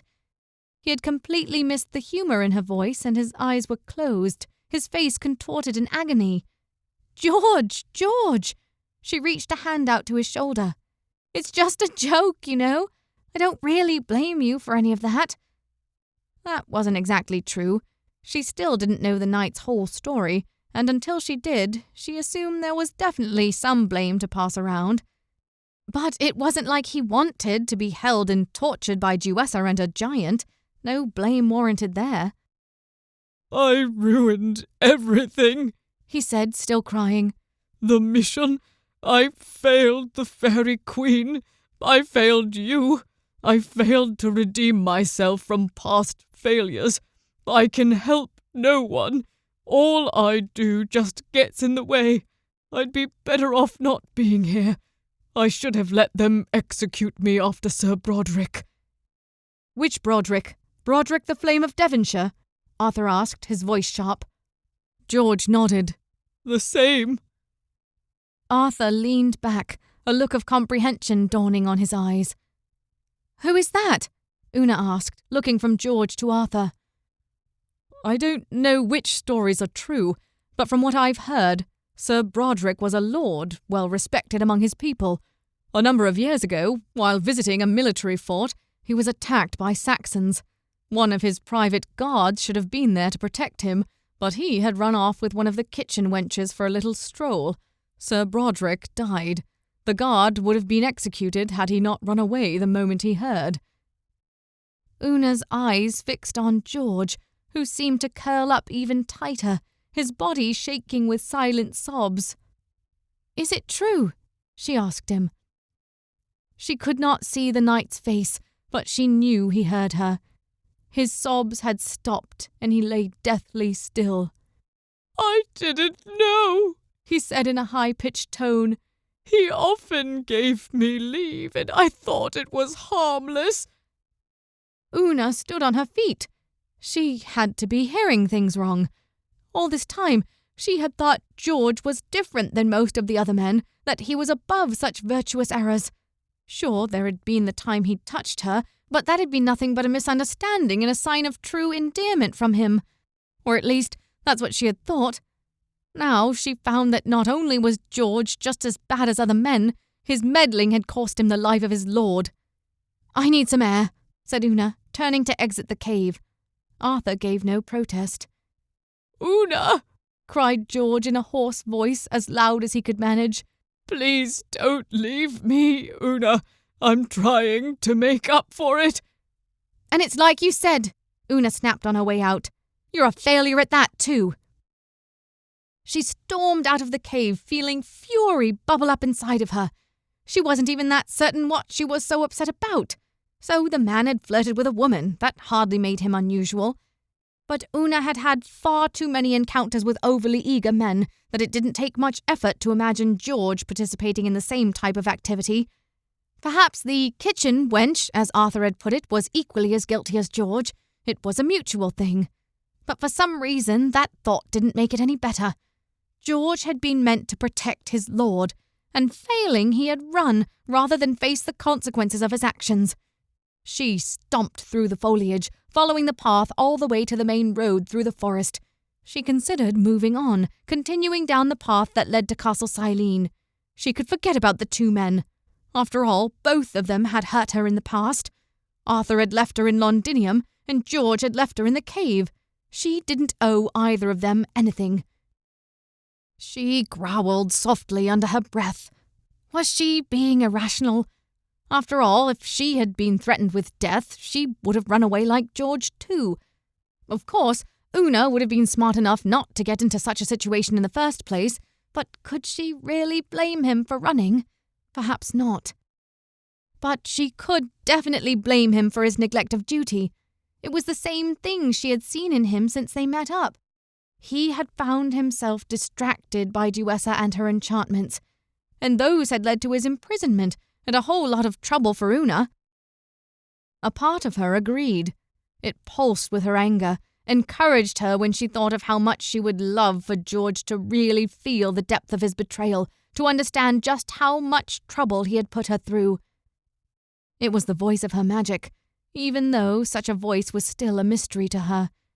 She should leave the night, leave Arthur, take her wits and use them to get past the dragon at her parents' castle. She didn't need them. She didn't need anyone. She had what she needed most, her intuition and her magic. They would see her past this, and she would skin alive anyone who got in her way. Who was this fairy queen, anyway, that she could order Una about like this? She was not one to be caught between some petty squabbles between one ruler of this forest and another. Duessa and Gloriana could duel it out to the death for all she cared. Let them fight, and she would feast on their bones. She would become the true Queen of Arden, the rightful ruler of all. She froze in place, only just realizing where her thoughts had gone. And it was still there, stoking her anger, making her feel things and think thoughts that were not her own. Become the rightful ruler of Arden? Where had those emotions come from? She wasn't like this. There was something or someone inside of her telling her what to do. She clutched at her abdomen as if her magic was something she could see and brush off like a bug. But it didn't work like that, she knew. Perhaps she could talk to the Fairy Queen, or maybe Arthur would introduce her to this Merlin magician. All she knew was that she needed to remove whatever was making her feel like such a horrid tyrant. Una needed help. Whatever happened, she had to keep her magic restrained. In that instant, she vowed not to use it again, not even to save her own life. First, she needed to know more about where it came from and why she could use it. Then, perhaps she could find a way to eliminate it entirely. She turned around, walking back towards the cave, certain now that this demon inside of her had been the one encouraging her to go on alone. Though it didn't help that she secretly wanted to do as it said. She didn't need anyone. At least, she didn't think she needed anyone. The Fairy Queen had mentioned she would fall if she entered Castle Silene alone. Now she wondered if by fall she had meant something other than death. What if all her anger had been stoked by that magical force inside of her? Could she even trust her emotions now? Come to think of it, she had lost her grip. In the past, she prided herself on her ability to become anyone she needed to be, to display only the emotion that would serve her best. But now, she could hardly blame George for what he had done. So the man liked women, that was hardly a crime. He had just gallivanted with a woman at the wrong time. His biggest crime was running away, abandoning his honor. But Una would have done the same. What kind of honor made you turn yourself in, especially if doing so meant your death? all of that wasn't what bothered Una. What bothered her most was the woman. And above all, the fact that his amorous desires were her biggest concern frustrated her even further. What should she care if he had a fling with someone else? It wasn't as though she was the center of his universe. But did she want to be? And if they were to have something more, would it remain as temporary as his time with the kitchen wench? This was a different situation, she knew that. He had been a lord's guard, travelling from place to place. Settling down would have been difficult. But now he and Una were travelling companions. There was a difference. Of course, none of that would matter if George died tonight or tomorrow. She quickened her pace to reach the cave again. Sure, Arthur was there to protect him, but she wanted to make sure nothing happened when she wasn't around to help. And she needed to apologize for her outburst. It may have done more damage than she intended. She had to give him a reason to fight, to keep living. Her pace quickened, and she all but ran back to the cave. Chapter 29. George huddled against the fire, uncontrollable shivers running through his body. The fire burned, but his insides chilled, and not just from his fever. Everything ached after Una left. She confirmed everything he'd uncovered about himself over the last few days. He was worthless. Every part of his life had come to this. First, through his neglect and selfish foolery, he had brought Sir Broderick to his death. Second, he had allowed that same foolery to take him away from Una. His hubris, his desire for redemption had been the very things that destroyed his honor a second time. There would not be a third time. He knew it. His chance for redemption was long gone. He wasn't even sure he would live to even attempt it. No, his body was dying, his mind was empty, and his soul was broken. At this point, it would be better to die and hope that hell was not as bad as the Christian preachers made it out to be. Perhaps there was no hell at all. Perhaps he would be trapped in this other world for all eternity. It was no more than he deserved, after all.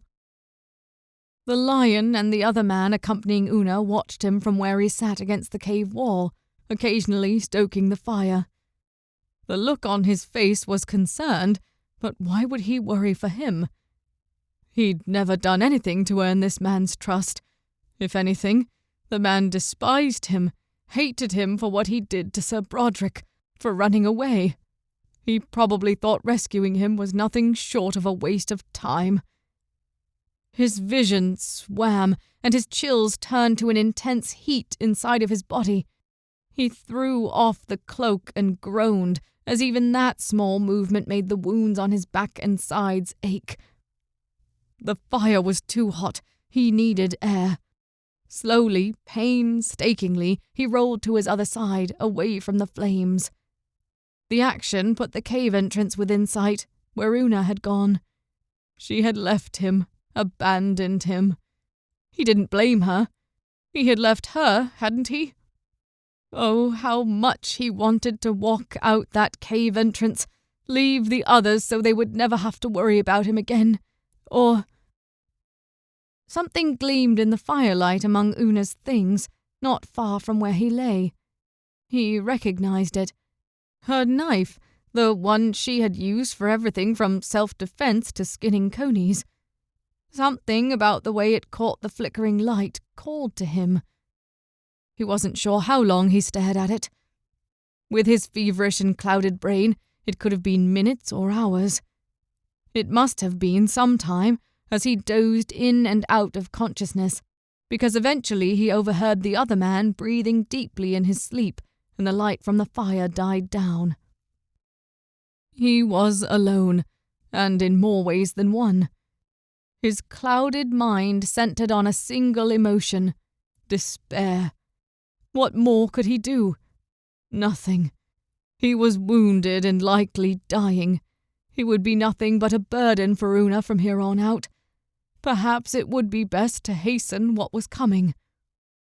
Tentatively at first, he reached out a hand, wincing as various gashes along his arms stung as it scraped over cave rock and dust. But he reached, straining his muscles and rolling forward slightly until the tips of his fingers grasped Una's knife. He held it close, once again admiring its light. The fire had died down by now, but there was still enough to see a deep red gleam in its reflection. Blood and fire. Yes, he should do it. Rid them of his burden. They needn't bear it, and he did not want it either. Turning the blade so that it pointed towards his chest, he took a deep breath, readying himself. Would it hurt? Of course it would, though he had endured pain in equal measure. What mattered was the others could continue on their quests. It was better this way. Dimly he thought he heard screams in the back of his mind. Something lashed out and caught the knife in a blow, casting it out of his hands and onto the cave floor far enough away that he would not be able to recover it. "What do you think you're doing?" came a voice, sharp and piercing, but somehow the most beautiful sound he had ever heard. "Una," he whispered, the name spilling from his lips. She knelt near him, grabbing his face in her hands. He didn't even mind the pain as her hands clamped over several of his shallow wounds. "George," she said, shaking him just a little. "George, can you hear me?" "I can hear," he said. His voice was nothing more than a croak. "What's going on?" said the other man, Arthur. He must have just awoken. "George," Una repeated, ignoring Arthur. "George, you must listen to me. I did not come all this way, left the path I was on, listened to the damn Faerie Queen against my better judgment, and fought a bloody magician just so you could end yourself." The Faerie Queen? She had told Una to come for him? Why? "I'm not worth," he managed to get out. Una interjected. "George!" She hugged his face with her hands in a tight grip. "Of course you're worth it. Any good person is worth it." "But what I did—" "I don't care what's in your past. Right now, you fight for justice, and to deny yourself is to deny that justice. You may have made mistakes in the past, so what? I was in prison, for heaven's sake. Arthur left me there. We all have problems." "Hey, now, let's not get—" began Arthur. "And if you think," Una continued, once again ignoring Arthur, "that you aren't a good person, then your injuries are getting to you worse than I thought.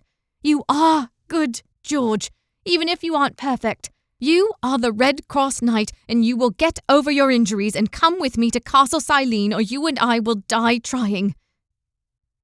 George couldn't help it. Knight or not, he began to weep.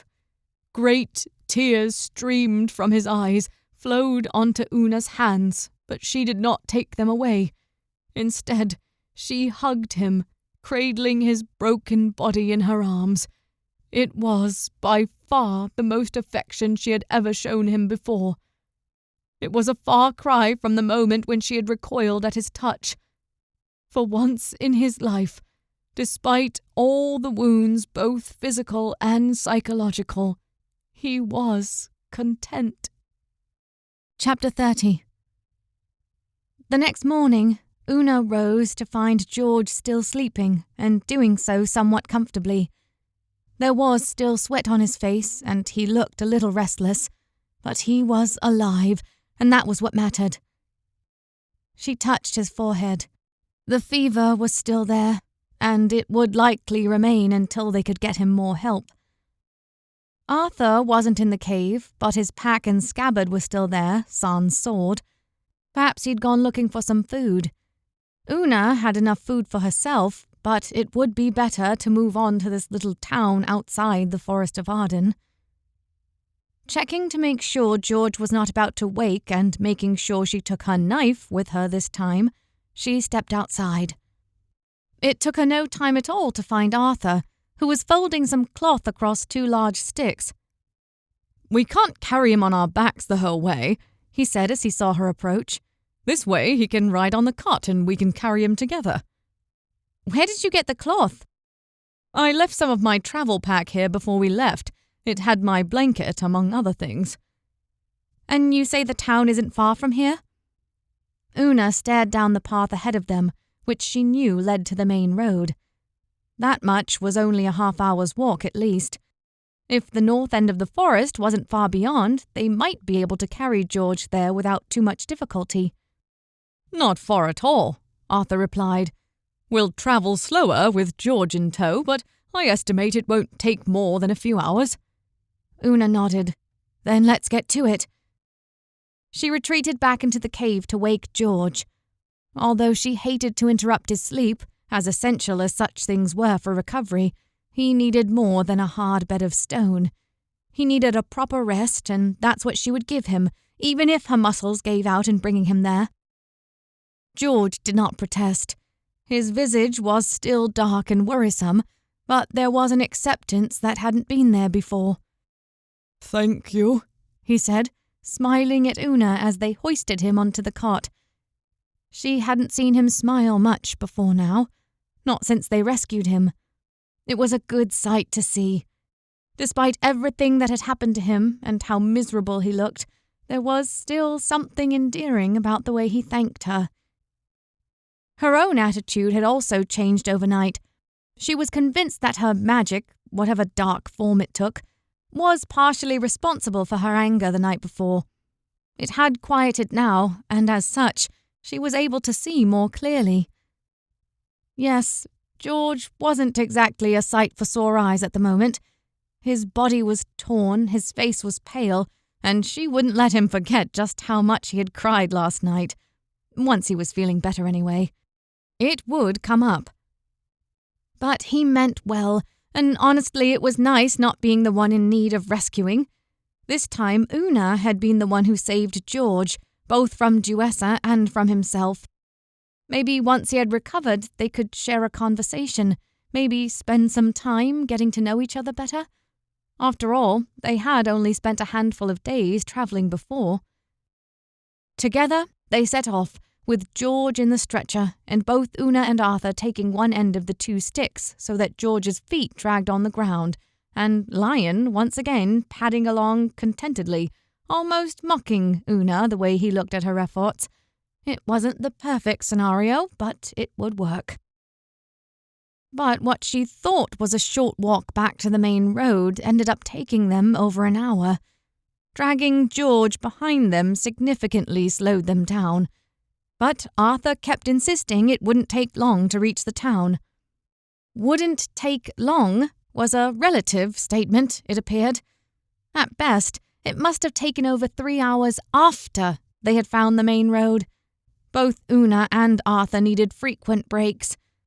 The good news was they didn't run into any strange creatures or travellers on their way. The bad news was George was still feverish and often mumbled loudly yet incoherently as they went on. It motivated Una to move faster. She pulled and pulled, keeping her eyes fixed on the ground and the next step ahead. She only barely noticed Arthur alongside her, pulling just as hard. She just focused on putting one foot in front of the other. It was only then she noticed the ground was brighter. More light was filtering through the trees up ahead. She looked up to see that not only was there more light, but she could see a wide opening up ahead. They had finally reached the northern border of the Forest of Arden. To say she was relieved would have been an understatement. She almost dropped her part of George's stretcher in relief. Cool, fresh air greeted her upon exiting the forest. It was the most beautiful sensation she had ever experienced. At least it seemed that way in the moment. Lion seemed to share her sensibilities, bounding forward and swiping at a few birds that flew too low. It made Una smile. We can rest here a bit, but we'll take a path to the west. The town is very close. I can keep going, said Una, renewed vigour passing through her. We can make it. Arthur didn't argue. He joined her in dragging George further, soon finding the path he'd been talking about and moving west from there. Una glanced behind them, east to where Castle Silene lay. It felt odd to be travelling away from the castle after spending so much time to close the distance. But it wasn't far, and they still had a few days before the midsummer solstice. Right now, her priority lay with seeing that George was properly cared for. Ahead, she was finally able to make out the steeple of a small church. They had arrived! She pulled forward with all her might, feeling her leg and arm muscles protest from travelling so long. They were so close now. Soon George would have the help he needed. As they drew closer, she spied an inn, and as they approached, a young woman came outside to see who they were. She quickly went back inside, probably to get the owner of the inn and tell her who was coming. Sure enough, a moment later the girl returned, this time with an older woman in tow. They hurried to meet up with the three of them. "What happened?" said the old woman as she caught sight of George. She didn't even ask who they were. She didn't even blink at the lion bringing up the rear, just went straight to analysing the problem. That was something. "He was tortured," said Una. "We got him out yesterday. I think he has an infection." The old woman put her hand on George's forehead, even as they continued to drag him forward. Yes, he has a fever. Bring him inside and we can get him cleaned up, and I'll have Carissa make some tea. Come now, there's little time." Una did not argue. She and Arthur pulled George the rest of the way to the inn. The old woman had already gone inside and extracted a large wash pail, not that different from the one Una had washed herself in after escaping Londinium, though this one was larger. There were 4 women inside, the old woman and 3 of her daughters, it seemed. The mother instructed all 3 of her daughters to fetch water, which they did, bringing in pail after pail until the bath was full. Meanwhile, the old woman threw some of the water in a large pot and set it on the fire. When it was boiling, she added it to the bath. After finishing preparations, they gently raised George off of the cot and into the warm water. He winced a little as the water touched the wounds in his back and sides, but he seemed to relax a bit once he was fully submerged. "We'll let him soak for a wee bit while I prepare a poultice," said the mother. "Fidelia, Speranza, help your sister with the tea and fix something to eat as well." The 2 sisters bobbed their heads and hurried to join their sister in the kitchens. "Now, Arthur," said the old woman, rounding a nearby table and grabbing several items from a cupboard against the wall. "You mind telling me what trouble you got yourself into this time?" "Of course, Kalia," Arthur nodded. He waved a hand over at Una. "This is Una. She was travelling with George before they got separated." Turning to Una, he added, "This is Dame Kalia, the owner of this inn." Una nodded graciously to the old woman as she cycled through which persona she should use to present herself to the dame. In the end, she decided not to use one at all, but try to be more genuine, not an easy feat for her. But she had a feeling that this woman would not stand for anything less. "We are most grateful for your help." Kalia returned her nod. "The girls are all mine. The skinny one is Fidelia. Carissa is the one with the long curls, and Speranza is the one with her head in the clouds most of the time." "And I take it you've met Arthur before?" Una asked. "It wouldn't be the first time he's been here asking for trouble, or doing his best to get out of it," Kalia said, eyeing Arthur. "So, which is it this time?" "Perhaps a bit of both," said Arthur. "There are dark things happening in the forest." "That there are, more so these days." "These are darker than usual. There is a sorceress who has escaped from Anwin." "I can tell you what I know," offered Una. She didn't like revealing much, but this woman deserved their confidence, especially after agreeing to help with George without knowing anything, though she wouldn't tell her everything. "And I assume you'll tell me why that there beast has not eaten all our heads yet," said Kalia, staring down her nose at Lion, who lay behind Una. Lion yawned. Una laughed. "Of course." She started from the beginning, when she and George met. As always, She left out any mention of her own magic, but told the woman most of what happened, from the serpent they killed, to the night when they were separated, to her meeting with the Faerie Queen, and finally mentioning her rescue of George from the City of Pride with Arthur's help. At that point, Arthur began cutting in from time to time to tell his side of the story, but for the most part he let Una do the explaining. "That is," the woman began, taking another glance at George in the wash basin, "quite a story. I still find it incredible that you actually spoke with the Faerie Queen herself." "Does that not happen often?" asked Una. "Heavens, no, child. Most consider her a myth. I know better, though. I saw her once as a child when I got lost in the woods.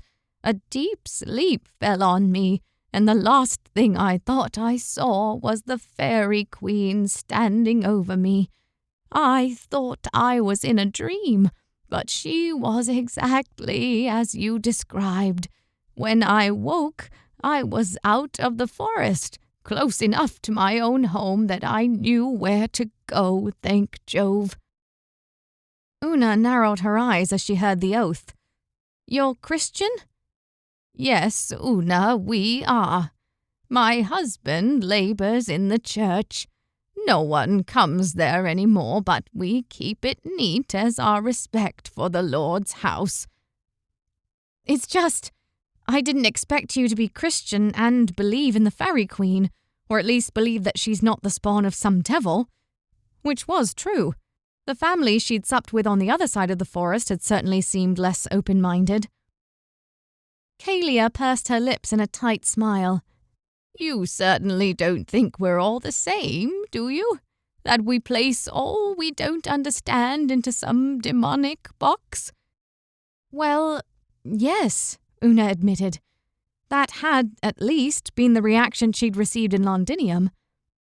"Child, there are many things that we do not understand. Our religion helps explain some of those things, but it also teaches us to walk by faith, as our Saviour once did. My faith tells me there are many truths, and not all of them can be found in Christianity." At that moment, Carissa came in carrying a pot of hot liquid that gave off a soothing aroma. "Ah, good," said Kalia, wiping her hands on her skirt. "About time. Let's get this Red Cross Knight some food and nourishment." Una nodded and rose to her feet to help, before pausing and furrowing her brow. "I never mentioned a Red Cross," she said. "His shield and armor were lost." "Yes, sorry, I forgot to tell you." Kalia waved at one of her daughters. "Speranza, go show the young lady to the stables." "Yes, mother," said her daughter, and waved Una forward. She followed with a curious expression. What were they going to show her? She followed Speranza outside and around the inn until they arrived at the stables on the north side. There stood two four-legged figures, their heads bobbing up and down as they saw someone approach their pens. Una's eyes widened. "It's George's horse and mule," she exclaimed. "The mule came some time ago," explained Speranza. "It was burdened with a heavy load. We found armor in there." "George's armor," Una breathed. "And that's his horse, too." "He arrived some time later," said Speranza.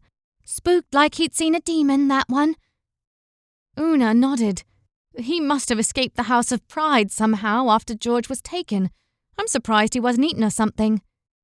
"They ran with the grace of God," said Speranza.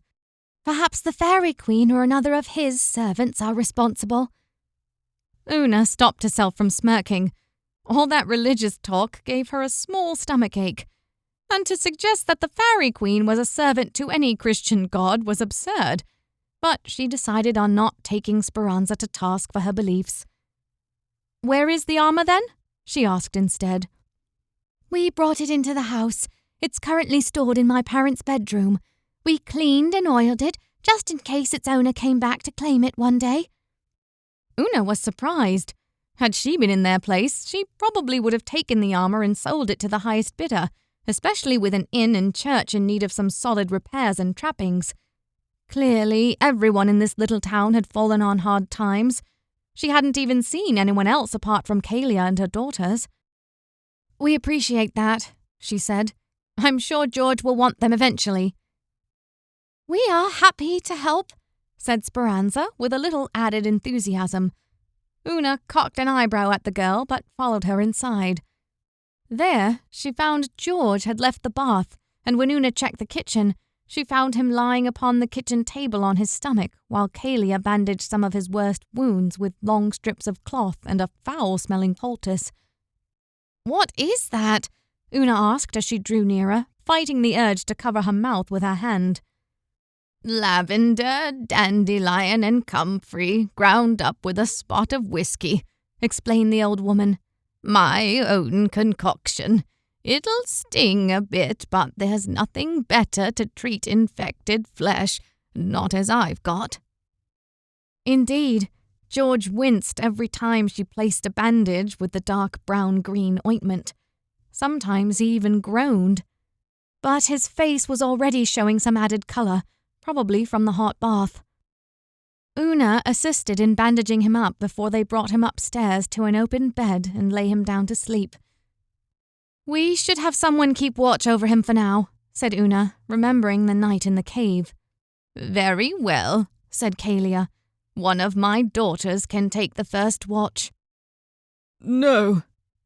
George spoke for the first time since entering the inn. Una, please. Kalia looked at Una, who nodded.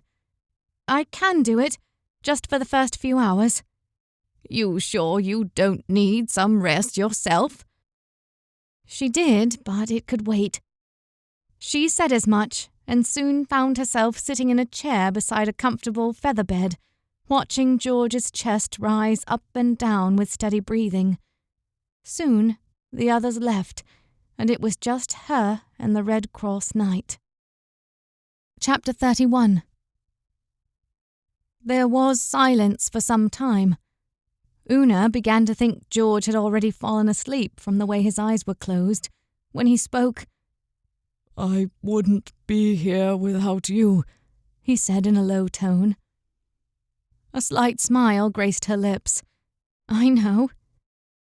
He laughed, softly, not enough to make his body shiver with pain. "Who was the other man who helped me get here?" "That's Arthur Pendragon," she said. "He's not exactly my favourite person, but he did a good job of killing that—" "He's that Arthur? The Arthur Pendragon?" George looked like he was about ready to roll out of the bed and go back downstairs again. "Yes, have you heard of him?" "Everyone has heard of him," he cried. "The boy who ran off instead of be crowned king, but kept the sword Caliban so no one else could claim the responsibility." "Yes, that sounds about right." "But you know what this means? It means he's still alive. He could take control of our armies, unite the lords. Even some of the Romans would fight for him under the right circumstances. He could help drive away the Saxons." Una hesitated. "I'm not sure that's what he wants." But he has to. We need him to." "I'm not the one to talk to about all that," said Una. "I've been locked away in a cell for 3 years, remember?" His face lost the excitement. "I'm sorry, you're right." He winced as he shifted position slightly in the bed. "I suppose you'll tell me to get to sleep?" "You know me so well," she said dryly. "I'm feeling better already, though my back stings like nothing else." "You'll be safe here," said Una. "They even recovered your mule and everything it was carrying. It's in the stables." "By Jove," he said softly. "Who would have thought? I thought you had it." "I did, but it ran off," she said, deciding not to tell him about how Lion almost ate the mule. "Well, I'm glad it found its way here. just as you found your way to me." "Yes," said Una, feeling her emotions take a downward turn. She wouldn't mention the fact she would have gone right through the forest without him if it hadn't been for the Fairy Queen's intervention. "I know we haven't known each other for very long," said George, "but I would very much like to get to know you, I mean." For a moment, Una's emotions split into two parts. One rose in excitement. He wanted to get to know her, to be a part of her life. But another part sank in denial. Even if both of them managed to live past their fight with the dragon, assuming George even wanted to do that now, she wasn't one to attach herself to any one person. The last time she had implicitly trusted someone, it had led to her imprisonment. Such attachments brought too much pain with them. "What about the kitchen wench?" she said, her head bowed. "Did you say the same to her?" "Una," he said, and paused. "Una." She raised her head till she was facing him. His eyes were earnest. "Una, you need to know. Nothing happened between me and that woman. We've had a bit of fun, that was all. We didn't even do anything, shall we say, unchaste. To be honest, I've never truly fallen in love with someone before." "Neither have I," whispered Una, admitting it to another person for the first time in her life. She stayed silent for a while. "It's okay if you don't want to," said George, misunderstanding her silence for hesitation. "I understand." "No," said Una, sorting through her conflicting emotions. I think I'd like that. But perhaps it would be better after we sort out all this business at Castle Silene." George swallowed. "The dragon." She nodded. "I still intend to fight it, Una," he said. "That was the Fairy Queen's mission for me, and she sent you so I could fulfill that quest. Once my strength has recovered, I will fight it, and I will win." "I hope you do," said Una, worry creasing her brow, "because I don't want you to die." He smiled. "We are in agreement, I think," he said with a soft chuckle. She laughed with him, enjoying the moment. When it ended, she added, "Now you get some sleep or that day will never come. You'll need time to not only heal but to gain your strength as well." "It is fine," he said. "We still have several days until the midsummer solstice." She nodded, though her heart plunged. If her calculations were correct, the solstice was only 3 days away. She would need to be at the place of the castle's disappearance on that day, whether George could be there to help or not. What if he couldn't? 3 days was hardly enough time to recover from wounds like those he bore, and Gloriana had made it clear that Una needed the night if she was to survive. Perhaps Arthur could help? He seemed just as competent with the sword, if not far more so, than George. If George was enough to keep her from dying, Arthur should be just as good. She continued watching George until he fell asleep, and spent the next few hours simply observing the rise and fall of his breathing. Soon afterward, Fidelia replaced her, and she went to her own bed that Kalia had prepared for her. It was the first real bed she had slept in since before her imprisonment. That, combined with the knowledge that George would be all right, was the best feeling she had ever experienced in years. The next 2 days were spent constantly seeing to George's needs, though even by the following morning he was able to stand on his own and make his way up and down the stairs. Still, he continuously bathed, after which Dame Kalia and her daughters once again wrapped him in his bandages. This happened twice a day. In the meantime, George and Una took what chances they could to walk about the inn, talking as they went and sharing previously rare laughs. Arthur remained unusually quiet throughout their time there, saying little or nothing to Una as the 2 days went by. "What's up with you?" she asked one evening after George had gone to bed. "Are you worried about the fight with the dragon?" He was quiet for a time before answering. "I'm not going to go with you to Castle Silene, Una." A pause, then, "What?" she asked. "It's not my place," he said, though his face seemed to indicate he wanted to say more. "What do you mean it's not your place? I need you," she said. "You're the best fighter we have, with George on the mend. If he fights the dragon alone, he'll die. We'll both die." "He's gaining his strength fast." "Yes, but the window of opportunity is tomorrow, Arthur. Tomorrow. George will never be ready by then." "I think perhaps you underestimate him," he said. "I would come if I could, but I'm afraid I will not." "Unbelievable! I thought you had changed." He grimaced. He knew she was going to bring this up. 3 years ago you left me to my enemies, and now you're going to do it again." "It's not like that, Una, please." "Well, if it's not like that, then how is it?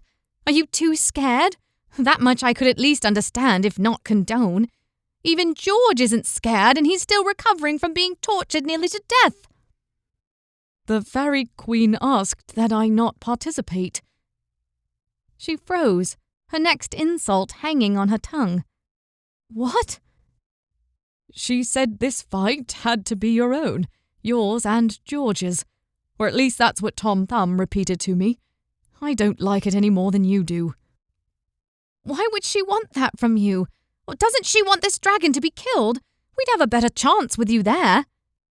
"I don't know," he said, shrugging, "though I have a feeling it has something to do with my supposed destiny to be king.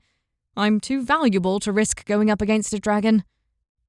"Well, you don't want to be king, so it shouldn't matter to you."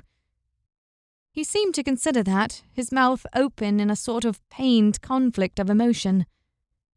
"I'm sorry, Una. I'll stay tonight and look after George, but I will be leaving in the morning." She stared at him, her eyes and mouth hardening. "Fine," she bit out. "If you can't come, then we'll just die together." "I hope not, and I hope that the Faerie Queen is right to ask this of me. I certainly do not want to abandon you." He rose to his feet. "Then don't," she pleaded. "Arthur, you said yourself that the Faerie Queen is not omniscient. We don't know for sure that what she says is right, and you and your sword can do things we can't." "Perhaps that is the point," he said, crossing the room to head upstairs and take watch over George. "Perhaps it's not supposed to be easy for you."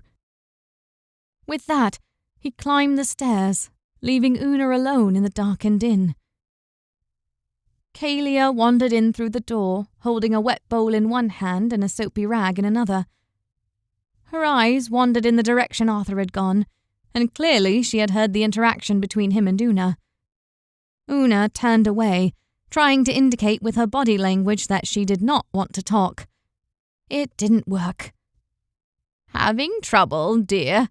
said the woman, continuing to rub the bowl as if she only held a mild interest in the previous conversation. "No trouble," said Una. "You know, child." Kalia placed the bowl on the counter and came closer to sit next to Una. "I know it's not really any of my business, but what are your goals in returning to this castle of yours?" Una squinted at her, confused. "I'm not sure what you mean. I want to find my parents if they're still alive and kill the dragon if it's even possible." "And why do you want to find your parents?" Because they're my parents." Una had no idea where the old woman was going with these questions. "I see you remember them fondly." "I suppose so," said Una. "They taught me how to hunt, cook, ride, entertain nobles, or basically everything a princess needs to know, and a few other useful skills." "So you value them because you value what they taught you?" "Yes, is there a point to these questions?" Kalia nodded. I'm sorry, just an old woman's habit. I like to know everything I can about any given situation." "It's fine, I guess," said Una, staying in her seat while the older woman rose to a standing position. "Just know this. It is important to remember what motivates us and to choose to focus on that which matters most. Otherwise, we may be apt to disappointment." With that, the old woman wandered back into the kitchen, likely to continue working on the dishes. That had been an odd conversation. What did Kalia mean that what motivated her might also disappoint her? What could be bad about her parents being a source of motivation? Almost anyone in her position might do the same. This place was starting to get to her. The old woman reminded her too much of the Faerie Queen, and the daughters were a little nauseating in how good they were. She hasn't even met the husband, who apparently spent most of his day in the church or tending to the sheep they raised. When he did come in, it was long after the rest of them had gone to bed. She needed a way out. Thankfully, tomorrow was the midsummer solstice. They would find the dragon and her castle, or they would have to wait another year. And there was no way Una was going to let that happen. Chapter 32. The steady whack of an axe against a wood log provided exactly the relief of tension that George needed. He was surprised at how well he had recovered so far. Sure, most of his back ached, and his muscles were still not as strong as he was used to, but there was no more time for that now. With another crack, he brought the axe down on another piece of wood before moving on to the next one. It was early morning, but he would have expected to see Una here by now, eager as she was to get to Castle Silene. Instead, he spotted Arthur coming towards him from the house. Standing up a little straighter, he tried very hard to look natural. "How do you feel?" asked Arthur as he approached. "Not bad, to be honest," said George. "Just some topical pain, mostly." Arthur nodded. "That's good." There was a bit of an awkward silence while George tried to figure out what to do.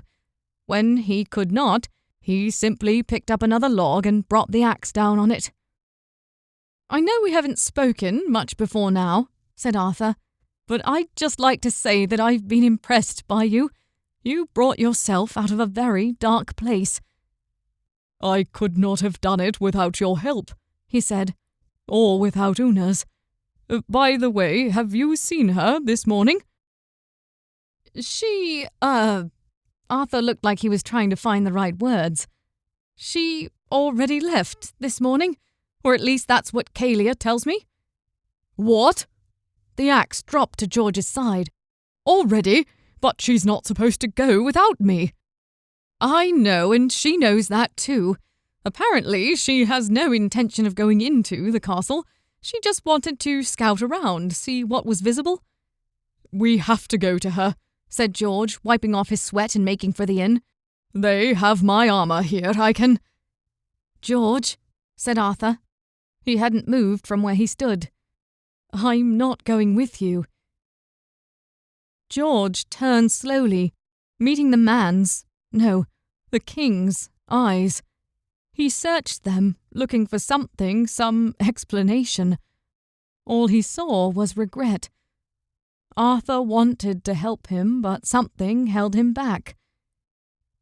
"You were instructed not to go with us, weren't you?" Arthur nodded. "It appears the Faerie Queen is very particular about when I can and can't help." There was bitterness in his voice. "Do you not wish to serve her?" "Gloriana is good, but she is complicated. I don't like complicated.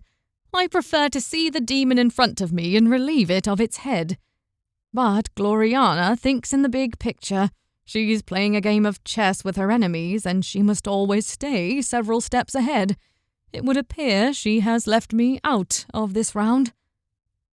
George watched as clear emotions of conflict and indecision graced Arthur's face. "It is all right," he said after a while. Arthur looked at him. What? You do not have to come with us. We will make do on our own. But the dragon. I have been training all my life for a moment like this. I will not let you, Una, Gloriana, or, most of all, myself, down. Arthur stepped close and grasped his arm. George took it with an overwhelming sense of pride and camaraderie. If it's not too forward of me to say, he began, I would just like to encourage you to become king one day. Arthur's eyes dropped to the ground and he let go of George's arm. I told you, I like things simple. Being a king would not be a simple path. But I've seen you in action, said George, and you have the birthright.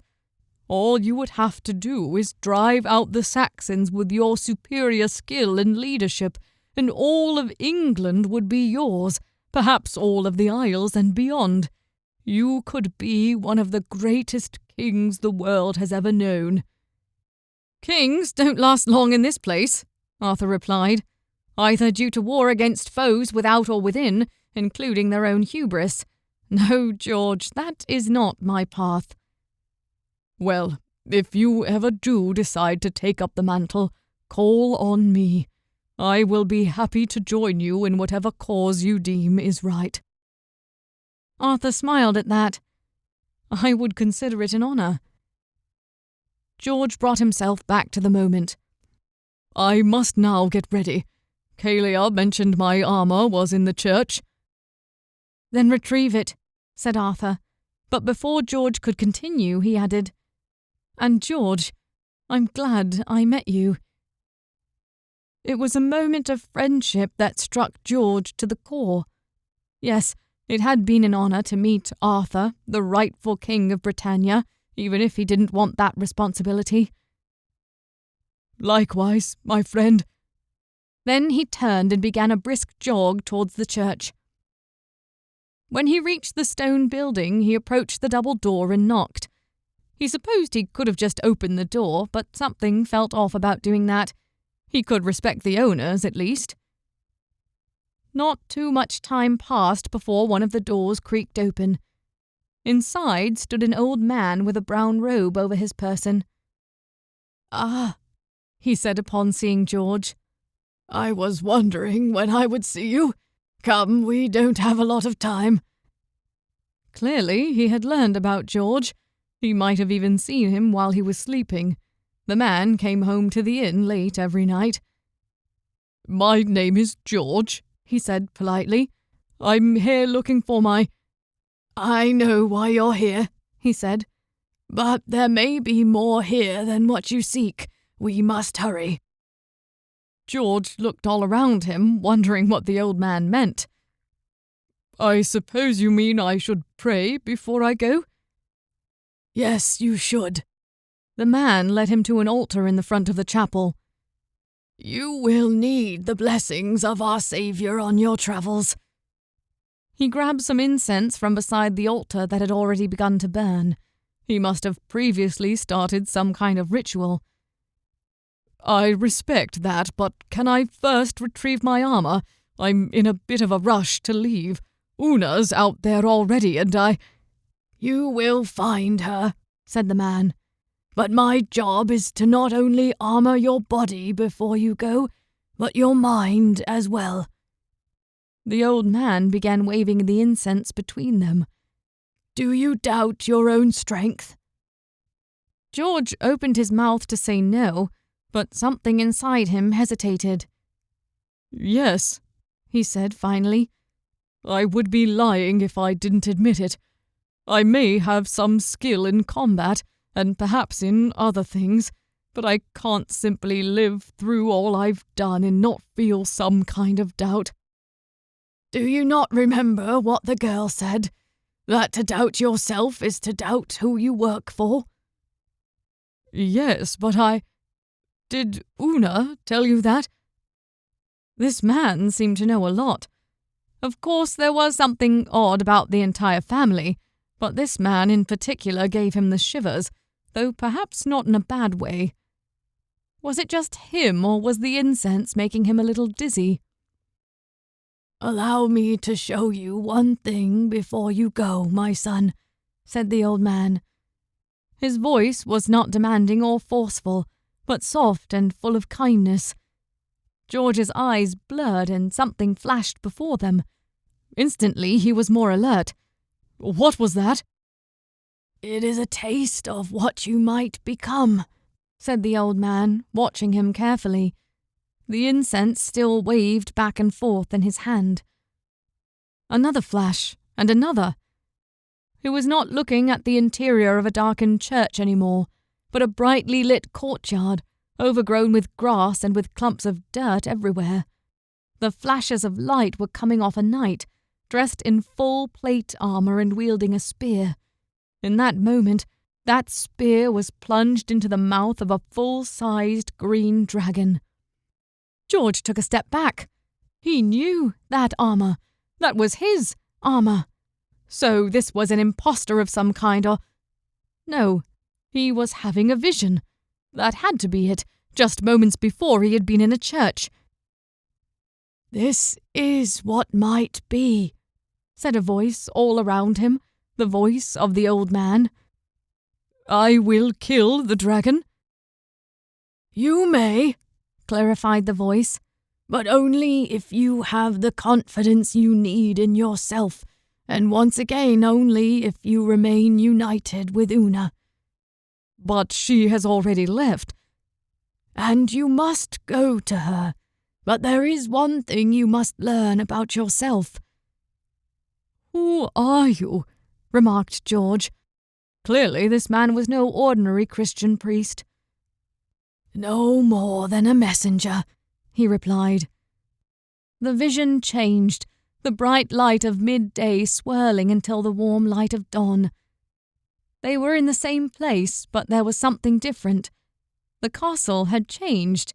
It was now a church, and an enormous statue stood in the centre of the courtyard. George's mouth opened wide as he stared. The statue was of him, slaying the dragon. "Yes," said the old man's voice. "This is what will come to pass if you should succeed." The vision rippled again, and he saw the same image of him jamming his spear into the dragon, immortalized in art of many varieties. He saw statues and tapestries and mothers telling his story to their young. All of them praised him, the dragon slayer. "Should you succeed, your past leading up to this moment will be forgotten. You will be forged anew, and you will not only be known as the knight who killed the dragon, you will be known as a saint. Your story will span continents, immortalized in art, literature, and song." Tears began streaming down George's face as he saw each and every instance of what the old man prophesied. "This is too much," he said. "I can't possibly live up to this." "You can," assured the old man. "And that is the final piece of armor I give you. Hope." With that, the vision ceased. Chapter 33. Una pressed forward. Yes, she knew what the Fairy Queen had told her, that she needed George in order to keep from falling when faced by the dragon. But she wasn't planning on going in without him, just taking a quick peek from outside the wall. Maybe she'd catch a glimpse of whoever may or may not still be living there. She had to know. She would easily stay outside of reach, assuming the place even became visible again. She had only the word of others that the castle reappeared once a year on this day. She proceeded up a grassy path on a bare hill, leaving even Lion behind. The beast had protested, but he had never disobeyed her before, and he didn't appear to be starting now. There were trees to her right, the forest of Arden that cradled Castle Silene in its border. But she couldn't see it yet. She still had another 2 or 3 large hills to climb before she would reach the spot. She could remember the way perfectly, every hill and large tree bringing back memories. At the base of the hill, She froze, eyeing what had just appeared out of nowhere in front of her. "Hello, Una," said a sensuously curvaceous woman clothed all in black, with black hair. Una had never met the woman directly before, but she knew who it must be. "Jewessa," she breathed. Her heart rate began to increase. This wasn't in the plan. She couldn't go up against Jewessa and the dragon. Even between her and George together, they would have no chance. Why had she asked Lion to stay behind? Her only defense was her magic, but she had vowed not to use it. She couldn't delve into that dark place without consequences. "Do not worry," said Jewessa. "I am not here to attack you." Una tilted her head, but quickly instinct took over and she adopted a more confident persona, whether it matched her current mood or not. "What do you want?" "Nothing, really," said Jewessa. "Nothing you cannot easily give me. I want you to stay away from Castle Silene." Una narrowed her eyes. "You what?" "I want you to stay away from the dragon. No one has ever vanquished it." "It's not like they've had much opportunity since he only comes out once per year." "Oh, there have been others. That dragon and I have a long and hard history together. We used to be companions in Anwin before he was let free." "So you want me to stay away because you don't want to see the dragon hurt?" "Not at all, dear," said the woman, grinning at Una in a way that chilled her blood. "You are the one I don't want to come to harm. I'm trying to protect you." Una's brow furrowed. "Why?" "Because of who you are. You could be among the greatest of the great. You could stand by my side and maybe even replace me someday as mistress of this world and the other." "I don't know what you mean, and I would never stand beside you or anyone else." "Do you mean you do not know?" Jewessa looked at her curiously. "Know what?" "I admit it took me some time to puzzle it out," she said. "I've been following you ever since you took my knight, but I recognize it now. You have old blood in you, stronger, perhaps, even than my own." Una was beginning to grow impatient. "I don't have time to listen to your cryptic words. Either tell me straight or get out of my way." Then she did the bravest thing she had ever done. She walked directly towards the monster of a woman and went right on past. "Go then, if you must," Jewessa called after her. "There is nothing you can do to defeat that dragon. Not even your blood will save you there. He does not respect it or care." Una didn't respond, instead focusing on keeping her face fixed on the path ahead. She was exposed, her back was turned, but she steeled herself and kept on walking. "Very well," said Jewessa as Una kept walking away. "If you insist on not joining with me, then perhaps I will be better off without you." Una breathed out. She had been worried that Jewessa would attack, try to prevent her from going to the castle for whatever twisted reasons she might harbor. But if she was so certain that Una would die upon facing the dragon, that didn't speak well for her chances. Whatever. Jewessa didn't know what Una knew about the layout of the castle. She didn't know Una had once been a princess at Castle Silene, and that no one knew the grounds better than her. She had spent days and weeks exploring every nook and cranny. If anyone could avoid the dragon, it would be her. Besides, she still had George to help. With a thought, she turned to look back at where Jewessa had stood, but the woman had vanished. Even from Una's vantage point, nearly at the top of the hill, she could not make out anyone within at least a mile. Jewessa said she had been following them, which meant that she was no longer hell-bent on killing or torturing George. If she had, she could have just attacked them. Instead, she must be choosing to let the dragon do it for her. Hopefully, that meant George would arrive at the castle in safety. Una continued on, down the hill and up another one, keeping to the grassy path that was only barely visible now. These had once been well-travelled hills. Now there was almost nothing left. Then she saw it. In the distance, at the base of the next hill, lay Castle Silene, nestled among the trees of the Forest of Arden. Despite the danger and the potential threat of Duessa, Una breathed a sigh of relief. Never had the sight of her home ever prompted such joy. It had been so long since she'd seen those white towers disappear into the night. Now they were blackened, and many of the wooden portions of the roofs were caved in after having burned with dragon fire. But the castle still stood. The peak of the castle's keep, its highest tower, still gleamed in the morning light. She could not stop herself. She ran down the hill at her top speed. The dragon wasn't visible from here.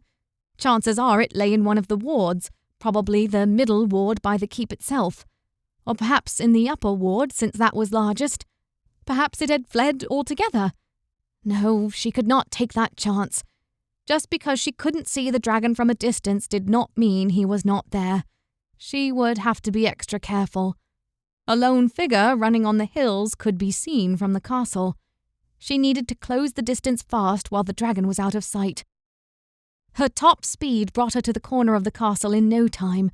She clutched at the stone, feeling a shiver of delight pass through her at the feel of touching her old home again. She was at the corner tower now, and the main gate on the north side was not far. But going through the gate was foolhardy. She would be visible from both sides of the castle, and if the dragon was in the middle ward or anywhere near the keep, he would see her instantly and roast her alive. But she knew of a secret passageway that led into the state apartments from the back. All she would have to do was round the castle on this side, follow the tree line, and she would find a way in. She began walking around the side of the castle, taking care to make no sudden sounds as she went. Even from outside the walls, the last thing she wanted to do was give herself away by even the slightest noise. Una retraced steps from her childhood, rounding the castle until she came to the tree line. Her parents had warned her never to go too deep into the woods. She had mostly listened. The forest had scared her in those days, but that hadn't stopped her from venturing in as a teenager, just far enough that she could still barely make out the castle itself. This time, she stayed far away from the forest, choosing instead to hug the wall as she made her way to the state apartments. Parts of the wall here were blown outward, almost certainly from the dragon's fire or the force of his tail. Una remembered little of the specifics. She had been in too much of a hurry to leave the castle when it was attacked. Unfortunately, that meant that there were pockets of the wall where she had to be careful when walking past. In one area, she had to duck so as to remain unseen from anyone or anything on the other side. The damage reached almost all the way to the ground. Peeking her head over the damaged wall, she could make out the middle ward and the keep in the centre, a large archway in the centre leading to a row of internal stairs. There had been a door there once, long burned away by the dragon. Yet still she could see no sign of the beast. Should she enter here or keep going? There was no one in sight, but she would be exposed for a long time if she ran from here to the keep. Best to focus on her original plan. She kept low across the wall, finally arriving at a small wooden hatchway, half covered in dirt. This cellar door had not been burned away since it lay on the outside, and the dragon had mostly focused on destroying everyone inside. Feeling the excitement burn inside of her, she grabbed the latch and pulled at the horizontal door. At first it didn't budge, but then it finally came as she strained, scraping against its wooden frame with a sound that was far too pronounced for her liking. She stood there for a moment, staring down into the darkened chamber below and listening hard for any signs of the dragon. amazingly, there were none. Perhaps the dragon truly had left the castle, or maybe someone on the inside had finally found a way to kill it. Maybe its skeleton was lying in one of the wards right now. She began lowering herself down a ladder that had been incredibly preserved so far before she stopped. Should she wait for George? She had promised to not enter the castle without him. Well, what she really said, or meant at least, was she wouldn't confront the dragon without him. One was not the other. She could easily enter the state apartments without coming close to the dragon, wherever he was hiding, and assuming he was even still alive. The dragon had to keep to large open spaces. All she had to do was stick to the highly enclosed rooms and hallways, and she'd be fine. She could even get to the keep from here simply by walking along an enclosed passageway from the apartments to the keep. If her parents or any survivors were anywhere, they would be in there, and she had to know. Deciding not to think about it further, she climbed the ladder one step at a time. At the bottom, she let her eyes adjust to the light. There wasn't much here other than some dusty scythes and other equipment used by the servants to keep the forest from creeping up too close to the castle. But what she was looking for was a back door. There it was, still on its hinges, the door to the lower apartments, usually occupied by the servants themselves. Taking a tentative step forward, she lifted the latch and pulled the door open. This one was quieter than the cellar door, but every sound made her wince. She herself was trying very hard not to breathe. She entered the hallway beyond, a long hallway that led to various rooms for servants. Above them would be much finer rooms reserved for guests, though not the most important guests. Those stayed in the visitors' apartments at the other side of the castle. Though these hallways did connect with others that led to her family's own private apartments, Una's old room, and that of her parents. Yes, that would be where she would go first. Chances were the ceilings had entirely caved in and she would find no one there. But since she was on this side, she might as well check out the private quarters. Then she could search the keep. She climbed the spiral stone steps at the end of the hallway to take her to the second-level hallways. There were 3 levels here, if you counted those partially underground. Her room had been at the top level. What was she doing? How would George even know to find her in here? Even despite her urgent need to search every corner of the castle, she knew that she and George had literally no plan to confront the dragon, let alone kill it. They'd spent too much time in useless talk, it seemed. Now Una was left with nothing but her desire to find her family, or indeed anyone else. Well, she would just have to trust that George would know what to do. He could enter any way he wanted. It wouldn't make a difference in the long run. Going up against the dragon was a losing situation no matter what entrance you used. So she was just going to leave George to his fate? Was that what all this was leading to? She didn't want that. She knew she didn't. Pausing, she considered going back. She could always return once George was with her. Was her need so great she would forego any sense of safety or strategy? Yes, she needed to return. She owed George that much, and she had already come too far. Turning on her heel, she took the first step back down the stairs. A sound echoed along the corridor. Instantly, Una spun and thought she caught faint movement disappearing around the corner and the dim sound of bare footfalls along the tile floor. That was no dragon. That was a person of some sort. Una began jogging forward, moving just slow enough that her feet made little to no noise. She thought of calling out, but that was too risky. If the dragon heard her. She rounded the corner and peeked around it, trying hard not to make any sudden movements or anything else that might spook off or provoke whoever it was. Could it be someone she knew? She didn't dare hope. Down the next corridor, she could see a flicker of movement at the end. Someone in what appeared to be beggar's rags was silently scurrying to the end of the hallway before finally disappearing down that one too. Someone was alive in the castle. The realization struck Una so hard she nearly had to lean back against the wall. But who was it?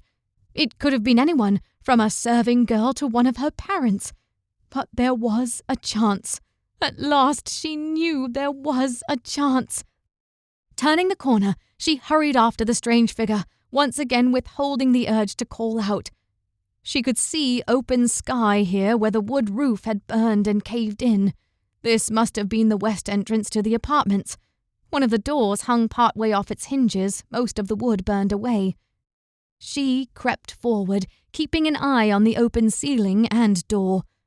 When she reached the entrance, she peeked out at what would have been the upper ward, and stopped dead in her tracks. Where she expected open grass, overgrown and covered in weeds, she saw nothing but barren earth.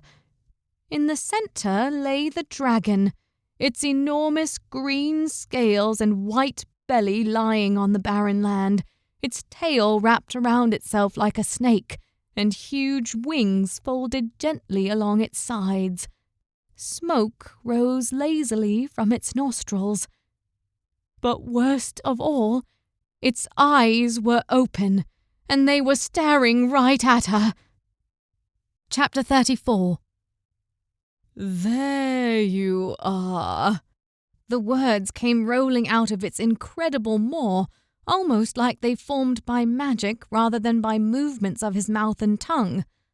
I smelled you come in ages ago.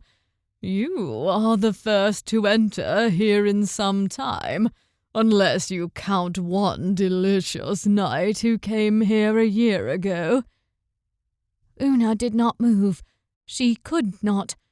Staring into those cat-like eyes, she stood transfixed, hypnotized by its powerful yet strangely soothing voice. There is something different about you, said the dragon. You are no ordinary foe come here to challenge me. Your smell is not like those of this land.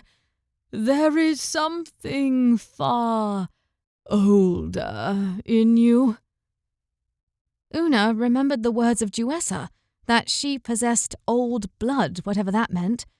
Perhaps she could use that to her advantage. Steeling herself, she adopted a new persona, this one far older and wiser than Una felt.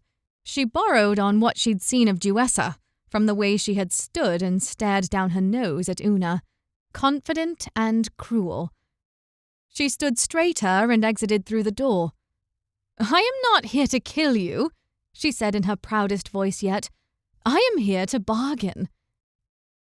The dragon sniffed, a whooshing sound that filled the whole open ward. You do have an ancient smell about you, and the arrogance to match. I am of the old blood, said Una. Sure, she didn't know what that meant, but the dragon seemed to have an idea. Maybe she could even learn more from him. I wish to form an alliance. Against whom? Said the dragon with some amusement dancing in his eyes. Against, Una racked her brain. Against the, Faerie Queen. That had to be a good answer. Surely the dragon was no friend of Gloriana.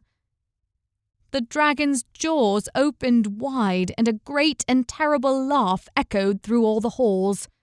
The Faerie Queen. She is no concern of mine, and no threat either. Una's heart faltered. This wasn't working. She is more of a threat than you know. She has sent others to kill you. Like you, I shouldn't wonder, said the dragon, still laughing in his words. Tell me, young one, if you truly are a member of the old blood, why haven't you reached out to strike me down already? You should know as well as I do that the old blood is responsible for my imprisonment in the other world? Una's heart froze in her chest. Yes, said the dragon with even more amusement. Slowly he raised himself to his feet, his eyes never leaving Una. You lack knowledge, or you would have struck by now. But seeing as I can smell the blood on you, I cannot allow you to escape this place. A warm glow began to illuminate the back of his throat. Goodbye, little one. Una threw herself backward, darting as fast as she could for the door. Just as she slipped inside, a torrent of firepower slammed into what was left of the door where she had been just moments before. It flew off its hinges and crashed into the wall beyond. This was not good. Oh, this was not good at all. She ran for all she was worth down the passageway where she had seen someone run before, but this time she wasn't following whoever that survivor had been. She was running to save her own life. She heard the dragon's thundering footsteps as it approached the apartments. Not daring to look back, she rounded the corner as yet another burst of flame came shooting down the corridor. No doubt the dragon had stuck his head through the door and sent the flames after her. The hairs on her neck singed as the flames hit the wall and spread in all directions, including hers. She kept running. She was in the visitor apartments now, and at the end of them there was a passage that led to the front gate. It was the closest route to get out of the castle and her only hope at the moment. The dragon sent no more fire down the hallways, which worried her, but she had no time to waste. She arrived at the end of the corridor and found the door blown off its hinges long ago. Running through the opening, she could make out the front entrance straight ahead, and the dragon stood right between her and the gate. You are quick, said the dragon, but now is your time to die. The Fairy Queen had been right. Without help, she was going to die in this place, consumed by dragon fire. Why had she ever allowed herself to be drawn into the castle? Her eagerness at finding somebody, some remnant of the life she had once known, had been too much for her. It had blinded her to the danger, and now she would pay for it with her life. She closed her eyes, waiting for the inferno that would take her away. "Dragon!" yelled a voice from beyond the great beast. It was coming from the main gate. Una opened her eyes, and for a moment, everything seemed to freeze. The dragon turned with great hulking steps to see who had spoken, and as he turned, Una could see beyond. George was here. He sat atop his horse, and from head to toe he was covered in shining, polished armor. The red cross in his shield and on his chest plate stood out starkly from the glittering splendor of the plate. Around his waist was his sword, but in his hand held the spear that Una had lost when the mule ran away. "And who are you?" said the dragon. There was no fear in his voice. "I am your bane, worm," said George, in a voice of confidence that Una was not used to hearing from him. Maybe wearing armor changed a person. She hadn't seen him wear it before. He swung himself off of his horse and gave it a pat. The horse gratefully moved out of the line of fire. The dragon paid it no heed. "Well, then," said the dragon. From Una's position, she could see the muscles in the dragon's haunches tighten, preparing to strike. "You shall meet the same end as your companion." With that, the dragon's mouth opened wide, and white-hot fire burst from its muzzle. But George was already moving. Even in that heavy armor, he moved with a speed Una would not have thought possible. The fire shot right past him, and he charged with spear upraised. "Get out of here, Una!" cried George as his spear met the dragon's scales with a heavy blow. The dragon cried out, even though his scales deflected the spear tip easily. But it had been a strong strike, partially throwing the dragon off balance. The dragon's cry was one of annoyance and surprise. He had likely never felt such a blow before, even from other knights. "Go!" cried George. His call startled her into action. She stared around, looking for a good place to hide. She could just leave the castle, but she would not leave George, and something told her she would be needed by the time this battle was over. Movement caught her eye. Behind the dragon in the distance was the keep, and at the base of the keep she saw a lone figure step into the open doorway that led to the stairs. Whoever it was wore the beggar's rags she had seen earlier. Instantly, she moved behind the dragon and began running after the figure. There was no way out of the top of the keep, which meant if she could make it to the base, she would have the figure trapped inside. She would have answers, and perhaps the person, whoever they were, would have knowledge she could use against the dragon. They had survived this long in a dragon-infested castle. The dragon took no heed of her as she passed. His attention was fixed squarely on the Red Cross Knight. The battle for Castle Silene had begun. Chapter 35. Watching Una run away towards the central keep, George threw himself to the side again as the dragon sent another jet of fire his way. Honestly, he was happy and a bit surprised to have lasted longer than 30 seconds against this foe. But his dodging and weaving would do him little good in the long run. He was already sweating hard from all the exertion of moving so fast with all his armor on. He had to get in closer. Racing, he darted forward and brought his spear to bear, but out of nowhere, the dragon's tail lashed out at him. He only barely managed to bring his shield up in time. The tail hit him and threw him backward, nearly shattering the arm that held the shield. When he recovered from the ground, he saw the large circular piece was bent, but still working for now. After that attack, he was exposed and had to get back in close with the dragon. But the dragon was not there when he looked. George knew where he had gone, though. Great gusts of wind heralded the arrival of the dragon from above. Before George could do anything about it, great claws reached around him and latched onto his body, pulling him away from the ground and into the sky. His spear and shield fell beneath him. George knew he was in trouble. All the dragon would have to do was drag him to a great height and drop him to the ground below. With all his armor on, he would collide with the ground like an anvil, and that would be it for the Red Cross Knight. His sword. He still had his sword. Reaching at his belt, he brought the weapon to bear in a flash and immediately hacked at the dragon's scaled claws. At first, the sword did very little, only barely denting the scales themselves. But when he drove the sword underneath the scales at an angle, he got a reaction. The dragon roared and the claws tightened around George. He gasped as one of them began getting uncomfortably close to a gap in his armor. If it were to get through... He hacked at the scale one more time, making sure to take it at the right angle. 2 scales came flying off at his attack, and it was enough. He plummeted through the air as the dragon let go of his body. The impact took all the wind out of the knight, but he was still alive. He would have to thank Jove or whatever gods were listening for making dragons heavy. This one had only managed to lift some 20 feet in the air before dropping him. Instinctively, he rolled on the ground and scrambled to his feet, not an easy task with this weighted plate armor. His spear lay to one side and he hurried to pick it up. The dragon swooped in for an attack, raising his claws as he did so.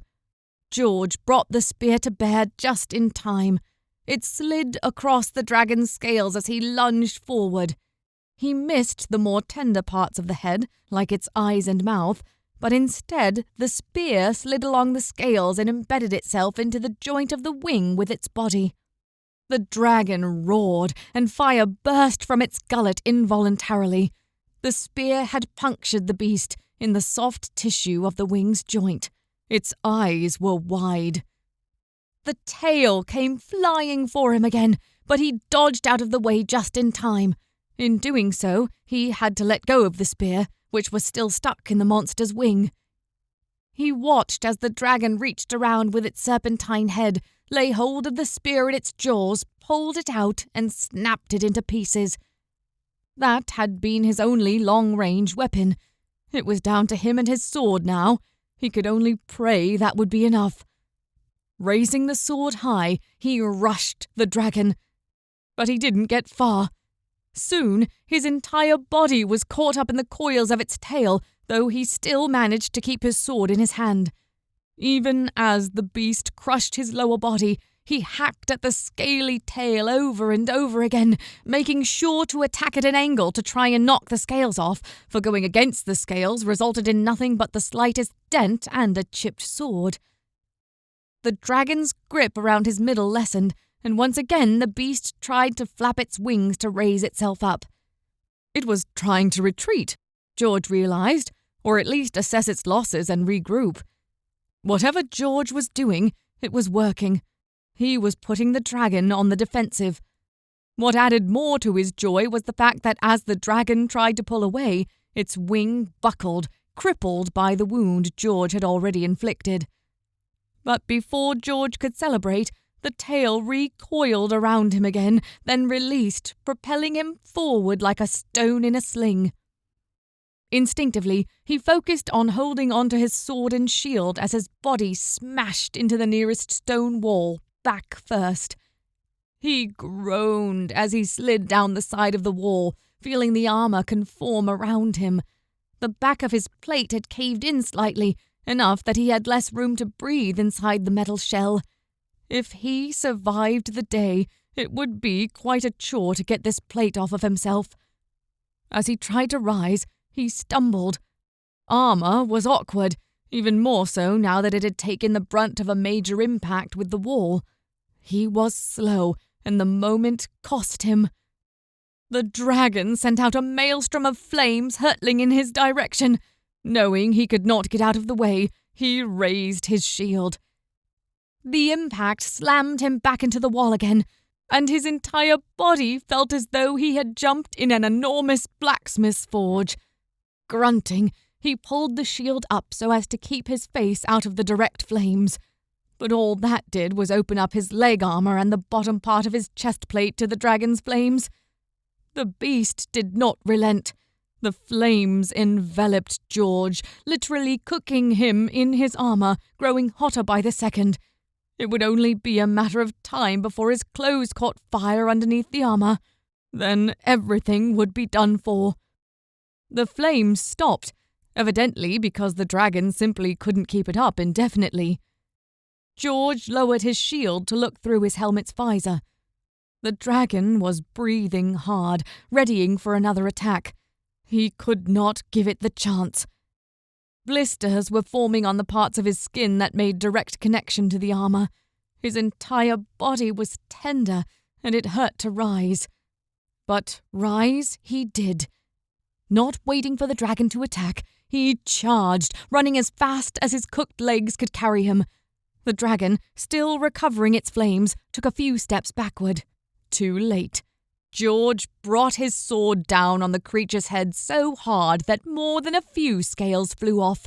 The dragon hissed, and its tail flew out of nowhere, catching his shield and throwing him to the side against another wall. "Ah!" he yelled as one of the spikes from the dragon's tail drove right through his shield and into his shoulder. The spikes were barbed based on the pain that now raced through his body.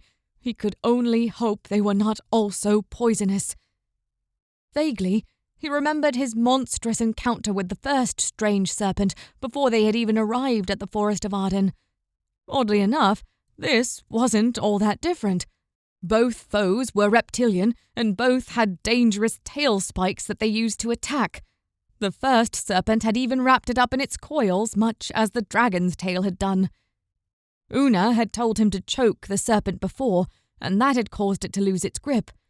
Una was not here now, and obviously choking the beast would not save him. But he was not defeated yet.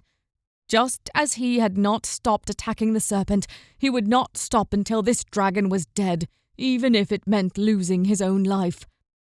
Bracing against the pain, He raised his sword and brought it down on the tip of the dragon's tail, even as a spike from that tail still lay embedded in his shoulder. The pain as the spike buckled in his flesh was almost too much, and his vision swam, but the pained roar of the monster was enough to spur him on. He hacked again and again on the tip of the tail, breaking off scales and cutting through vulnerable flesh beneath until the dragon roared as his sword sliced through the tip of its tail, severing it completely. It fell backwards, waving its injured limb in the air. George braced himself, grabbed hold of the spike in his shoulder with his gauntlet, and pulled it loose. The pain made his vision swim again. But he was all right. The spike had missed any vital areas or arteries. He would bleed, but it would not be enough to cause unconsciousness, not for a while yet. All he had to do was... The dragon pounced. It rose on its haunches, and its two paws came down with terrible force. George barely managed to raise his shield, but the force of impact was enough to send him crashing to the ground once more. The weight of the dragon bent his front chest plate in a bit, enough that breathing suddenly became difficult. His armor had already caved in the back. If it did so in the front as well, he would be crushed within his own armor. But he still had his sword in hand. He swiped at the beast's claws, though the angle was awkward, and it was hard to bring the sword in at just the right angle. The dragon opened its mouth less than 3 feet from his own head, and a warm light began to emanate from within. With a desperate strike, his sword broke off one of the dragon's claws. The light in its throat lessened as it grew distracted by the pain. Then George stabbed upward, breaking off a scale in the neck. The dragon staggered backward, giving George just enough time to raise himself up and swing at the creature's feet one last time. How his sword managed to cut through the dragon's natural armor, he did not know. Perhaps one god or more aided his strike, for it tore through flesh, scales, and bone alike. The entire left paw came off completely, leaving the dragon without one of its 4 limbs. The beast threw back its head and belched fire into the sky. The clouds warped around this beacon of fiery light, and the air seemed to grow darker. Something like thunder rolled through the sky, though there was no rain. Dark clouds gathered around them, swirling in a unique pattern around the castle, with the point of the keep as the center. The dragon's fire had done that?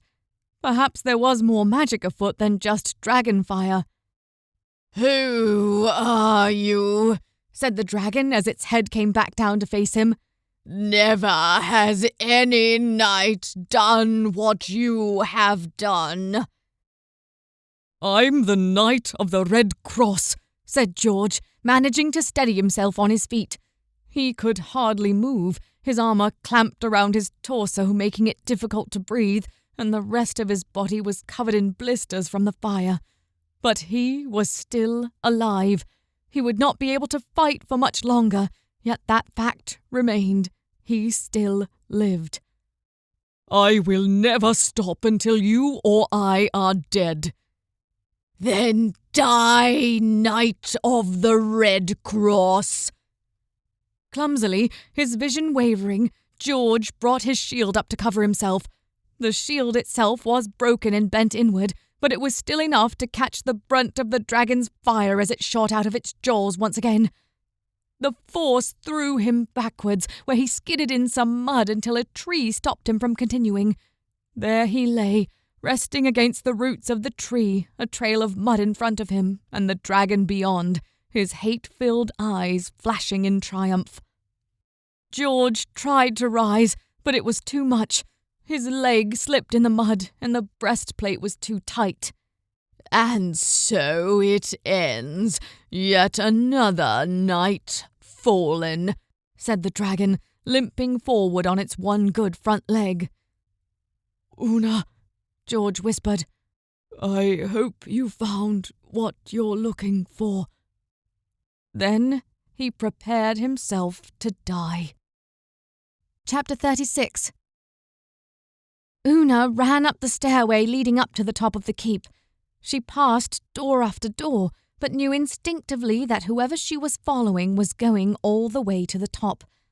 Her breath came in frantic gasps, and she forced her legs to continue up the several hundred steps. But she would not stop. There was someone left in this castle, and she would find out who it was. Maybe the person could help in the fight against the dragon. George would need all the help he could get. Almost without realizing it, she reached the top, nearly stumbling as her legs kept trying to climb, but instead met empty air. She was at the top. And there was no one there. The circular room was empty, and all she could see was a small balcony at the other side, a lookout to see in every direction. She had spent many long moments here, staring off into the beyond, wishing she could leave the confines of their little kingdom. If only she had known what awaited her there, and how badly she would want to return once she left. There was nothing else, no sign of the rag-clothed person. They had to be in here somewhere. Had she been wrong? Could the person have hidden in one of the spare closets or side rooms located in the keep? That must have been what happened. Cursing, she made to go back down. She would check every room in the keep if she had to, but now that she had passed, that gave the one she was looking for a chance to escape out the base door. She was almost back to the stairs when she heard something. It sounded almost like some kind of machinery, like a bellows in a blacksmith's forge or some form of gears grinding together. She'd seen such things from some of the strange contraptions used by foreign dignitaries. They had used them to move objects with far less force than would have been usually necessary. But where was it coming from? The floor rumbled just slightly, but enough that Una noticed. Was that due to the battle between the dragon and George? No, this was more constant, like the grinding of a mill wheel, not the thundering clash of the battle. She could make that out separately. Whatever it was beneath her. Moving down the stairs, she felt the wall as she wound down the tower. Yes, there was something there. The rumbling came through the walls itself. Was there a hidden chamber here she hadn't known about? Indeed, there were no rooms in this section of the tower that she knew of. But it made sense there would be some kind of cavity here. Otherwise, that was too much space to be filled with solid rock. She went back up to the top of the steps, staring around at the empty room. There were no trapdoors here.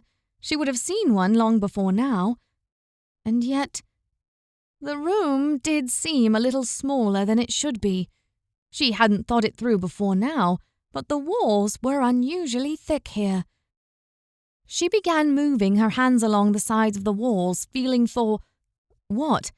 There was nothing here. Yet something told her there was. That rumbling beneath her was not her imagination. Perhaps there was another entrance elsewhere, but instinct told her she was already in the right place. A draught blew against her hand, and she froze in place. Looking closer, the space between the stones was different here, closer together and with nothing to cement them. Come to think of it, there had been a tapestry hanging here if her memory served her correctly, and now she could feel a faint brush of warm air on her palm as it moved over the spot. Tentatively, she pushed. Nothing happened. Not backing down, she began pushing on each individual stone one by one, starting at the top and working her way downward. Then one of the stones fell inward. The reaction was immediate. A large section of the wall suddenly popped outward, then swung slowly forward. Una took several steps backward as the massive stone door revealed a passageway behind it. The stairs were like a mirror image of the ones she'd used to climb up here, only reversed so they went down on the other side. A pale blue light emanated from the darkness beneath. Una swallowed. Whatever she had expected to find in the castle of her childhood, it had not been this. Slowly, Tentatively, she began taking the steps one at a time. The rumble increased in intensity as she went down, as did the blue light. Finally, she could see the last of the steps, and she finished climbing, only to see a large room, the width of the keep, illuminated by a flickering fire-like light. On the walls were shelves upon shelves, filled with uncounted vials of various shapes and colours. 2 large desks lay on the other side of the room, themselves covered in mountains of parchment. But in the centre of the room on the floor were inscribed glowing lines that pulsed with a red-purple colour, consisting of a pentagon and a circle, and many other markings that Una did not recognise. Above the lines hung an orb of light. It was from this that the flickering blue light emanated. Una stared at it. What was she even looking at? She'd known that magic existed. The sorceresses of Avalon used it after all, and she herself had found some form of dark magic within. But this was something else entirely. She was so caught up staring at the orb of blue light she barely noticed a solitary figure standing behind it. "You!" said the figure. It was a man's voice, but high-pitched and frantic. "You are not supposed to be here!" He rounded the circle, pointing a finger at Una. "You must leave! You must leave!" It was the person she'd seen before, clothed in rags and a hood, but there was something familiar about him too. He stood hunched over, approaching her with a limp in one leg, his finger still outstretched. "Leave! Leave!" She took a step forward. This old man was not scary, at least not in the physical sense. He stooped so he was shorter than Una, and he was thinner than a dried-up twig in winter. As he drew closer, she reached out a hand and pulled down his hood. What she saw drained the colour out of her face. The man's appearance was gaunt and pale. His eyes were sunken, his cheekbones were overly defined, and his hair was gone. But there was no mistaking that face. It was Antioch, her father. Chapter 37. "Father," she breathed, feeling all warmth leave her. It couldn't be her father, could it? "What has happened to you?" The man froze, taking a good look at Una's face. "Girl? The girl? You are the girl?" "The girl? I don't know what you mean. You're not making any sense." The man's eyes widened, and he turned to retreat to the back of the room. There, he started rummaging through the leaflets on one of the desks. He threw great clumps of parchment to the floor. "No, the girl cannot be here. She is not ready," he rambled. "Father, it's me, Una. I'm here to get you out." "Mustn't get out, must stay." "Why?" She narrowed her eyes at the shriveled husk of the man who had once been her father. What had happened to him after all this time? He had obviously survived the dragon, but had the sight of seeing everyone else die driven him mad? That had to be it. "Made a deal," he said, still rummaging through the parchment. "A deal with who?" Una asked. "And where's Mother? Is she here?" "Mother? Who?" said her father. Was he even listening? "Fiona," she said with emphasis. "My mother?" "Fiona, no, Fiona's gone." Her heart stilled. "What do you mean, gone?" "Died 3 years ago, in the summoning." Una nearly sank to her knees. Her mother, dead? She had prepared herself for this eventuality, knowing the likelihood of her parents' survival was slim with the dragon about. But something about seeing her father, even in this condition, had given her hope. Her head bowed and her eyes stung. All her life, her mother had been the one to nurture her, to tell her stories, to tell her she could make anything out of her life and not just be what everyone else wanted her to be. Now she was gone. Yet something her father had said caught her attention. "What do you mean, in the summoning?" she asked. Her father appeared to have finally found what he was looking for on the desk. He grasped a piece of parchment so tightly Una half expected it to tear.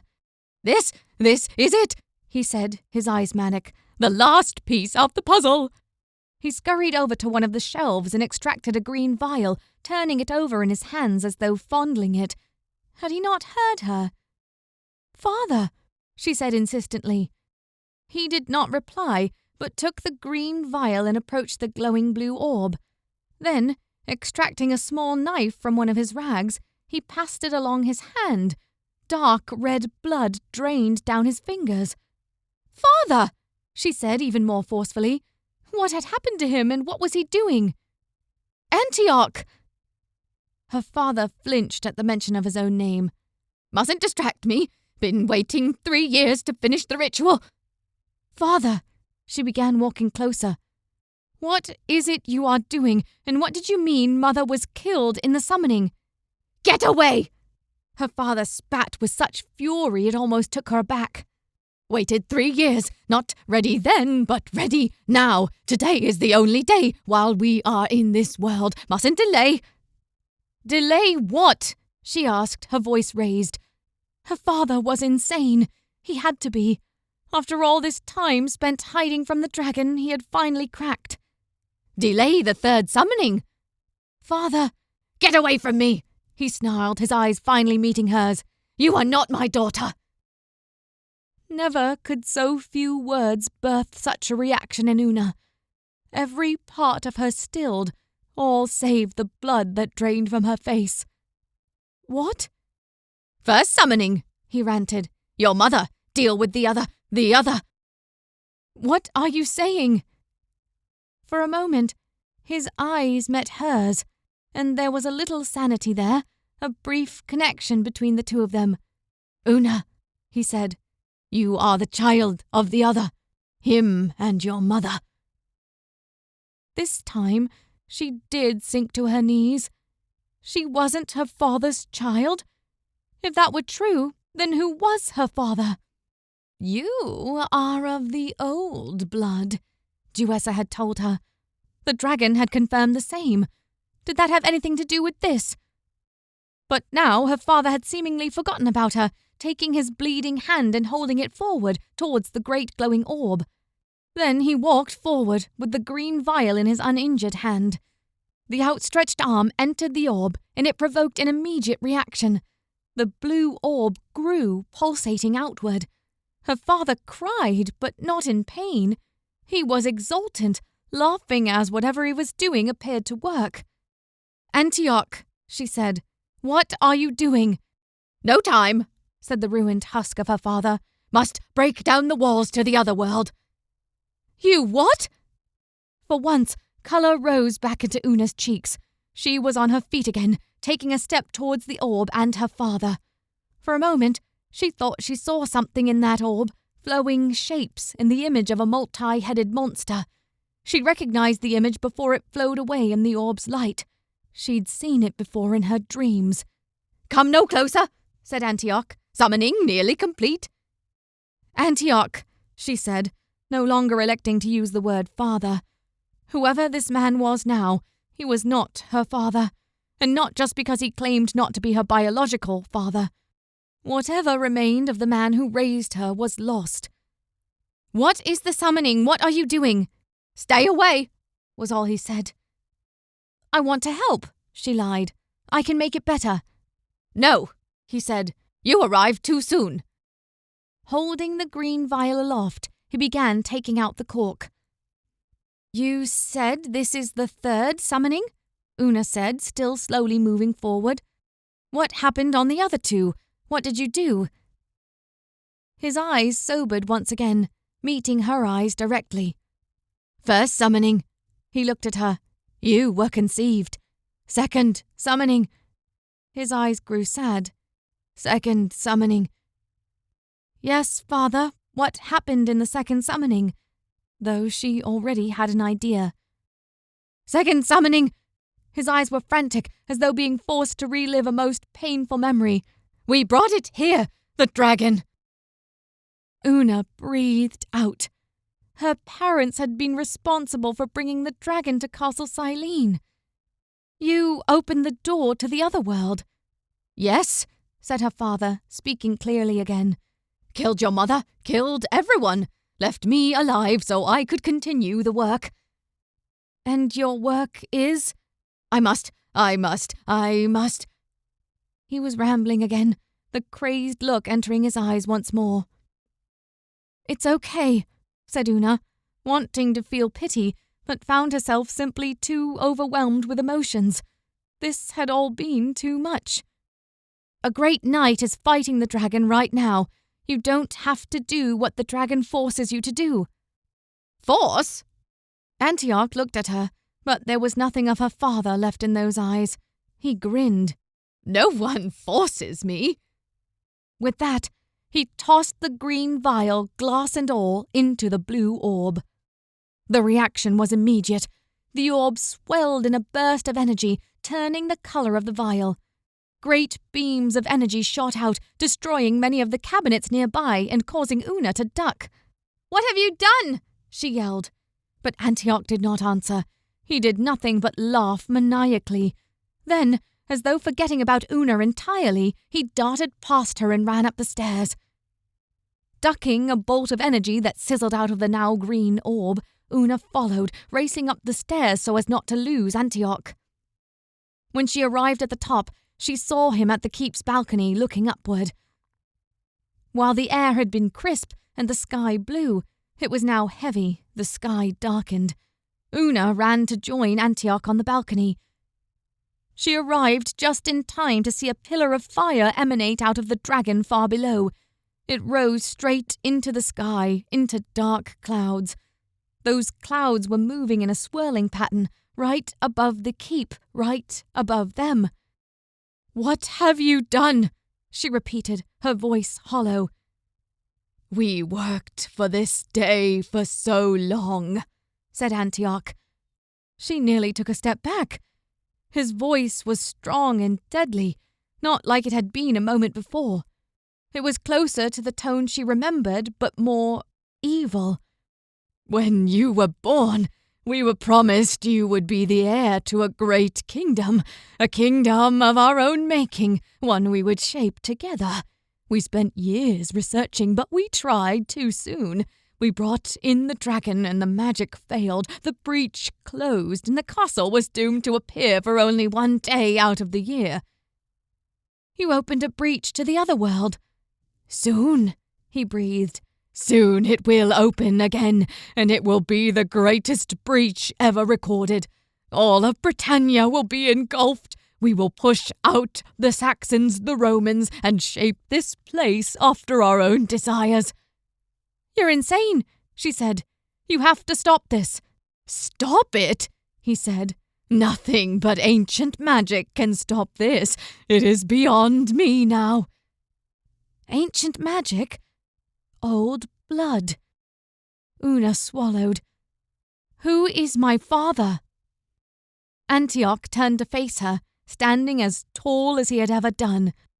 "You will learn soon enough." She had to stop this. Reaching within, she touched that part of herself that gave her power. Instantly, it responded. She had kept it buried for too long, and now it begged her to be let out. Was this the ancient magic her adopted father had talked about? Did it have the potential to stop a breach from opening? Something began to happen in front of her. A thin, green line formed suspended in mid-air, directly ahead. Even as she watched, it began to trail downward, creating a thin, wavering pillar. The breach was opening, and it would be enormous once that line reached the ground far below. Una stared down to see the dragon had taken the advantage over George. A whip of his tail had sent George flying into a nearby tree, where he now rested, the dragon advancing. She would need to work fast. Chapter 38. Thunder cracked, and George looked up to see a strange green light emanating from the castle's keep. The great line of light extended from the top, trailing down towards the ground, as though green lightning was suspended in mid-air. Whatever was happening with the clouds, it was centered around that green energy. They swirled in a dark pattern above the keep. The dragon bared its teeth as it advanced. "It has begun," he said. "Even if you could defeat me, you would stand no chance against the armies of Anwin." George shifted his position against the tree, placing one hand on its girth to lift himself to his feet again. It was not an easy challenge. "But it matters not," said the dragon, still advancing, "for you will not get the chance to fight them. You will not live to see another day." Without any word, George brought his sword into position, readying for the dragon's next and likely final attack. Una stared down as the dragon advanced on George. She couldn't see much of the knight's condition, but she could tell by his stance that he was tired. He would not last much longer against the dragon, and none of that would matter anyway if this breach reached its conclusion. She had no other choice. She had to use her magic. Reaching within, she called it forth. It sprung out of her, desperate for use. It almost took control over her own actions, acting on its own accord. But she would not let that happen. She seized it, feeling it writhe like it too was a dragon caught by the tail. Forcing her mind to dominate the magic, she redirected its momentum, sending it hurtling down towards the great orb of energy in the chamber below. Something about it resisted her. It did not want to destroy this magic, to stop the breach from opening. Why? It would serve little purpose in the long run. This wasn't what her magic was meant for. But her magic could do it. She knew that instinctively. This was the ancient magic Antioch had talked about. It was capable of much more than it had let on. Something about it connected with the green orb beneath them, understood it, mimicked it. Directing her power forward, she forced it to turn inward against the breach. The breach resisted her, as did the green orb of magic that powered it. It knew Una's magic, recognized it, but processes were already in motion. The breach was nearly open. It could not stop now that it was so close. But Una pushed forward, feeling her magic rushing through her, as desperate for release as whatever else lay beyond that breach. Finally, she was giving into it. Finally, she was letting it free, embracing her true self. To her magic, it was worth the cost, worth bringing down such a mighty spell as that which opened the doors to the other world, to Anwin. If it meant the magic's freedom, it would do whatever Una asked for now. The breach halted and the keep shook. "What are you doing?" Her father, her adopted father, was looking at her with wide eyes. "You should not stop what has already started." Una's face was hard, her jaw fixed as she worked her magic, guided it against the portal and the power behind it. "I have to," she said. "No." Antioch rounded on her. "You shouldn't even know how to use your magic yet." He lunged at her, reaching inside his rags for the knife he'd used to slice his hand earlier. Una yelped, retreated off the balcony into the chamber within, her magic temporarily forgotten. "No distractions," came a voice inside her head. Suddenly, her magic surged, coursing through her without her control. It flowed like a great torrential river through her body, striking down the person who would stop it. Her adopted father halted in mid-step, his knife raised to attack Una again. Now, his body quivered, his hand shook until the knife clattered to the ground. "Una!" he screamed as blood came out of his eyes and nostrils. "No!" she shouted as her magic attacked her adopted father, flowed into him, overwhelming his mind. Antioch fell to the stone floor face first and lay still, blood pooling beneath his head. But the magic was not done. It still had the breach to close, and though part of it did not want to work against magic that was so similar to its own, it jumped at the opportunity it had to act at all.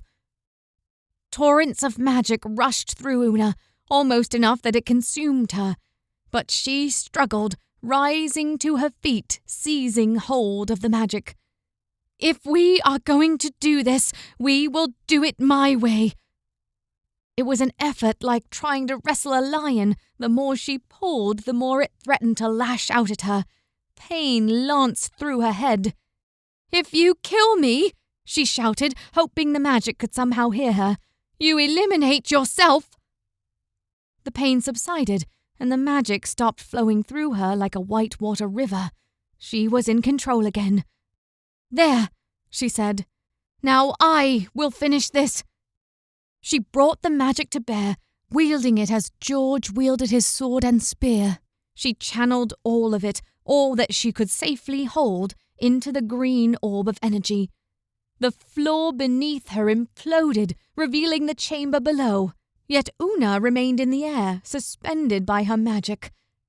There was great power here. This green orb of energy that lay beneath her, that powered the breach. It was a great source.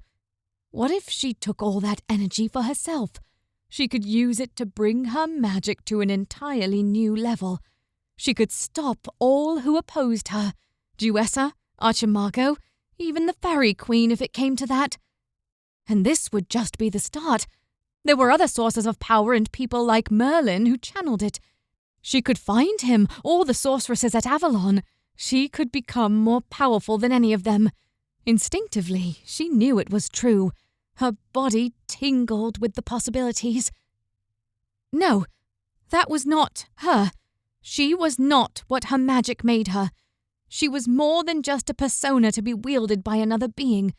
She would not let magic or anyone else control her. She was Una, and no matter what persona she chose to adopt, she still remained herself. Straining, she grabbed hold of the massive amounts of energy emanating from the green orb and turned it in on itself. The energy exploded in an intense burst of power. Una couldn't see it now, but she knew the ribbon of light outside that represented the growing breach had recoiled back into itself, disappearing from view. The explosion burst outward, tearing each and every rock apart and shattering the top of the tower into a million pieces. Seeing the coming onslaught, Una threw her arms up and reeled in her magic to protect her from the explosion. Chapter 39. The dragon hesitated as the explosion shook the ward. He turned, as did George, to see great stone bricks raining from the sky, showering on the both of them from a huge explosion that left the top of the keep completely decimated. Una. Last he'd seen of the girl, she had gone into the keep. He could only hope she hadn't been at the center of that explosion. The dragon kept its gaze fixed on the tower. The green ribbon of light had disappeared, though there were occasional flickers of green among the rubble. "It is not possible," said the dragon, its voice a growl. This was his chance. The dragon was distracted. Lurching to his feet, George picked up his shield. He'd been lucky not to be struck by one of those flying bricks. He needed that luck to continue. A quick glance told him his sword had flown too far away for him to reach in time. His spear lay beyond that, and it was broken in pieces anyway. Suddenly, the bright whinny of a horse rushed to his ears. He turned to see his Pegasus running towards him, braving the battleground to come to the aid of his master. The dragon's ears twitched, and it turned its gaze back to George, but the horse was already there by that point. He swung himself into the saddle, ignoring the pain of his blistered skin beneath his armor. The horse made directly for the gate, but George had other ideas. He grabbed the reins and swerved the horse to one side, heading towards the lower wards and the buildings he'd seen there. Somewhere among that blackened stone would be an armory. His sudden change of direction likely saved his and the horse's life, as a jet of fire flew through the space where he had just been. The dragon was on their tail. Moving instinctively, he guided the horse in a weaving pattern, making his way away from the gate and away from the keep to where all the smaller buildings lay within the castle. Fire raced after them, but his guiding skill and the speed of his horse was enough to avoid the dragon's breath, though the sound of great footfalls told him the worm was right on their tails. He reached the nearest gap between buildings and leapt from his horse, slapping its rear to keep it moving away from them. The dragon would hopefully focus on George alone. He darted into the nearest building, its door long ago burned away. There was nothing inside but broken furniture. Continuing his quest, he ran past the building, temporarily obscured from the dragon's view. He tried another building, but with the same luck. But there, at the end of the passageway through the ruined buildings, he spotted what must have been a stable. If there was an armory, it would likely be close. Without pausing to think, he ran. "Why do you hide?" said the dragon, whose voice was far closer than George liked. "You only delay the inevitable." George did not answer, only ran as fast as his armored legs could carry him. "I hear your plate. I hear your breath," said the dragon. "You run like one afraid." He was not afraid. He was not afraid. George continued to run away from the dragon, but not out of fear. He would never run away out of fear again. Slipping through an open door next to the stables, he finally found what he was looking for. Scores of weapons lay in front of them. Spears, swords, lances, crossbows, everything you could think of. Many were missing from their posts, no doubt used when the dragon had first laid waste to the inhabitants of Castle Silene. But judging by the number that remained, they had been understaffed. There were still plenty of weapons to be used. George grabbed hold of a spear, a beautiful gilded tip wrapped over solid wood. This would do. Exiting, he stared ahead. Down the long passageway, he just barely saw the tip of the dragon's tail, still dripping blood from where George had cut it, disappear around a corner. And standing to his left, not far from the stables, stood Pegasus. It was now or never. With a loud whistle, he called the horse to his side, but no doubt the dragon had heard the whistle as well. He would likely come from down the passageway George had just seen him pass. Mounting his horse and giving the animal a swift kick, he raced forward at a full gallop down the passageway. With the sound of the horse's hooves, there was no doubt the dragon heard them. With any luck... The tip of the dragon's snout came back around the corner, followed by the dragon's head, then its full body. "There you are," he said. George did not stop. He did not turn. He did nothing but hold his spear forward, angling it downward like he was taking part in a jousting tournament.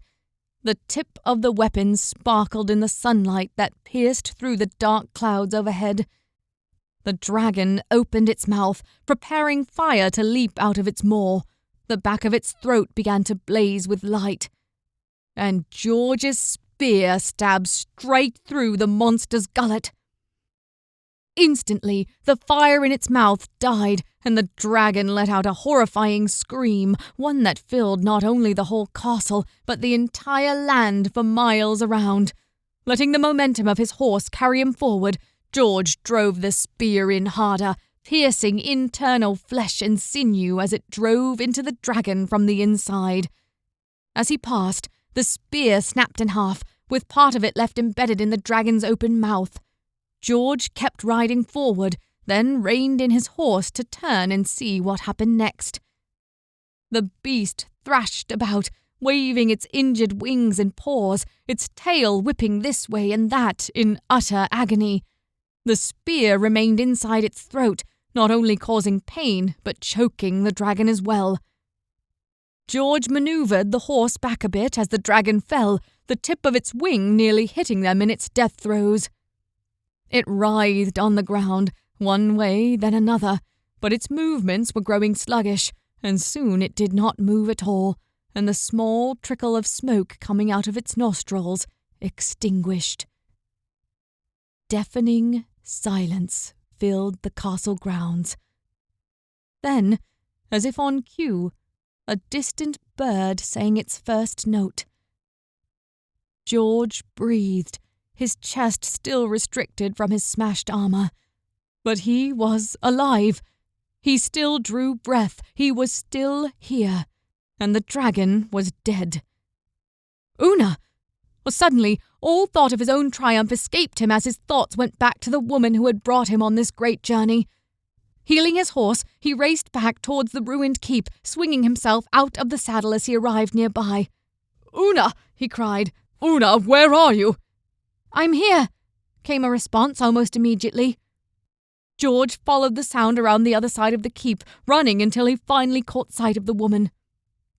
Una lay on the ground as though she had recently fallen there. She pressed herself up to her knees, and George rushed forward to take her hand and help her up. Her face was drained of colour. "George," she said as their fingers touched. "George, you're alive!" "I did it," he said. Their bodies were close now as he steadied her on her feet. "I killed the dragon." That's amazing," she said. She sounded alarmed and relieved, but not surprised. She had believed in him. Hope, the old man had given him earlier. Indeed, it was his hope that had won the day, hope of a better future for himself, his legacy, but most of all his potential life after killing the dragon, and what that might mean for his future, and possibly Una's as well. But hope was not the only gift he'd received. With that hope had come confidence, and it was that emotion that seized him now. "Una," he said, pulling her close and gazing into her eyes. "Una, I have to tell you." Words were not enough. Reaching one arm around her back, he leaned in for a kiss. Their lips met, and George waited for the possibility that Una would withdraw, push him back, tell him not to touch her again like she had several long days prior. But she did not push him away. She pulled him closer, grabbing his head, forcing his mouth on hers. It was the sweetest feeling of reciprocated love, sending tingles up and down his body. Their lips pressed against each other in furious hunger, making up for lost time. For a moment, George wondered if he really was dead, because he couldn't imagine a heaven that was better than this. Chapter 40. When they broke the kiss, Una's eyes stung, and she wiped at one tear that threatened to give way. It was a visceral reaction she had almost never experienced before, not since she'd left the castle 3 years ago. "What is it?" George looked at her, concerned. He grabbed her shoulders. "Was it the kiss? I'm sorry, we can take it slower." "It's not that," she said, shaking her head as she wiped the moisture from her eyes. "I have to tell you something." And then she began telling him everything that had happened while he was fighting the dragon. She even told him about her magic, everything she hadn't mentioned before, and now so desperately needed to share with another person. It felt different now after she'd used it against the breach. There was something more raw there, like the darkness was more a part of her now, a constant companion rather than a minor nuisance she could just tuck away in the back of her mind. She then led him around the tower to see the broken body of her father, smashed in places where he had landed after the magic orb of energy exploded. "Oh, Una," he said, pulling her closer against the dented armor of his chest. "I'm so sorry. You came all this way to find your parents, and now they're both dead." "He was not my father," she said, letting him hold her. "I'm sorry?" "He told me he wasn't my father, that my father was something older." "You mean like an older man?" "No, like part of an ancient line or something. Old blood. I didn't understand most of it. He said I would meet my father soon, but that was before I foiled his plans. I don't know what might happen now." "That potential crisis is thankfully avoided for now," said a voice over their shoulders.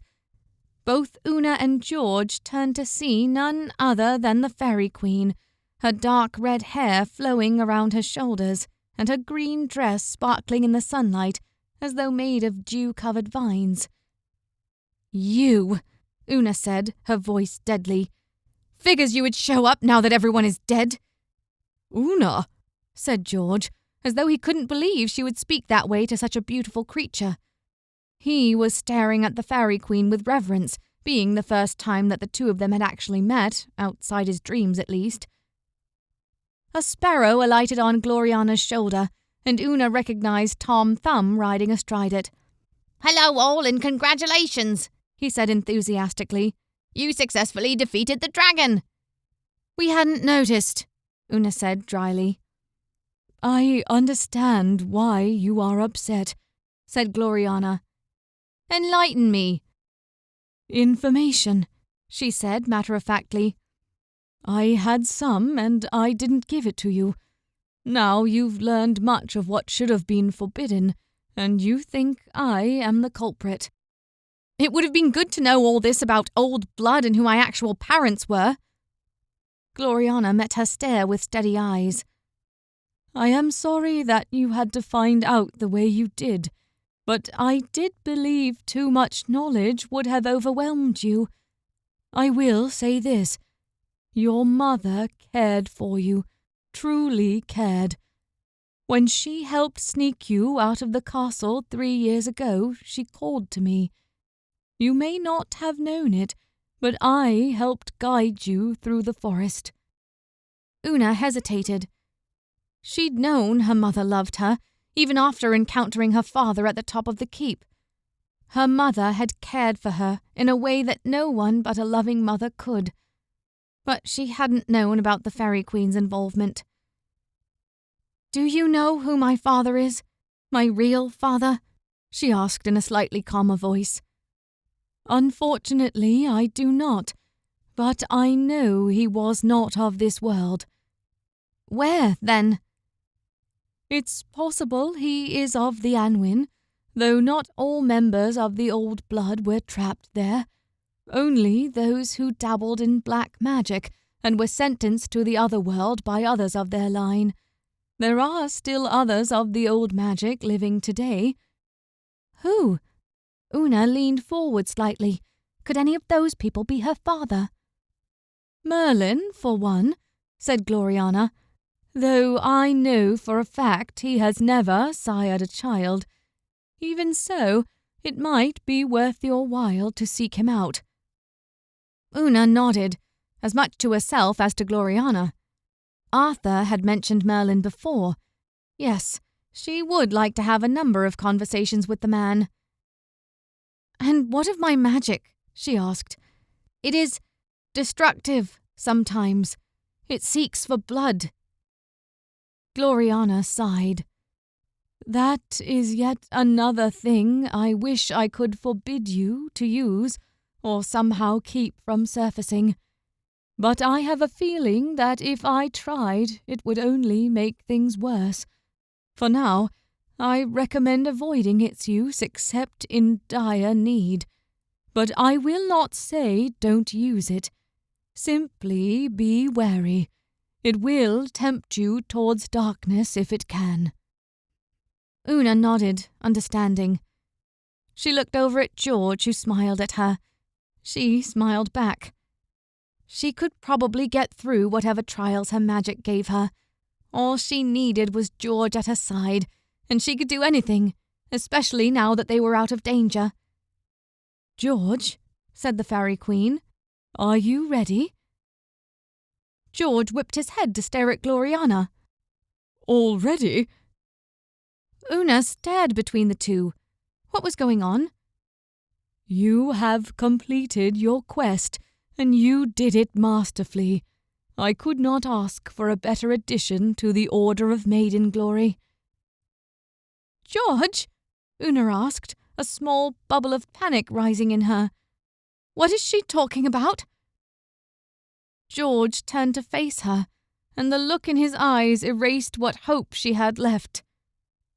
"In my vision, I was told that should I succeed, I would gain the honor of serving in the Order of Maiden Glory for 6 years." 6 years?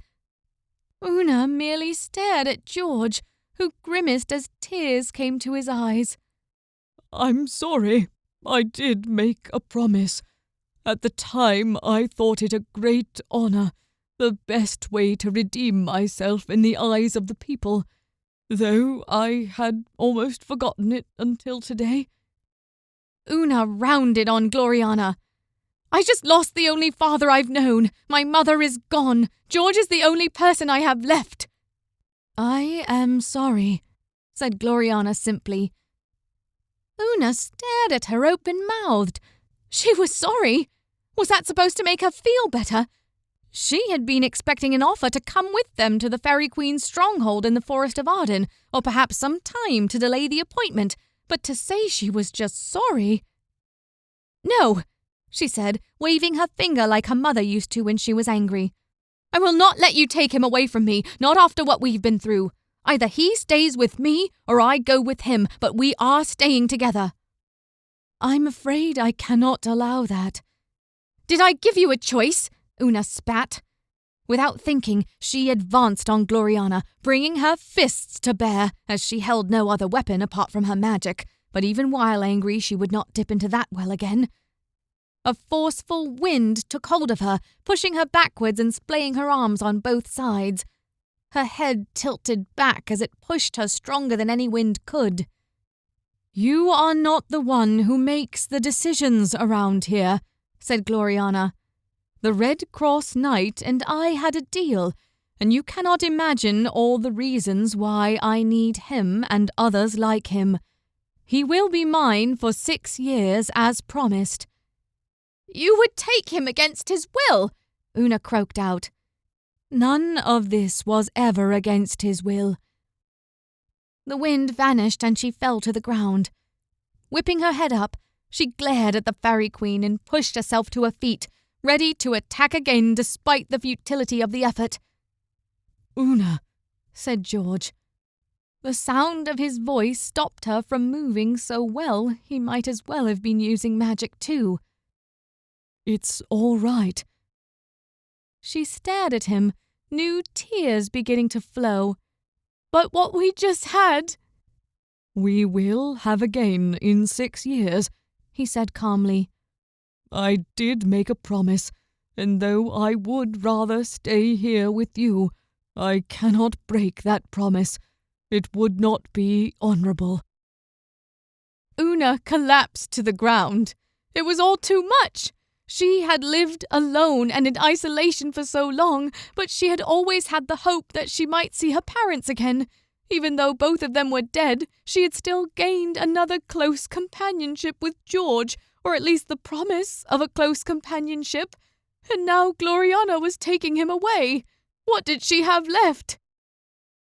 "I may," began the Faerie Queen, speaking slowly and carefully. Una looked up at the woman, daring to hope. "Have a compromise. I will allow you two to visit each other regularly, in exchange for your help, Una." Una wanted to spit at her feet, to tell her she wouldn't be used like a dog begging for scraps. She wouldn't do anything the Faerie Queen asked her to do, for such work would be nauseating. But as she glanced back at George, she found herself saying, "What do you need?" "There are other knights out there," said Gloriana, "and there will be other breaches like this one here. I cannot be everywhere at once, and I will need help to gather the knights, to see them through trials that will test their mettle, and I will need all the allies I can get to keep the forces of evil from breaking through." "There are other breaches?" Gloriana nodded. "I myself have closed many of them, but they are increasing in frequency.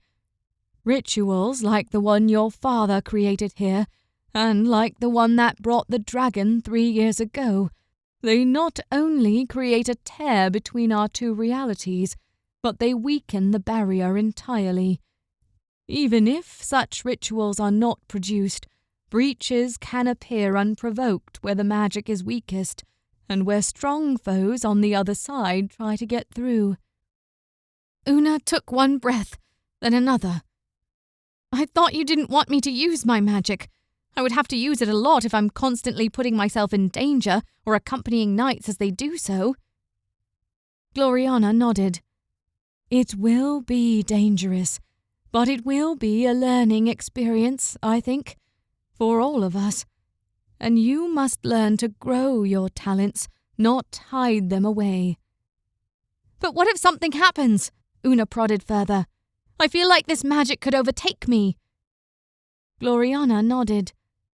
It could, but you are strong. You must train it to know who is the master. You seem to know so much about it. Why don't you teach me instead of leaving me to my own devices trying to decipher your cryptic warnings? Una folded her arms and eyed the Fairy Queen. For once, Gloriana seemed at a loss for words. Her countenance fell and there was sorrow in her eyes. Believe me, Una. Believe me, I want nothing more than to do just that. That had not been the answer Una expected. She cocked her head at the Fairy Queen. Then why not? Now and then, Gloriana looked like she was trying to boil down something incredibly complex into words. I get glimpses of the future, scraps from friends that live beyond time and space. I may not know everything, but I know you must learn on your own, or you will never be strong enough. Strong enough for what? Gloriana shook her head. I don't know, but our battles have only just begun. This was but the first victory, and there must be more. I will do what I can, said George, glancing at Una with upturned eyebrows. He was still sad about what had to happen. Should she accept the Fairy Queen's offer? It would allow her to see George more often, rather than waiting 6 years. Perhaps they could even solve all the issues plaguing the Fairy Queen and her lands before all those 6 years were up. Then George could be released from his service. I also accept, said Una, on one condition. And what is that? If you ever learn the nature of my true father, you will tell me.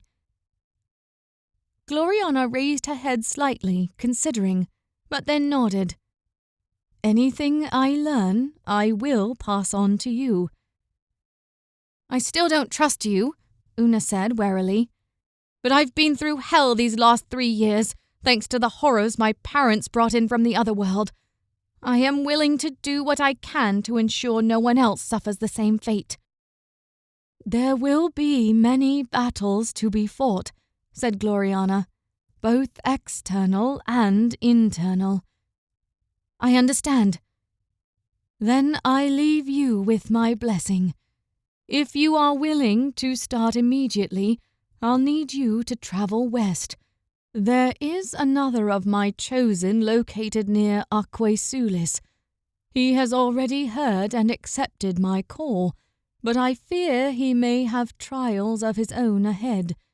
Follow the Avon River. Una nodded. She hadn't expected to travel so far, but she was ready to put as much distance between herself and this forest, for now at least. Wait, said George. All eyes turned to him. What about this place? He waved a hand at the ruined keep and the rest of the castle. The spell on this place is broken, confirmed the Fairy Queen. It will remain in its place now that the dragon is dead. But that means it belongs to Una, said George. She's the only living heir to the castle and its lands. Una's eyes widened. It was true. She was the true heir to the place. She was no longer a princess, but technically the queen of these lands. The Fairy Queen shot her a glance. What do you have to say about that? Do you wish to take back these lands for your own? Immediately, Una knew her answer, and she shook her head. I have too many dark memories of this place now. I do not wish to dwell on them, especially if I'll be alone. She shot George a longing glance. He bowed his head.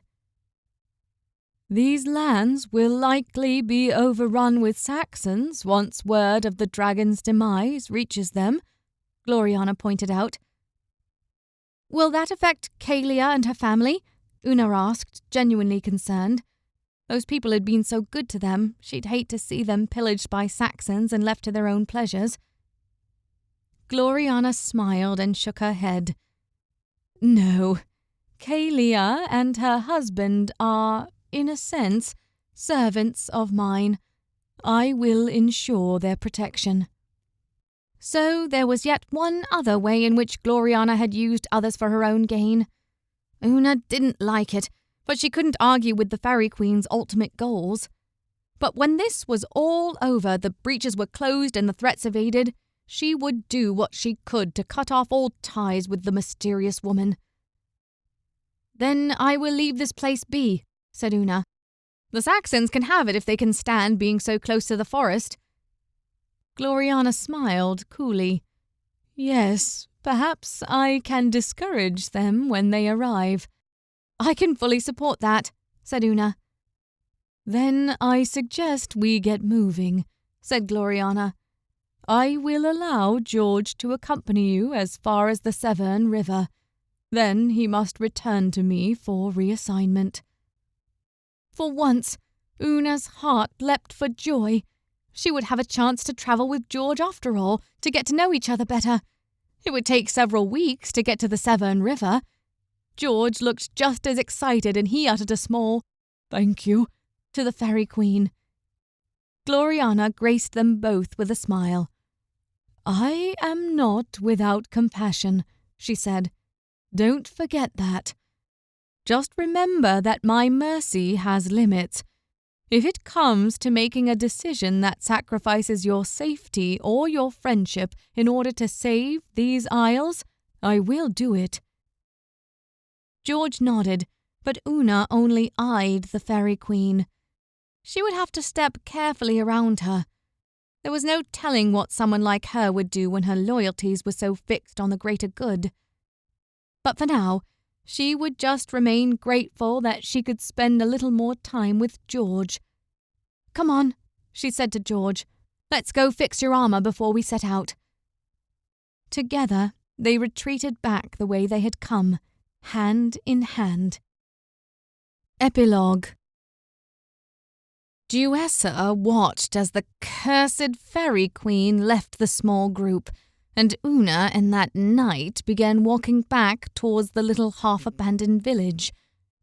So the old man in the castle had been trying to open another breach to Anwen.